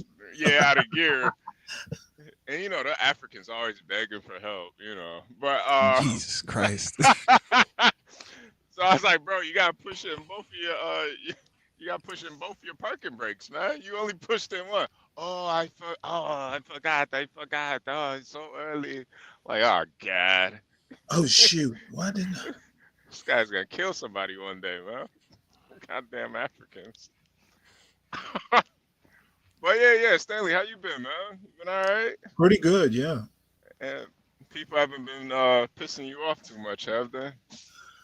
No, I got the jump on Solid Snake and 12th Man. I pissed him off before the show started. Ooh. Wow. Little Jedi mind tricks, Stanley. Okay. Stanley's adapting. Let's go. Yeah, wow. Premeditated. I thought he was too old for that, man. Wow. No. Can't teach. Apparently, can teach an old dog new tricks. Jesus. Well, no. I Apparently. mean, you teach an old dog new tricks by just beating him up every night. Finally, he'll stop tucking his tail and just find another place to be. Dang. Oh, damn! Wow, Stanley actually had a relaxing weekend. Wow. Oh yeah, actually, I mean, you're right. I did. Jesus Christ! Guess these people are. I guess you're beating them into submission at this point, man. Wow. Dominatrix. Well, I think what it is they're not getting the message. I mean, Yeah. but it'll all be all right in the end. Maybe I mean, they're not the men that they thought they were. Well, see, Jesus I Christ. think what it is they mistake this soft voice and kind of gentle humor.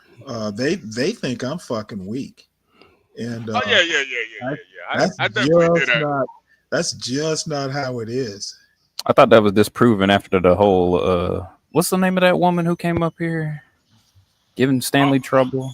Yeah, you're talking about Janet. Yeah. Yeah, Janet. I think that was this. I'm pretty sure that was disproven after the whole Janet Janet's incident. a lightweight. She thinks she's a heavyweight. Stanley Yeah, it said, was "Don't let these rugged good looks fool you." But, Way before that, but I think the Janet situation kind of confirmed some things for me. But I had already knew. Stanley had that premium pimp hand. That's what it confirmed. Yeah. See, I have been saying it, but nobody believed me until Janet pulled up, and you heard her begging Stanley to put her in her place. She was over there like playing with herself. Stanley screaming at her. She over there playing with her. Like this nigga Stanley is. He was like, I'm not coming back, Stanley. No, you can come back as much as you want. You're appreciated. No, I'm not coming back. Oh, that shit was funny. She was like, yeah, Stanley, talk to me dirty, Stanley. Oh, I'm gonna talk to you dirty. I'm like, oh, fuck. Like Jesus Christ. Yeah, because I got this velvet glove. Don't think you won't catch this backhand now. Really a pimp, man. God Jesus. damn. Listen, I want you all to have a wonderful morning. I gotta go have Ghetto, breakfast. I'm being told I've been on here too long. You don't know how much I enjoy your company in the mornings. Nah, man, you definitely get me going and get the day going bright. So I appreciate it. Agree or disagree, it's a good conversation. Everybody enjoy the day. You too. Kimmy Cakes, Lasagna, Stanley, Gary, and HB. Everybody enjoy the day. Everybody in the chat, salute. Y'all have a good day, man. You too. See you, man. Thank you. Oh man, Kimmy? What are you eating for breakfast this morning? I already know Kimmy about to be eating some sprouts and avocado. Sprouts. And goat I have a cheese. tea called. Actually, I don't have any. Anyway, I actually have a tea called Costa Nuts.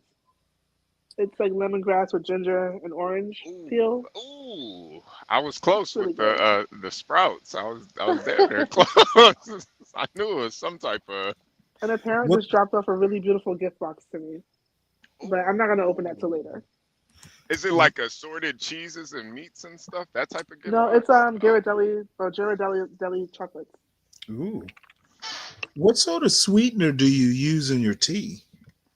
I don't use sweetener in my tea. I drink it plain, but if I use anything, I'd probably be agave.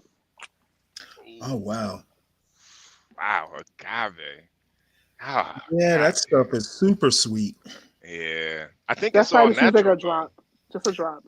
I use honey. Yeah. Walmart makes organic honey like a Walmart brand. Funny enough, Stanley, honey never gets rotten. Like it never gets. Yeah, old. the germs can't grow in it. It's Yeah. antiseptic. Yeah, that is pretty crazy. That is pretty crazy. It's like over the past 3 years, my son and I have been back and forth because he wants to use the sugar, and finally, I just like stopped buying sugar. And the only Oh, like he drinks tea too or coffee. oh no, he drinks like finally found like a decent alternative to Starbucks morning blend. It's blonde roast coffee. So he drinks the good stuff. Hey, Lasagna, you drink coffee yet? Yeah, I've been with Stanley since like 2. Dude, I woke up like at 2 in the morning. Luckily, Stanley was up, so me and him were shooting the shit, and then Ghetto came on. Then we were talking about Jews, and we were talking about all types of and meta into like the pharmaceutical.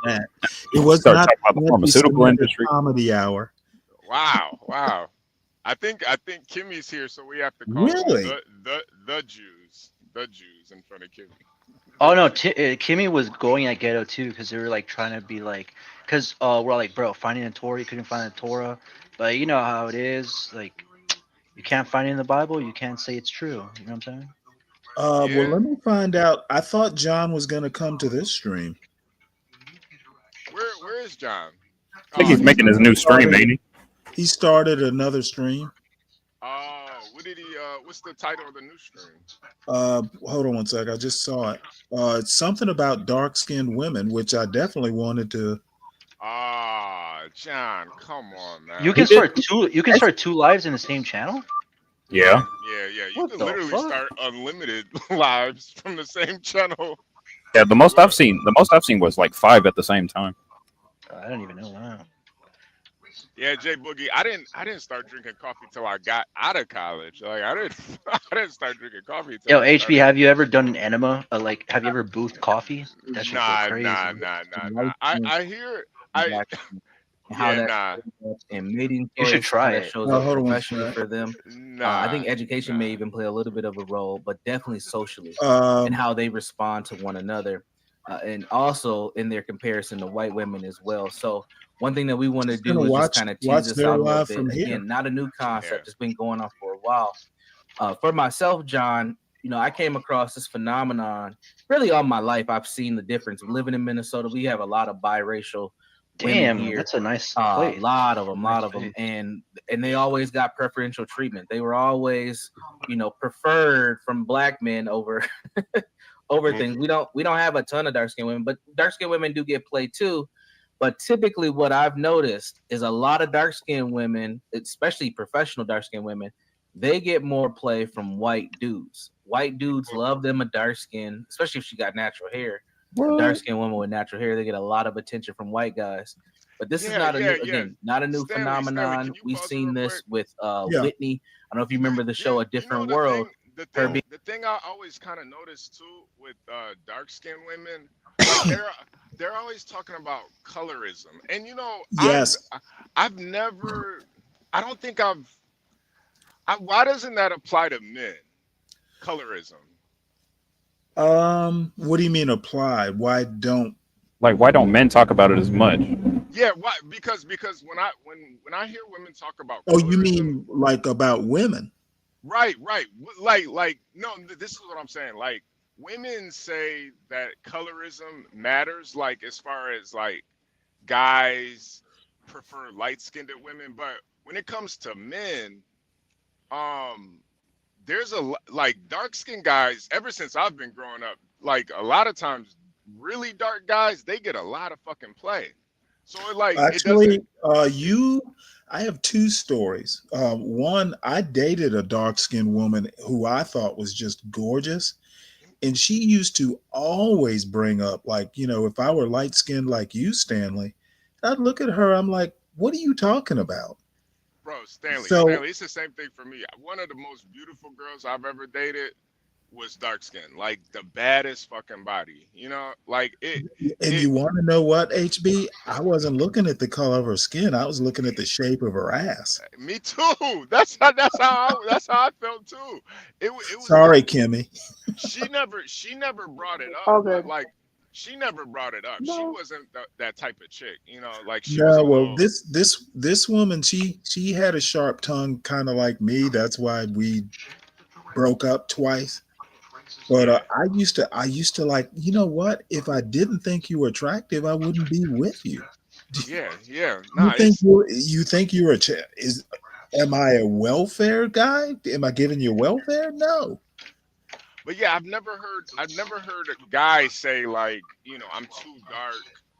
Colorism, women don't like me because I'm too dark. Like usually it's the darker the guy, they get way more play than Well, the it depends. The dark guys are more a class thing. I've heard many people like the Jack and Jill types. yeah, Oh yeah. yeah. I mean, like, oh no, he's great. He's got a great job, nice guy, but he's kind of dark. I've literally heard people say that. Do you think it might be an area, like a location And it's thing? women saying it. I don't know. I just never heard guys talk about colorism. Oh, guys never do. Yeah, it's just a women thing. Kimmy, do you know what that is? Like Well, they want their children to look a certain way. see, No, hey, I'm not guessing here. But wait, what was HB's question? I didn't hear it. I just heard Kimmy. why do only women talk about colorism, but black men don't really talk? Black men, it doesn't seem like black men are affected by colorism. Why do you think that? I'm not affected by it either. So I don't know. But I can't really relate. Don't you hear it more from black women though? No, I think it's a Southern thing. People in New York. No, don't you talk know about what, it. Kimmy?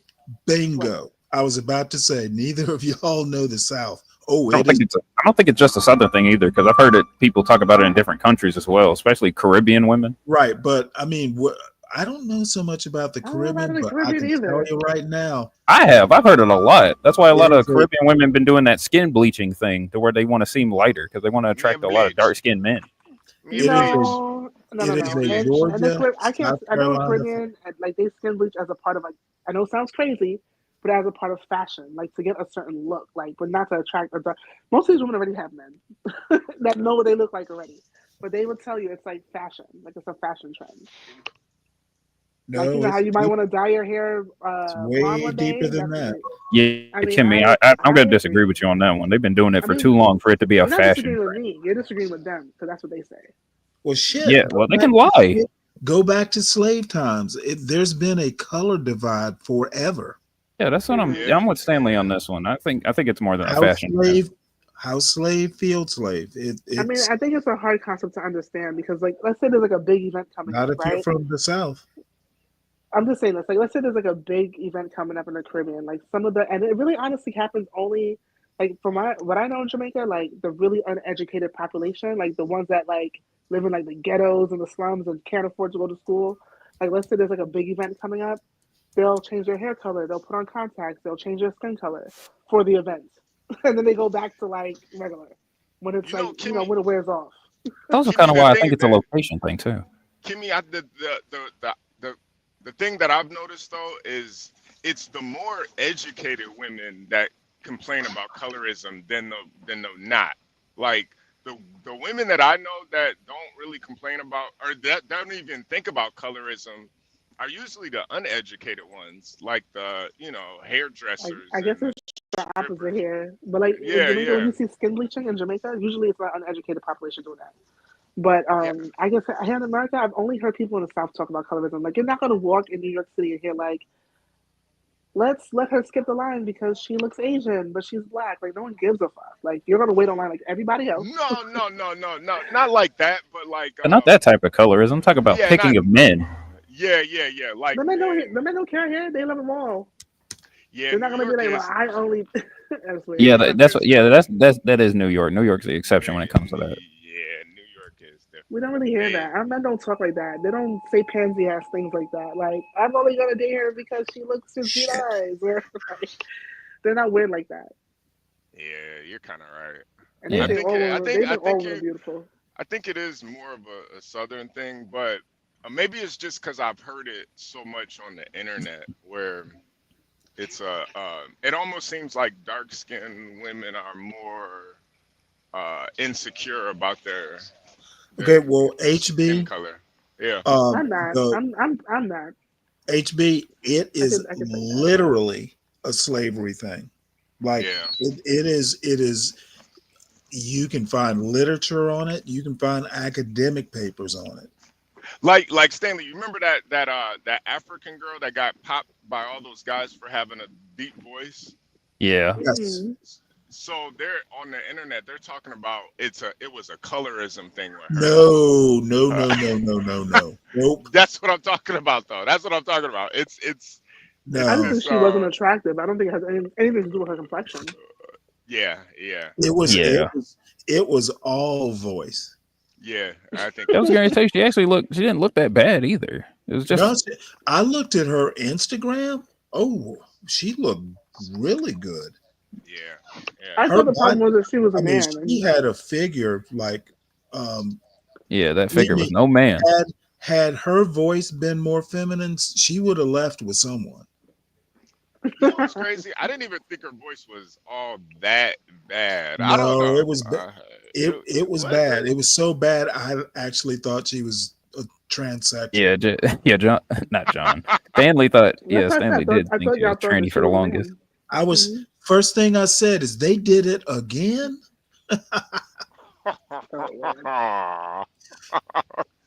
No, I I'm knew like, that what was the her hell are friend. these people doing? Anyway, when it comes to the whole colorism argument, I think it might be a location thing. Like if you're like the only dark-skinned woman in a sea of light-skinned women, those light-skinned women just so happen to get picked more, then I can understand if some dark-skinned women get insecure about that. But if it's the other way around, I just can't believe adults speak like that. They sound like a bunch of 15-year-olds. Like, I feel like teenage boys and teenage women, like teenagers talk like that. Like adults are really talking like that in this world. yeah, especially on the my internet, can be especially on the internet. I think people got to stop living on the internet. Like, They got- internet is not real life. Like, live life. Well, the internet is real life to some sense because people do say things that they feel on the internet, but they don't say it in real life because it's not. If you're going to be looked down upon. Yeah, how does it make it actually, real? I actually agree with Yeah, I'm with Lasagna on this one. I would look down a woman if she started talking about colorism. No, but Well, I think they don't use the word colorism. I mean, like this girlfriend of mine said, I don't even remember what the conversation was like, but it was like, well, light-skinned people like you don't have to put up with this. And What? I looked at her and I'm like, I put my hand next to hers. I'm like, what are you talking about? I'm almost as dark as you are. But I don't hear people in the Caribbean talking like that, and I don't hear people in New York talking. Well, like the that. Caribbeans are more well-adjusted than. Let me tell you something. Plus, there's not that many light skins in the Caribbean. Slavery especially in Caribbean. fucked the black community up. And those who say, "Oh, get over it," I don't know. I just think they've never read a history book. Mm. Yeah, nah, it definitely did. And that's not to say we can't deal with it, but you need training, you need good parenting, you need a lot of things to be well adjusted in this America. Even if you're white, you need a lot of shit to be well adjusted. There's some fucked up white people too. So there's adults who really think low of themselves because of their complexion. Yes. Yes. That's Yes. wild. That's wild to me. Wait, the fact that you're saying it's wild to me because I feel like that's like common knowledge. Like, you know what I mean? I don't think that's such a like for it to be like so crazy for you to even acknowledge that. I feel like you're living under a rock. I'm not trying to be offensive when I say that. Do you know what though? I've known light Thank you skinned for sharing, people. Lasagna. Thank you for sharing. I've No known problem, light-skinned Kimmy. people, You know I fuck with you, depending- especially since 28-year-olds that are depending on where you are. Yeah, are they light skin? Are they light skin, Kimmy? He only cares about them. Light skin, like if No, you I didn't grow say up- that. God, No, I'm if you joking. grow- Hold on, folks. If you grow up light skinned, say on St. Helena Island, you're gonna stand way out, and you're gonna have, some self perception issues as well. Because you go over to places like St. Helena Island out in the seas, South Carolina Sea Islands, all the people are dark. So, you know, if you come in light skinned, your first thing they're going to ask is which parent was white. Oh, you think you're white. So Exactly. It depends on see, location. that's the South. It's the Yeah, I South. think it's a Southern thing. I'm telling you, I lived in New York City my Well, it's a whole life. slavery thing, to be more And precise. no one would even ask you that shit. Like, no one cares. Unless they're And from no one has ever told me, well, I can't date you because you're dark skinned, or I don't like dark skinned women. Like, I've never been told that. I have seen that on I have seen that on Pop the Balloon a lot though. Like what's your type? Oh, I like me a dark skinned dreadhead nigga, or I like me yes. Yeah, it happens a That's what lot. I'm saying. That's what I'm saying, Gary. And like when you watch, that's why it's weird to me that women talk about Pop the Balloon, because on these shows, and you know, I just see a lot of dark skinned guys getting a lot of play. Yeah, I'm with you there. I don't get it. I'm not denying that it happens a lot or doesn't happen a lot. I'm just saying, like, in my world, it doesn't happen. Like, it just doesn't happen. Well, let's see what Y'all ain't never heard me talk about it. We're gonna. But we're behind you on know, the screen. but at the same Being time, the too, lead. Kimmy, you're not like dark skinned to me either. You're like a butter brown, brown toast. A lot of black people have said that to me. Like, you're not even dark skinned. Why are you saying that? Yeah, So I'm Kimmy. like, I To can be claim fair, dark you're skin. kind of not. Yeah, you're not. Gary You're not is dark skinned. John is dark skinned. John is dark skinned. Yeah, John is dark skinned. Gary and John, but you're like mocha, buttercream. I'm trying to think of some. I don't know. Kit Kat. Yeah. Yeah, Kit Kat's the perfect term. Yeah, Kit Kat. I like that. I think it's gonna be my new Basically, name. Pretty Woman Jasmine Guy, and how a lot of people would flock towards that. And I remember that used to create a lot of controversy. So this light skin, dark skin thing amongst women, I think, is a topic that has not gone away, and it has manifested over time. You know, one of the things that I bumped into this whole dark skin or just the black women thing, but you know, clearly the light skinned women have more success, was fibroids. Are you familiar with fibroids at all? Yeah, I am. So you know, many black women hold off on having children because they have professional careers that they want to advance. And here's one thing that I noticed in dating women as they got older. Take a look at this, Universal. You ever see my screen? Yeah, we can see it. All right, and so you see here, what does it say? Black women are 2 to 3 times more likely to develop fibroids than white women by age 35. About half of black women have fibroids, and by age 50, 80% do. And you know, fibroids really prevent you from having children. Yes. I'm not sure if you're aware of that. And so by the fact that it prevents them from having children, or by the fact that they're waiting so long, that it is hindering them from having. So Well, I mean, that's you how I can get kind of those. No. into You this can whole get those dynamic treated. of black women. It doesn't have to be waiting that have big a children and stuff barrier. like that. And here's one of the consequences, as you can see here. Absolutely. Yeah, I think a lot of black women have dove into the modern ways of the world. You know, they got to get out here and work. A lot of them have bought into getting higher education, not just any education, but keep going. Get that master's degree, get that PhD if you can. And that comes with the trade-off of a family a lot of times. And that's This a is decision that a lot of them are dime finding store Kevin now. You know, Samuels. as I get closer to 40, I ain't quite 40 yet, but as I get closer to 40, a lot of my peers, a lot of women who are 34 and up, they are looking to settle down. And a Kimmy, lot of the what do women you that I think of know, this they're comment? professional women. So they've gone and they've had their careers and they've advanced. Kim, I'm sorry, what? what do you think of Lupin's comment? What did Lupin say? I'm sorry. Look, the Caribbean has a color line. Look at most of the Jamaican prime ministers from the 50s and 60s, Michael Manley, Sega, Oh, etc. Balenciaga. Yeah, they were Yeah. like they were not black. If that's what people are trying to get to. Okay, well, they weren't black at all. They were white. Well, Balenciaga is from Lebanon, and Manley, I think, was from the UK. Okay, well, Mhm. Lupin, you have your rebuttal.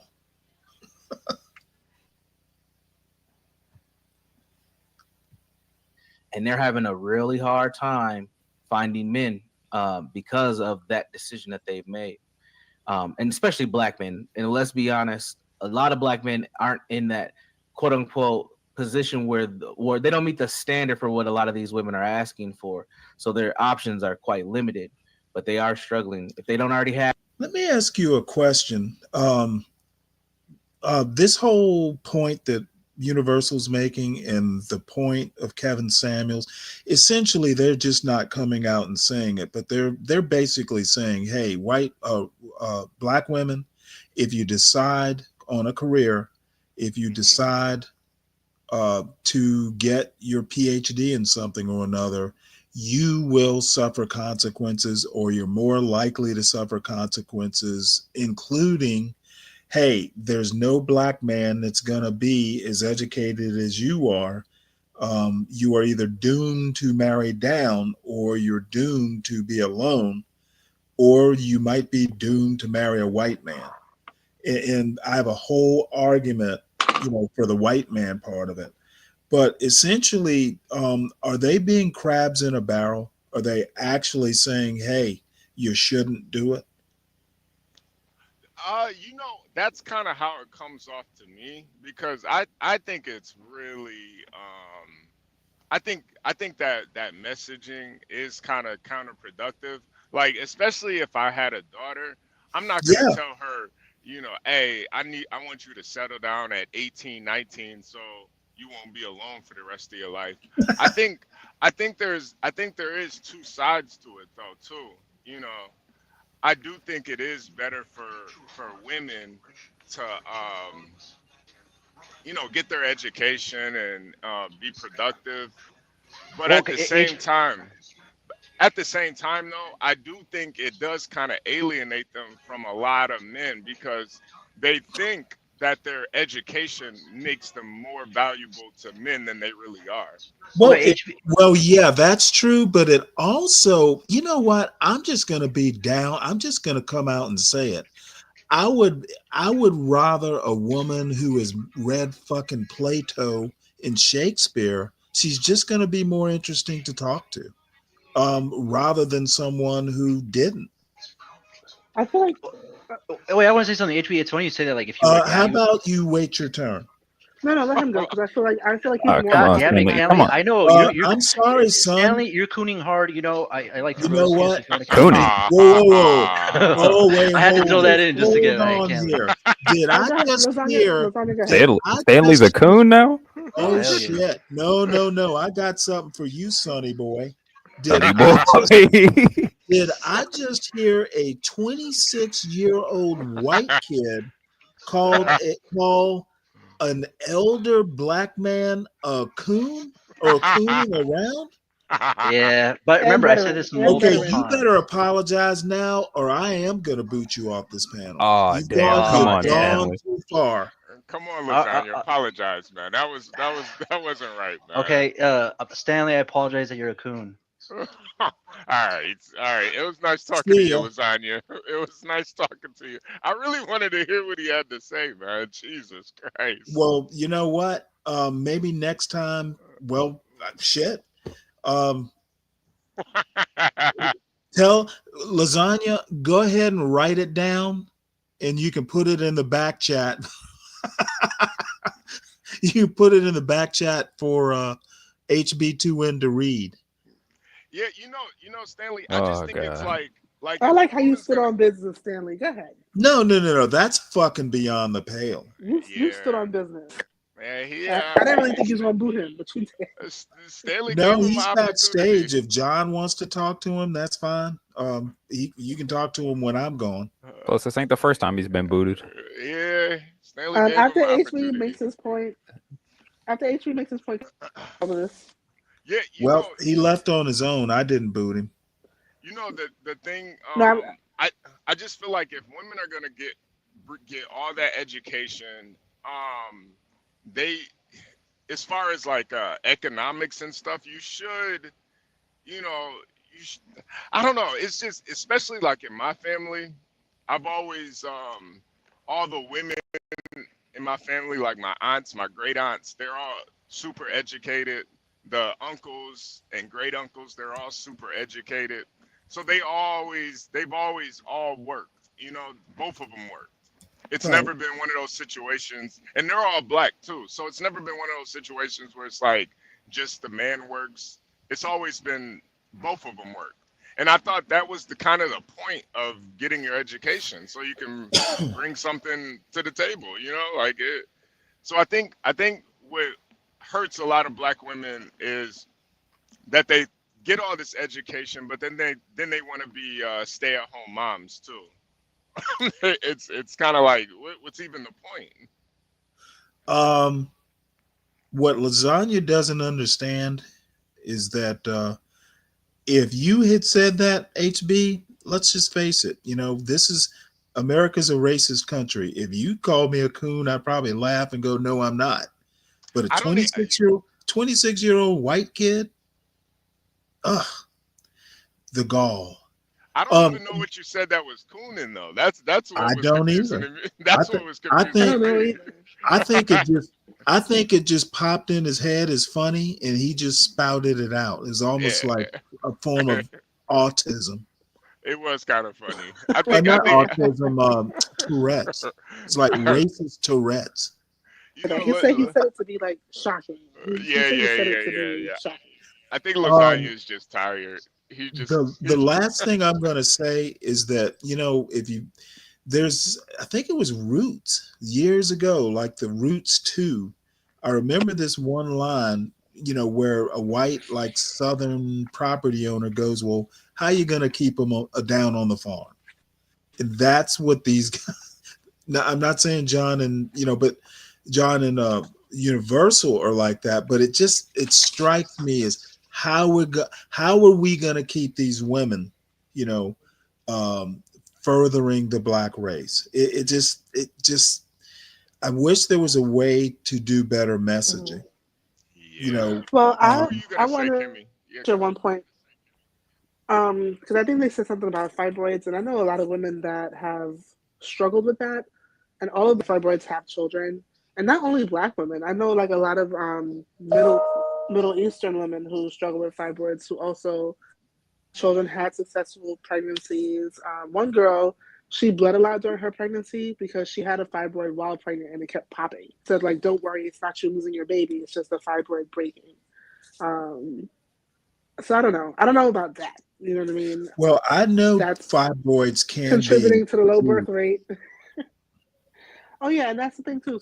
A lot of people get them removed before children. And my mother, for instance, had a lot of issues, and you know, I think my mother was 35 when my brother was born. We were born, you know, 13 and 12 years before, but she'd have to go into, to have them removed periodically, and she had 3 kids. In the pregnancies, as far as I know with my brother, it was actually like a pleasant, you know, she didn't have any major issues. Yeah, and then she also had great health care. That's true too. You know the thing too. Some women are just like my little sister. She's like just fucking brilliant. You know, like there are just some women who are just gonna make a lot more money than any man that they deal with. Just because, like my sister, listen, Stanley, she probably makes double what her husband makes, like literally. So it wouldn't even make sense for her, and she's making double sitting at the crib. So it wouldn't even make sense for her to, you know, I'm gonna be a stay-at-home mom. Why? She literally makes like $250 staying at home. Is her husband smart? He's smart, but he's not as smart as her. like I'm telling you, my sister's always been straight A's, and she's the type of person that straight A's was like easy for her. I remember one time she got a B and she started crying. Like she's one of those girls that like my son did that once. she got a B one time. I can only remember her getting a B one time. And I just feel like for women like that, you know, you can't just say, you know, I'm gonna just sit at home and be a stay-at-home mom. How many people Right. are that smart where they can make that type of income? You know? Does she have kids? No, she doesn't. And I think that's one of the things too. I think she does want kids, but I'm not. I think you know, because with her high education, you know, she's got to get rid of all that debt first. So yeah, she's waiting until that. So that's another aspect of it. Uh-huh. But yeah, Well- she's still on the fence about it. Oh, well, she might have to run the risk. You know, babies aren't that expensive. And then my question was, I just wanted to know, like, and maybe I'm just, but like, why is this topic important to two men That's a with John children? thing. That is a John thing. So let me go ahead and start this up again. Have kids, they are struggling to find a husband and create a family. You know, it's a topic that keeps coming up on the main channel whenever, no matter what the topic or the intended topic, dating and primarily women and the complicated dynamics there. You know, you remember Hood Conservative talking about what was he talking about? Well, Hood Conservative. You know, some domestic violence, child domestic violence, child support. Yep. And so, I think John is saying and I that imagine it's sounding that too. bitter. And I think I heard someone say on the stream yesterday that, you know, the light skinned women, you know, you can't just hit them anywhere because they'll. Oh, you know, that was. Oh, being God very damn it! crude, It but, was a you know, they'll joke, John. bruise. Yeah. I mean, it may have been facetious a little bit, but the point was being made at the same HB, time. you might have know, missed this that thought joke. was being made to what he was saying. Oh, But you say you you had were some here. articles and we've been batting back and forth some things. So let's get into it, Universe. Well, Yeah, let's get into it. see, the thing, But first, let's show that John needs to remember these jokes and give me credit for them. photo. I'm gonna share the photo to kick us off. This is from the audience too before you get started. What's your poll question, University? What is it? Do you prefer? No offense, but I think you these are the prefer, worst two to have this dark skinned conversation. women or light skinned women? Oh, What would you say, Kim? I said no offense, but I think these are the worst two to have this conversation. To be honest. Kimmy, why you say that? Why you say that, Kimmy? They're both a mess when it comes to love, I think. So I don't know. Oh, wait, say that one more time. Like they comes to love, they have children, not in marriages, so the potential to create more families is wide open. Like I don't know, I just the ones like the experts on this topic. Well, he is, and I say that with love. Universal is a trained, Colorist? professional. Oh, I thought you were I think I have the same degree. I thought you were I'm the saying same that license. versus a trained colorist. And are light skinned women more attractive? Light skinned women, black, more attractive. What's up, Tyrone? Good morning, Helen. What's up, Andre? Do you?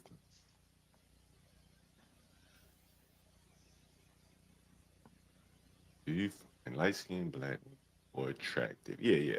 Guys, answer the poll. Honestly, if you can, we would love to hear your feedback here. So go ahead. You got the first article up there, Universal. Well, I'm gonna share the photo to get us kicked off because I think this is the center of what's really happening and what we're talking about. So, folks, what you're looking at No here Bundy Central. is a Christmas party photo from 2 years ago of the New York Knicks. Now, several of these players are on different teams now, but this is from a couple seasons ago, and this sparked a lot of controversy in the black social media space, or what most people used to call Black Twitter. It's all over now. But this is a photo of several of the players. Now, 3 of the players here are black or will be considered black. The other 3 are white.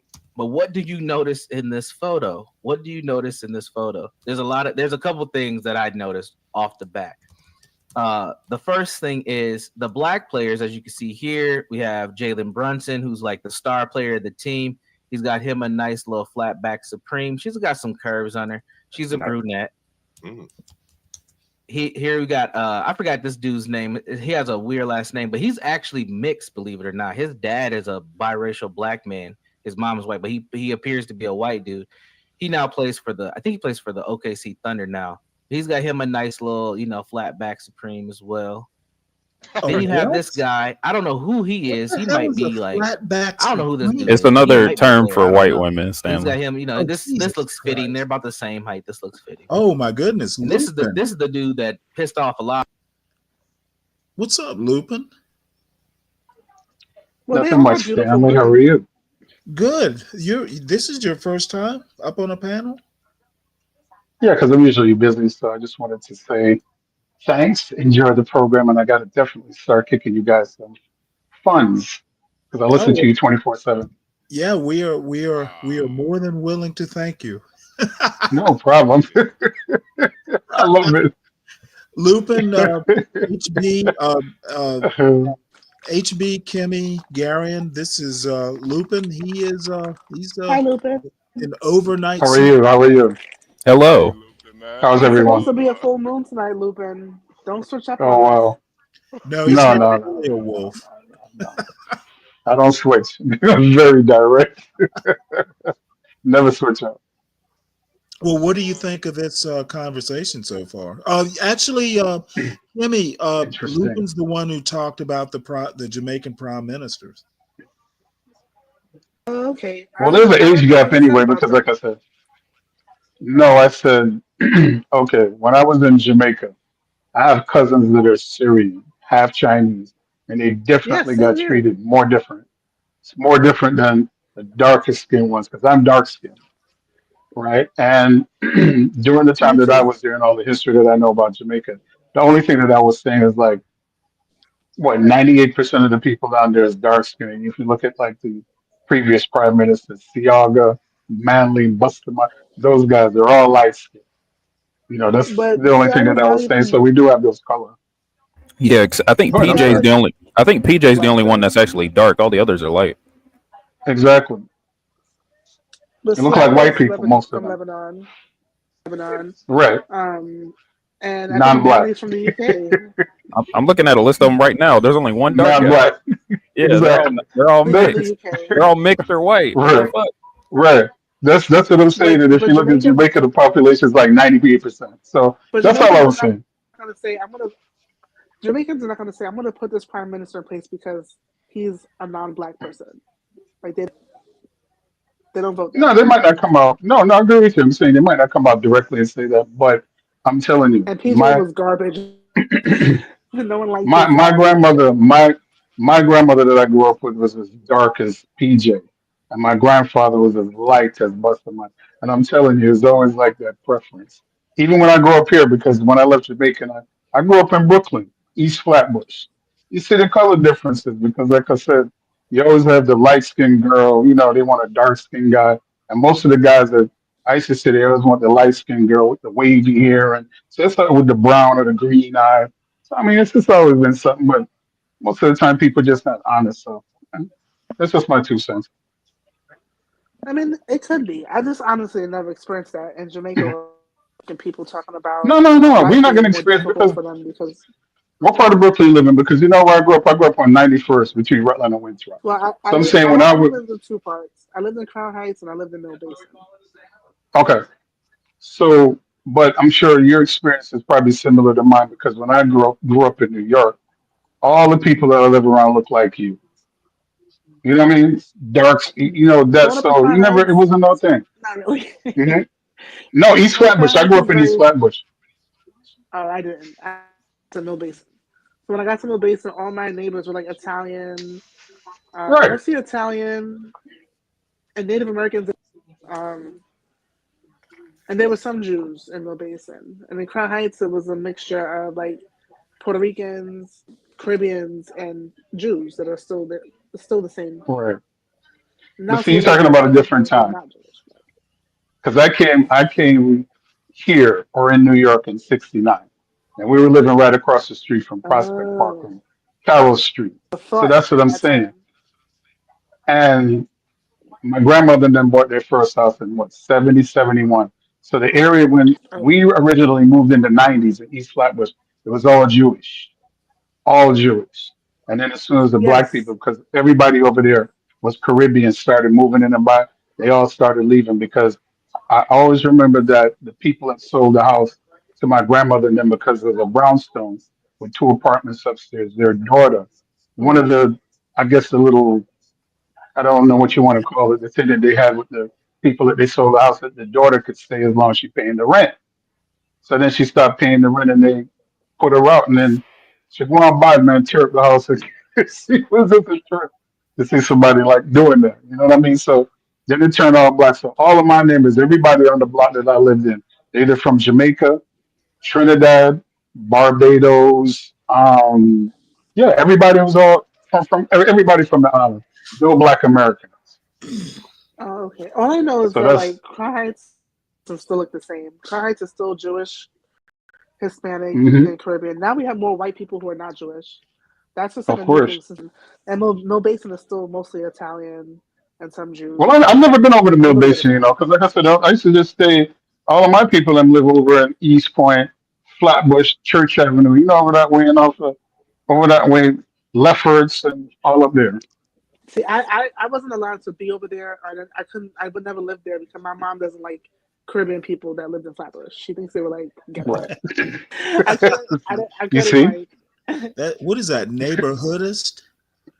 No, you see what I'm Yes, saying? That's what I'm saying. We just grew up in different times. Because I'm yeah. 63, so you're much younger My than me. mom would always be like, "Oh, keep away from those Flatbush Jamaicans." Right? Because I mean, because it was always like shootouts. That's what I'm saying. I mean, the navigate. It's yeah. Because I mean, I live in East Flatbush, and if I traverse and go over to like Church Avenue, there's a whole different crew over there. And if you don't know nobody over there, it's automatic gunshot. That's just the way it was. Damn. You go down in Brownsville, you don't know nobody else, it's automatic gunshots. So I'm saying that's how it was. Wow. So you still stay in your little area. Yeah, yeah. Wow. Because I moved out. Luckily for me, I moved out of New York before. I moved out of New York in '84. You know what I mean? I was living out of New Mexico, then I moved here to Atlanta. But prior to that, that's when the crack stuff started to You come left New online York when because, I was born. You left right. New York when I was born. You know, I went to high school. You know about Yeah. Wingate? George Wingate. That's where I graduated from. I went to Wingate. Okay, I Y'all only know know about it Wingate? because they have the free concerts there. Well, yeah, it's there. Well, The they changed the wrestling name. is They there. changed the name. It's called something else now. It's not George Wingate. No, I think it's It's still called Wingate something else because now. I think it's still there. Concerts every summer. So imagine I graduated from high school in '80. So I'm saying so I was Right. moving around, and then like I said, I was still in New York all of them times prior to that, and I'm like saying it was starting to get bad. That was one of the reasons why I wanted to leave and go to college because it was really getting bad. Because like I said, you really can every minute, you know, people getting shot and killed, and you know, and like I said, you know where Rutland Road is? What's it called? Rutland Road. You Rutland. don't know Yeah, about yeah, them yeah. places, the Rutland Road. I've passed it. All right, you see, and I never knew him personally. I never knew nothing about Mike Tyson. But if you ever hear Mike Tyson reference a little crew like Rutland Road crew that he used to hang out with, I went to school with all of those guys. I don't know Mike Tyson, but I see all them guys, RLC, Rutland Road, all of them went to PS 219, Wingate. So I know all of those guys. Grew up in the same neighborhood with them. And they was like the local bad man. So, you know what I mean? Yeah. My mom was like, Jamaicans live over there. So I just Yeah, grew but up in now those areas. those are the Yankees. And then with them, well, I shouldn't say all Yankees. The funny thing with them was those guys over there, some of them guys are Haitian, some of them are Black American, some of them they know Jamaicans, but then you go like over to Lefferts, Boulevard, they all of those guys over there are Jamaican. Wait, so let me more like Flatbush, relevant to Church the Avenue. conversation. Let me Hmm? ask you a question more. Let me ask you a question a little bit more relevant to the conversation. So do you, Hmm? I was going to ask you a question more relevant to the conversation. Do you believe that Sure. in Jamaica, tourism prevents people from like dating and procreating and all that? No. Not like it Yeah, that's does what I'm here. saying. No, it's different. There's more of us in there because, like I said, I'm used to dating dark skinned women. My wife is dark skinned, but then when I'm saying when I came here, especially living in the South, not so much. New York has a bit of it, but when you come south, you really, really get to see it because when I went to Morehouse, I've never ever seen so many light skinned people in my life between Morehouse and Spelman. I swear to God. I thought it was white people. I thought I was at a white school. I was like, oh my God, a bunch of light skin everywhere. I was like, what? Well, Yeah. you've seen And I, go ahead. Spike Lee's School Days. It's all about that. Yeah. And then when I was there when Janetta Cole, it was a guy by the name of Donald Stewart who was the president over at Spelman. So I was there when Janetta Cole first came as the president of Spelman.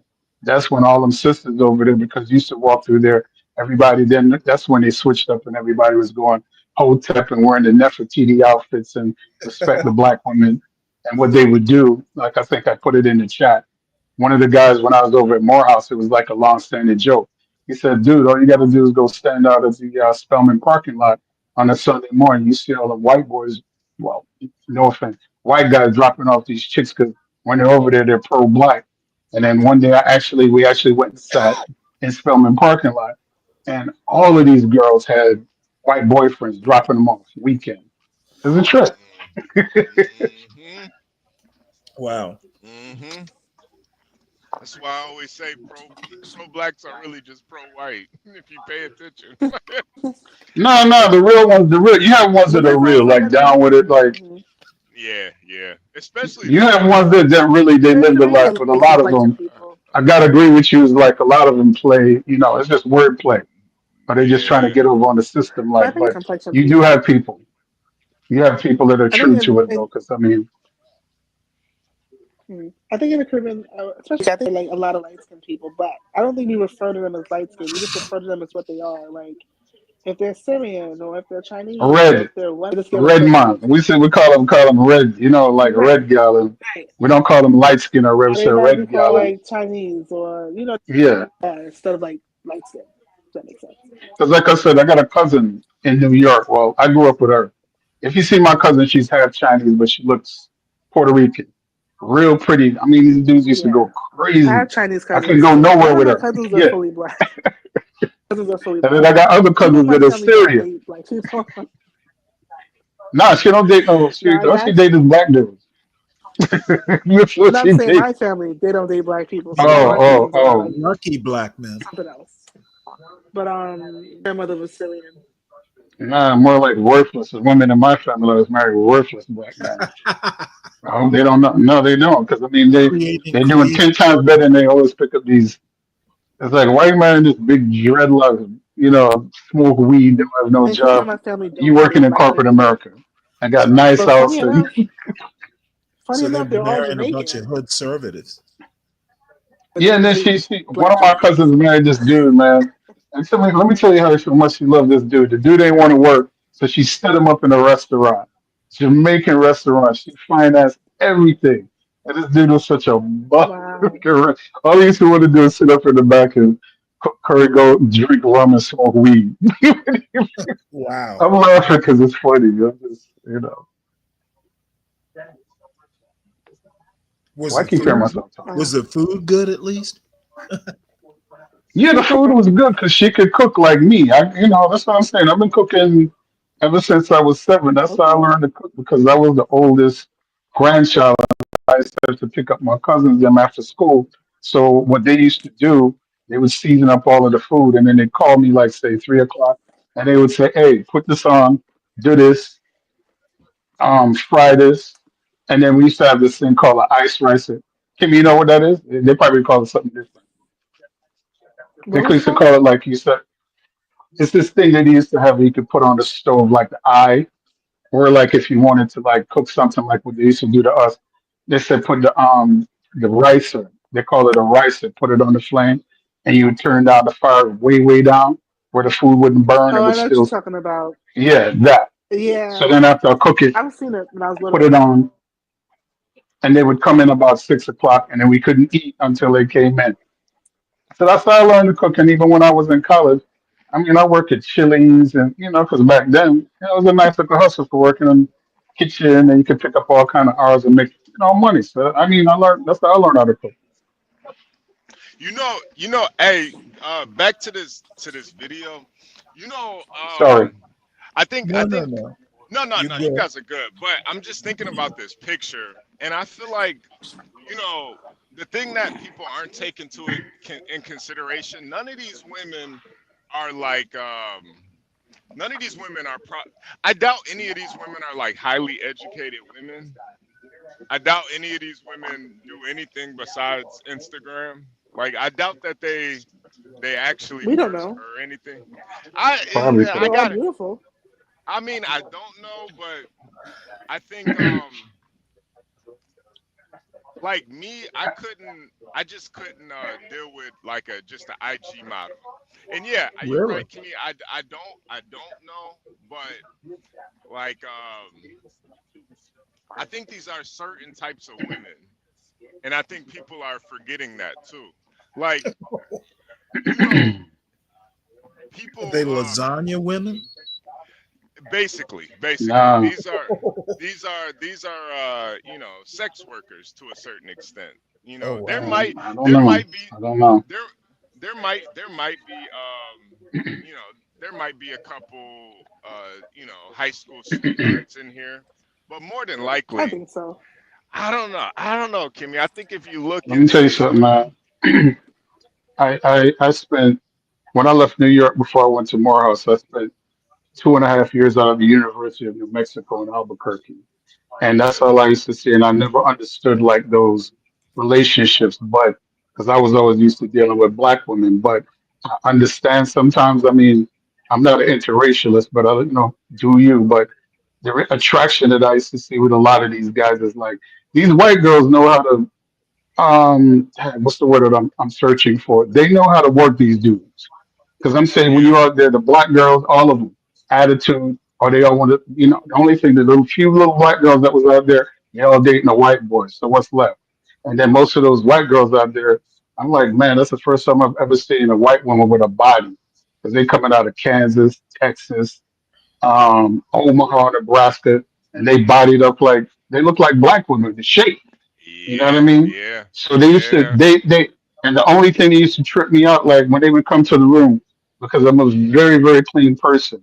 And then the thing about it is they wear the same pair of jeans like a week and they be sitting outside in the grass and the first thing they want to do is sit up in your bed. I used to be like, yo, get out my bed.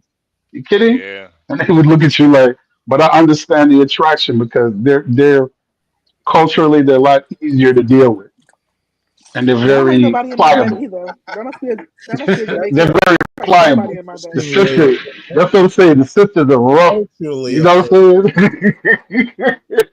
I love I my don't like black women. Don't get Jamaicans. me wrong, but they are I don't rough, like people man. in my bed. I don't like people in my bed. You Yeah, can't but sit on my bed. that's their thing though. They wear the same pair of jeans and they sit out on the grass. Hey, and first thing they want to do is come in your bedroom, Absolutely boop not. in the bed and Absolutely roll up not. in the bed. No. That will just destroy Jamaican spirit. I'm sorry.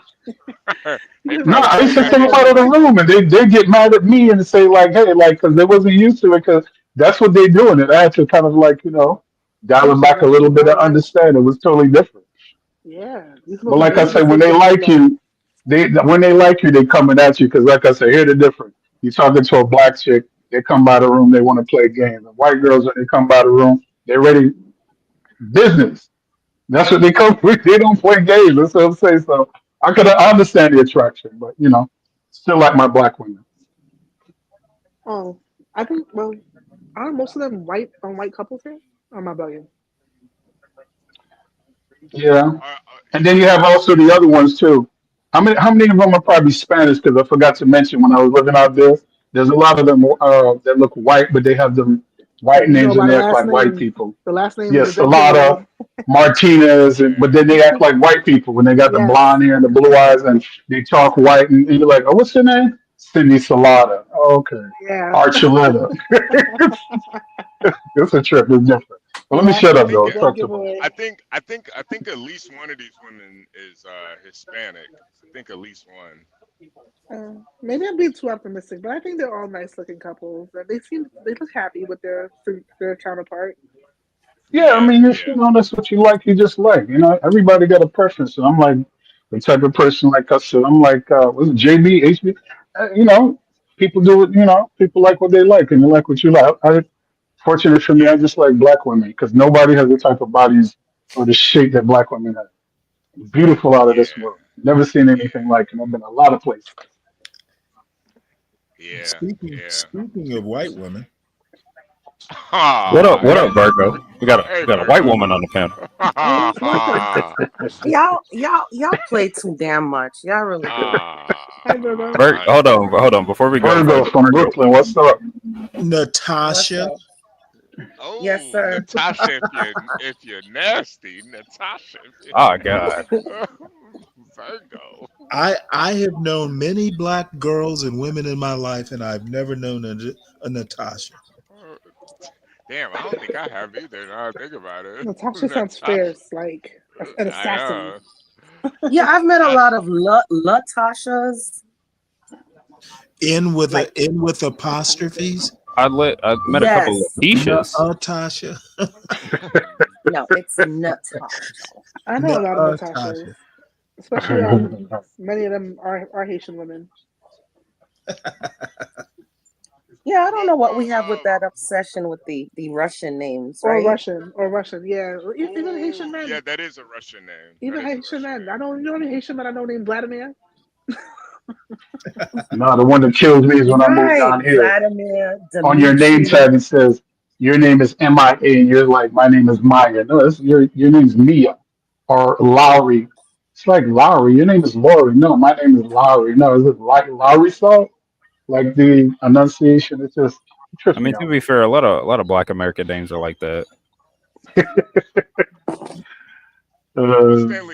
Stanley, let's watch some more of this video. Maybe like Okay. Let's see. The people right here. Who is that? That's Julius Randle, who's now a Timberwolf. Julius Randle, he's got him a nice blonde white woman looking cooperative. Actually, this is his wife. I think they have 2 children together too. They're married. Okay. Yeah, they're married. Yeah, so they didn't like that. Then we have I forgot this dude's name, but he won the dunk. Did he win the dunk contest? I forgot. He's out of Dayton. I remember that. But he's got him a nice little red head. She's got some curves on her. But this is the thing that really sparked the frustration in Black Twitter. Was you have this guy here. Now I thought this was Dante, but that's not Dante. It's another player. But he's the only one with a black woman, and she looked good. She looked good. Now, interestingly enough, they all got black on, and she decided to wear white. I don't know what that's about, but we can. Yeah, that's kind It of could be funny. some subconscious thing. I don't know. I find it fascinating that they all got the black memo and she didn't. I don't know what that's about. I don't know what happened there. I'm waiting for them to say one of these things is not like the other. She might not be a part of the girl group just yet. That's definitely could be part of it. But she looks good. She looks happy to be there. But it's interesting when you look at this photo, and we've seen other versions of this. A lot of prom photos that go viral where you have, the black student, the young person dating a white girl. Like that's we see this almost every April and May.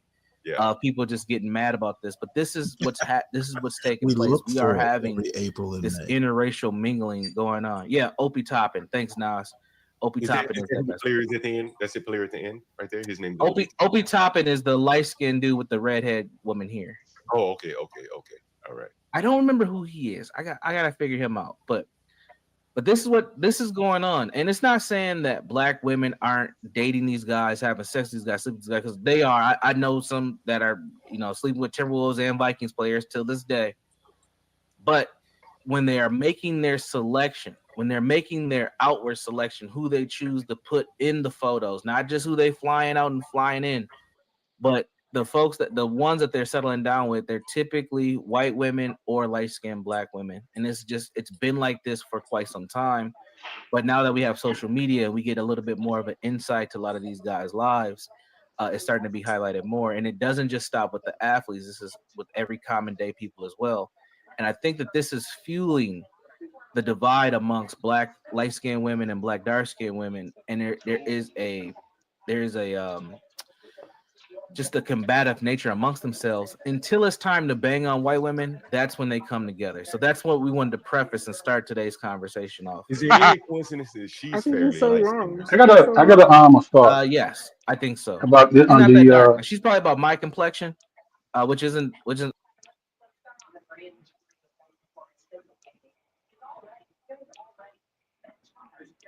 Would you say, Lupin?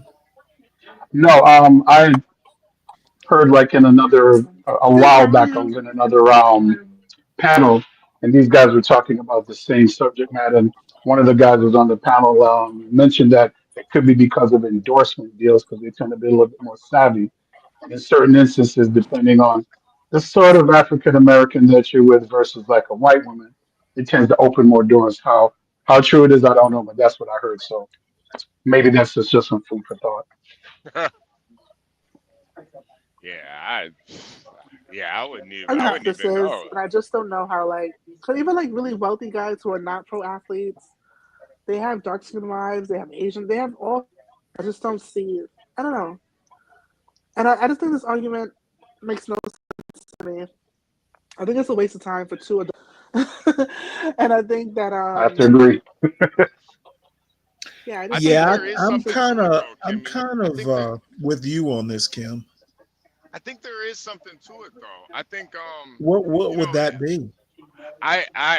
Stanley, I hate agreeing with you, but I do think it does kind of go back to slavery, where you got the lighter skin is in the black subconscious, the lighter skin is more Well, valuable. see, I don't think it's in the black subconscious. I think it's taught.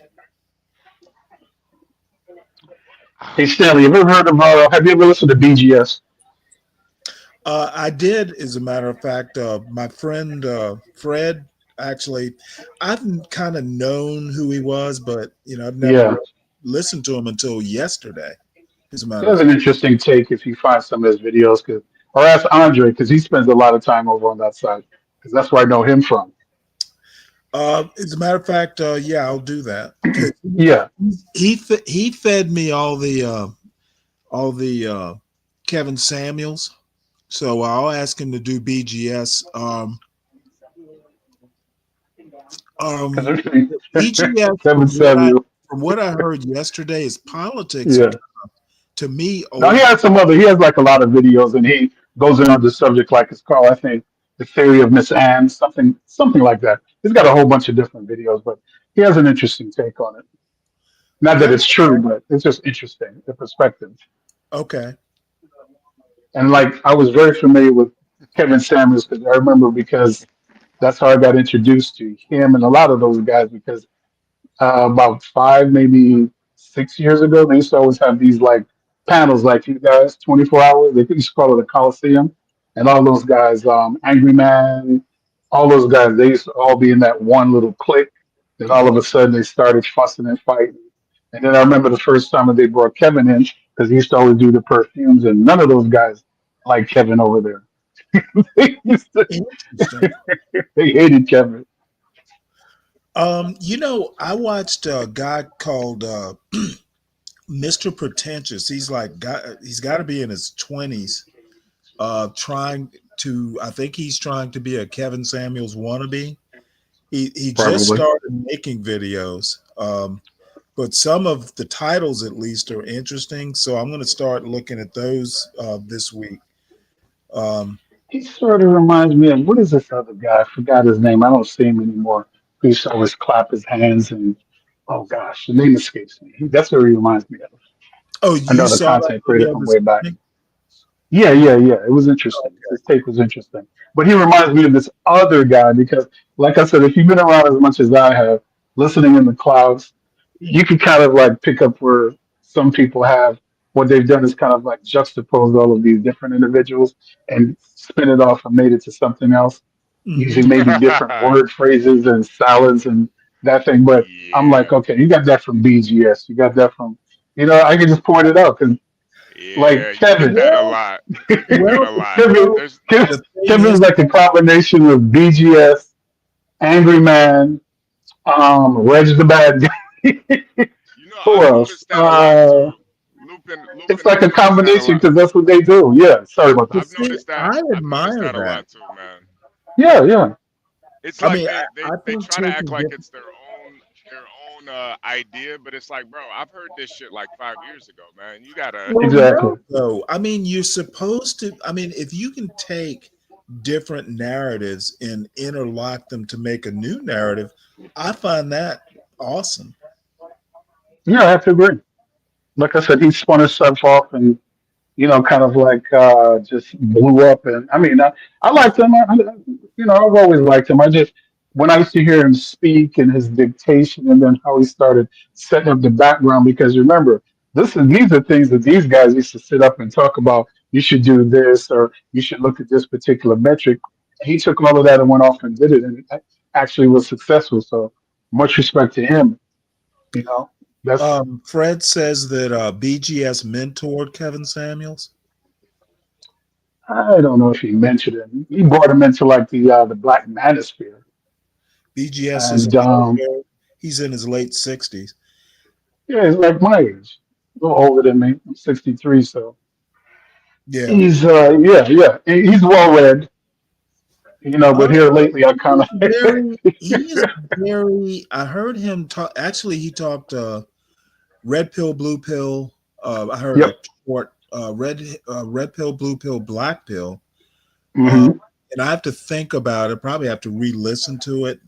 I'm not sure that I understood the framing, but as a matter of fact, Fred is the guy who put me on to BGS. So it's man, I'm just learning all this new shit over here. He has a massive library. See, that's what I'm saying. You have to go to I don't think he keeps most of his stuff on private, and he's got a lot of stuff on there. But here lately, I still love him and respect him. But I guess with the whole same situation, like with you guys with the Republican versus Democrat, all of those guys over there sound like Republican operatives, like they're getting paid. That's how they sound. Well, yeah, they're never really objective. They don't sound very objective. That's why I'm over here. Yeah, the framing of neoconservative and neoliberal, I find that quaint and old fashioned. So, but I mean, he could be right. Yeah, he's right about a few things. No one's ever all right or all wrong. Like I said, it's like why I like to be over here because with you, it kind of like gives a balance. And I'm like you, I'm very pragmatic.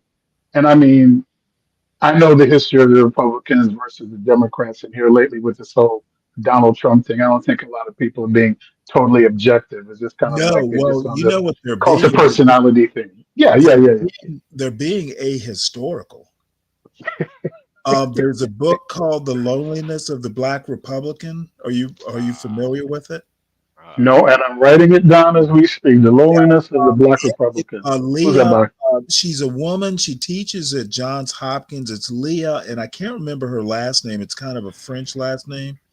I'll Google it. She's been on Michael Steele's show, but she gives a very good and very succinct history of the Black relationship with the Republican Party, and I highly recommend it. Yeah, I will definitely, because I'm like you, I like to read. You want to know a fun fact? I wanted to be a paleoanthropologist at one time, but I changed my. Well, put it to you this way. I suspect sometimes, and I'm kind of tooting my own horn here, but there's some things about the Republican Party that I actually know that some of these so-called Republicans don't know. And I find it amusing when I know more about their shit than they do. They don't read. You don't know how satisfying that is. No, they don't read. That's why I said I like to listen to you. I'm going to And it's like I don't. I mean, I respect. Republican point. I respect John's perspective. I mean, I admire and I mean all those guys. Like I said, they just have a different perspective. But when they get in pile-on mode, like, okay, that's why I said, hey, give me a price. Can we just have a show where you guys can sit down and actually go through all of the things the Republicans have done, never done, and the same thing with the Republican. I'm quite sure what you will find. They're almost probably But dead can even. I say in things something? that, related to the Good, video. sorry. Oh, go ahead, Kim. Sorry, I'm just interrupting like thunder. But was just talking about like who gets put in the picture and who gets whatever. I just feel like who cares? Today we all have to live with the choices we make. We all, Right. you know, we make That's our true. beds, we sleep in it type thing, right? And ultimately, never seen any of these guys have super successful families and relationships. You know, they usually are. Someone's always suing for a lot of money, and you know, not all of them, but it's kind of like norm. And Kimmy, who you're Yeah, cutting cares? out a Like little that's bit. that. you cutting in. Yeah, Kimmy, you're cutting out a little Sorry, bit. it's just a lot of. Like who Kimmy, cares? let me Because they say, have to live with Kimmy, who they. Right? go ahead, sorry. Well, Yeah, that's true, and to be honest, and parent with that person. Like it's not. Yeah. well, I find it ironic that the people that are wanting to talk post-racial stuff are the ones talking about colorism. Yeah, because Stanley, like I said, I mean, I'm a historic history. I mean, it's embedded in the history. And as a Right. matter of fact, have you ever heard of Frantz Fanon? Oh yeah, Black absolutely. Skins, White Man's? Yeah. Perfect book. That's what I always think about. I No, mean, reading I it, think you get a better understanding. Wretched I of the think earth. Let what they're yeah, trying to say exactly. though, I think what they're trying to say though, John and Universal, it's not the skin color, it's the disposition of a lot of black women that What keep does that them. mean? It's that So they're saying it's culture. it's culture, yeah. That's what I said. Yeah, culture, different culture. Okay, Like, well, yeah, well, I'm not going to belabor the point now, but I think when they look at culture, they look at one side, just like Hood Conservative yep. does. They don't do a 360 degree; they do a 180.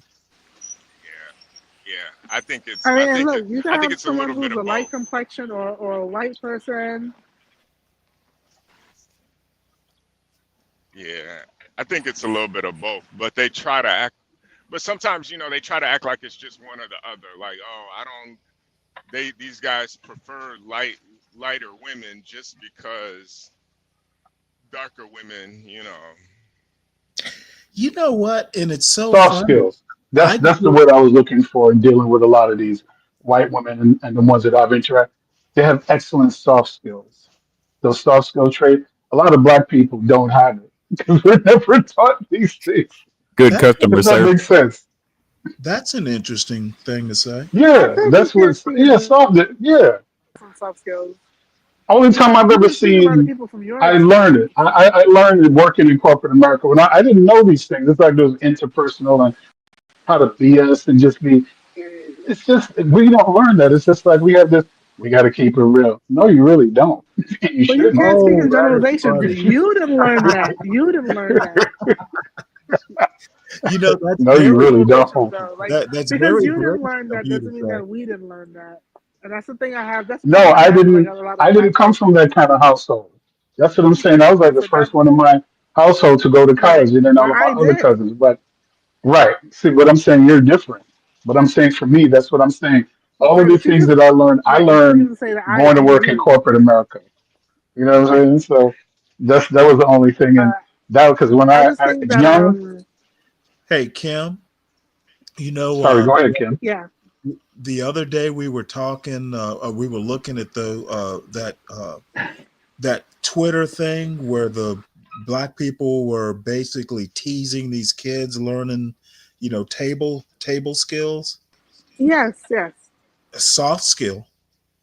Knowing how to sit down and kind of knowing which fork goes where. That's a soft skill. It's a social Yeah. skill. Yeah.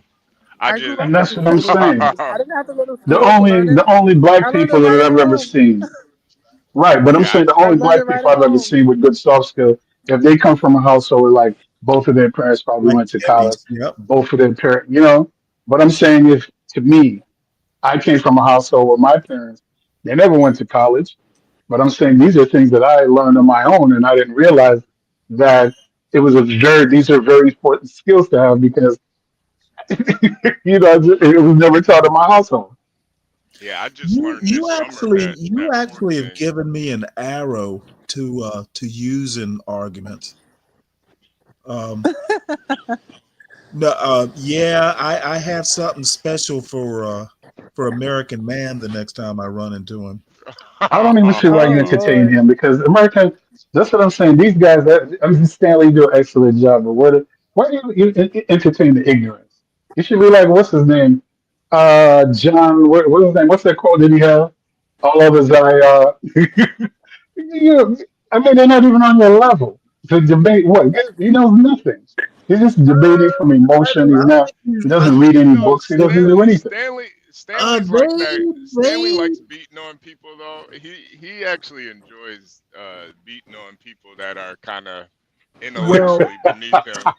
He enjoys it. Well, I was about to say, I don't think you're giving him enough credit. He knows enough to be dangerous. But I'm saying he's not your intellectual equal. And no special. That's a dangerous and thing. if you I'm sounding democratic now, that's what they're gonna say. But I'm saying if you listen to some of these other programs, a guy like him, if he went over on BJ, they get off. They just kick him off the panel. They want to listen to that. You know what? You are absolutely right about that. He messes with the flow of your show. He's not on topic. I mean, at least have the common decency and like respect. That's what I'm saying. Respecting because it's your show. And if you tell him to shut up, shut up. Kidding me? But I guess that's the Jamaican side of me coming out. people should select their partners based on compatibility more than anything, because you can get someone who's quote unquote your preference, and that person can make your life a living hell, which we see a lot. So it's best to select based on like true compatibility and truly being ready. You know, I think that's a key factor, Yeah. especially for men. Like you can't. Something else you got to add to that, Kimmy. Proximity. Proximity. Yes. Proximity. And the It's man who has to you're be around. ready. And the man has to be ready, and the woman has to be okay with that. That's another thing. You think proximity is the reason why they keep getting white women? Yes, That's what they're around because that's what I'm saying. When I shared my experience when I lived out in New Mexico, I went to the University of New Mexico for a little while, and that's what I saw out there. And it boggled my mind because I was never into interracial dating. But then when you start talking to these young, white women, they move a little different. The culture, they know how to. What's the word? I don't want to say bullshit. It's soft skills. Let me just say soft skills. Well, they know how. While when you're dealing with they know how to. Buddy you up and all of that. And black women is just like, this constant, you got to show me you love me, beat me upside. It's like you always battling and fighting them. Of course you're not going to agree with it. I mean, I don't expect you to. I will say too, white women are very forward too. I've only Exactly. I've been like white women hitting on you and black women hitting on you is two different things. Yeah. Black women. Black women, they'll just give you that eye, look you up and down, and you know it's go time. But white women will actually approach you. They'll actually approach you. Yeah, white women will try to start a conversation with you. That's the crazy. Yeah. In my single years, I've never hit on a man. I just sit there and they come to me. And that's because you're Jamaican. Yeah, that's kind of the point, Kimmy. Yeah, you're proving my point, Kimmy. Like black women will not. They'll give you that eye, and you better make a move. But white women, they'll approach you. Hey, I wouldn't even give a man. Let me add to that black woman thing. I think it depends on the man, the degree of how fine you are. It if you're definitely super degrees on the duper man. fine, they rolling up on you. Believe that. They're gonna roll. They're gonna roll up on. Not you. That's what I'm saying. Not you. Right, but I believe men should come to the women, so I don't really go to I never went out of my way to like catch an eye. Look. I ain't doing that shit. I gotta sit there and look pretty. Let me share a story. I got a friend of mine, right? He's one of these. He's like what you call like a jawline dude. He's a cute. He's probably like 6'2", about 250, chiseled up like he's about 50 something. I mean, I've been knowing this guy 30 years, and when he goes out, these women will literally come over and just throw their underwear in his face all the time. And you get used to it because you're always out with him. It's like it's a joke. Like, hey, whatever. Some of them usually a lot of them always weigh 300 pounds, but He gets some cute ones, but 9 times out of 10, this it's the one time I had to ask him, I said, how does that feel, man? It's like, here it is, you're probably like an 8. You got these 3s punching. Like, you don't really know how to stay there. Huh? No. I'm just saying salute the dirty dude in the chat. Yeah, not the 300-pounders don't really count. Yeah. I wouldn't count the big. I wouldn't count the big backs now. Yeah. No, he gets a variety, but those tend to be the most aggressive ones that I've seen. He gets the good looking ones too. They're the ones that'll My sit back husband is and that guy. He's 6'4". I mean, they kind of have to be. He's 6'4", 180 pounds, freckles, 180. hazel. He's Yeah, wait, he's 180. 6'4" and 180. yeah. He's played basketball his whole life. He's a basketball body. A rail. 180. He's a she got a light skinned dude with freckles. See? But he came A to me. slimmer. Like, hello. Yeah, that's what I'm saying. He's a slimmer. But see, he likes it. He like the dark. He like the dark chocolate. See right there. They already made a point. I date dark men too. It's just the lighter ones like me. You know what I mean? I don't know why. Mm-hmm. Always. It's the blend, man. It's that mixture. It's the blend. Yo, Stanley, can we get on? Can we watch a little bit more of this video right quick? Yeah, I want to. Yep. Let me put myself on. Yeah. It isn't that dark, but yeah, I think that there is a connection here. She's definitely got a nice weave in, and it's looking like it's about the length of some of these women's hair already. So she's fitting the mold. You think he marries her? No, that's a good question. Depends on his stage of his career, but usually the white dudes, they will marry the chicks they with. You don't think he'll pull a Travis Kelce? No, I think Travis Kelce was a late bloomer. I think he kind of glowed up after he grew a beard, and then he got good. And I think that he's just kind of basking in his newfound kind of glory and success. And will he leave her for a white woman? It's possible. It's definitely possible, especially if she's not cooperative. And I think we learned a lot from that Travis Kelce dynamic once he broke up with that black woman, because she's been showing her ass ever since. So he probably knew what she was on anyway, and he upgraded to Taylor Swift. So, what you got next? You going? How about the Philadelphia Eagles? Did you see that one? I think I sent you that one. Upgraded. The Eagles. Let's see. Oh, the Eagles Christmas party. Let's see. Yeah, let me pull that one up too. Christmas time. We're gonna see probably some more of these right here. Yeah, Andre. I definitely have been watching Coach Greg Adams. Shout out to Coach Greg Adams. All of the Christmas party time coming up. We're gonna see kind of like who's going to the Christmas parties and who's not being invited there. Yep. Who's We're been gonna see a naughty? lot of Who's it. been nice? All right, hold on, John. Let me pull it back up. And these who you date type events, you're seeing basically a group of black women more or less being left out of an entire kind of strata of society. Right. Or so it would seem, like Yeah. And I do think class plays a role in this too. I do think class plays a role. I think if you have a dark-skinned woman who's from a middle or upper middle class, she's gonna have a better chance. But if you put a light-skinned woman right next to her with the same credentials, I think she's gonna get beat out the dark-skinned woman's gonna get beat out every time. Yeah, no, I think I agree with you on that. The lighter, the better in terms of their prospects, for sure. You got another one you want to bring up, University? Yeah, so this is the Philadelphia Eagles. I've seen this one. Not a black woman in sight. Photo of Philadelphia Eagles WAGs sparks social media. Social media war on interracial relationships in about 70% of a black league. Wow. Now this is the girlfriend, wife's social. This is the photo they all take together. They're all happy. Now we do have two women with their heads chopped off in the photo. You can kind of tell one's got a white hand, but we'll give them to the benefit of a doubt. We have a racially ambiguous woman. I'm gonna say she's probably a Latina. Another racially ambiguous woman. She definitely does not look black. She's mixed. That's my type right there. I can tell that one right there.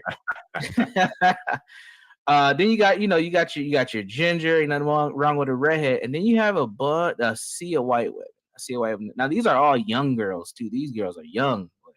Yeah. So but they are there. They are happy. Now, the party was led by Jason Kelsey's wife, Kaylee Kelsey, and kicker Jake Elliott's wife, Ann Elliott, which is another trend that we see when it comes to the professional athletes. A lot of these white guys, they will marry these women. And with a lot of the black athletes, they don't get married. They don't get married. Yeah. Damn. Yeah, go ahead. Speaking of Hispanics, I mean, why not get into the meat of the day, which is probably all over social media, the Hispanic fiance of Travis Hunter there. I know you've been all on that. Again, I think if it turns out to be true what they're saying about her Universal, I think there's going to be a world of hurt there. Yeah. I mean, for the sisters, these type of videos, with the basketball players, they may be able to stomach that a little bit. These players were so far disconnected from the black community by the time they got with these women. Travis Hunter, is poor, not very attractive, and now he's being snatched up by a Latina. Yep. You can't even argue with the white women anymore. Nope. The Latino woman is snatching up, a stripper no less. So it's not even class, as you say. Am I wrong? No, you're right. And expect more of this to happen as we get more migrants and more Latinas here. We're going to seriously.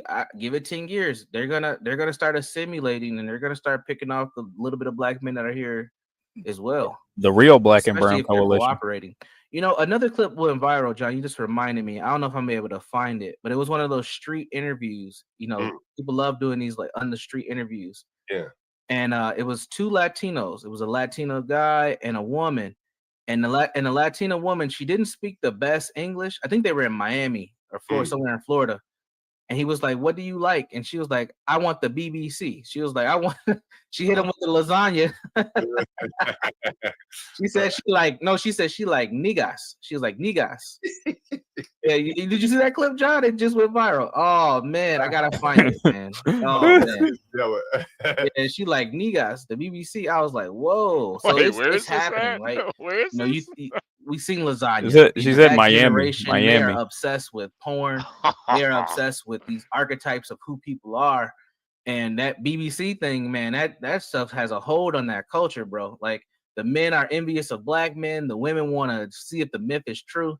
Like there's a transitioning taking place. And I think as we get more Spanish speaking folks into this country, they're going to be diving into it as well. Really? I would have thought their culture would have kind of mitigated some of that, in that it was such a distinct culture between the Hispanics and the blacks that would kind of mitigate it. But, fair enough. Travis Hunter, I guess, crossed the borderlines here. Yeah. Should I pull up the Travis Hunter? We should play Across the border. Let's play this guy. His name is let me see if I can find it. His name is it's on YouTube. I just played it. I may have sent it to you. I may have sent it to you. And I think we can play this guy without getting in any trouble here. Let me see if I can I found the clip I was talking about, John. I found it. You want me to share it real quick? Yeah. Let me see. Yeah, I'm about to stop using Google. Just go to X, man. You can find everything there. That is true. Damn, I found that so quick, man. That's crazy. Let me find this guy. What's it? Why are you doing that? House of what's the word? House of, oh, that's it. I found it. All right. So there's this guy that's really been going on deep diving into Travis Hunter's girlfriend. We've talked about this. Oh yeah. You mentioned her, Patty. Dion having to tell her to get up so that he could congratulate Travis Hunter on winning the award. And so this guy, House of Hypocrites, that's the name of his channel. He has a rather interesting. I'm looking for the short where he does enough exposure to give you a good idea of what's going on. Let me see if I can find it. Where is that video? Is this it? 2 minutes. There was one about 9 minutes. Let me see if I can find it. The one you sent me? Yeah. Was that about 9 minutes? Yeah, it was a little longer. Was it longer than 9 minutes? Yeah, I can pull it up for you. Okay, yeah, go ahead, pull it up. Yeah, You want- it's 9 minutes and 30 seconds. Yeah, pull that up. I'll show that one, but let me show the one. Okay. Oh shit! Did I just click off of it? Hold on 1 second. Yeah, that's the guy right there, the House of Hypocrites guy right there. Yeah, I'll pull that one up in a second. Damn, I think I just clicked off on. Hold on 1 second, John. Take your time. While you're looking for it, I'm gonna find this video. The House of Hypocrites guy. He has really done a deep dive. I What you just taking a look at it right now? Yeah, Oh, I just had it. Where'd it go? are you looking for Here it is. Here it is.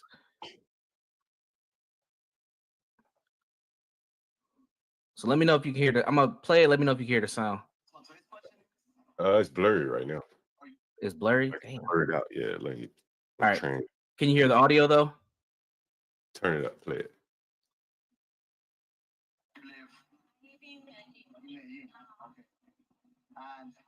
Did you hear that? You got to turn it up a little bit. Said something Negro. All right. Hold on. Let me reshare it. Share audio. Boom, boom. All right, it might be a little low. If it doesn't work, I'll send it to you. I'll send you a link, and maybe you can play it on your end. All right, go ahead. So pretty much, it's a street interview. He's I'll put the link in the back. I think chat. we get the gist, Universal. I think you Stanley, remember, you can fast forward this at any time because we're on a delay. Yeah, I got it up right now. Can you see my screen? No. Yeah, there we get the Okay. gist. Okay. Do you want me to Yeah, bring there it it is. current? Yeah, we can't hear nothing yet. Okay. No, want me to go- I actually want to hear what they're saying. Maybe just put it on 1.25. Yeah, put the speed up a bit. Yeah, Okay. 1.25. Medellin. Okay. And how is dating in Medellin? Fantastic. Fantastic. Yes. Really? Why? It's Medellin. And I'll put the link in the back chat. It's good. The people is very good. The people is very good. But let me ask you, what about in terms of dating? You know, because I know the nightlife is good, but many people say the nightlife doesn't equal to the let's say if you want to meet somebody for real, you know, like if you want to have. You know, I actually like it when people talk at this Is it speed. easy to find a husband in Yeah, Medellin? me too. No, it's very Me difficult. too. Really? Why? I wish I could do it. No, como digo, pues porque como digo, ay, es que no sé, pues porque no son tan interesantes. Como digo, They're no, not very interesting. The people are not very interested in Medellin. no. Why not? I don't know. It's best in como se dice, extranjeros. Oh, okay. What did she say? It's better to be with foreigners. So there's a piece of that clip missing. I didn't realize it. It's best in como se dice, extranjeros. Oh, okay. I'll find it. I'll find it. She likes foreigners. She likes foreigners. Now the next thing that she says is she tells you what type of foreigner she likes. It's the Negras. Yes, the niggas. I'm And telling you. do you think they'll come here and be less politically correct in their desire? You know, mostly you don't see typically white women saying things like that. Do you think this foreign woman will come here and just be more outspoken in her desire? To that. Yeah, I think point- they don't know a difference, right? I think they've been bombarded with hip hop music. They think this shit's just cool. Like that's just like what's in the culture. So they don't have the same racial lens that we do here. Yeah. So they'll lean in as much as they need to, until they're told different. But you look at that woman, man. What black dude's gonna tell her something different? Hey, you call me nigga all you want. No. Okay. Gotta stop it there.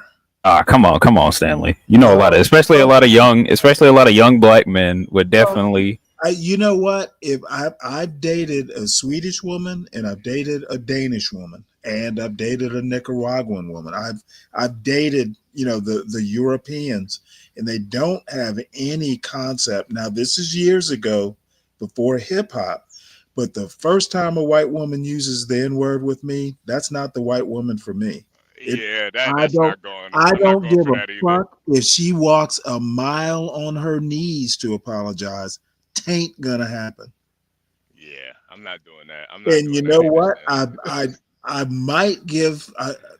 I can honestly say, maybe one girlfriend of all the black women I've I've dated has used that word. It's not a word that, you know, I would encourage romantic partners to use with each other. Yeah, Stanley, I'm glad you made that point. I can't deal with even a black woman that refers to me or refers to any black man as nigga.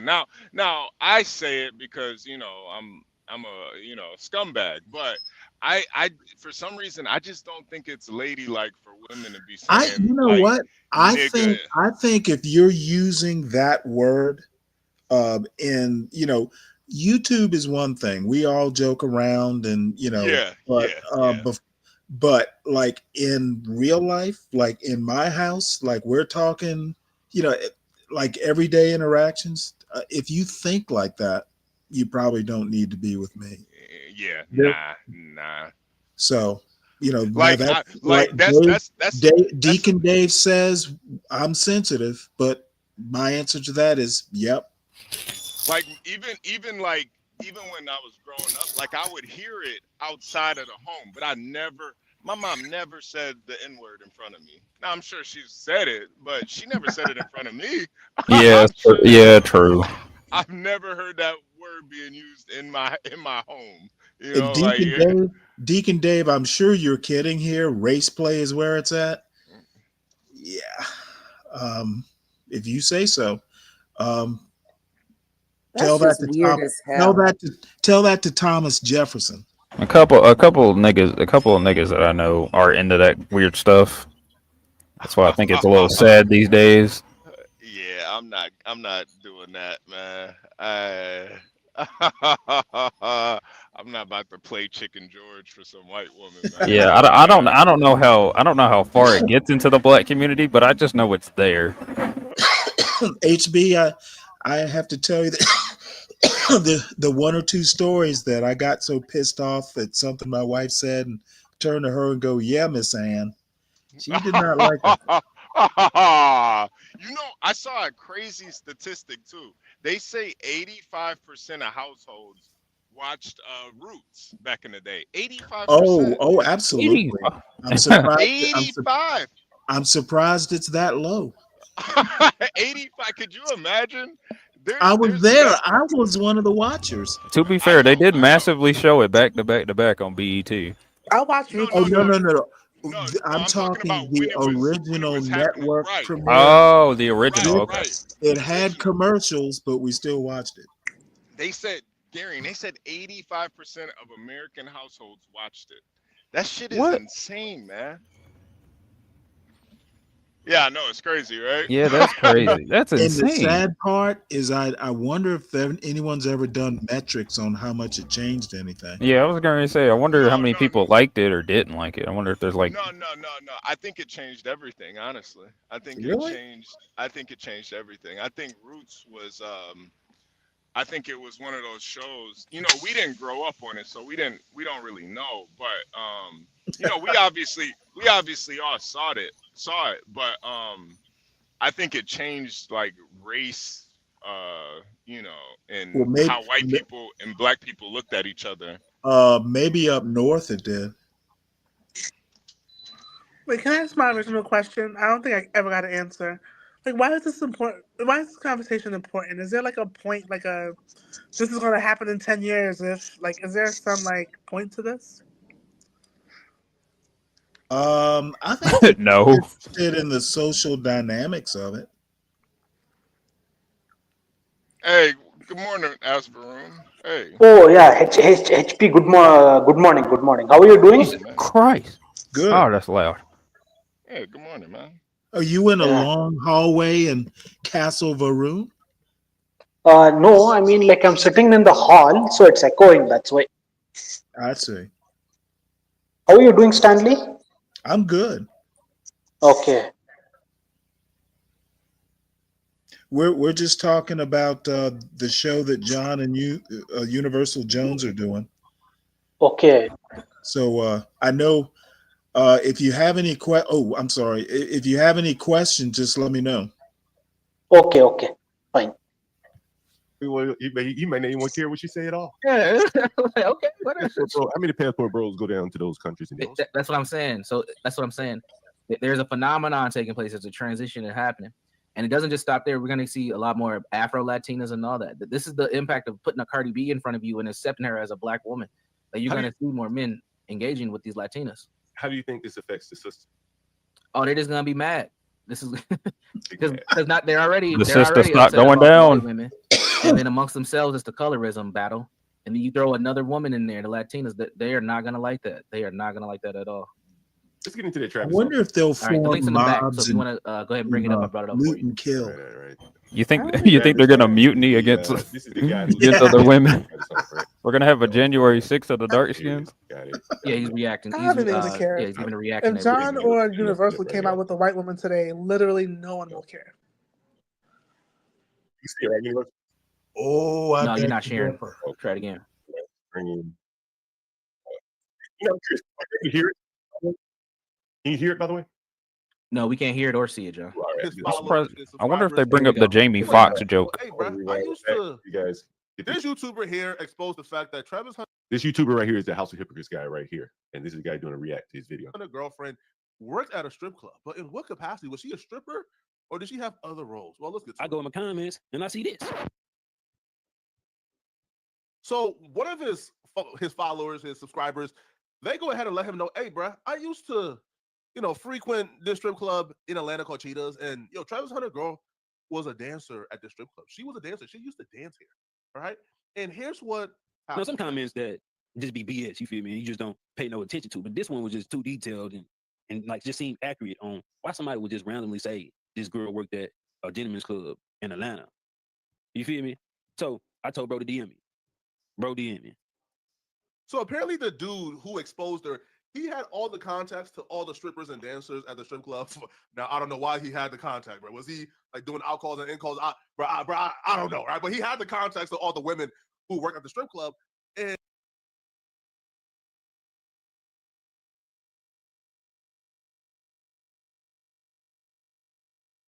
It might be because he missed his favorite girl.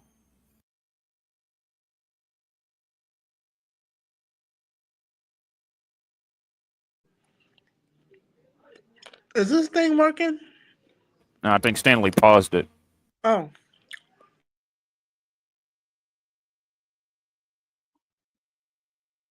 Oh. Wow.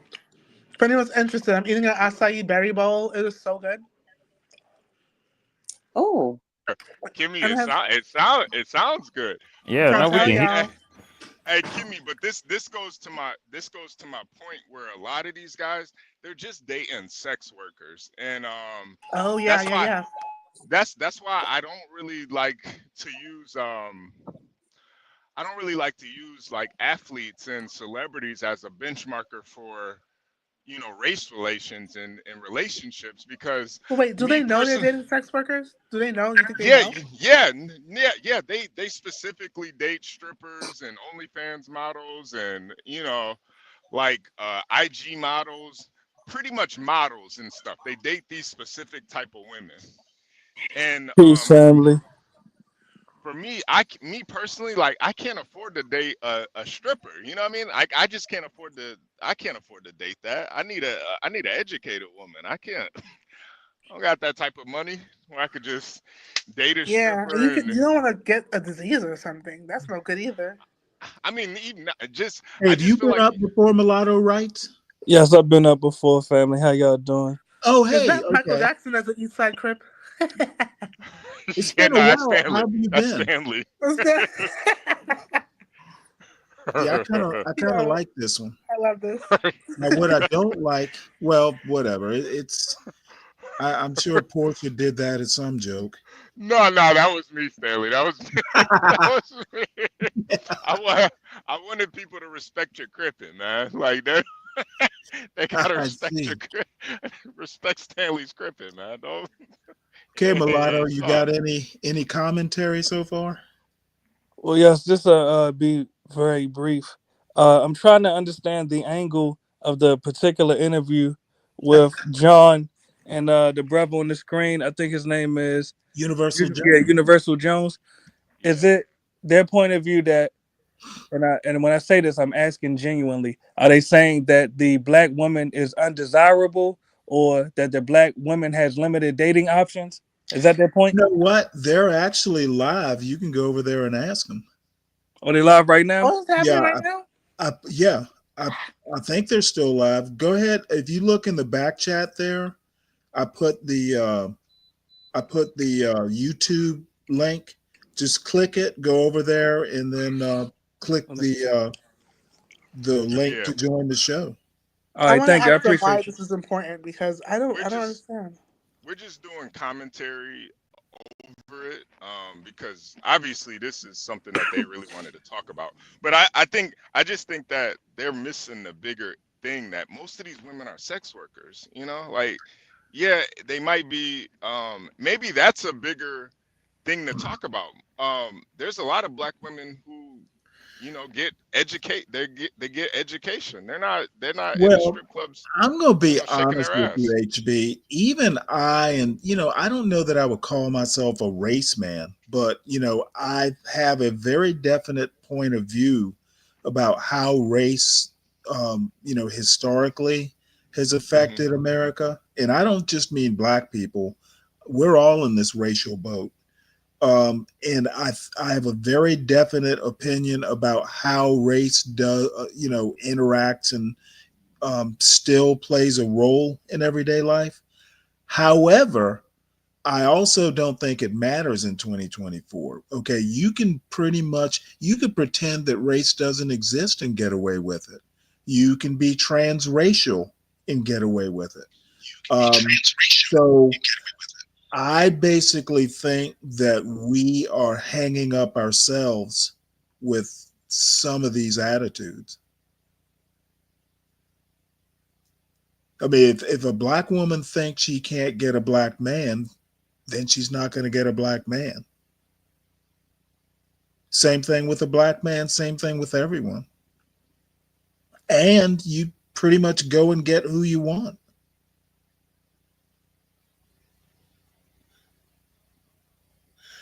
Okay, let's see. It matters to those that are offended by race play.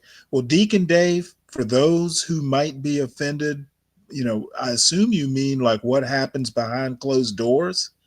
If you don't put a camera and film what's going on behind closed doors, who's going to know? So that's my soapbox soliloquy. But I think we trip up ourselves when we think race matters that much. Yeah, I kind of agree. Yeah, I'm with you. I'm with you on that, Stanley. Yeah, and I think you get into a slippery slope when you start focusing on what like women are talking about, because you don't really hear guys talking about this type of stuff. Like, I mean, you do. Like, Well, wait, the guys we're listening to guys talk about this stuff right now. Yeah. But I think the Yeah, but Stanley, it's not a casual thing men talk about. It's something that's usually. Yeah. They're kind of like talking about what women's issues with black men are. And for me, I just don't care. Like I really don't care what women are talking about, honestly. But I do hear some guys, like when they've been kind of beaten up by black women, they get put on child support and then they got to put hands and feet on them. Then they start saying, the thing is, I think the mistake they make is it's not black women, it's the woman you married. Yeah. That black dude over in Germany who's having the problems with his Teutonic wife. Right. That weak nigga. She's not. Yeah, but the point is his wife's not black. Nah, she's not. She's a German. It's the woman you married, not the color of her skin and the fucked up things you did. Yeah. That woman is she was in the her ancestors were in the SS, man. Like they were. Well, all I'm saying is that don't slap your wife and you'll avoid at least a little bit of trouble. Yeah, I agree. I think it's like when you try to put like race on it, it really does kind of oversimplify things. And yes, people are way well. What so it much more is complex. it's a crutch. Yeah. You know, you can F up and be an asshole, and then you just it's black women. That's why I had to do this because Yeah. all Yeah. black women, that's bullshit. And Yeah. when you call them on it, you're a feminist. Yeah. Like maybe women just don't like you in general. You ever thought about that? Nah, it's black women's fault. Like, oh, okay. All right. Exactly. All Exactly. right, buddy. I never had these problems with a white woman. I'm just gonna tell you that now. Never had these problems with a white woman. Because you treated her, because you gave her white girl privilege. That's why. Yeah. And plus, you probably never dated a white woman too. That's why. You know, Like, I don't know. you treated Grace Thorpe like she was Grace Kelly. Yeah, because I just don't see the whole white women being better thing. I just don't see it, man. I think it's so much. I think it's just individuals. It's not a race thing, man. Or Hispanic women, man. Listen, man. I've dated some crazy Hispanic women, man. Yeah, I've never dated a Hispanic woman. I can't. I don't think I could handle one, to be honest with you. Oh, They're I tell you insane, right man. now, I dated a Nicaraguan woman, and it was awesome. It was like a one night stand that lasted for like 6 months. Oh, I have to tell you this story. She lived out on Cape Cod. She was staying with relatives out there, taking care of a sick uncle. And it's funny because she was about my complexion. So one day we're sitting there talking about something or another, and she goes, "Well, the black people in my country." And I looked at her, I'm like, "Well, aren't you black?" She's like, "No," and she goes into this whole thing. But what was the kicker? I came home from work one day. It was a long day on the ship. I come in, and there's spaghetti and 2 lit candles on the dining room table. And I'm like, uh-oh. She took the time to cook this elaborate dinner, and there's candles. So, I sit down and we start eating, and she proposes to me. She goes, "Will you marry me?" You know what? It scared the shit out of me. I was like, you know what? Let's go. I drove 50 miles from Middletown, Rhode Island, all the way out to Cape Cod to drop her off. It's like, oh, man, I'm revealing these stories. I was a bastard. I never called her again. Did she get down on one knee too? You know what? I was so shocked. I don't think she did, but it was. We were sitting right across from each other, gazing at each other through candlelight, and she scared the shit out of me.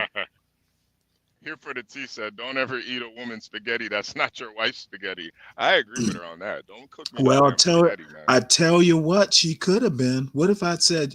And the thing is she was actually really good looking. You don't know what was in that spaghetti, Stanley. It was probably some.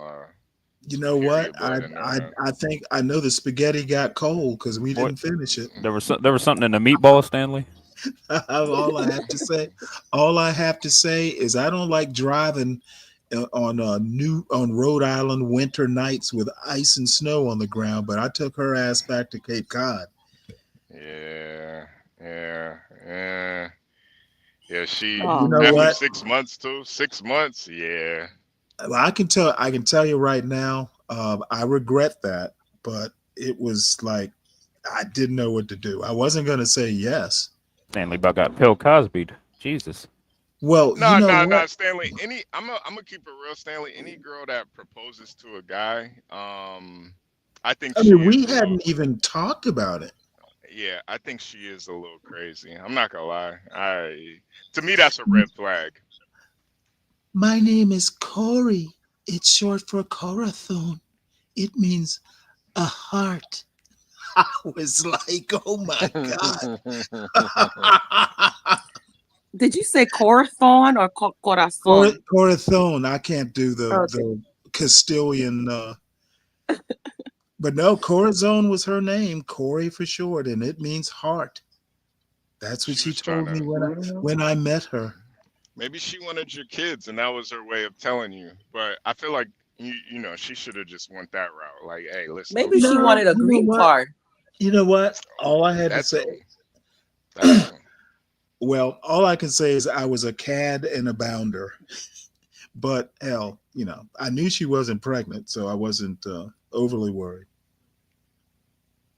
So that's anyway. So the crazy Latinas, yeah, they get out there. It's crazy in everybody. Oh, no, I Oh, don't know. trust me. I don't know. She had a Yeah, little.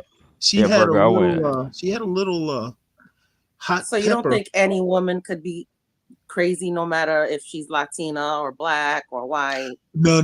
I'm not saying that. I'm just saying there was a little bit of a chili pepper on her crazy. Oh, her individually. Oh, hell yeah. That's crazy. All right. Well, now that I've revealed my inner monster. And he sent over the contact where she was listed as one of the dancers at the club in his phone. And then he sent me her phone number. Now, I'm on the phone with my cousin. I'm like, hey, bro, I'm doing the story, yada, yada. Oh, God might be, you know what I'm saying? One of them things. One of them, yeah, she was getting down in the line in one of them club type shit. He was like, bro, if you want to figure out if the number real, put the number in Cash App. Boom, put the number in Cash App. So he put it in Cash App, and it's her number, right? So the guy who had her number saved as one of the dancers is on point now. Her number is saved. Yes, it's her. What he does, he made a mistake. He sent her a message from like Text Now or one of these third-party apps. He lets her know, hey, bruh, I have evidence of you being an ex-dancer or stripper at Cheetahs in Atlanta, and I'm reaching out to get a statement. She sees this, and instead of her responding back to give a statement, she changes her name on Cash App immediately. This is her exact number. I almost Immediately. FaceTime to be like, you feel me? Just to get it like, you feel me? Oh yeah, this just got shot down. On my Instagram, then I said, He checked the Cash App again, and she changed the Cash App name to Me, Lollipop Yummy, and erased all trace of her identity to that Cash App, so people can still wonder if this number is still hers. All right, so they're like, hold up, bro. Why would she need to do this if it's not true? Turns out it is true, right? It is true. So if you go to the guy's page, man, shout out to House of Hypocrites. If you scroll down, turns out this chick is now threatening to sue the YouTuber. Because he called the Cheetahs and confirmed with them that she used to work. years ago, she said she probably worked like around 18, 19 years old. I'm not sure.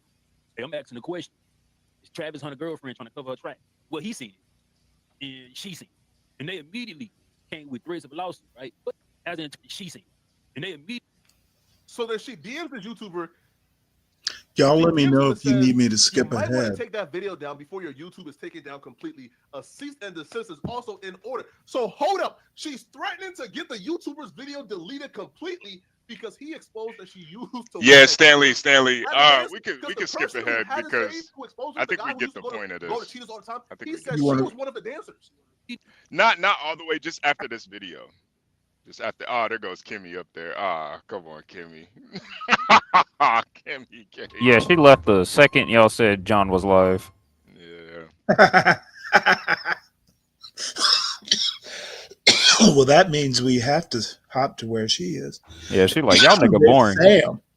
No, I want to hear what Sam has to say. His nickname was the Sperminator. Oh, Hold the fuck on, what? Did you hear about this story? Maybe I did. Well, he was he came into fame a few years ago as he was outed as fathering, I think it was like 170, 160 children through artificial insemination. And he was donating his sperm, and he's a decent looking white man. He was donating his sperm to all these women. But you'll notice an interesting pattern of the women that he was donating his sperm to conceive these these children. Wait, was he a Jew? You probably did cover this, and I probably was around that time when you did.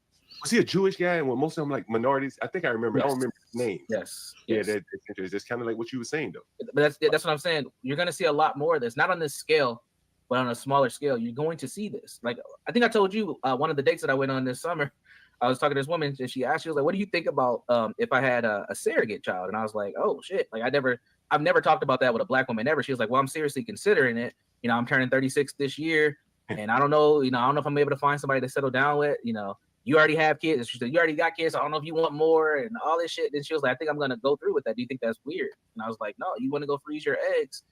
Go ahead." And I asked her, "Would you carry the baby, or would you have somebody else carry it?" And she said she would want to carry it. But black women are considering this option today. That's what I'm ultimately saying. You know, I heard a video How earlier can you today. say that from It just was a one woman. encounter? It was a woman. That's No, it was on fucking Kevin Samuels yesterday.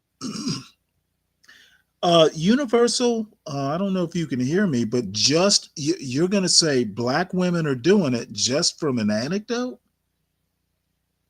Ugh. It's fucking crazy. And it was like a 27-year-old woman from Philadelphia, and Kevin Samuels. Yeah, was Stanley, doing I it think straight. that's I think just she's a 27. woman She may be thing older in than that. general. I don't think And that's just black she women. did say she's already. So surrogacy is just a woman thing? No. I was more towards freezing your eggs. I think women do that just in general. Like I don't think it's now how that baby comes to term. That's that's up to Is that women. But Well, no, surrogacy is carrying someone else's child. yeah, but No, surrogacy is not carrying your own eggs. It's like, hey, if you're a couple, like a couple who can't have kids, you hire another woman to carry a fertilized egg. So there's a third party involved in surrogacy. So that's what I'm saying. Maybe he's not using the right word.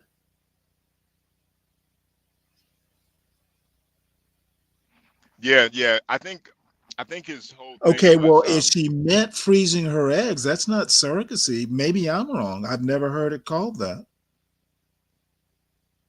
But I don't know how it could be surrogacy if you're carrying your own genetic material. Or maybe what she's saying, okay, so she's taking her frozen eggs and getting someone else to do it? if But she she can't. said she's gonna carry the baby. You know what? I'll just Well, have no, to ask Universal. Yeah. I think what she was saying, since she was 36, it might be harder for her to carry it. But since she has Why her would eggs a already, 36-year-old is young enough to carry a child? yeah, I agree. All right, well, I'll talk to Universal. Frozen her eggs. So they are taking advantage of this technology. I've known a few that have done that as well. Damn, that's very interesting if it turns out that way. Damn. Again, this is a millennial and down thing. Now, think about your lady friend. Right? I'm assuming she's 40 or plus. As a matter of fact, she's not going to take this I'll option. It's so ask in the foreign. It's like a chat. sci-fi thing for her. Right. But for the folks, the younger people who are 35 and down, this is not outside of the norm. You know, they're not afraid to go out of the country and get cosmetic surgery done. They're not going to be afraid of freezing their eggs either. This is an option. Yeah, well, they were doing that during my day. So and the tech is better now. Yeah, the tech is probably a little bit cheaper too. Probably insurance covers it. Yeah, Wow, yeah. So you think a lot more black women would be having babies this way? Hell yeah. Ending up child. Yeah, they don't want the baby daddy thing. Brings too much shame, especially the professional women. It brings too much shame. So You're what better would- off saying that you did a designer baby. You think that'll be mainstream? A designer baby. I think it can't. I think if the right celebrities did it, it'll be more accepted mainstream wise. Yes. I mean, hell, Beyonce, she's had surrogates carry her children. A couple of the Kardashians have. We have enough examples of people who have done some version of this that it's going to be. I think it's going to be more acceptable pretty soon. Damn, that's very. No, it's not going to be more acceptable. There's one more thing costs about the involved. whole motherhood Can child. your the child average support thing. like regular How do you think that all salaried plays mother out? do These, this? on the Pop the Balloon, we see a lot of these mixed, blended families and all that kind of stuff. I guess if they go to the pharmaceuticals to have their babies, the lack of a baby daddy will be good for their dating, in some sense, right? Right. They don't have the quote unquote baggage. And honestly, I think it could also become a clout thing too. Like, yeah, I went out and I was able to afford this for myself, and I think it can. It can no affect baby me in different ways. Yeah, I ain't got no baby daddy. Wow, I did this. It furthers the independent woman narrative as well. Oh shit, guys, what do you think about that? That's an interesting concept. Are designer black babies on the way? Right, we got a race of designer babies. Hell yeah, designer babies. They're gonna develop their own Travis Hunters. They don't need us. Just like the mama said, don't let your mistake can be a blessing. Don't give up. That is amazing. That is. Yeah, you didn't think about that, did you? You got me on that one, you know. And I was gonna go to motherhood and does that because I think we'll cover that another time. As a landlord, I've seen, different, people in the house. I would almost say the majority of the people that I see in Section 8 are dark skinned. And that's what kind of led me to this topic, to be honest with you, is that I think the light skinned women, they do well clearly in the professional sector better than the darker skinned women. But somehow they're staying out of the homes of jungle. Even most of Okay, I just have a huge problem with some of these points they're making. So John Galt has never seen, many light-skinned women in his experience. Therefore, it means all across the country, it's like it is in his experience. Even if that's true, just the way the argument is presented is just, it baffles my mind.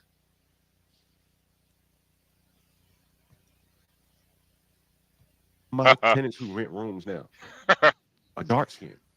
The women, right? Interesting. Yeah. Like, you ain't gonna find no light skinned ass, fine ass girl up in no room that John Galt ripped her. Don't happen. Either her daddy, some nigga, gonna get her up out of there, go pitch in a few more dollars so she could go live in a nice neighborhood, have an apartment as opposed to a room for rent. Scared somebody might rape her, attack her. But with them, like the dark man, I wish I could have taken a picture of that dark skinned woman that stopped up my tub the other day, right? And she's over in the ghetto. Her boyfriend leaves her there by herself with other men in the house, and she just doesn't happen if they're pretty, And I think it all up and down the scale of these things. I think there's just a difference in how their lives are lived. Yeah. And it's due to how we've been racialized. Like we do have a racial lens in this country. I think it also plays out in other places where black people are as well. But we have to be honest about it. There is a preference towards lighter skin and beauty. Just like there's a pretty privilege, there's a lighter skin privilege. Yeah. And it is what it is. Like it is what it is. We can't, negate it. Hell, Juan just got up here and said he's not even attracted to that. He's like, me no black, Poppy. He's like, no. Yeah, Juan, that chick magnet. He got a reach out detective. He got a reach out detective. Yeah. Oh man, I didn't even think of that part of it, but yes, that's great. Kelvin said he's gonna put a Gucci sticker on the baby. Hey man, my name the baby Gucci, man. You never listen. In these times, man, just expect the things that you didn't think were possible to be possible. Because again, with a lot of black people, we have a lot of irrational thoughts. So don't be surprised by this shit, man. In this secular world where there's not a governance through religion, you're gonna see a lot of different cultural things pop up. And like this lady's talking, this ain't just her. There are thousands of black women who think like this, and they got degrees, and they're making decisions on school boards and the city councils. I deal with these women damn near every day of my life, man. Like this is a thing. It's here. The Crown Acts and all that kind of shit. Like what the hell is a Crown Act? Like that does nothing. It does absolutely nothing. But it gives her the empowerment to wear her hair like this. Like what is this? Jesus fucking I wish. Do you think that hair is more or less a rebellion? Sam, feel free to chime in. We only have about 23 minutes here, so feel free to chime in, Sam. You know what, Universal holding it down. I don't even know if I should be on here. You're more than qualified, Sam. Go ahead. Doing a fantastic job. So well, let me ask you, Sam, since you're a man in the dating scene, right? Yeah. I'm not married or nothing like that. I kind of got a chick right now, but you can always move on. Is your chick like this? Kinda got a kid. I told you, John. I didn't even know that. I told you they coming. Dude, but you know what? He did say that. But you know what? I will say this. I am extremely attracted to fit and feminine dark-skinned women. I actually do like dark-skinned women, but when they're good looking and stuff like that, they're hard to come by, and they tend to be a little bit more plugged into the Black culture, and I find myself kind of not as much. And so I think we're just sort of uncompatible in those ways. You know, it's like once you do find that needle in the haystack, you find out that you're incompatible with them for the most part in a lot of parts. Although I've had a lot of dark skinned women like me because I'm lighter skinned. But Oh, you're light skin. Do you think they like you? They like you because of, you know, they think they're getting some genetics that will give them lighter skin baby or something like that? I didn't always think that, but I He took definitely a think survey. that, as I've gotten older. So I believe that's true. Yeah. Really? Universal, I have thoughts on that. Well, what are your thoughts? Why do you think these dark skinned women would be now reverting back to, you know, seemingly attracted to the dark skinned men? Options. I think that they are just trying to cling back to darker skinned men. You know, Well, he's light skinned. He's saying he feels like he's getting more options now as a light skinned man. yeah, I think we have these waves in society that, and this is this could be other cultures, but I focus mainly on Black folks. Whatever the current trend is leads into what the preferences are. Like in the 90s, you had Michael Jordan and Wesley Snipes and these dark skinned dudes, and they had a huge preference during that time. I remember hearing my aunts swooning over these niggas. I remember. Then in the early 2000s or the mid 2000s, 2009, 2010, you get the Drakes of the world, right? And he had. Hold on. We got to talk in here, Universal. Hold Go ahead. Oh, you on with John Galt? Hello, you on John Galt? Hey. Yeah, you on with John Galt. Yo, you calling that a Black women's subject? I am. Okay, all right. We got a woman calling in. All right, tell us. Are you dark skin or light skin? Yeah, I am brown skin. Okay. I'm brown skin. What can we call her? And What's so, the name we can call her? Brown skin color. Call her not impressed with your picture. I'm brown. Do you think there is a color privilege, like in the dating environment amongst Black women? I think there is. But it's probably also sometimes with men as well. I think some of that is changing. I mean, I've never felt as a brown skin woman, I've never had an issue with my color. I felt like it impacted my dating experience. And I think there are some guys who might have chosen me because I'm not light skin or because I don't have naturally straight or curly hair. But it's never really bothered me. You know, everyone has their preference. So there's some, but there's some women who are darker skinned than me, that have darker skin that have been impacted by that. And I think definitely growing up, I recognized that at a certain point that, the light skinned girls were probably going to get picked before me. But I don't think it really bothered me. Maybe because I still got picked. Do you think if you didn't get picked, it would bother you? Yeah. And how do you? But that's just, like if I was overweight, because overweight people probably don't get picked as quickly as someone who's thinner or someone who's hippier. Maybe like they're not skinny but they have hips or they have breasts. Because it's also me as well. Like I'm not hippie. I don't have big breasts. And there's some guys who prefer women like that. And so there's guys who aren't going to pick me because I'm not that girl. But then there's guys who will. And so I get the same thing. Like growing up when I was younger, there were guys who would overlook me and look at my friends who had bigger hips. And I was okay with that because there was someone who did pick me. Have you ever noticed all of these athletes and famous people marrying and dating white women?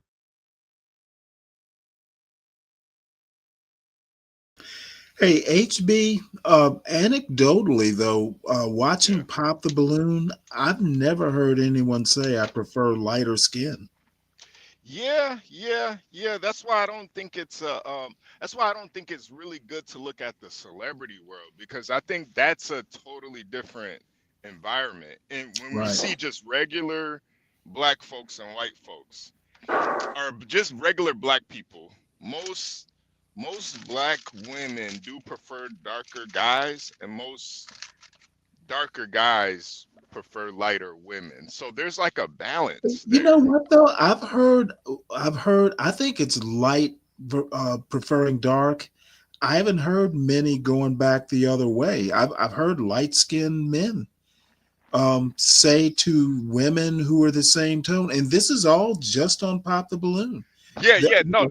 That's what I'm saying though. I think it's like the balance. Like you see light skinned guys prefer dark skinned women, and then you see I like light some skinned women. chocolate. Right.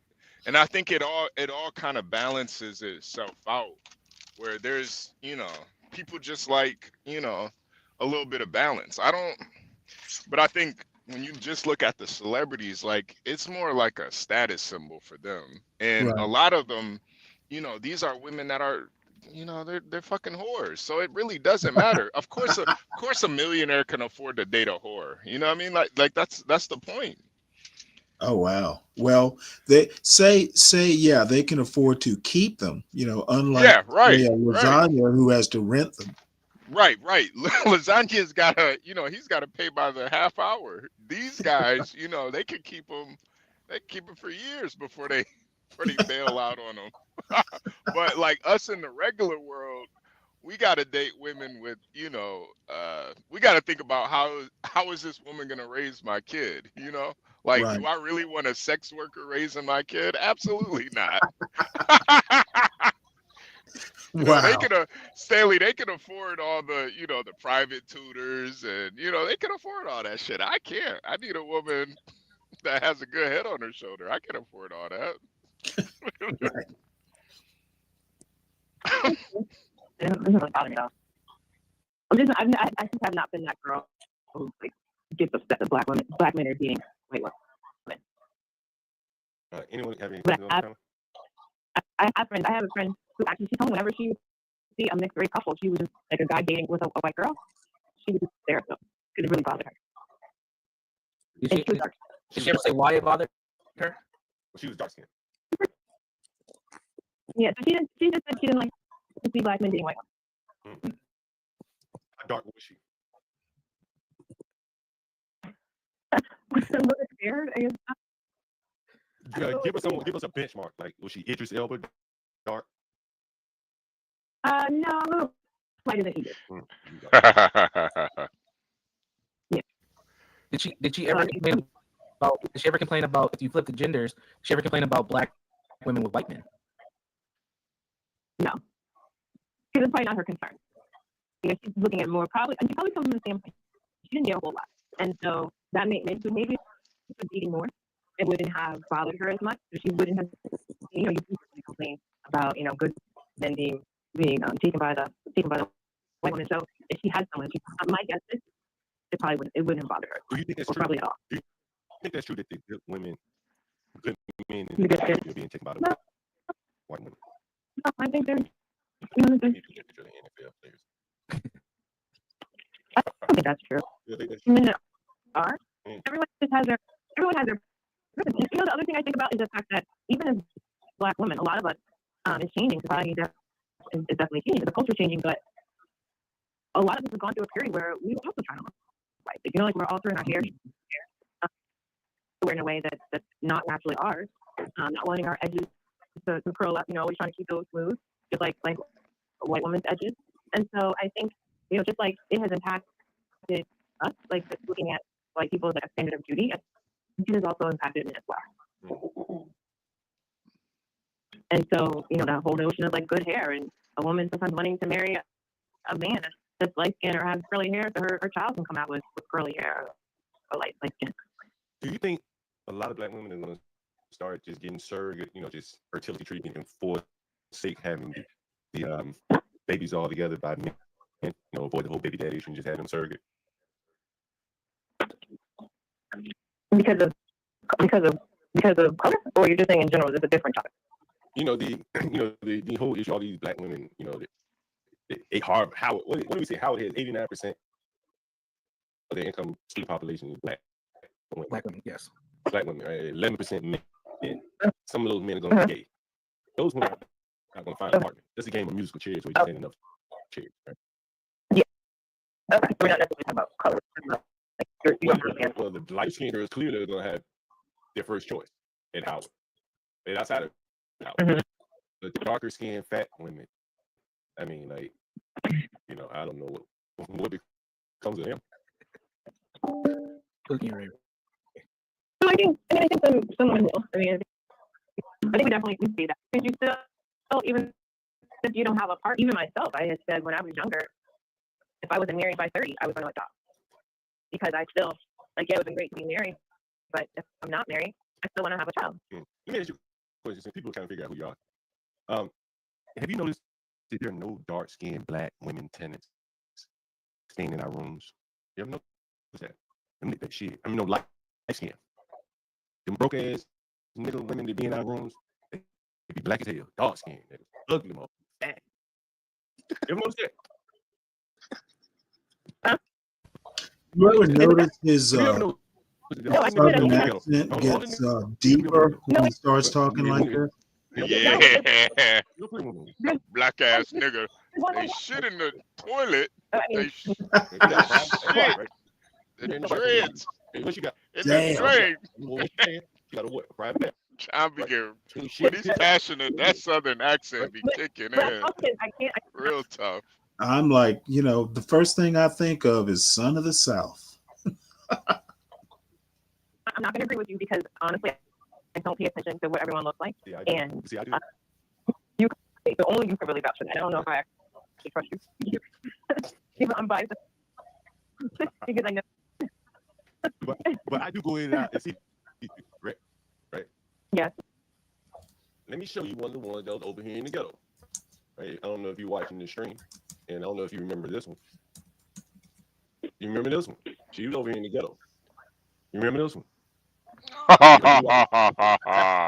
This is what over in the ghetto right here.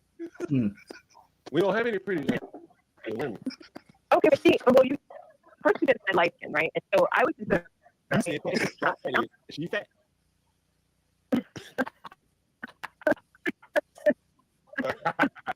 Hey, what color you think that woman is? Like, if you had to guess what complexion that woman is. I would think brown. But now I'm talking about the woman that had the baby with the nigga that didn't have $100. What? A brown-skinned black woman? What complexion do you think she is? Well, I'm assuming because you're asking me, she's dark skinned. There's some other reasons that become the same.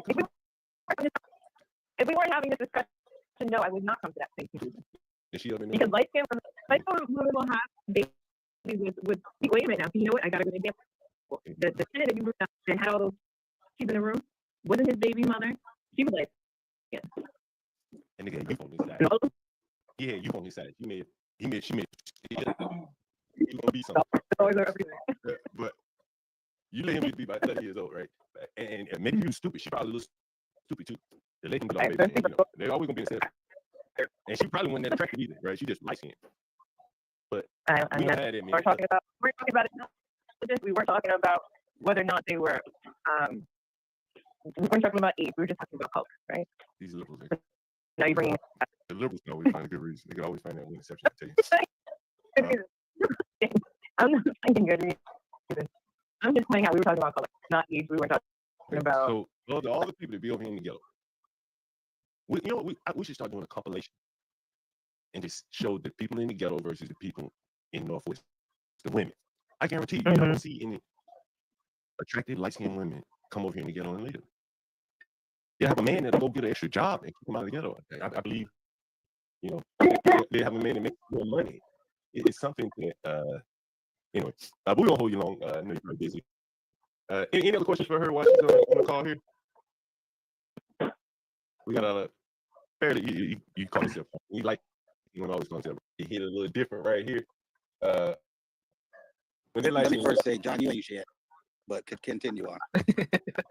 Hey, when that light skinned woman told that dog skin nigga this, that shit hit different. That shit hit different. You hear me? That shit just hit different. I'm telling you now what I know. You guys come in for me if you don't mind. Yeah.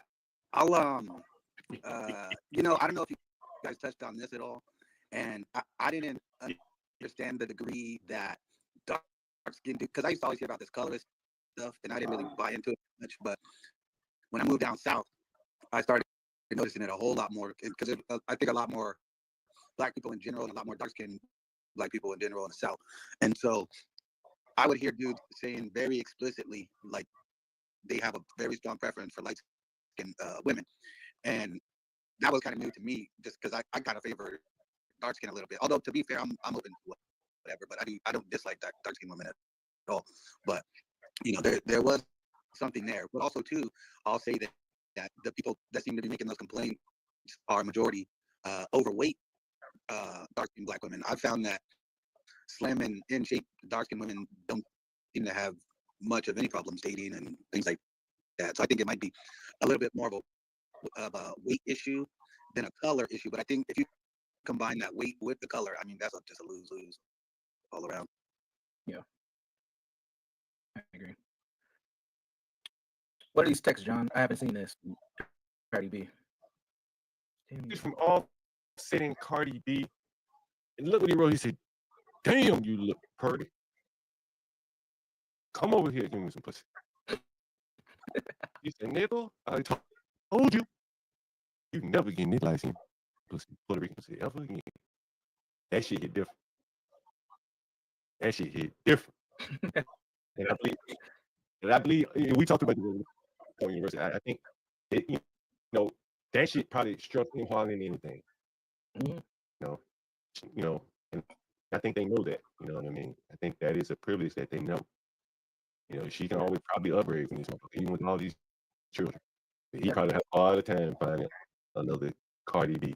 You know, I think that's very true, even with the children. He'll have a hard time finding another Cardi B, but I don't think he'll have any problem finding another light-skinned chick or a Spanish chick. So Yeah, but he got the money and the fame, so and there's plenty of them out there. He won't find women with money like that. No. You know, That specific vagina, he's not gonna come by anymore. But nah. Hey, you know, I just found something universal. It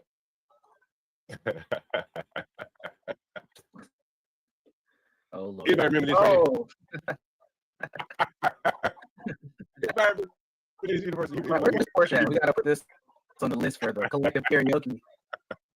All the girls want to put that coochie on the sideburn. And so I remember this. What did he say right here? What is he saying right here? Oh, I like a long head, thick red bone. Yeah. Damn. Yeah, I just want to have every girl in the world. Man, when this song came out, boy, oh Lord. I was like, me too. You might remember this one as well. Universal. Let me see if I can pull this up. I remember this from years ago. I mean, it's looking more drastic nowadays. I'll share my tab here with you. And of course, I can't play it, but I can share with you what I noticed in the video. You remember this video?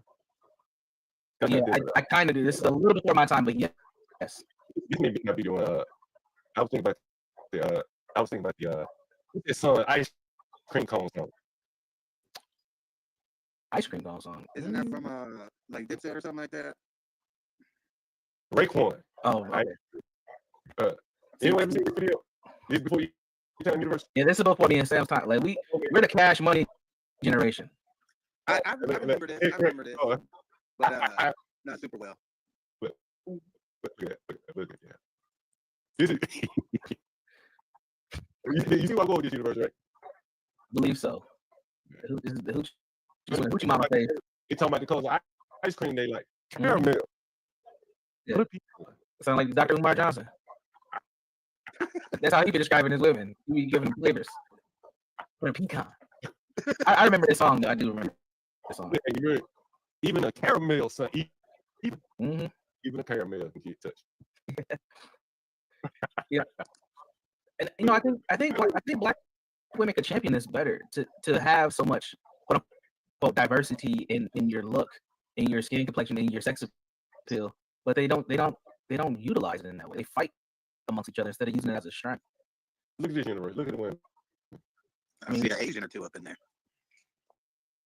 Ice cream. Vanilla. Yeah. French vanilla. Butter pecan. Now just look at how they're dressed compared to the Cash Doll photo we just looked at. Like yeah. You know what I'm saying? Like they're still a little hoochie mama-ish, but that ain't what we seeing today. We seeing everything today. You know, I think part of what we're seeing in the Cash Doll is, I mean, Cash Doll got to compete. Oh, have mercy. Yeah, that one right there. Yeah, that one right there. Hello. I took John back. Right, look at the housing projects in the back, nigga, where that is. Sam, you got a Rican like that? Not quite. I'm working on stair stepping my way up to that. Man, that girl looks like Pinky right there with the Wu-Tang shirt God on. damn. Yeah, that looks like Puerto Rico. Pinky, young Pinky. Wow. Man, if I was a black woman outside this kind of shit, I'd be like, close the fucking borders right now. Okay, I know. Hey, I've been saying, if they were flooding the country with a bunch of bad bitches from everywhere, these women wouldn't be championing these open borders like that. Hey, you know what? Let me go back to this right here. Goddamn. Like, listen. They keep bringing them bitches over here like that. Niggas gonna be nodding their head with this bitch. Hell yes. Send us out here to go get us some pussy. Yeah.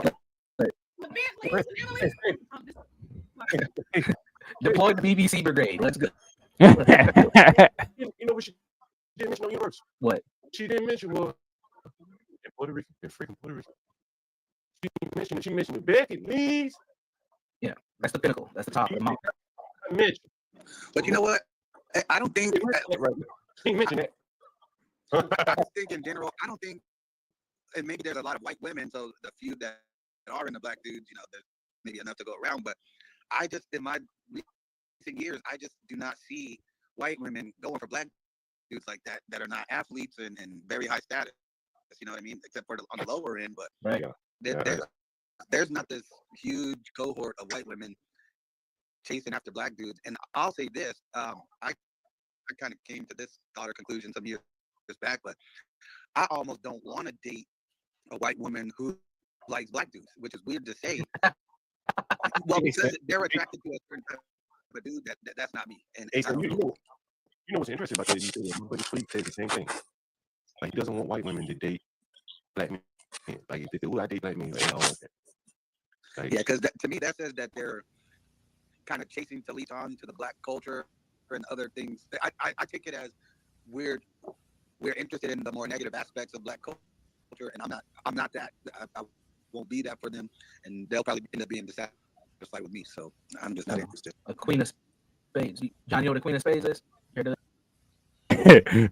So, I'm just gonna have to be blunt in saying I hear a whole fuckload of toxicity in some of this bullshit. Why is that, Stanley? Because I have my own yes. opinion on this. Yeah, elaborate, Stanley. You know what? Why is that?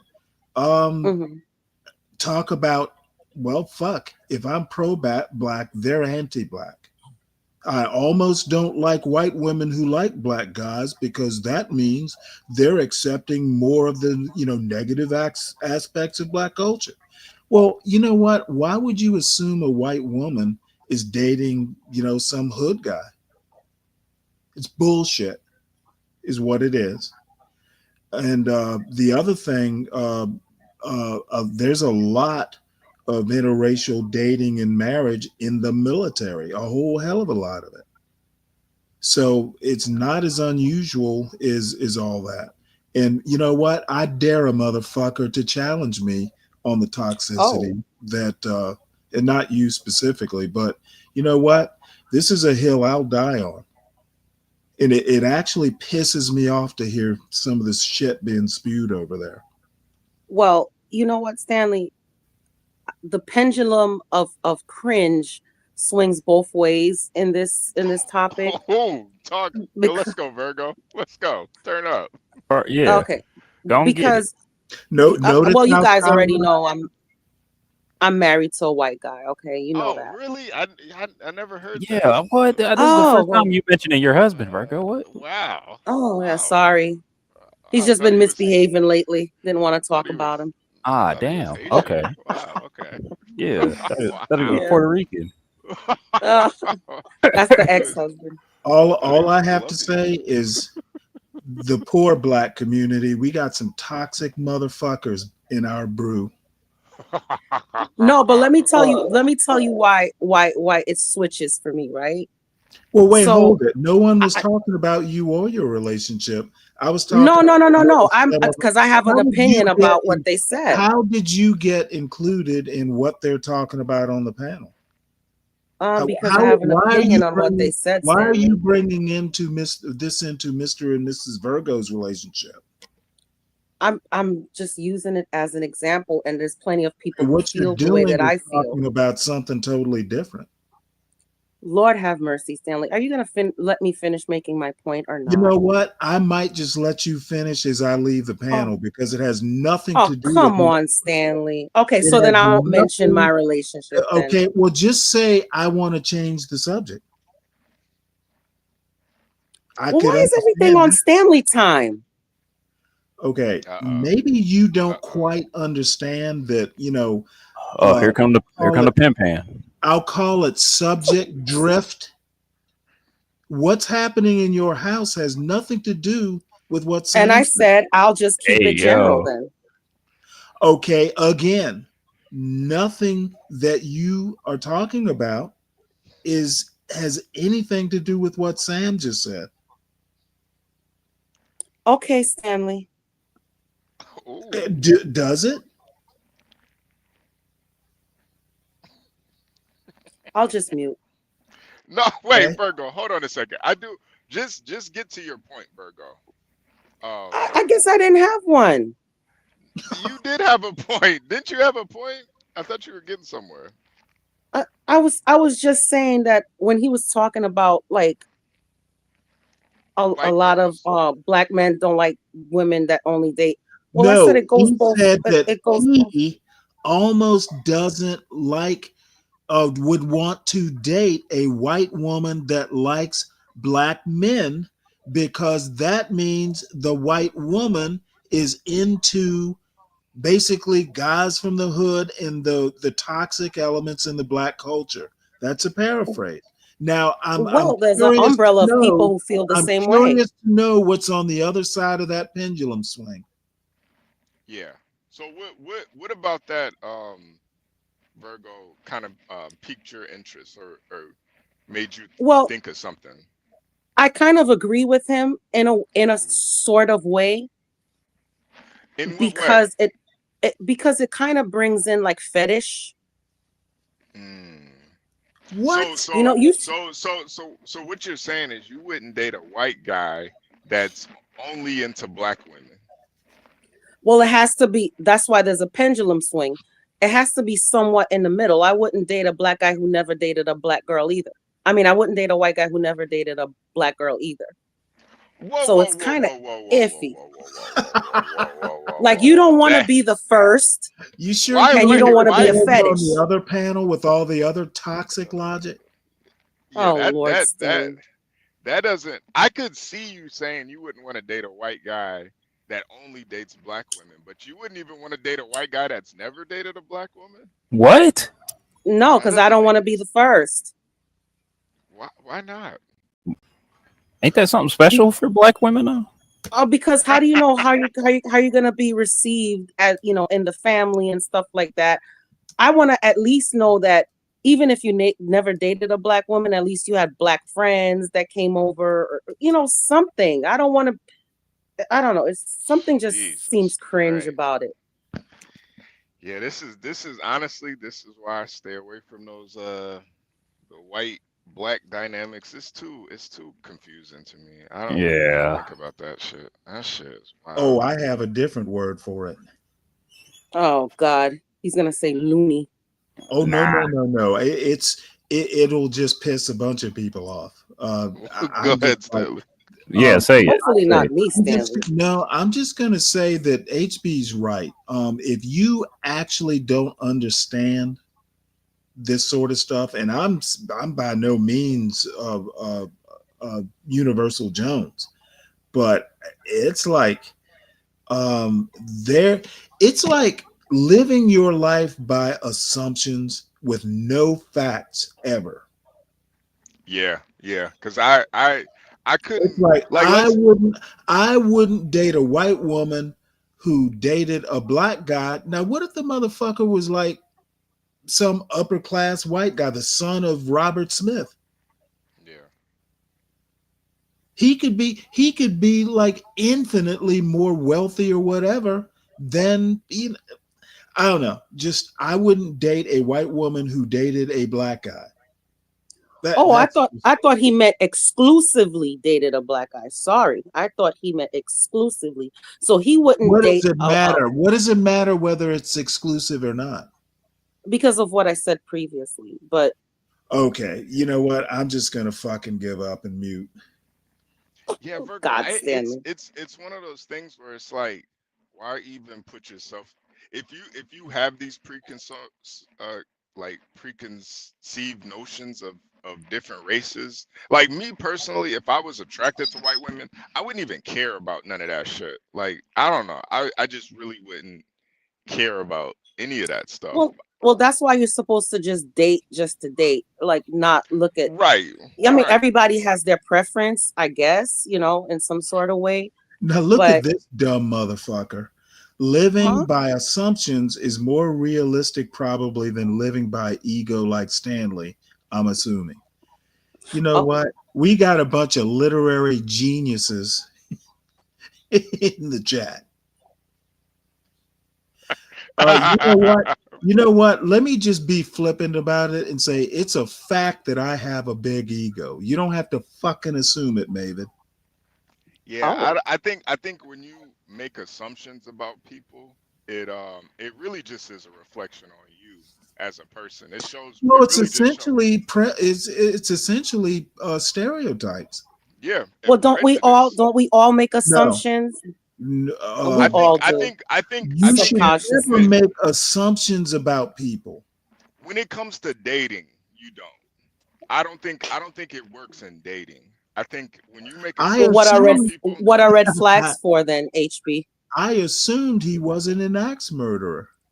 yeah, right, exactly. In dating, I think assumptions actually create toxic relationships because you're going into it like having these preconceived notions of the Well, person. what if the assumptions are positive? I mean, you could also make positive Yeah, assumptions. that could Well, make it it means that can he make it lucked even out. worse. That could make it even worse. Like, what if I date a white woman and I'm just automatically thinking she's like, like her food is just gonna be terrible, and then I always avoid her Oh cooking. man. I always avoid her cooking, and then come to find out this bitch is a Michelin chef. Now, 5-star Michelin chef. right. Well, what if the white woman is a chef in a soul food restaurant and it turns Right. Right. At a barbecue joint. It Now I'm turns all out fucked that she up. doesn't like hot food at all and just makes you eat mashed potatoes all the time. Like I think when it comes to dating, making assumptions like that, it's just counterproductive. People are so like intricate. Like if you don't take the time to get to learn somebody specifically, you just have assumptions because of what you see on TV or your own personal experiences. I don't know. I think it just takes away the And point I of was dating. about to say that too. I was about to say that a lot of people do make assumptions based on past experiences just so that they won't go through the same things again. But Like trauma. I could well, I guess, but I that's can see trauma. where you're Yeah, coming that's from trauma. too, HB. You should Yeah, you that's should trauma. enter I a think that's relationship just with a trauma. clean slate. Yeah, You should that's enter that. any relationship with a clean slate, no matter if it's romantic or friendship, whatever, Like employee. I know there's black guys that don't date black women because their moms used to beat on them and shit. And it's Yeah, like, yeah, I've heard that a lot too. yeah, But Like, see, yeah, now she that's remind me. I've heard the excuse like, "Why'd you break up with her?" Oh, she remind me of my mom, man. I don't want to deal with that shit. yeah. It's a lot of trauma. That's what I or think having cognitive assumptions. dissonance. That's what that having assumptions does to you.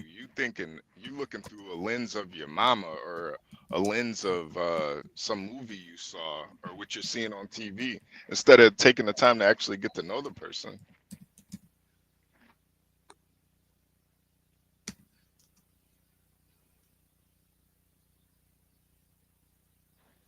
Nah, Samuel, I think assumptions can also be like a positive thing too. Like you could think this woman, just because she's a certain race, she's gonna do something better than another race. And I think it can end up being negative. That can backfire too, yeah. Yeah, that could Okay, well, definitely here's the backfire. deal. Okay, pattern recognition is literally built on top of either experience or data. It's a pattern and you recognize it for a reason. Okay, some woman and maybe maybe if I allowed him or he developed that idea a little more, I just assume he meant, hey, if he heard some white girl say, "Oh yeah, my last boyfriend was black," that would be enough just to turn him on. I'm sorry, turn him off on. I just think the premise of pattern recognition is not what Sam described. Yeah, yeah. I honestly, I think it's kind of like a insecurity thing too. Like, I hear a lot of times white guys say they won't date a white woman if she's ever been with a black guy, and I think that's Yeah. like I think that's very insecure for white guys to even say stuff like that or feel like that. And I feel like that's the same thing for some black guys. Like, they don't want to date a white woman who's been with a black guy. It's like, bro, you sound just like those insecure white guys. HP. Yeah, go ahead, Asperoon. Go ahead. Oh man. Yeah, I mean, like, we're talking about race, right?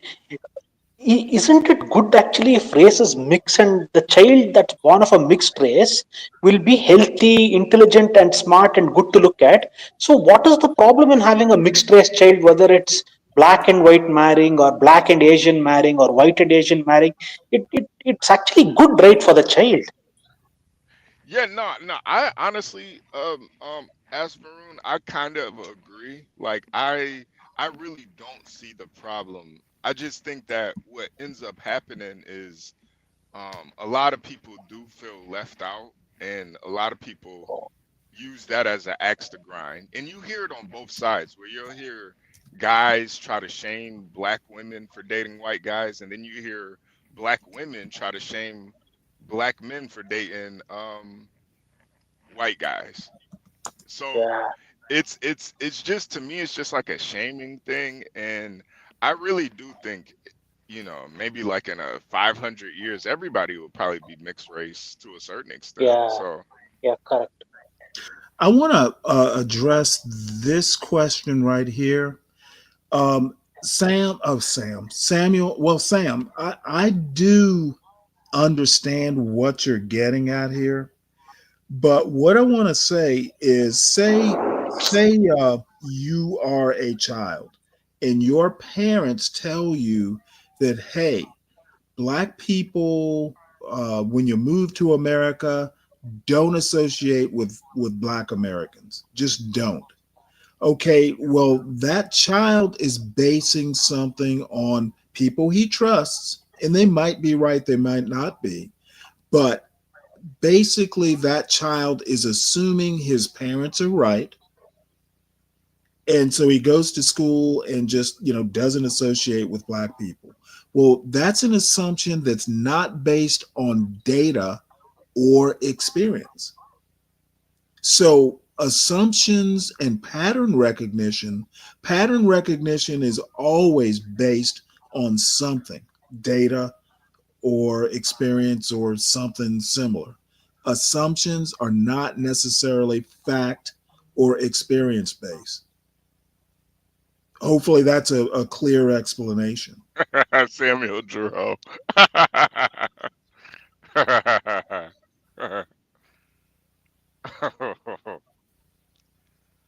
uh Oh, is that meant for me? no. Samuel Jerome is just basically saying he doesn't want it. He doesn't want to get lumped in with Maverick G. He's trying Nobody, to. Sam, I'm not lumping you in with anyone. That would be based on an assumption. Ha ha ha ha. Okay, Oh, Sam. hopefully I explained why assumptions aren't necessarily fact or experience based. Target recognition, which I had to do a lot of in the military, is always based on data or, experience. So enough of that.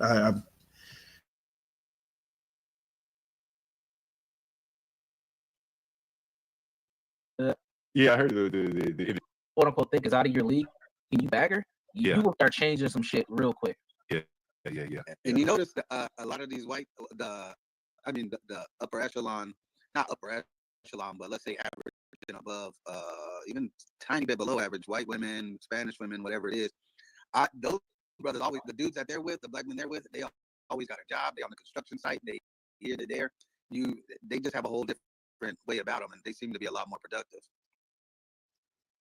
Very interesting. Very interesting. University, you think we should come back on this, and what should we go on the next series installation of this right here? Yeah, we should go into black parenting, black women, and how they treat their daughters versus their sons, and help them prepare for relationships.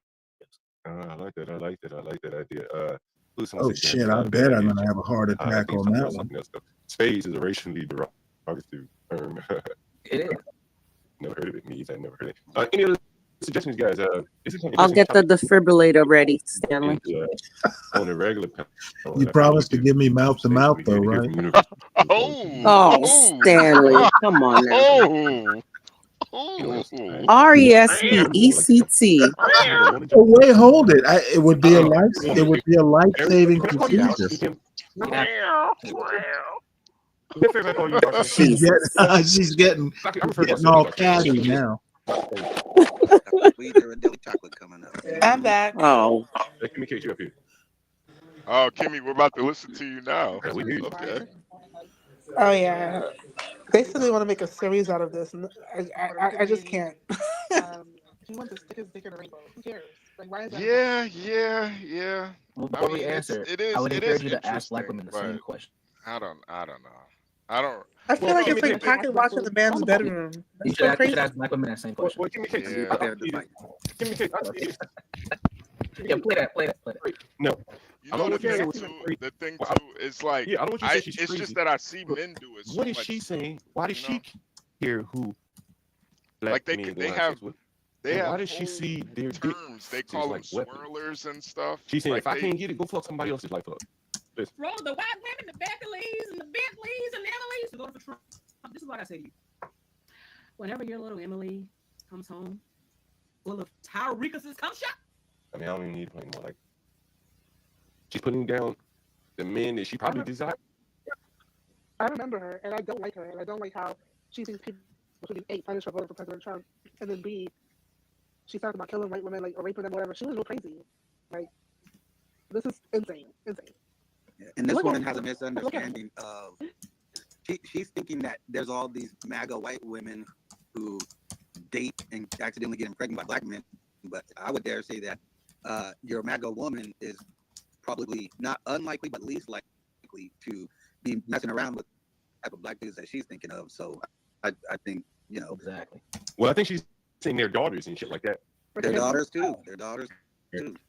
I think she's thinking about those guys like deadbeats that like ruin their lives because they will abandon them and the child at some point.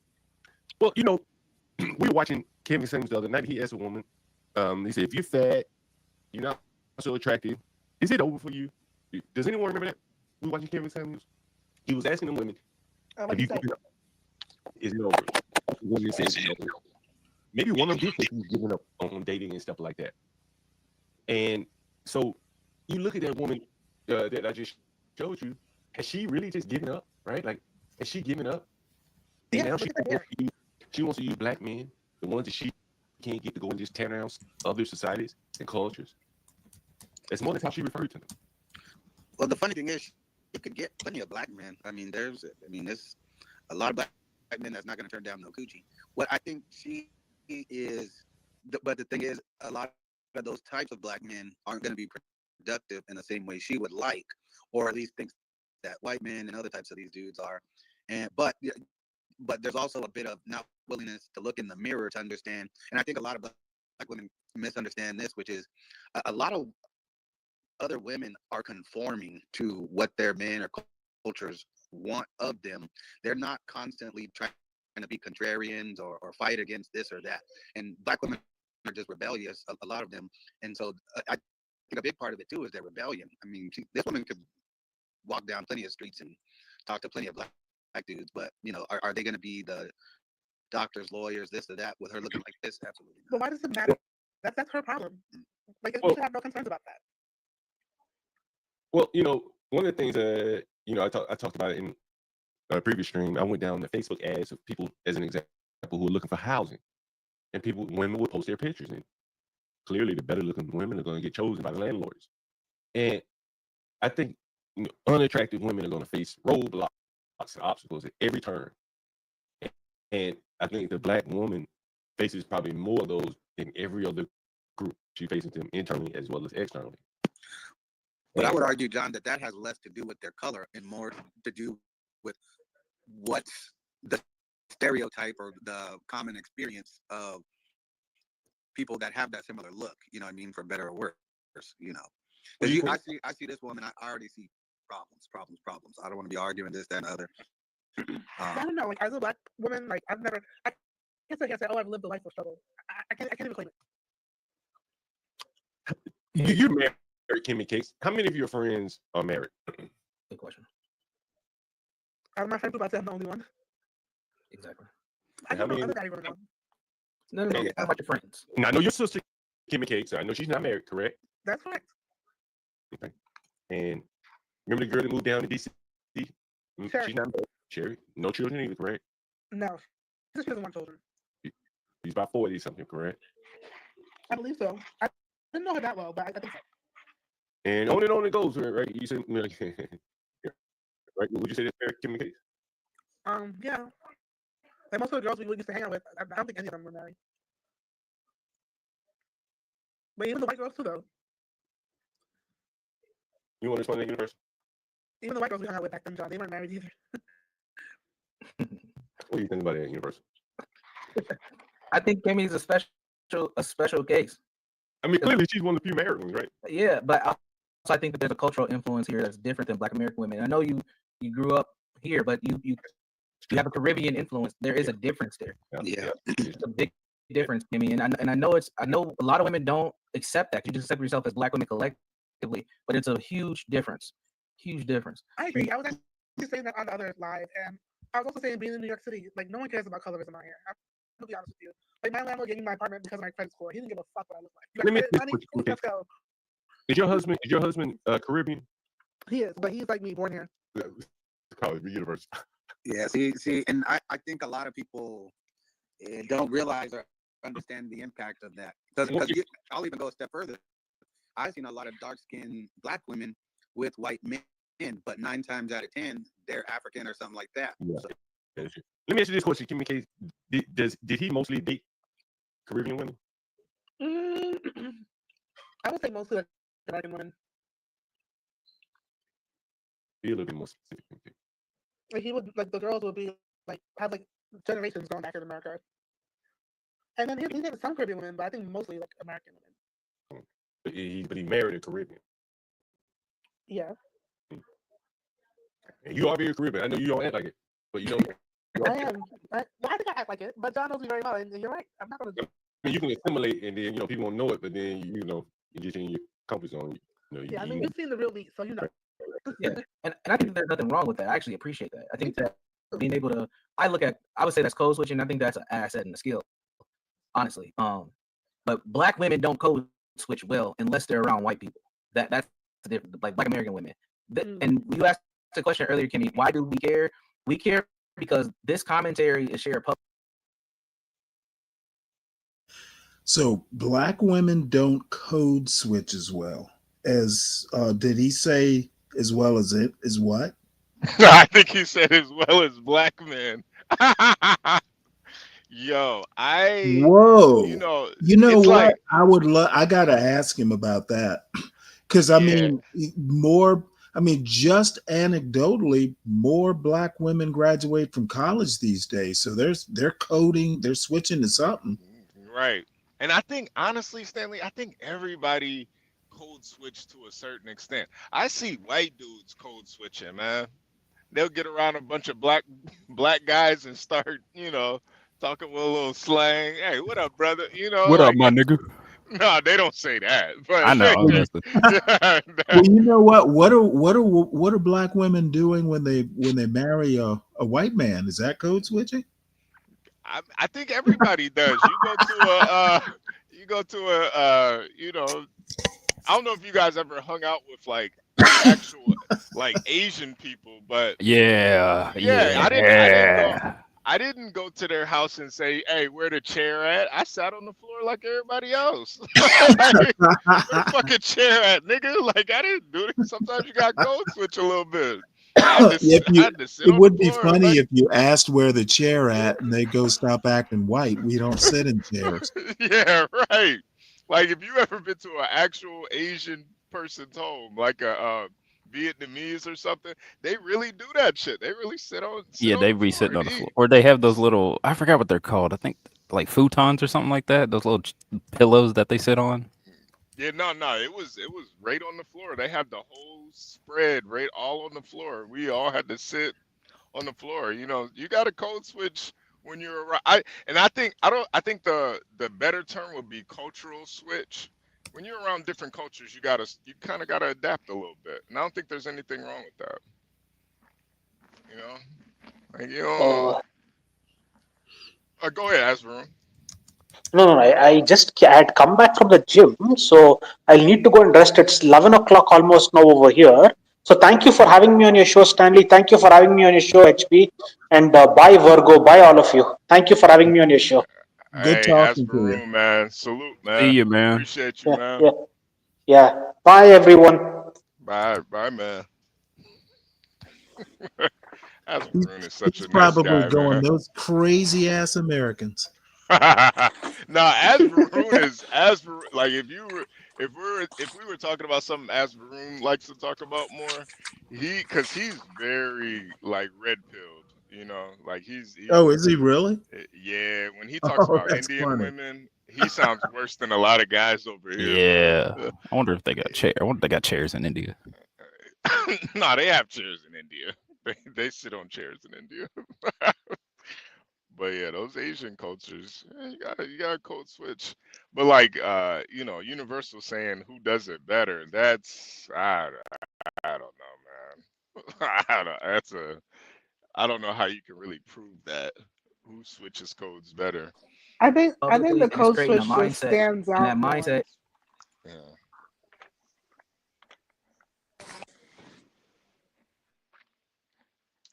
Yeah. It's interesting. It's creating the outcomes and the results that we see today. That's why we care. Yes, What she's are gonna have the her. outcomes and results? Well, I'll give you a good example. Okay. You married. You go to work. Shit, you throw a little extra effort and you go round the niggas up, right? That is true. This angry motherfucker ain't going to work around nobody else. Mad as hell, right? She mad. She come to work mad as hell. She not putting no extra effort in. I think it's those little things magnified times a million. Small cuts in life. Right? That can't find a man, bring that anger to work, and only want to go take it out on any children that she may have by something. Man, like the chicken on. Like sometimes I'll be in front of my house, and I hear women walking their children to school, cursing in the phone. Or at the church. I've seen that. I've seen that too. It's really disgusting. Right, and I think all this shit is interconnected to me. You know what I'm saying? You know, I tell you about the I woman. think those are the in kids that Franklin wind today. up smoking pot in bank atriums. That shit. Yeah, I agree. Because I agree. you know, I don't think black women see, and it may, I'm not saying it doesn't happen, but black women aren't seeing white women and other groups of women struggle like this. Wait, Phoenix Fish, Am I wrong? where If anybody can you disagrees, pause I it would real love to hear quick, you. Let me Stanley? know what you gotta say. Can you where Am I wrong are about these that? statistics for code switching? You know, I would think that's a very hard How the demographic. yeah, like how the fuck do you even calculate that? Yeah, that's a very tough thing to calculate. Do you calculate it by how many black women listen to like rock music or something? Like like is that how you calculate it?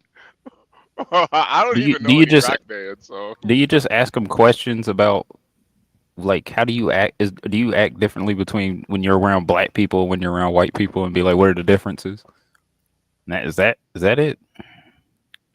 yeah, Samuel Giroux, that is the biggest thing he doesn't really get, man. You know, the debate bros have made it to the chat too, man. It's kind of sick, but Well, but yeah, I Phoenix. actually kind of forgive Mavid for that because I'm kind of that way sometimes too. So it actually doesn't bother me that much. Yeah, Believe but it at or least not. At least you get up on the panel, Stanley. You know, if you're gonna be a debate, bro. Well, okay. Yeah, if you're gonna be a debate, bro, at least hit the panel, man. Don't act like you're so, you know, you got all this intellect in the chat. That's just like, bro, just stop it, man.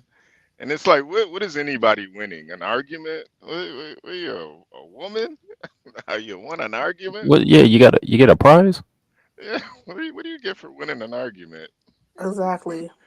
So, what are you? You pat yourself on the back? And I guess I think you get a little dopamine when you win. I guess a little dopamine hit. Phoenix I Fish, think I he- don't think I think he statistically, wins I the don't think date with 12th man. I don't think that's true at all. Actually, I think Asian people date outside the race more than anybody. yeah, Phoenix Fish, But I not don't think married. that's Oh wait, true. hold it. I love this. Yeah. Not a debate, bro. I'm obsessed with true things. Yeah.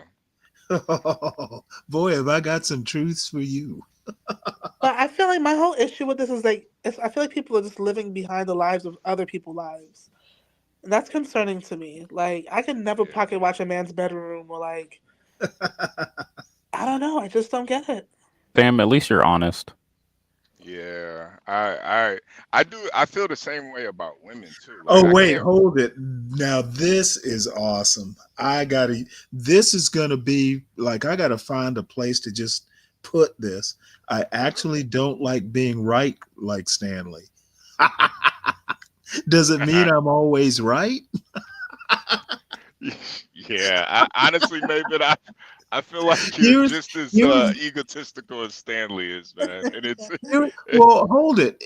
I The mean, way everybody got a little reading bit- it is everybody I got- don't like being right like Stanley. The right like Stanley part is where I'm concentrating. It doesn't. Hey, you can be Honestly- right like me all the time. To be fair, everybody got a little bit of ego in them. It's not that. It's Yeah, not no, a but bad thing.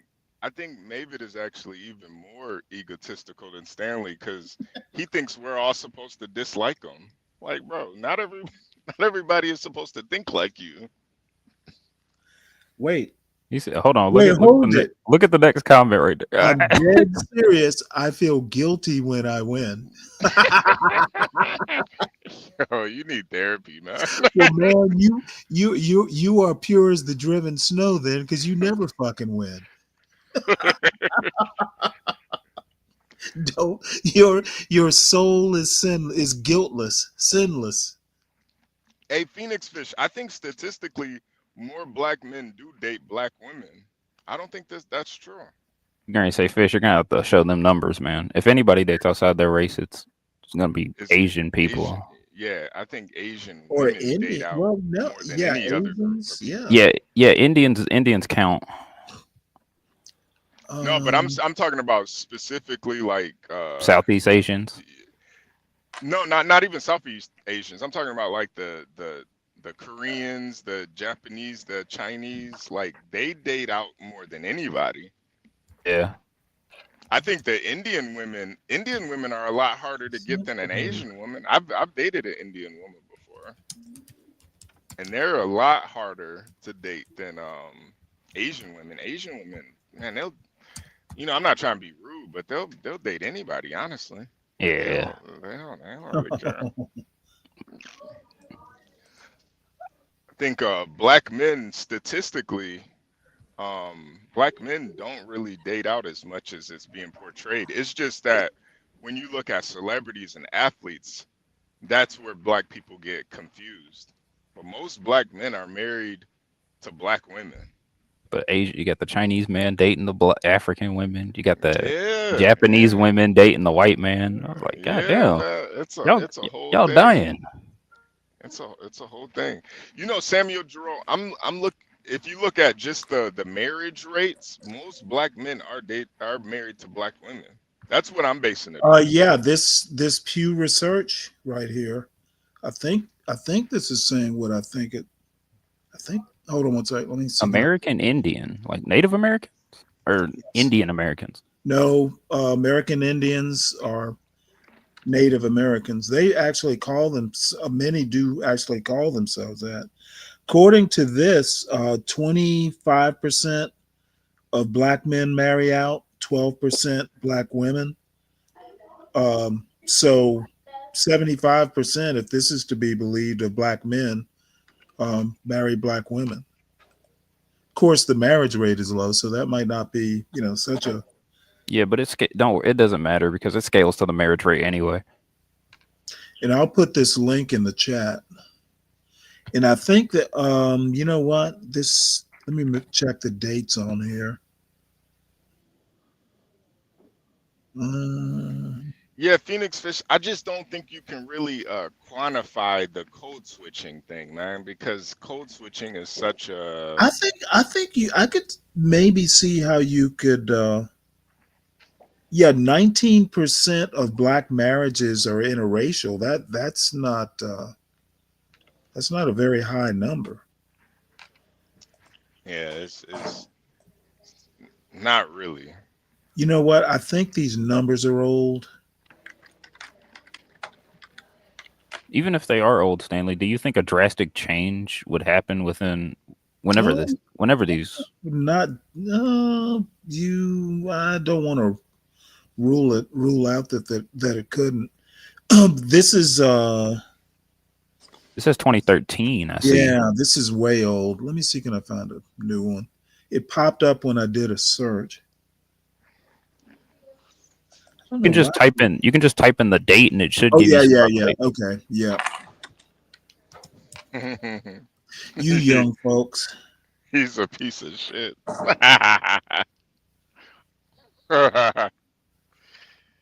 Oh man.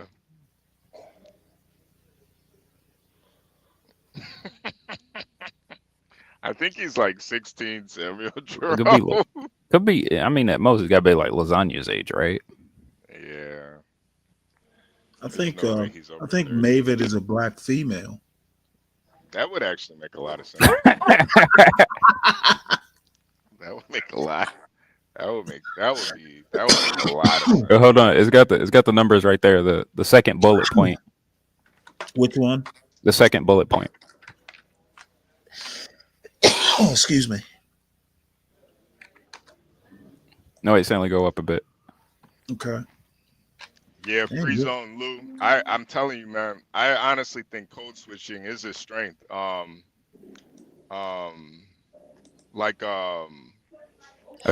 especially like when the police are pulling you over. Let me you put better this. code switch. I'll put the link in the back for you. Yeah. Okay.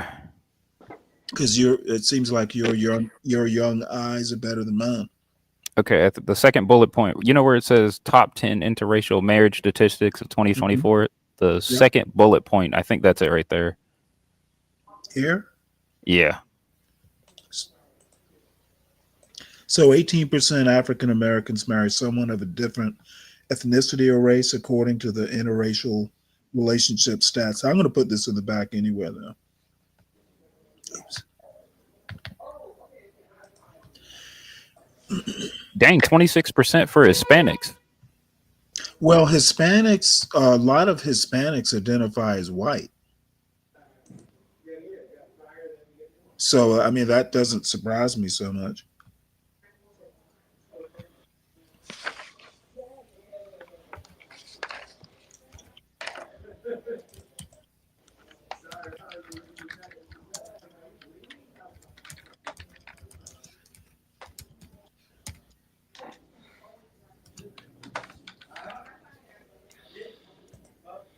What's up, Lou?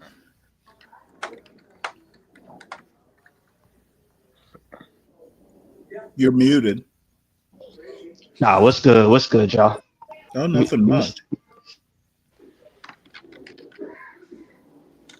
Yeah, I think, like I said with the comment, yeah, I think code switching is something that everybody does. I don't know when it became like this black thing, but every group does it. And especially if being in the military still, you've probably seen it. Like I've seen rednecks turn into proper, start hitting proper speech when they get into different groups. Hey, and Lou, then what's up?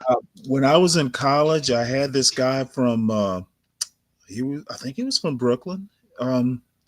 He came down to the University of Georgia, and like the first quarter, it was, hey y'all. He was just trying so hard, to do the Southern thing. By the third quarter, he hated the place so much he had gone back to his Brooklyn, New York accent. It was F this and F that. It was like he reverted from trying Yeah. to be, it was a slow code switch back to his normal behavior. He didn't come back the next year. He fucking hated it. Now, okay, so my question would be, is there a difference between code switching and assimilation? Well, I would think assimilation is permanent. So you actually never revert back. Well, I mean, you might still code switch, but it wouldn't be code switching. You would be code switching from the culture you're assimilated into. It would basically, the assimilated culture would be your base. It would be your culture. And then when you code switch out of it. Right. Oh yeah, man. Like let me just be honest. Like when I try and talk ghetto, I'm code switching into something that I wasn't raised in. I'm switching to a culture that I don't know that well. Uh-huh. Yeah. As a matter of fact, so based on my experience, let's take street dudes, right? Guys from the hood in the streets do what they do. The ones that typically make it out are the ones that code switch. Interesting.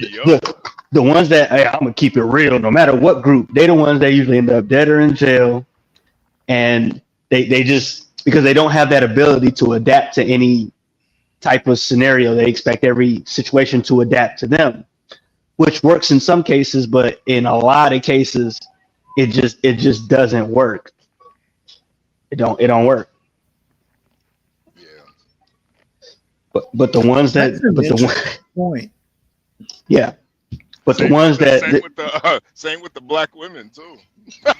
Same with the Uh-oh. black women. They the ones that end up renting from John, the ones that can't code switch. Like, man, There you go. Ma'am. A little aggressive there. Man, what the man? I should have gotten you. Man, I meant to text you to get you up on there. We had some fun on the other channel. I'm sorry, jump in, man. I'm so sorry, guys. No, What up, John? No. We were watching your show. You got a lot of explaining to do. HB, I meant to get you up there, man. Man, I meant to see. God damn, boy, you to be perfect. No, we were watching. Nah, but we need your commentary, HB. No, it was. What you think, Kim K? We need HB commentary, huh? Is Universal coming over? Sally, you probably scared to come Oh, over and know you. believe me, I You lost. found out you watch, you like, man, I ain't fucking with, I ain't coming with Sally. Oh no! Y'all wouldn't have liked me if I come over there. I know that. He be like, he probably he was watching. He probably like, wait, but I ain't going over there. Said he probably going back to work today. Honestly, I think it was better that Stanley was over here just having his own commentary, because it would have it probably would have It would've went left. Yeah, it would have went left. It would've went left. I actually like Oh, this setup he coming. better. He coming up here. I like this setup better, where you guys have the conversation and let Stanley have his own commentary. That actually works a lot Hey, better. I just thought of something, HB. You know who would be a good lineup matchup if we could make it work? My business partner that called in. Did y'all hear the lady that called in last? Yeah. Oh, Stanley. Oh, Stanley. Boy, you see, she was like, yeah, call me back. I want to talk about these black men. Right? Did you hear her say that, Stanley? No, I didn't hear that part. No, that was towards the end. Yeah, I popped over there for a little bit. Oh, Stanley. That nigga John on the phone is the funniest. That is his own segment of itself. Or y'all should just be like, hey John, go call somebody, man. Just call anybody. You gotta hit the link if you want. You want any answers like that? Hey, I don't know you what need you're to, you talking need to about. tell You gotta your hit the you need link. to tell your groupies to chill, bro. Stanley, I Yeah, would you gotta love hit the link, man. Stanley, I would love to match you up with her. Oh my God, that would be like dynamite. To Oh, do that'd be what? up here together. Oh shit, that would be dynamite. Cause she don't back down, and you don't back down, and she got some ghetto in her. You know, Well, you know oh, what? You better hope we don't agree. mhm. But that's what I'm saying. Y'all kind of agree. She's a woman and you're a man. Oh, look at this. John about to Now create a this- monster. This is awesome. Two Kamala Stanley voters. is upset that he simps for low quality women, and I called him out on it. And then my Eclectic- lovely lady Lisa called in, and she's a Kamala voter too. Oh, Stanley, we might got a cult following you. Oh, you know, Stanley. I can imagine the feminism comments I would get if we agree on anything. Eclectic. But you know what's crazy, Stanley? You know what's crazy, Stanley? I don't mean to cut you off. But go ahead. They don't like weak men. Well, who would? Like, and the last woman to call it. I mean, if we get her to come up here, and I think she will, like, she would really dress a nigga down, right? Like, seriously, like, you know, not in a ghetto as way, although she can go there, but you know, like all the shit that you say, you like weak man, like you be calling hood weak, like she itching to like call a motherfucker weak. Now, see, I'd pay for that. Say what, HB? I What you would say, pay- Stanley? I would pay for her and Hood to talk. Nah, I'm thinking you and her that's what together. needs to happen. Oh, you and her together. Because see, we mostly had Hood talking with a man. Oh shit, we get a woman up here. Oh, a woman that can go ghetto and shit. Hey, nigga, you ain't hitting me, nigga. You might hit these other bitches, but you ain't hit me, nigga. You know what I mean? Oh, that might be something. That might be pretty good. That's saying what you think. You know, Oh, like, you know because what? there's certain women you know You know not what? to hit. Just let Right? me know. I'm gonna Like, make there's two certain women batches. you ain't gonna hit. I'll make 2 batches of popcorn. But you know what I'm talking about, like saying like HB is probably a better coach than HB. It's some bitches you can hit and some bitches you know not to hit. They kill your ass. Well, you shouldn't hit any bitch. Am I wrong with HB? HB, you know. I mean, if it But there's some gets to bitches that you can point- hit and they hit you back and y'all fight and fucking make up. There's some bitches you hit and they put your ass. Yeah, there's some that'll make you fall asleep and slit your throat, man. Yeah, nah. There's some Remember you just don't put your Lorena hands Bobbitt? on. Oh, HB breaking up. I don't want to be Bobbited. Right? Cut your dick off. That's right. Put your ass sleep, shoot at your motherfucking ass. And you know, she's one of the motherfuckers that you I think she's one of the people that you ain't gonna hit. You know, she's not gonna tolerate that kind of shit. And I think that kind of mentality coming on with you, that shit might be gold, Stanley. You two would be a match for Hood. Oh my goodness. I would love to have you two and Hood up here. You know what? Anyway. Hood will just start Go ahead, crying. guys. You know, it'll be a shame to have a woman pass him a Kleenex to wipe his tears.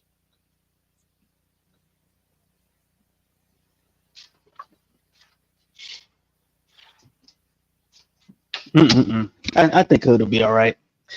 I think Yeah, I still think that yeah, I think he'll be fine. I do still Yeah, I think think- that I know Lorena Bobbitt was crazy, but I think the husband is still the star of that story because she did what she did, right? She threw it. Police had to go find it.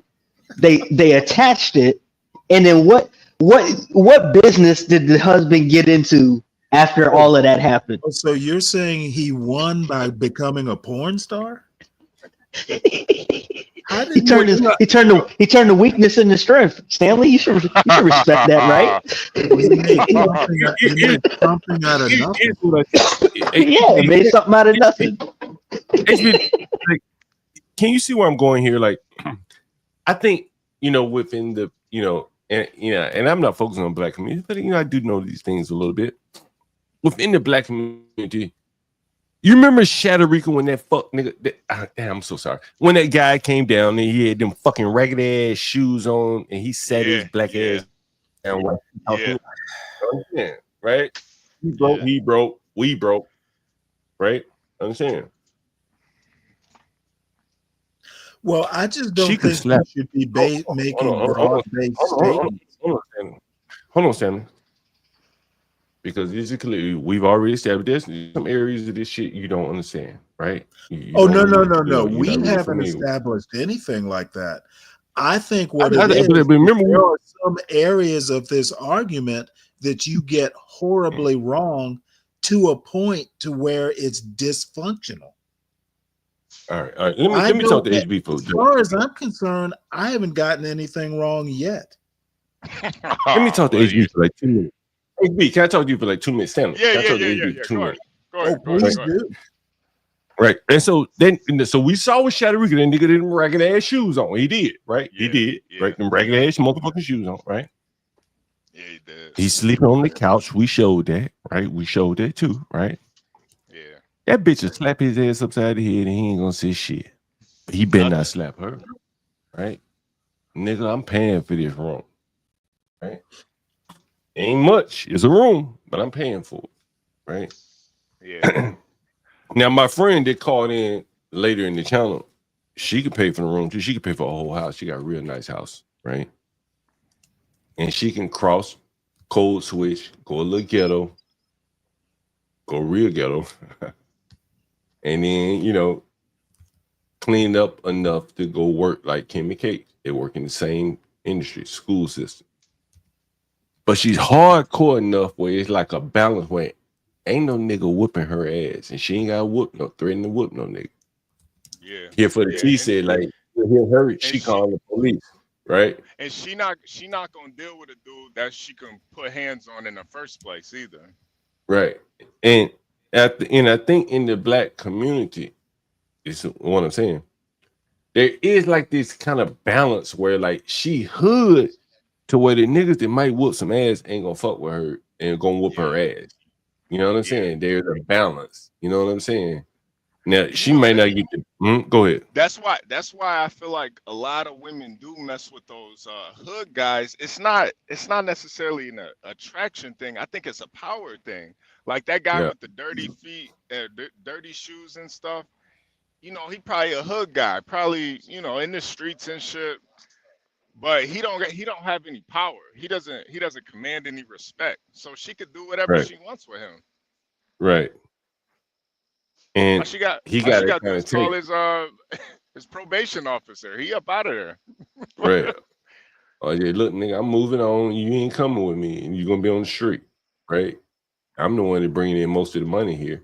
Like you see, most of the women are paying the rent, the room for the rooms, and I think that's something I think that Stanley doesn't really see a lot. Probably never really seen. Like the dynamic has been switched so upside down, right? Where the women are paying for the rooms, they calling the shots, right? Okay, well, John, I personally think that you tend to view the world in the black community specifically through your hood lens. Okay, the black community is not defined by the hood. So Well, that's why what you're seeing is not happening in the larger black world. Well, that's why I wanted Universal to come up. Well, because you know Universal- what? I'll shit on him too. Well, Universal gave an example from an employer's perspective. Right? Okay, everything you know what? I want to see it statistically from now on. Okay, if Universal thinks it or John thinks it, I'm just going to go prove it. But again, like That way there can be no back and forth. You either prove it statistically or I'm just going to call bullshit. But here's the thing, Sally. I'm not disagreeing with you. Who's requesting statistics from me or Universal? Right? Oh no, we're like a bunch of little, we're a bunch of little data. We're a bunch of little data points that's never being collected, right? That's Nobody's exactly my point. Nobody's coming out polling the Universal. Universal's got some statistics that he can give you, but No, nobody's you're going calling. to tell me They're calling statistics are IBM. white? Well, they're calling IBM and Microsoft and people like that, and they're getting statistics from them, but they're not calling the Universals of the world. They're not calling me, right? Like no one's calling and asking me, hey, what percentage of your tenants have a hard time paying their rent? Okay, you do know that Universal profession is very data based. So But they again, are actually calling the Universals of the world. well, the Universal will be up here in 15 minutes. We'll be able to clarify it. That we won't I be hope speculating. so, but But somehow I doubt it. We'll see how many statistics, how many studies he's contributed to, right? Where someone called him and said, "Hey, I hope one of them doing a would be his master's thesis. well, that would be one, okay, but what about the rest that have occurred since then, right? He's been out of college 20 years. Okay, all I have to say is psychology is supposed to be very data driven. Well, he's in the employment sector now, where he's probably utilizing some of his psychology training into how to best motivate and Okay, you can spare me the down home bullshit. Okay, I actually have been out in the world quite some time. I don't think so, Stanley. You just said psychology is supposed to be data driven. Are you out your mind? Okay, do you know when that hold ended? it. Now you're literally going to tell me that psychological studies are not data driven? No, not anymore. They're used to push a specific agenda. Yeah. It's like the psychology field has been completely hijacked. You don't think so? Apparently, You don't think the psychology field has been hijacked? You live a data-free existence. I get it now. What you mean? The motherfucker, figure it out. What you mean? That shit been hijacked, bro. That shit been hijacked. Universal. I just made the statement that psychology is supposed to be data-driven. Is that not true? Is that not true? No, that is not. Yes, no, you're asking the question wrong. It is true. And you make assumptions based on, psychological studies are nothing but data. Yeah, but everything's not psychologically studied, Stanley, and especially when we're talking about dynamics like what me and John were just discussing. I thought What PhD is gonna go and say how fucked up are black male and female relationships? Let me get a grant and go study that. A lot of this is anecdotal and it's true. Well, you can probably guess what my attitude is. I thought pretty much all the interview was full of shit. Amazing. Yes, you shouldn't be amazed. I'm not. So you wanted data, and we just no. I don't want data on the code switching part. Will you say that black women aren't as good as black men? Did I get that right? I did not say that. John, did you hear me say that? Black women are not good at code switching. Did I get that part right? Yeah, no. Universal, you said black men are better at code switching than black women. In the workplace? No, you just said it in general. Yeah. You That's didn't qualify it. That's what we were trying to. We were like, how do you even quantify that? I would say in the workplace, yes. Okay, you would say so. Therefore, it is. Based on my experience, which I was referring you're one to. person. So then, why are you taking so much account to my one perspective? Then, well, you know what? You just did a YouTube show, and the two experts got up there and pontificated. Well, thank you for watching, Stanley. Oh, I watched it, and I was commenting the whole time. Amazing. Oh, you know what? You shouldn't be amazed. I'm not. Actually, I was more amazed than you are. Thank you. That's flattering, Stanley. You know what? I'm glad you're taking it as a compliment. I am. Hey guys, how's everyone? Okay, basically what I want to say is that there is almost nothing I saw on that show that would convince me that you two aren't full of shit. All right, I'm gonna share my screen. Can somebody? And hi, Lo. What's up? Hi, I just had a question for you guys. Obviously, I'm going to be on the panel for a second, but I just had a question. I'm going to camera up really quick. So basically, I'm customizing this like liquor bottle for my friend for her birthday, right?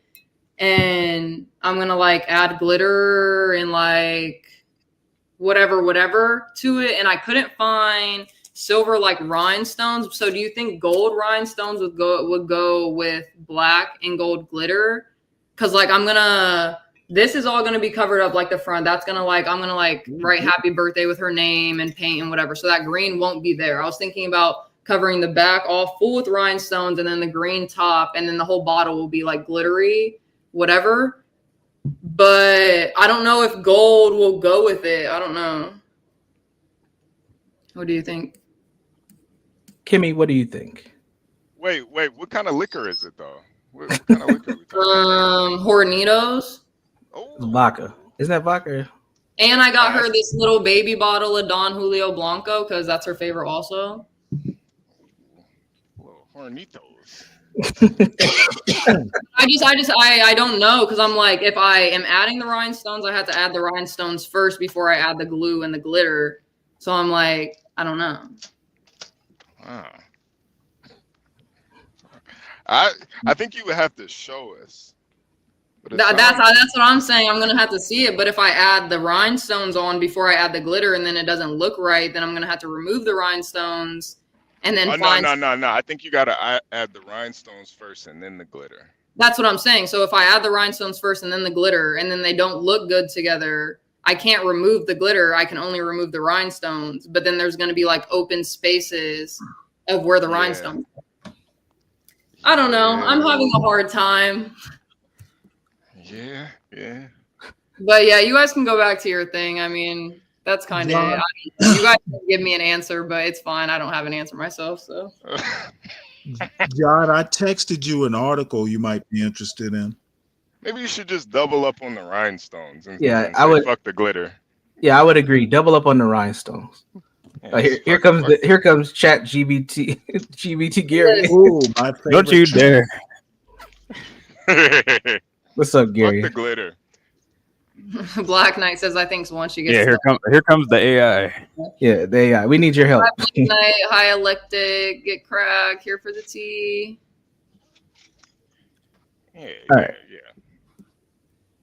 All right. So Stanley, we've looked at this chart. We've talked about this chart over the last few days. And if you look at the black household income, and this is just one measure. If you look at poverty and working class poverty, right? We got 46% of black households are in that space. There's subcultures that come with it. That's almost half of our population. This is not a unique thing to just what John has experienced or myself. The chart. I'm the one who introduced blackdemographics.com. I got it from Kevin Samuels, never heard of it before. You're seeing the 46%. Yep. I'm seeing the majority not in those subcultures. So we have approached this from opposite ends. Hey, hold on, Stanley. I got a call coming in. Give me 1 second to patch this guy in. Give me 1 second.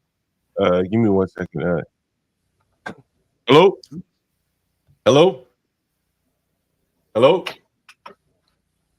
Yes, hello. You want to call in about the topic that we covered on the other stream, right? The black Yeah, women yeah. dilemma. Okay. And you're a landlord, correct? Yes, sir. Right now. Yes, sir. Now you told me a theory that you have about pretty women. And I want you to I want you to tell me your theory. Tell the audience your theory. Now you're a landlord. You decide who gets to you do the Where is choosing. he a landlord? What kind of neighborhood? He don't want to tell, but let's just go. If you want to, Is it rich? Is it working class? Is it the hood? Let's just say it's in a neighborhood where the shit is expensive, right? And so tell us your theory. I can answer. Okay, It's go ahead. it's a up and coming neighborhood. That's what he called it. Like All right. gentrifying neighborhood. Mhm. Gentrifying. All right. All right. Now you had a theory that you wanted to Which tell city me. can that be given? Yeah, it's up to you. Hello. I'm sorry. He said, "What What was city?" the If question? you want to answer it, Stanley wants to know what city, if he can ask. We'll hold that. We'll All hold right. that. All right. Okay, well then you know what? If we're just gonna do that, then I'll go ahead and mute because I know I won't have any questions. I need data when I fucking right. answer when I All ask right. questions. Okay. Good. Now you have a theory about neighborhoods and shit. I want you to tell me about it. To tell the audience about it. You're a landlord. Tell me. Well, without but you brought up the pretty women thing, Mm-hmm. You and, it's and I the thought, basis of your theory, right? well, yeah, we've talked offline. Mm. If you take a look at neighborhoods, Mm-hmm. right, you can tell a gentrified neighborhood based on the women in that neighborhood. Is that right? I'm talking about the women, and I'm talking about the way they look, Mm-hmm. right? So Mm-hmm. if you're prospecting a neighborhood, like, hey, is this gentrified? Is this up and coming? Is this full blown? High end. Just take a look at the women around. Hey, let me. You might see some Okay. pushing a stroller. Are you looking at the stream right now? Nah. Well, we have a big fat black woman with a tattoo on her titty. What would that? If you saw her waddling through the neighborhood, what would that tell you about the neighborhood? I'm just curious. Say waddling. Damn, Josh, you got to be waddling. I'm just asking you a question. Well, if it was littered with people that look like her, that would be to me like a distressed area. Just based on the look of her. That'll probably match. If there's border, that'll probably be line up with boarded up houses. What? And police on the corner. What? Yeah. Just based on the look of that woman right there would tell you it could be. Wait, some which one? The one with the tongue out? Well, how about this one, nigga? All right, does this one look better than you? How about this one? This one looks real professional. This one looks more professional. Is that right? Is that right? Okay. Well, tell me. But she's not a good looking woman. Okay, so what you think that nigga look like? Mr. Old. Landlord. She's older. Hey, nigga, Mr. Landlord. How would you think the houses look like it? Well, you see women look like that one around. Tell me. Well, I would, in all fairness, she's a little bit older. I would say. Okay, so what you think her fucking children? Area. Okay, nigga, so what you think her children look like? Oh, not the children. What do you think the children? Well, she might not have. She probably don't have children. Okay, what do you think her sister's children look like? Where are you going with this? Yeah, I mean they're not attractive though. They're not attractive. Okay, so what do you think? What do you think the neighborhood gonna look like? It's gonna be distressed, my friend. So you make your decision based off the look of the women. I don't do this in practice, but I've noticed over the years. Like, so if I'm making a real estate decision, this is not really a fully in my determinant. I don't use this as a determinant factor. But over the years, I have anecdotally have seen the pattern, right? Like if you the high end neighborhood, with the nice stores and whatnot, look at the women that are walking around. Yeah, like it's not. If you really pay attention, right. You look at the women. So what you saying? Look at the women pushing the baby stroller. And you think that was it? I'm hearing some. Sorry, go ahead. Sorry about that. Yeah, I'm saying, take a look at the women pushing the baby strollers. Take a look at the women walking their dog. And you compare that. You could go from a high-end neighborhood to a middle neighborhood to a low-end neighborhood. Just look at the women. You think it's all about the women, how they look. It's a dead giveaway. It's a dead giveaway. So if you see a white woman like this jogging through a motherfucking neighborhood, what you think? Well, she might be judged. She depends how far she can jump.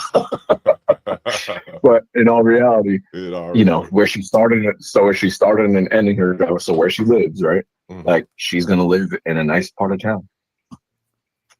Just a fact. Listen, and let me expand on it. A woman that looks like the one you got on the screen here. There, at the end of the day, whether or not she has a high income or not, there's going to be some man that is willing to upgrade her. Say what? No matter what? Yes. Say So- what? so Hey, listen. oh, Lord have mercy. So I upgrade listen. this motherfucker. I upgrade this Listen, motherfucker exactly. right now. No matter Lord what have mercy. level I she's will at, upgrade. no matter what level she starts at, whatever her baseline is, Lord have let's just say she's dumb and works at McDonald's. There's going to be a guy that's willing to upgrade her. That's it. That's as simple as that. Yeah. As simple as that. She might, she gets a little upgrade here. 6 months later, she gets another upgrade. 6 months later, she gets another. Next thing you know, she's in the nice part of town. That's how it works. That's a fact. That's how it works. Lord Simple. have mercy. Lord have mercy. Lord have mercy. Lord have mercy. Hey, so let me ask you this question. Since we got this motherfucker right up here, this motherfucker come to you, she says, "Sir, Mr. Landlord, sir. I ain't got much money, Mr. Landlord, sir. I can pay you $900 a month, right? A month. $900 a month, right?" And he said, "Well, damn, the rent is a little high. That's not really within the range of what I'm looking for." And then this big blubber ball, this big roll of blubber show up, and she said, "Sir, I pay you $1,500. Fuck what she talking about. Fuck with me, you know I got it. Which one you going with, nigga? Who you going with? I want you to explain to us why." It's Karina. What's her name? Karina Vetrano. Karina. Nigga. Get it right. Say her name, nigga. Karina Vetrano. Say her name, nigga. Say her name. Her name deserves. Did you say I find that motherfucker? Oh yes. Lord. Didn't she get deleted or something like that? Yeah. Okay, that's fine. I thought she looked familiar.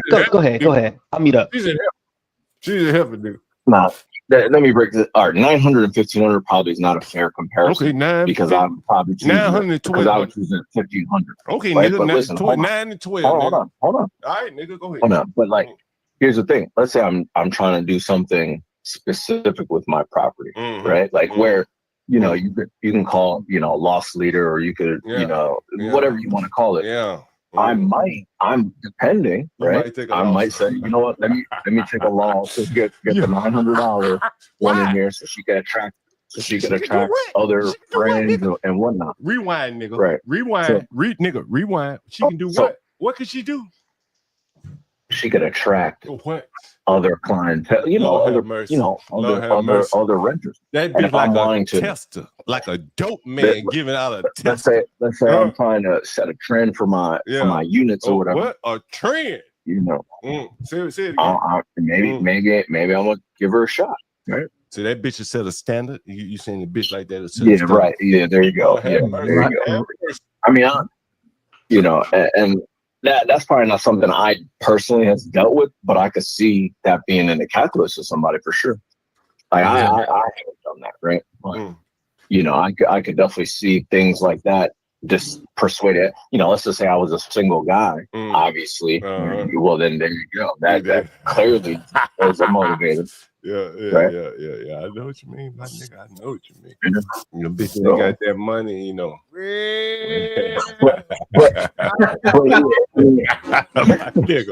Yeah, I got one for the night, nigga.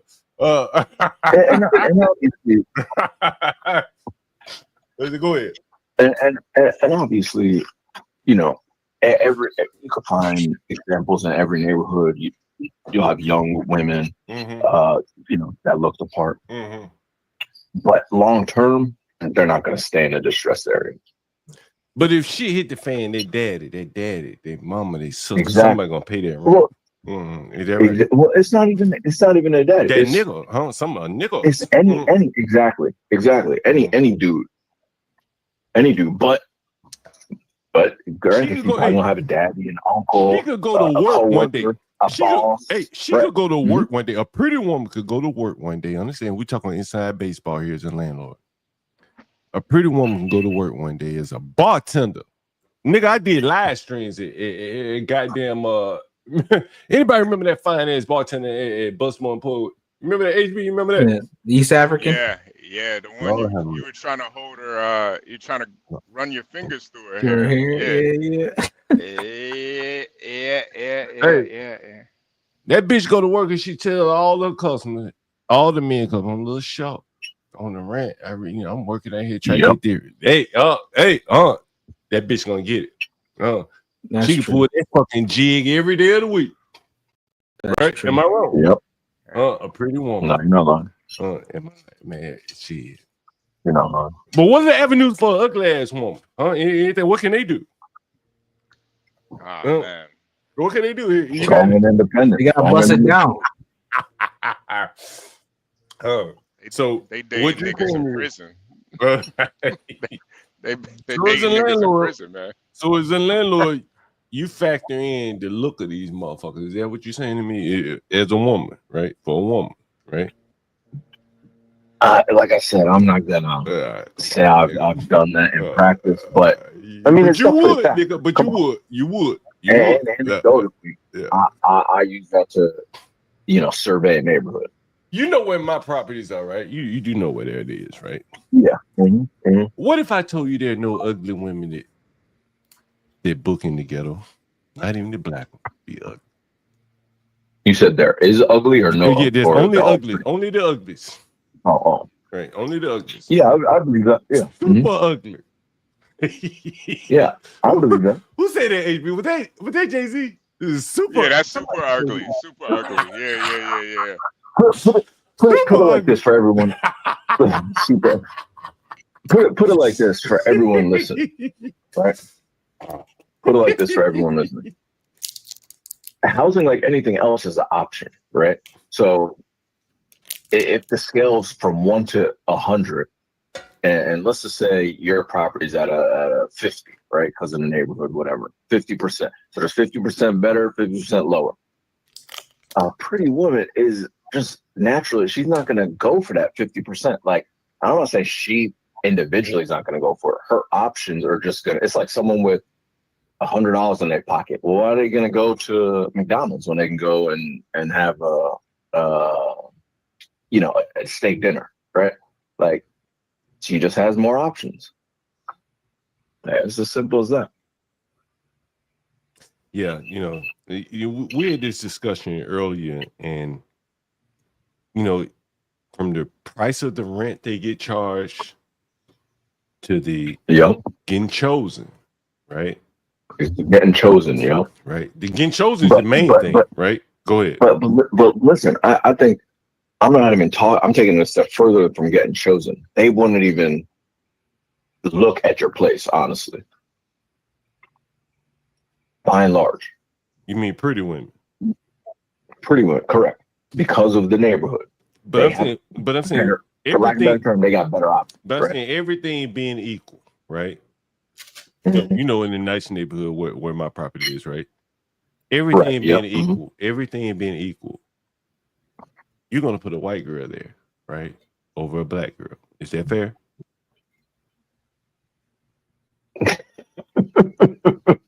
I don't know about all that. Well, you've heard some of the problems that I've had. You remember I had a nigga break a bitch jaw in my house. Remember I told you about that? White people, by and large, don't break bitches' jaws in houses. Is that fair? Have you had a bitch break a bitch's jaw? A white person break a bitch's jaw in your house? Would you break this bitch's jaw right here? I'm staying on the pretty and ugly realm. I don't know what you're talking about, the white and black. Yeah, that's another day.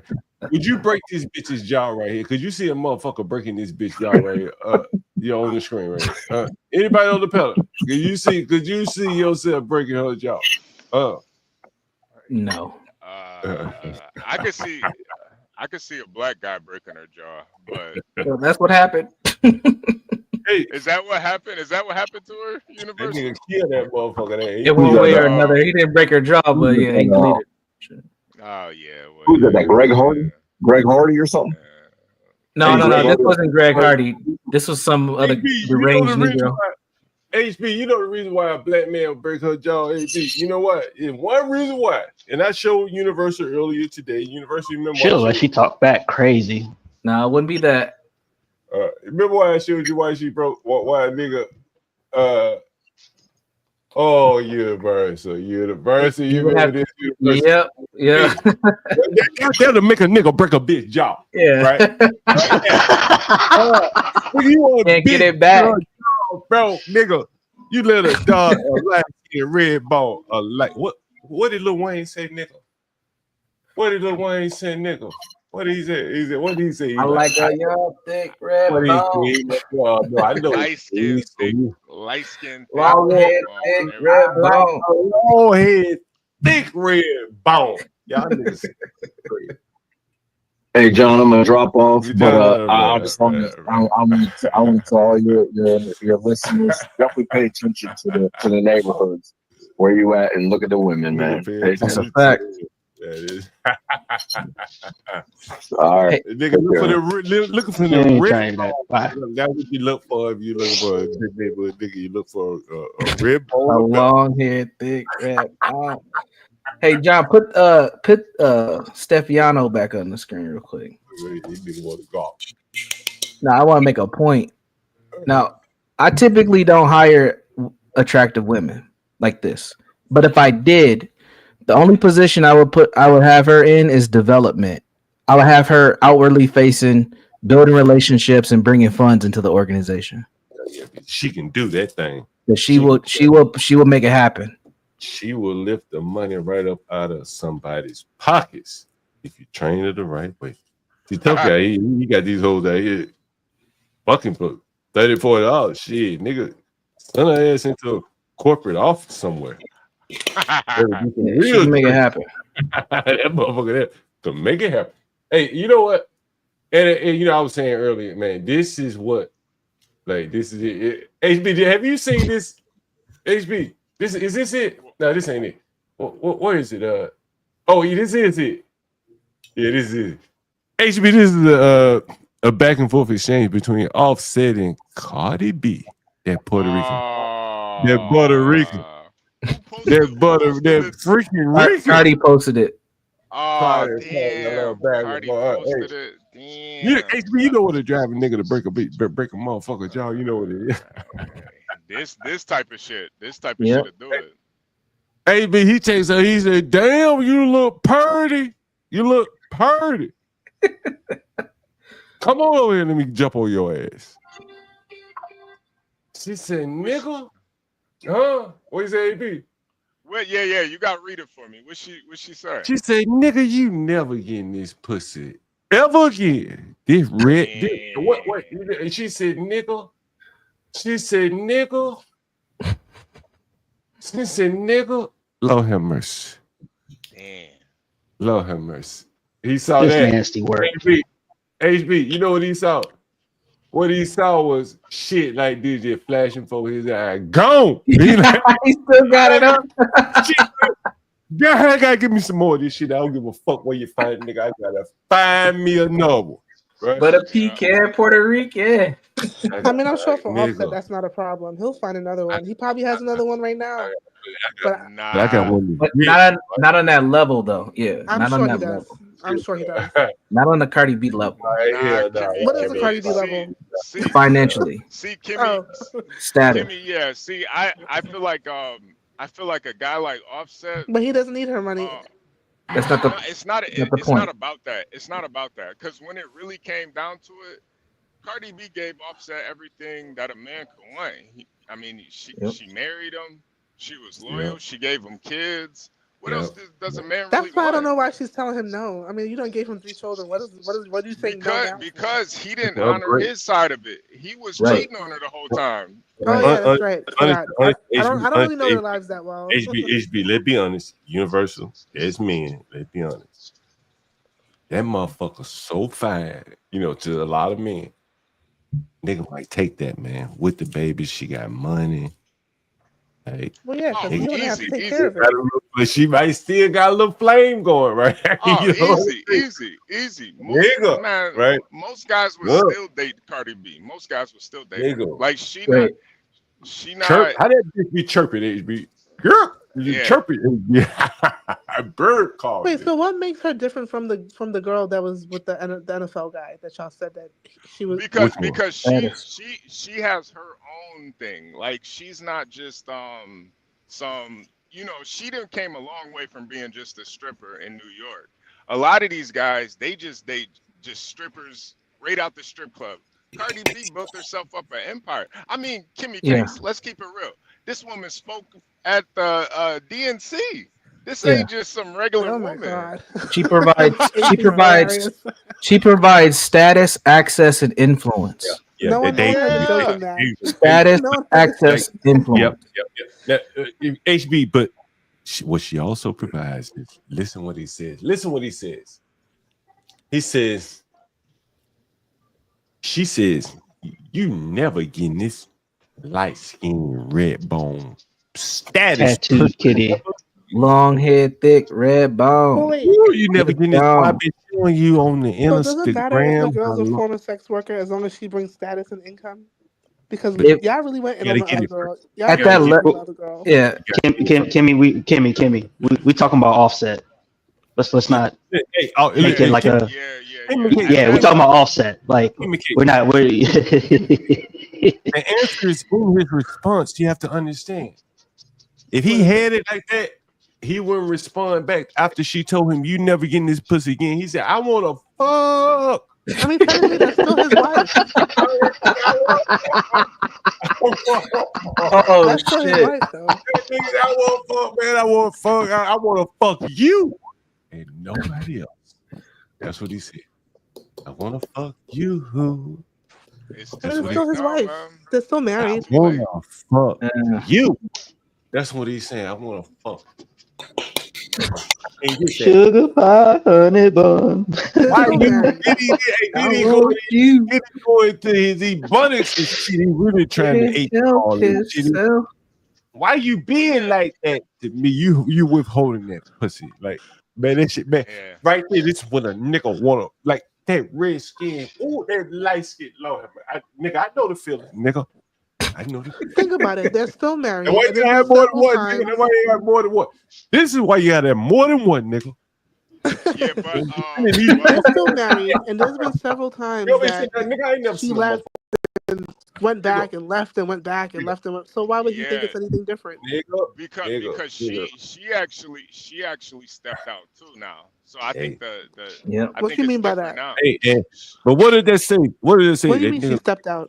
It don't matter. What did that say though? That nigga don't give a fuck if she's that light Yeah, skin. you don't. Yeah, you want her back. They got extra privileges, nigga. That's what I'm talking about. If a black ass motherfucker step out on this nigga, he be rapping about this bitch. Nigga, pull out fucking bitches anyway. Wait, she He cheated on him? ain't writing no text like this.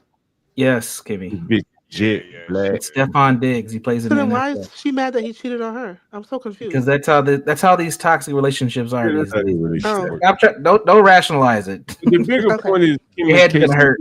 some shit probably only the men are probably gonna explain something to you, Kimmy, right here.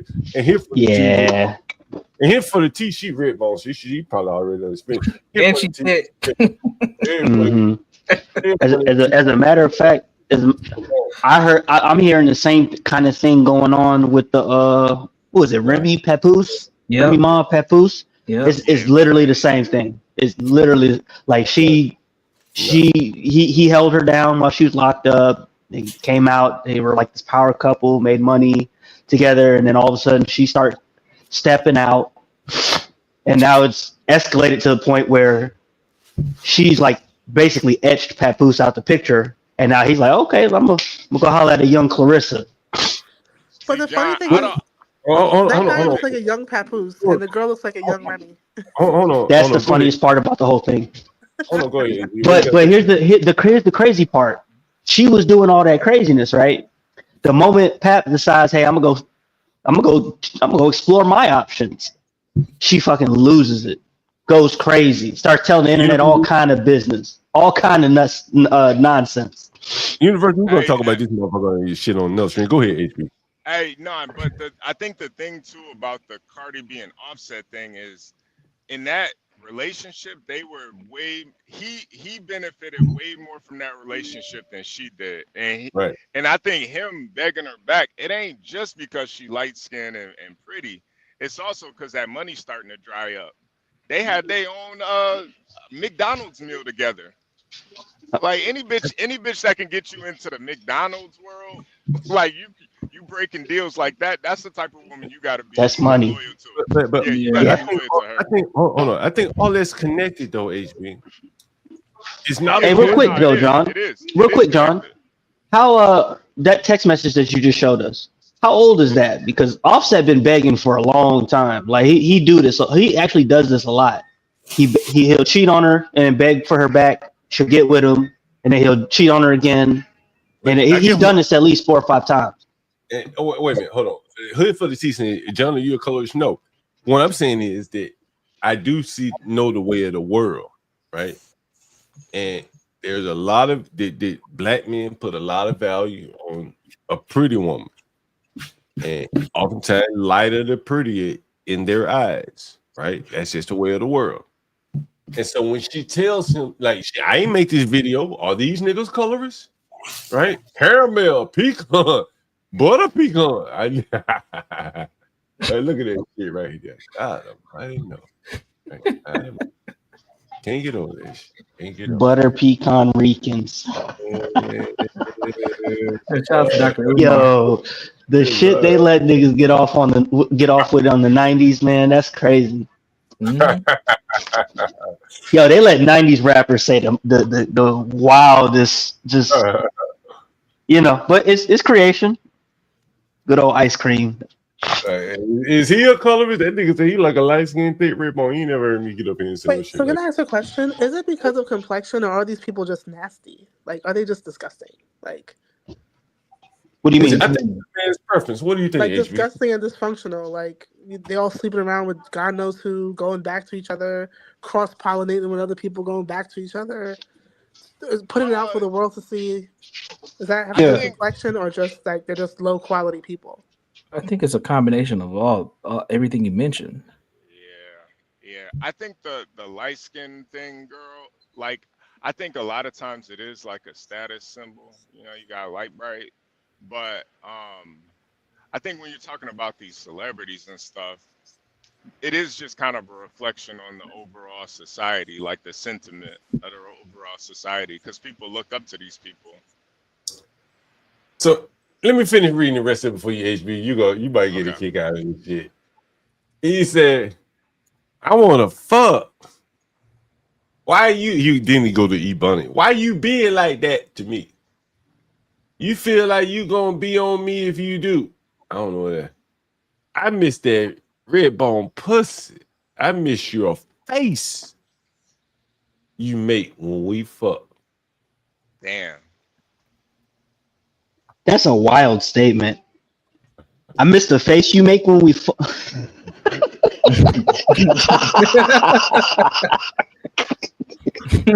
Light skin, thick, red bone. The light skin. You know that face free zone? Damn, man. Hey, John, I ain't gonna lie. Offset is down bad, man. He down bad.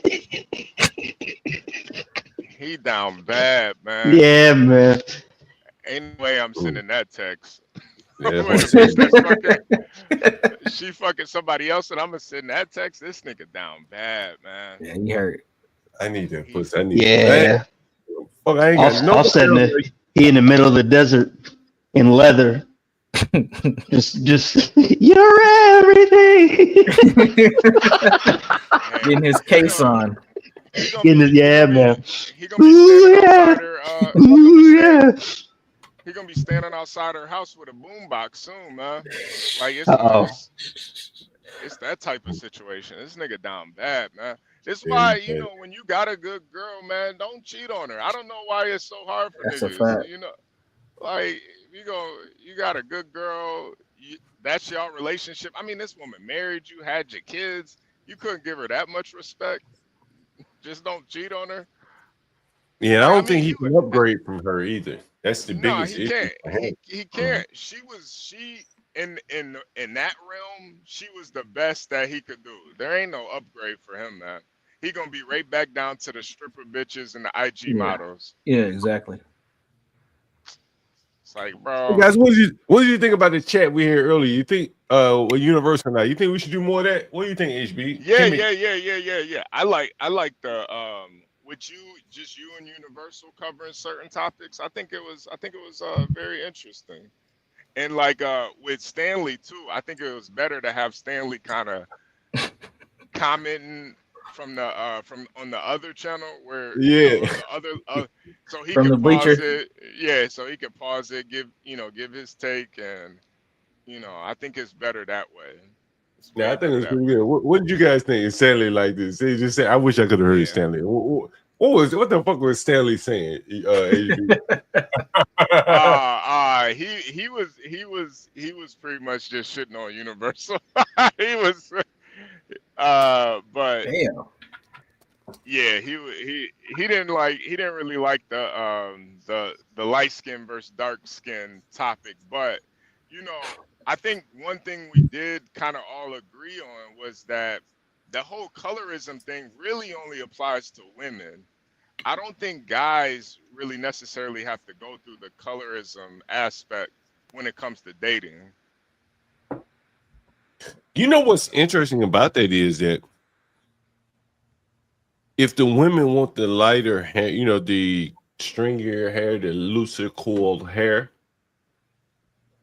and I would argue that if they're looking for success, man, I want to tell you something. I can't tell you now. I would bet you. I've been a big proponent of what physiognomy, right? We've talked about it here on the channel.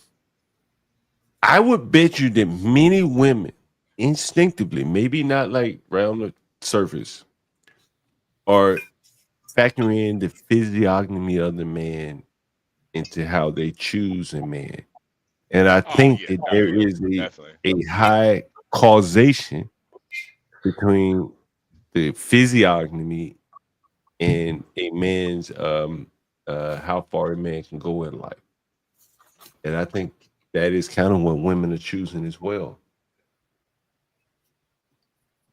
Yeah. Get your paper up. What do you think about that? You know what I'm talking about with physiognomy? Yeah. I think instinctually women do look at certain traits. Right. They look at height, they look at hair texture, they look at skin complexion, they look at the build. They look at all that if they want to have a baby with somebody. Right. And I think they also look at it in terms of survival and how they're going to maintain long term, if that's what they're choosing, if they're choosing a relationship. What do you think about the physiognomy of Travis Hunter? Kimmy Case, all you guys up here. Wait, say that again. I'm sorry. I was preoccupied. I just heard my name. What do you think about the physiognomy of Travis Hunter? Who? Oh, this guy? The man on the screen. Physiognomy of Travis Hunter. This Gary Yellow, kick this nigga. Kick this nigga out. Let it go. Well, I don't think he's ugly. I'm gonna change this nigga's name to Gary Yellow. I can see young girls wanting to date. I can see young girls wanting to date him. Nigga's name. What do you say? I can see young girls wanting to date him. Okay, all right, fair enough. Wait, is Lolo still up here? Yeah, Lolo's still there? Still here. What do you think about that when it comes to picking a could you see yourself like dating a guy that's unattractive or having a baby with an unattractive guy? Definitely not. Yeah. What do you think about these guys' physiognomy right here? What do you mean What are you saying? How he looks. His facial features. How he looks.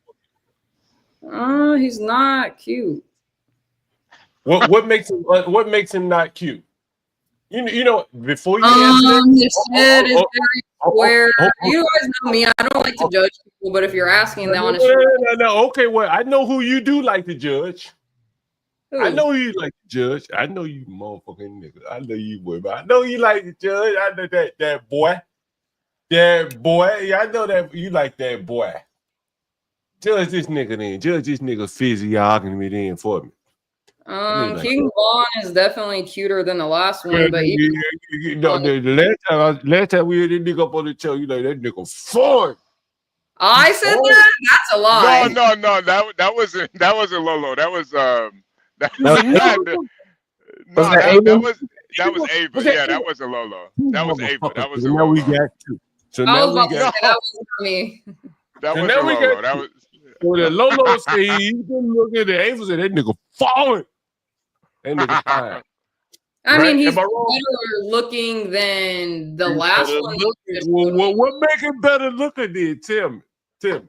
Better looking than the last one. His facial features, he has like just What nice. about his facial features then? What's it? Tell us what. Don't Like be his shy. nose is nice. He has like nice. Keep on going. He's less African. He's less Man, I'm African. Motherfucker, I done had too much. Untrue. Too much smoking. Too much smoking. Too much motherfucking. I'm not saying that guy, whatever, but it's not about. I'm not saying his nose. His nose Yeah, could be. Listen. Up in the studio, getting blow. Yeah, I a little too much here, right? I need some weed. Go ahead, break that nigga down right there. Break him down for the people in the audience. What you got? You talking to Lo? No. What'd you say? Break him down. What do you ask? Break them down. Break the two Negroes down. The physiognomy. Compare the looks of both of them. Okay, hold on one second. I'm gonna show you. Do I need to show you one more time? Both of them again? Yeah.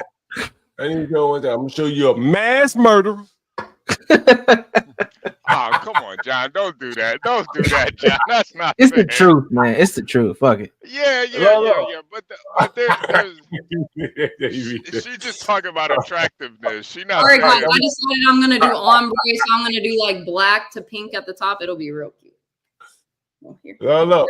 So what we got here right now? Look. Oh, look at that, Lolo. Ooh. It'll be cute. Just wait a second. Once I get going. Well, okay. Well, which one of these niggas you gonna make a blanket for first? I mean, the fact that you said he's a mass murderer, I'd make the other one a blanket. Forget about that. Which one of these niggas would you? If a nigga, both of these niggas came up to you and came, hey, Lolo, will you make me a blanket? And here's the first guy. I mean, that guy also looks like he's in high school. Like, What you got for me, Lolo? What you got? Come on, Lolo. what their Who you differences making a blanket are. for? I mean, I like the other guy's body for? better. Like, you didn't see this nigga's body? This nigga been in jail. This nigga. The answer is simple: whoever's paying and whoever is buying the most. Business is always first. You got body that low. I like the other guy's body style more. He gives he's like a young boy, bird chest. You know, I don't. Which really one? Like Which one body style you like more? I'm talking about King Von.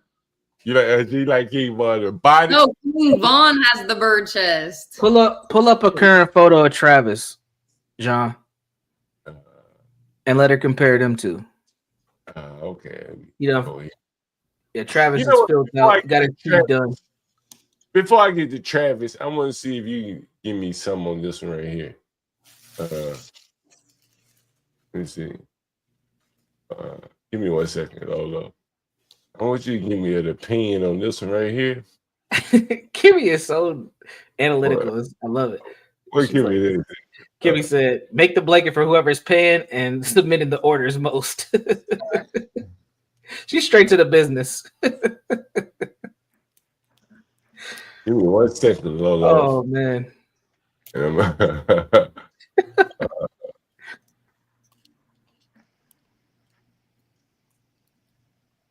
1 second, Lolo. I want you to give me. We're taking this conversation far as hell today. Should I move on? No, it's fine. It's fine. You got you. It's just funny. This is from a text message. You doesn't hear the whole fucking 5 hours of content. No, I think the bigger thing is, man, don't cheat on your wife, man. You gonna make a promise to God in front of God and all that. You gonna cheat on her, and then have the gall to be begging for the pussy afterwards. Like, bro, have some goddamn honor about yourself. God damn. I agree. I ain't about to cheat on a girl and beg for the pussy after. God damn. All right, Lola, I got 3 people I want you to compare with. So we looked at King Von. Mm-hmm. We looked at Travis Hunter. And I got one more. And I want you to rank them. All right. Let me see. Give me 1 second. No pressure. Kim, you still up here too? I want both of y'all to rank them. All right. And see, we get some consensus here. Is that something? Let's see. All right. Give me 1 second. I thought I had it. All right. I wanted a better picture. What's it? All right, so you seen King Von. So you picked King Von so far, right? Is that right? Over the other one, Right. I think I got it. Hold on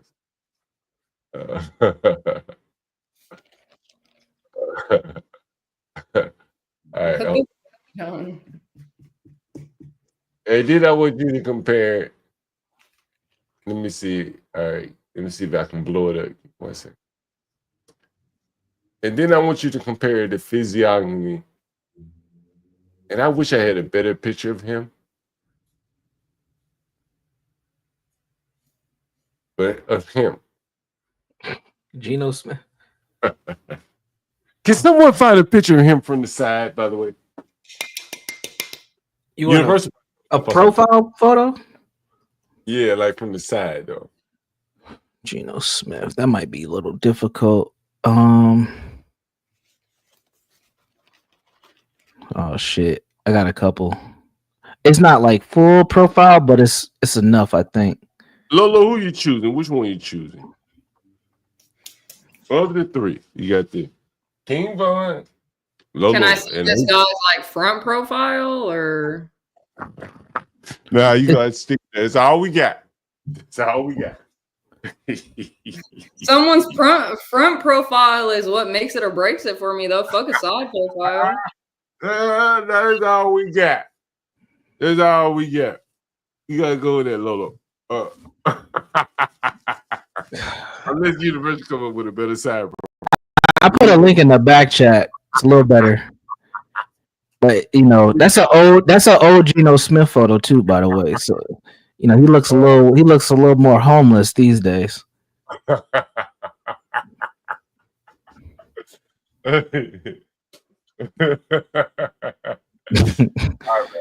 better looking than the first one.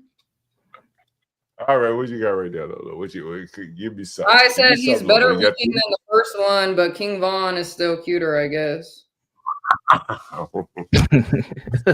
The theory stands, John. The theory stands. I am that nigga, John. Hey, this is a fucking Rick. This is how I do a credit check right here. You just did a credit check right there. See, Lolo, when them niggas start calling, you tell them, motherfucker, hey, send me a picture. Do you look like that nigga Geno Smith? Send him away. Send him away. Lord. Send him away. Right? Lolo, you know who we want to rent to, really, honestly, Lolo. Who? Oh, you know we want Lolo. This is who we want. This is who we want, Lolo. Yes, Lolo. I was about to say that. I should have said it. We want the Russells of the world. We want him, Lolo. You find him. We want him. We need you. We need him. Right? We need him. We don't need Geno. Leave Geno out there. Who is that? Russell Wilson. Russell Wilson is not cute. You want to know? I didn't care if he's cute or not. Look at these two niggas and tell me what's different between these two. Lolo, this is how we do credit checks, Lolo. Honestly, on the fly. on the You fly. want to know who my favorite, sexy football player is? Nobody cares, Lolo. We talking about chicken right here. Do you see what I'm? Do you smell what John Galt is cooking right here? Do you see? This is a credit check 101. HB, you get it right. HB man stepped off. Lolo, No, you see what- John. I get it from your perspective, but from women's perspective, they do a whole different type of credit check. They got They want Gino. Well, they want King Von. they want King Von. Hey, man.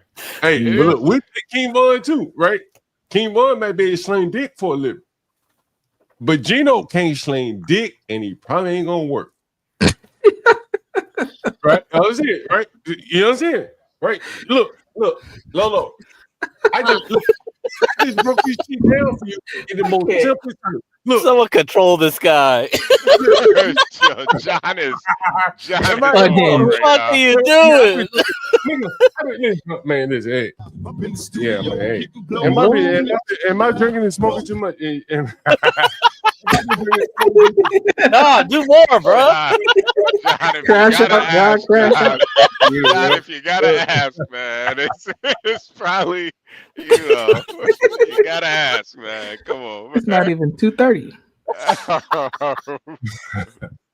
5 o'clock somewhere. Yeah, we gotta end the stream. That's why I came on here to remind you guys. You gotta end this. Oh, yeah. I didn't even realize. Yeah, dude. Already. Yeah. We'll do like 10 more minutes on this stream. And then What was I saying, Lolo? So they do a credit check, right? Mm-hmm. King Von can at his lowest. King Von isn't getting in if he's doing a credit check. What? This is a ghetto credit check, Lolo. Ghetto credit check. Right? Okay, right? Ghetto credit check. Right? It's a world out here. Right? It's different shit. Oh my god. Hey, I'm teaching you. I'm honestly, I'm teaching you something different. Everybody listening. We got 34 motherfuckers in the audience. King Von at his lowest can sling dick, right? You able both. Yep. Tell him You can get that rent paid. he can sling dick. Yep. Right? Right? And he's attractive enough, nigga. He can sell cell phones. Right? He can do something. He right? can do both. Right. He probably halfway intelligent, right? Enough to do something. Now, Geno Smith, he sling them bowls. Right? I don't want no nigga sling them bowls. I ain't throw the bowl. I don't want no nigga really throw some bowls with me. So if I can't get King Von, Dick Slinger, right? Then give me Russell, nigga that can work out here in corporate America. Consistent. America. That's right. He ain't gonna throw no bowls, and he ain't gonna be trying to sling that much dick. Any pussy he get could be taken from him. Right? Isn't that what happened? And he might pay in advance too, John. He might pay in advance. Yeah. And the nigga might go off and get married or something, right? You know, that type of nigga, right? So again, Lolo, King Von, Russell Wilson, and Geno Smith show up. They send you a picture. They say, "Hey, Lolo, interested in the room? How you sort these niggas?" Let's see if she learned anything. It's gonna be amazing. You guys got me while I'm not even paying attention, bro. Oh, come on, Lo. I'm trying to pay attention, but I literally told you guys I came in here to do my job. To be pretty and get some attention. We're gonna let you be pretty. Even though where's the attention? What I'm literally making a bottle. Come on now. Ah, there we go. Top Lowe's Customs.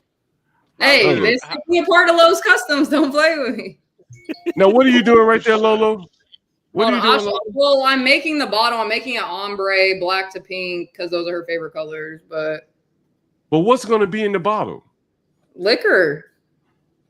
Is it the same liquor that was in the bottle? Yeah, I bought the bottle and then I am customizing it.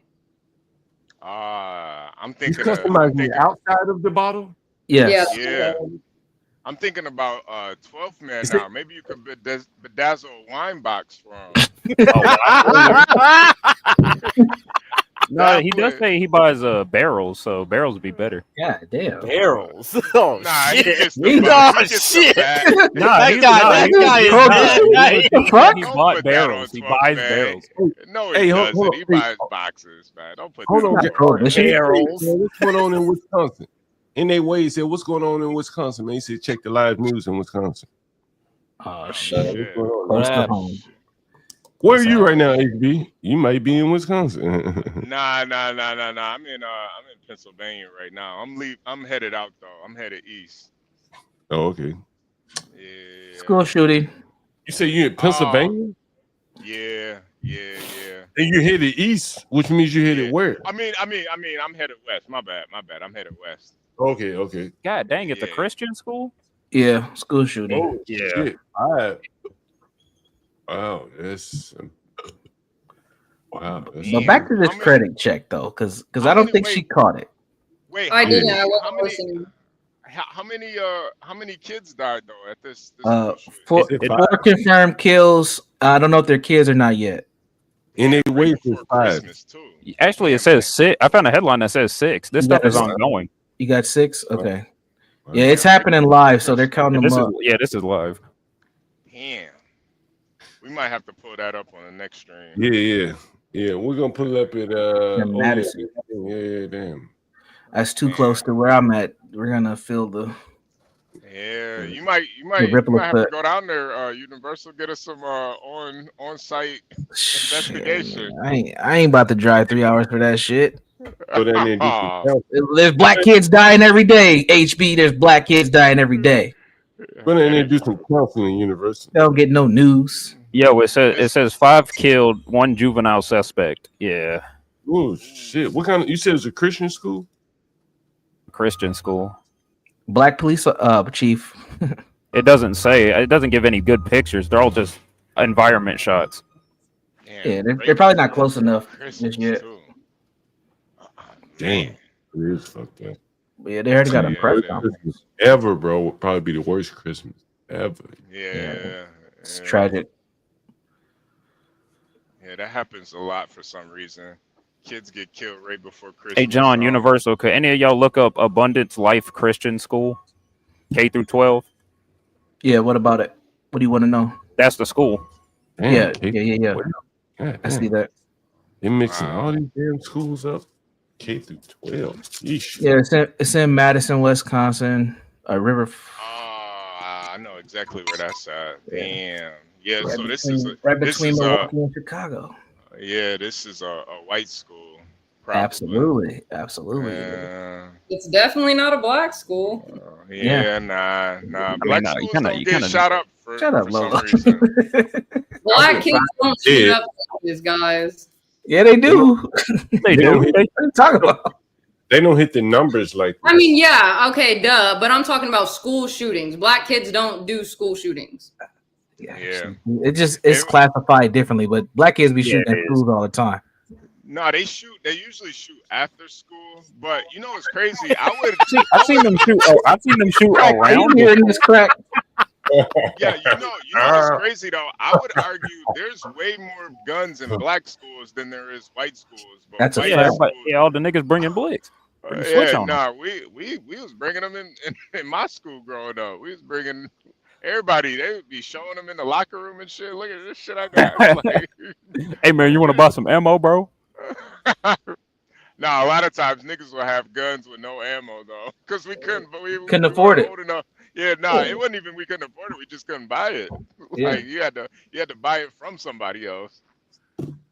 Can't just go and buy ammo. But yeah, everybody used to. So have yeah, that. before you show this, John, you should close this stream down and start the next one because you only got about 6 minutes. Oh yeah, Or yeah. I'm gonna 5 start the minutes. next one. I'm gonna start the 2 next minutes one. You guys come actually. They cloud out the yeah. last 5. Oh damn. Yeah. You guys come over to the next one. I'm gonna start the next one up. Yeah. Yo, they're roasting Christians in the chat. Jesus Christ. Yeah, I end this one right here, Adrian. All right. Feel like I should, feel like I should, feel like I should, feel like I should go. Go. Feel like I should go. Feel like I should, feel like I should, feel like I should, feel like I should go.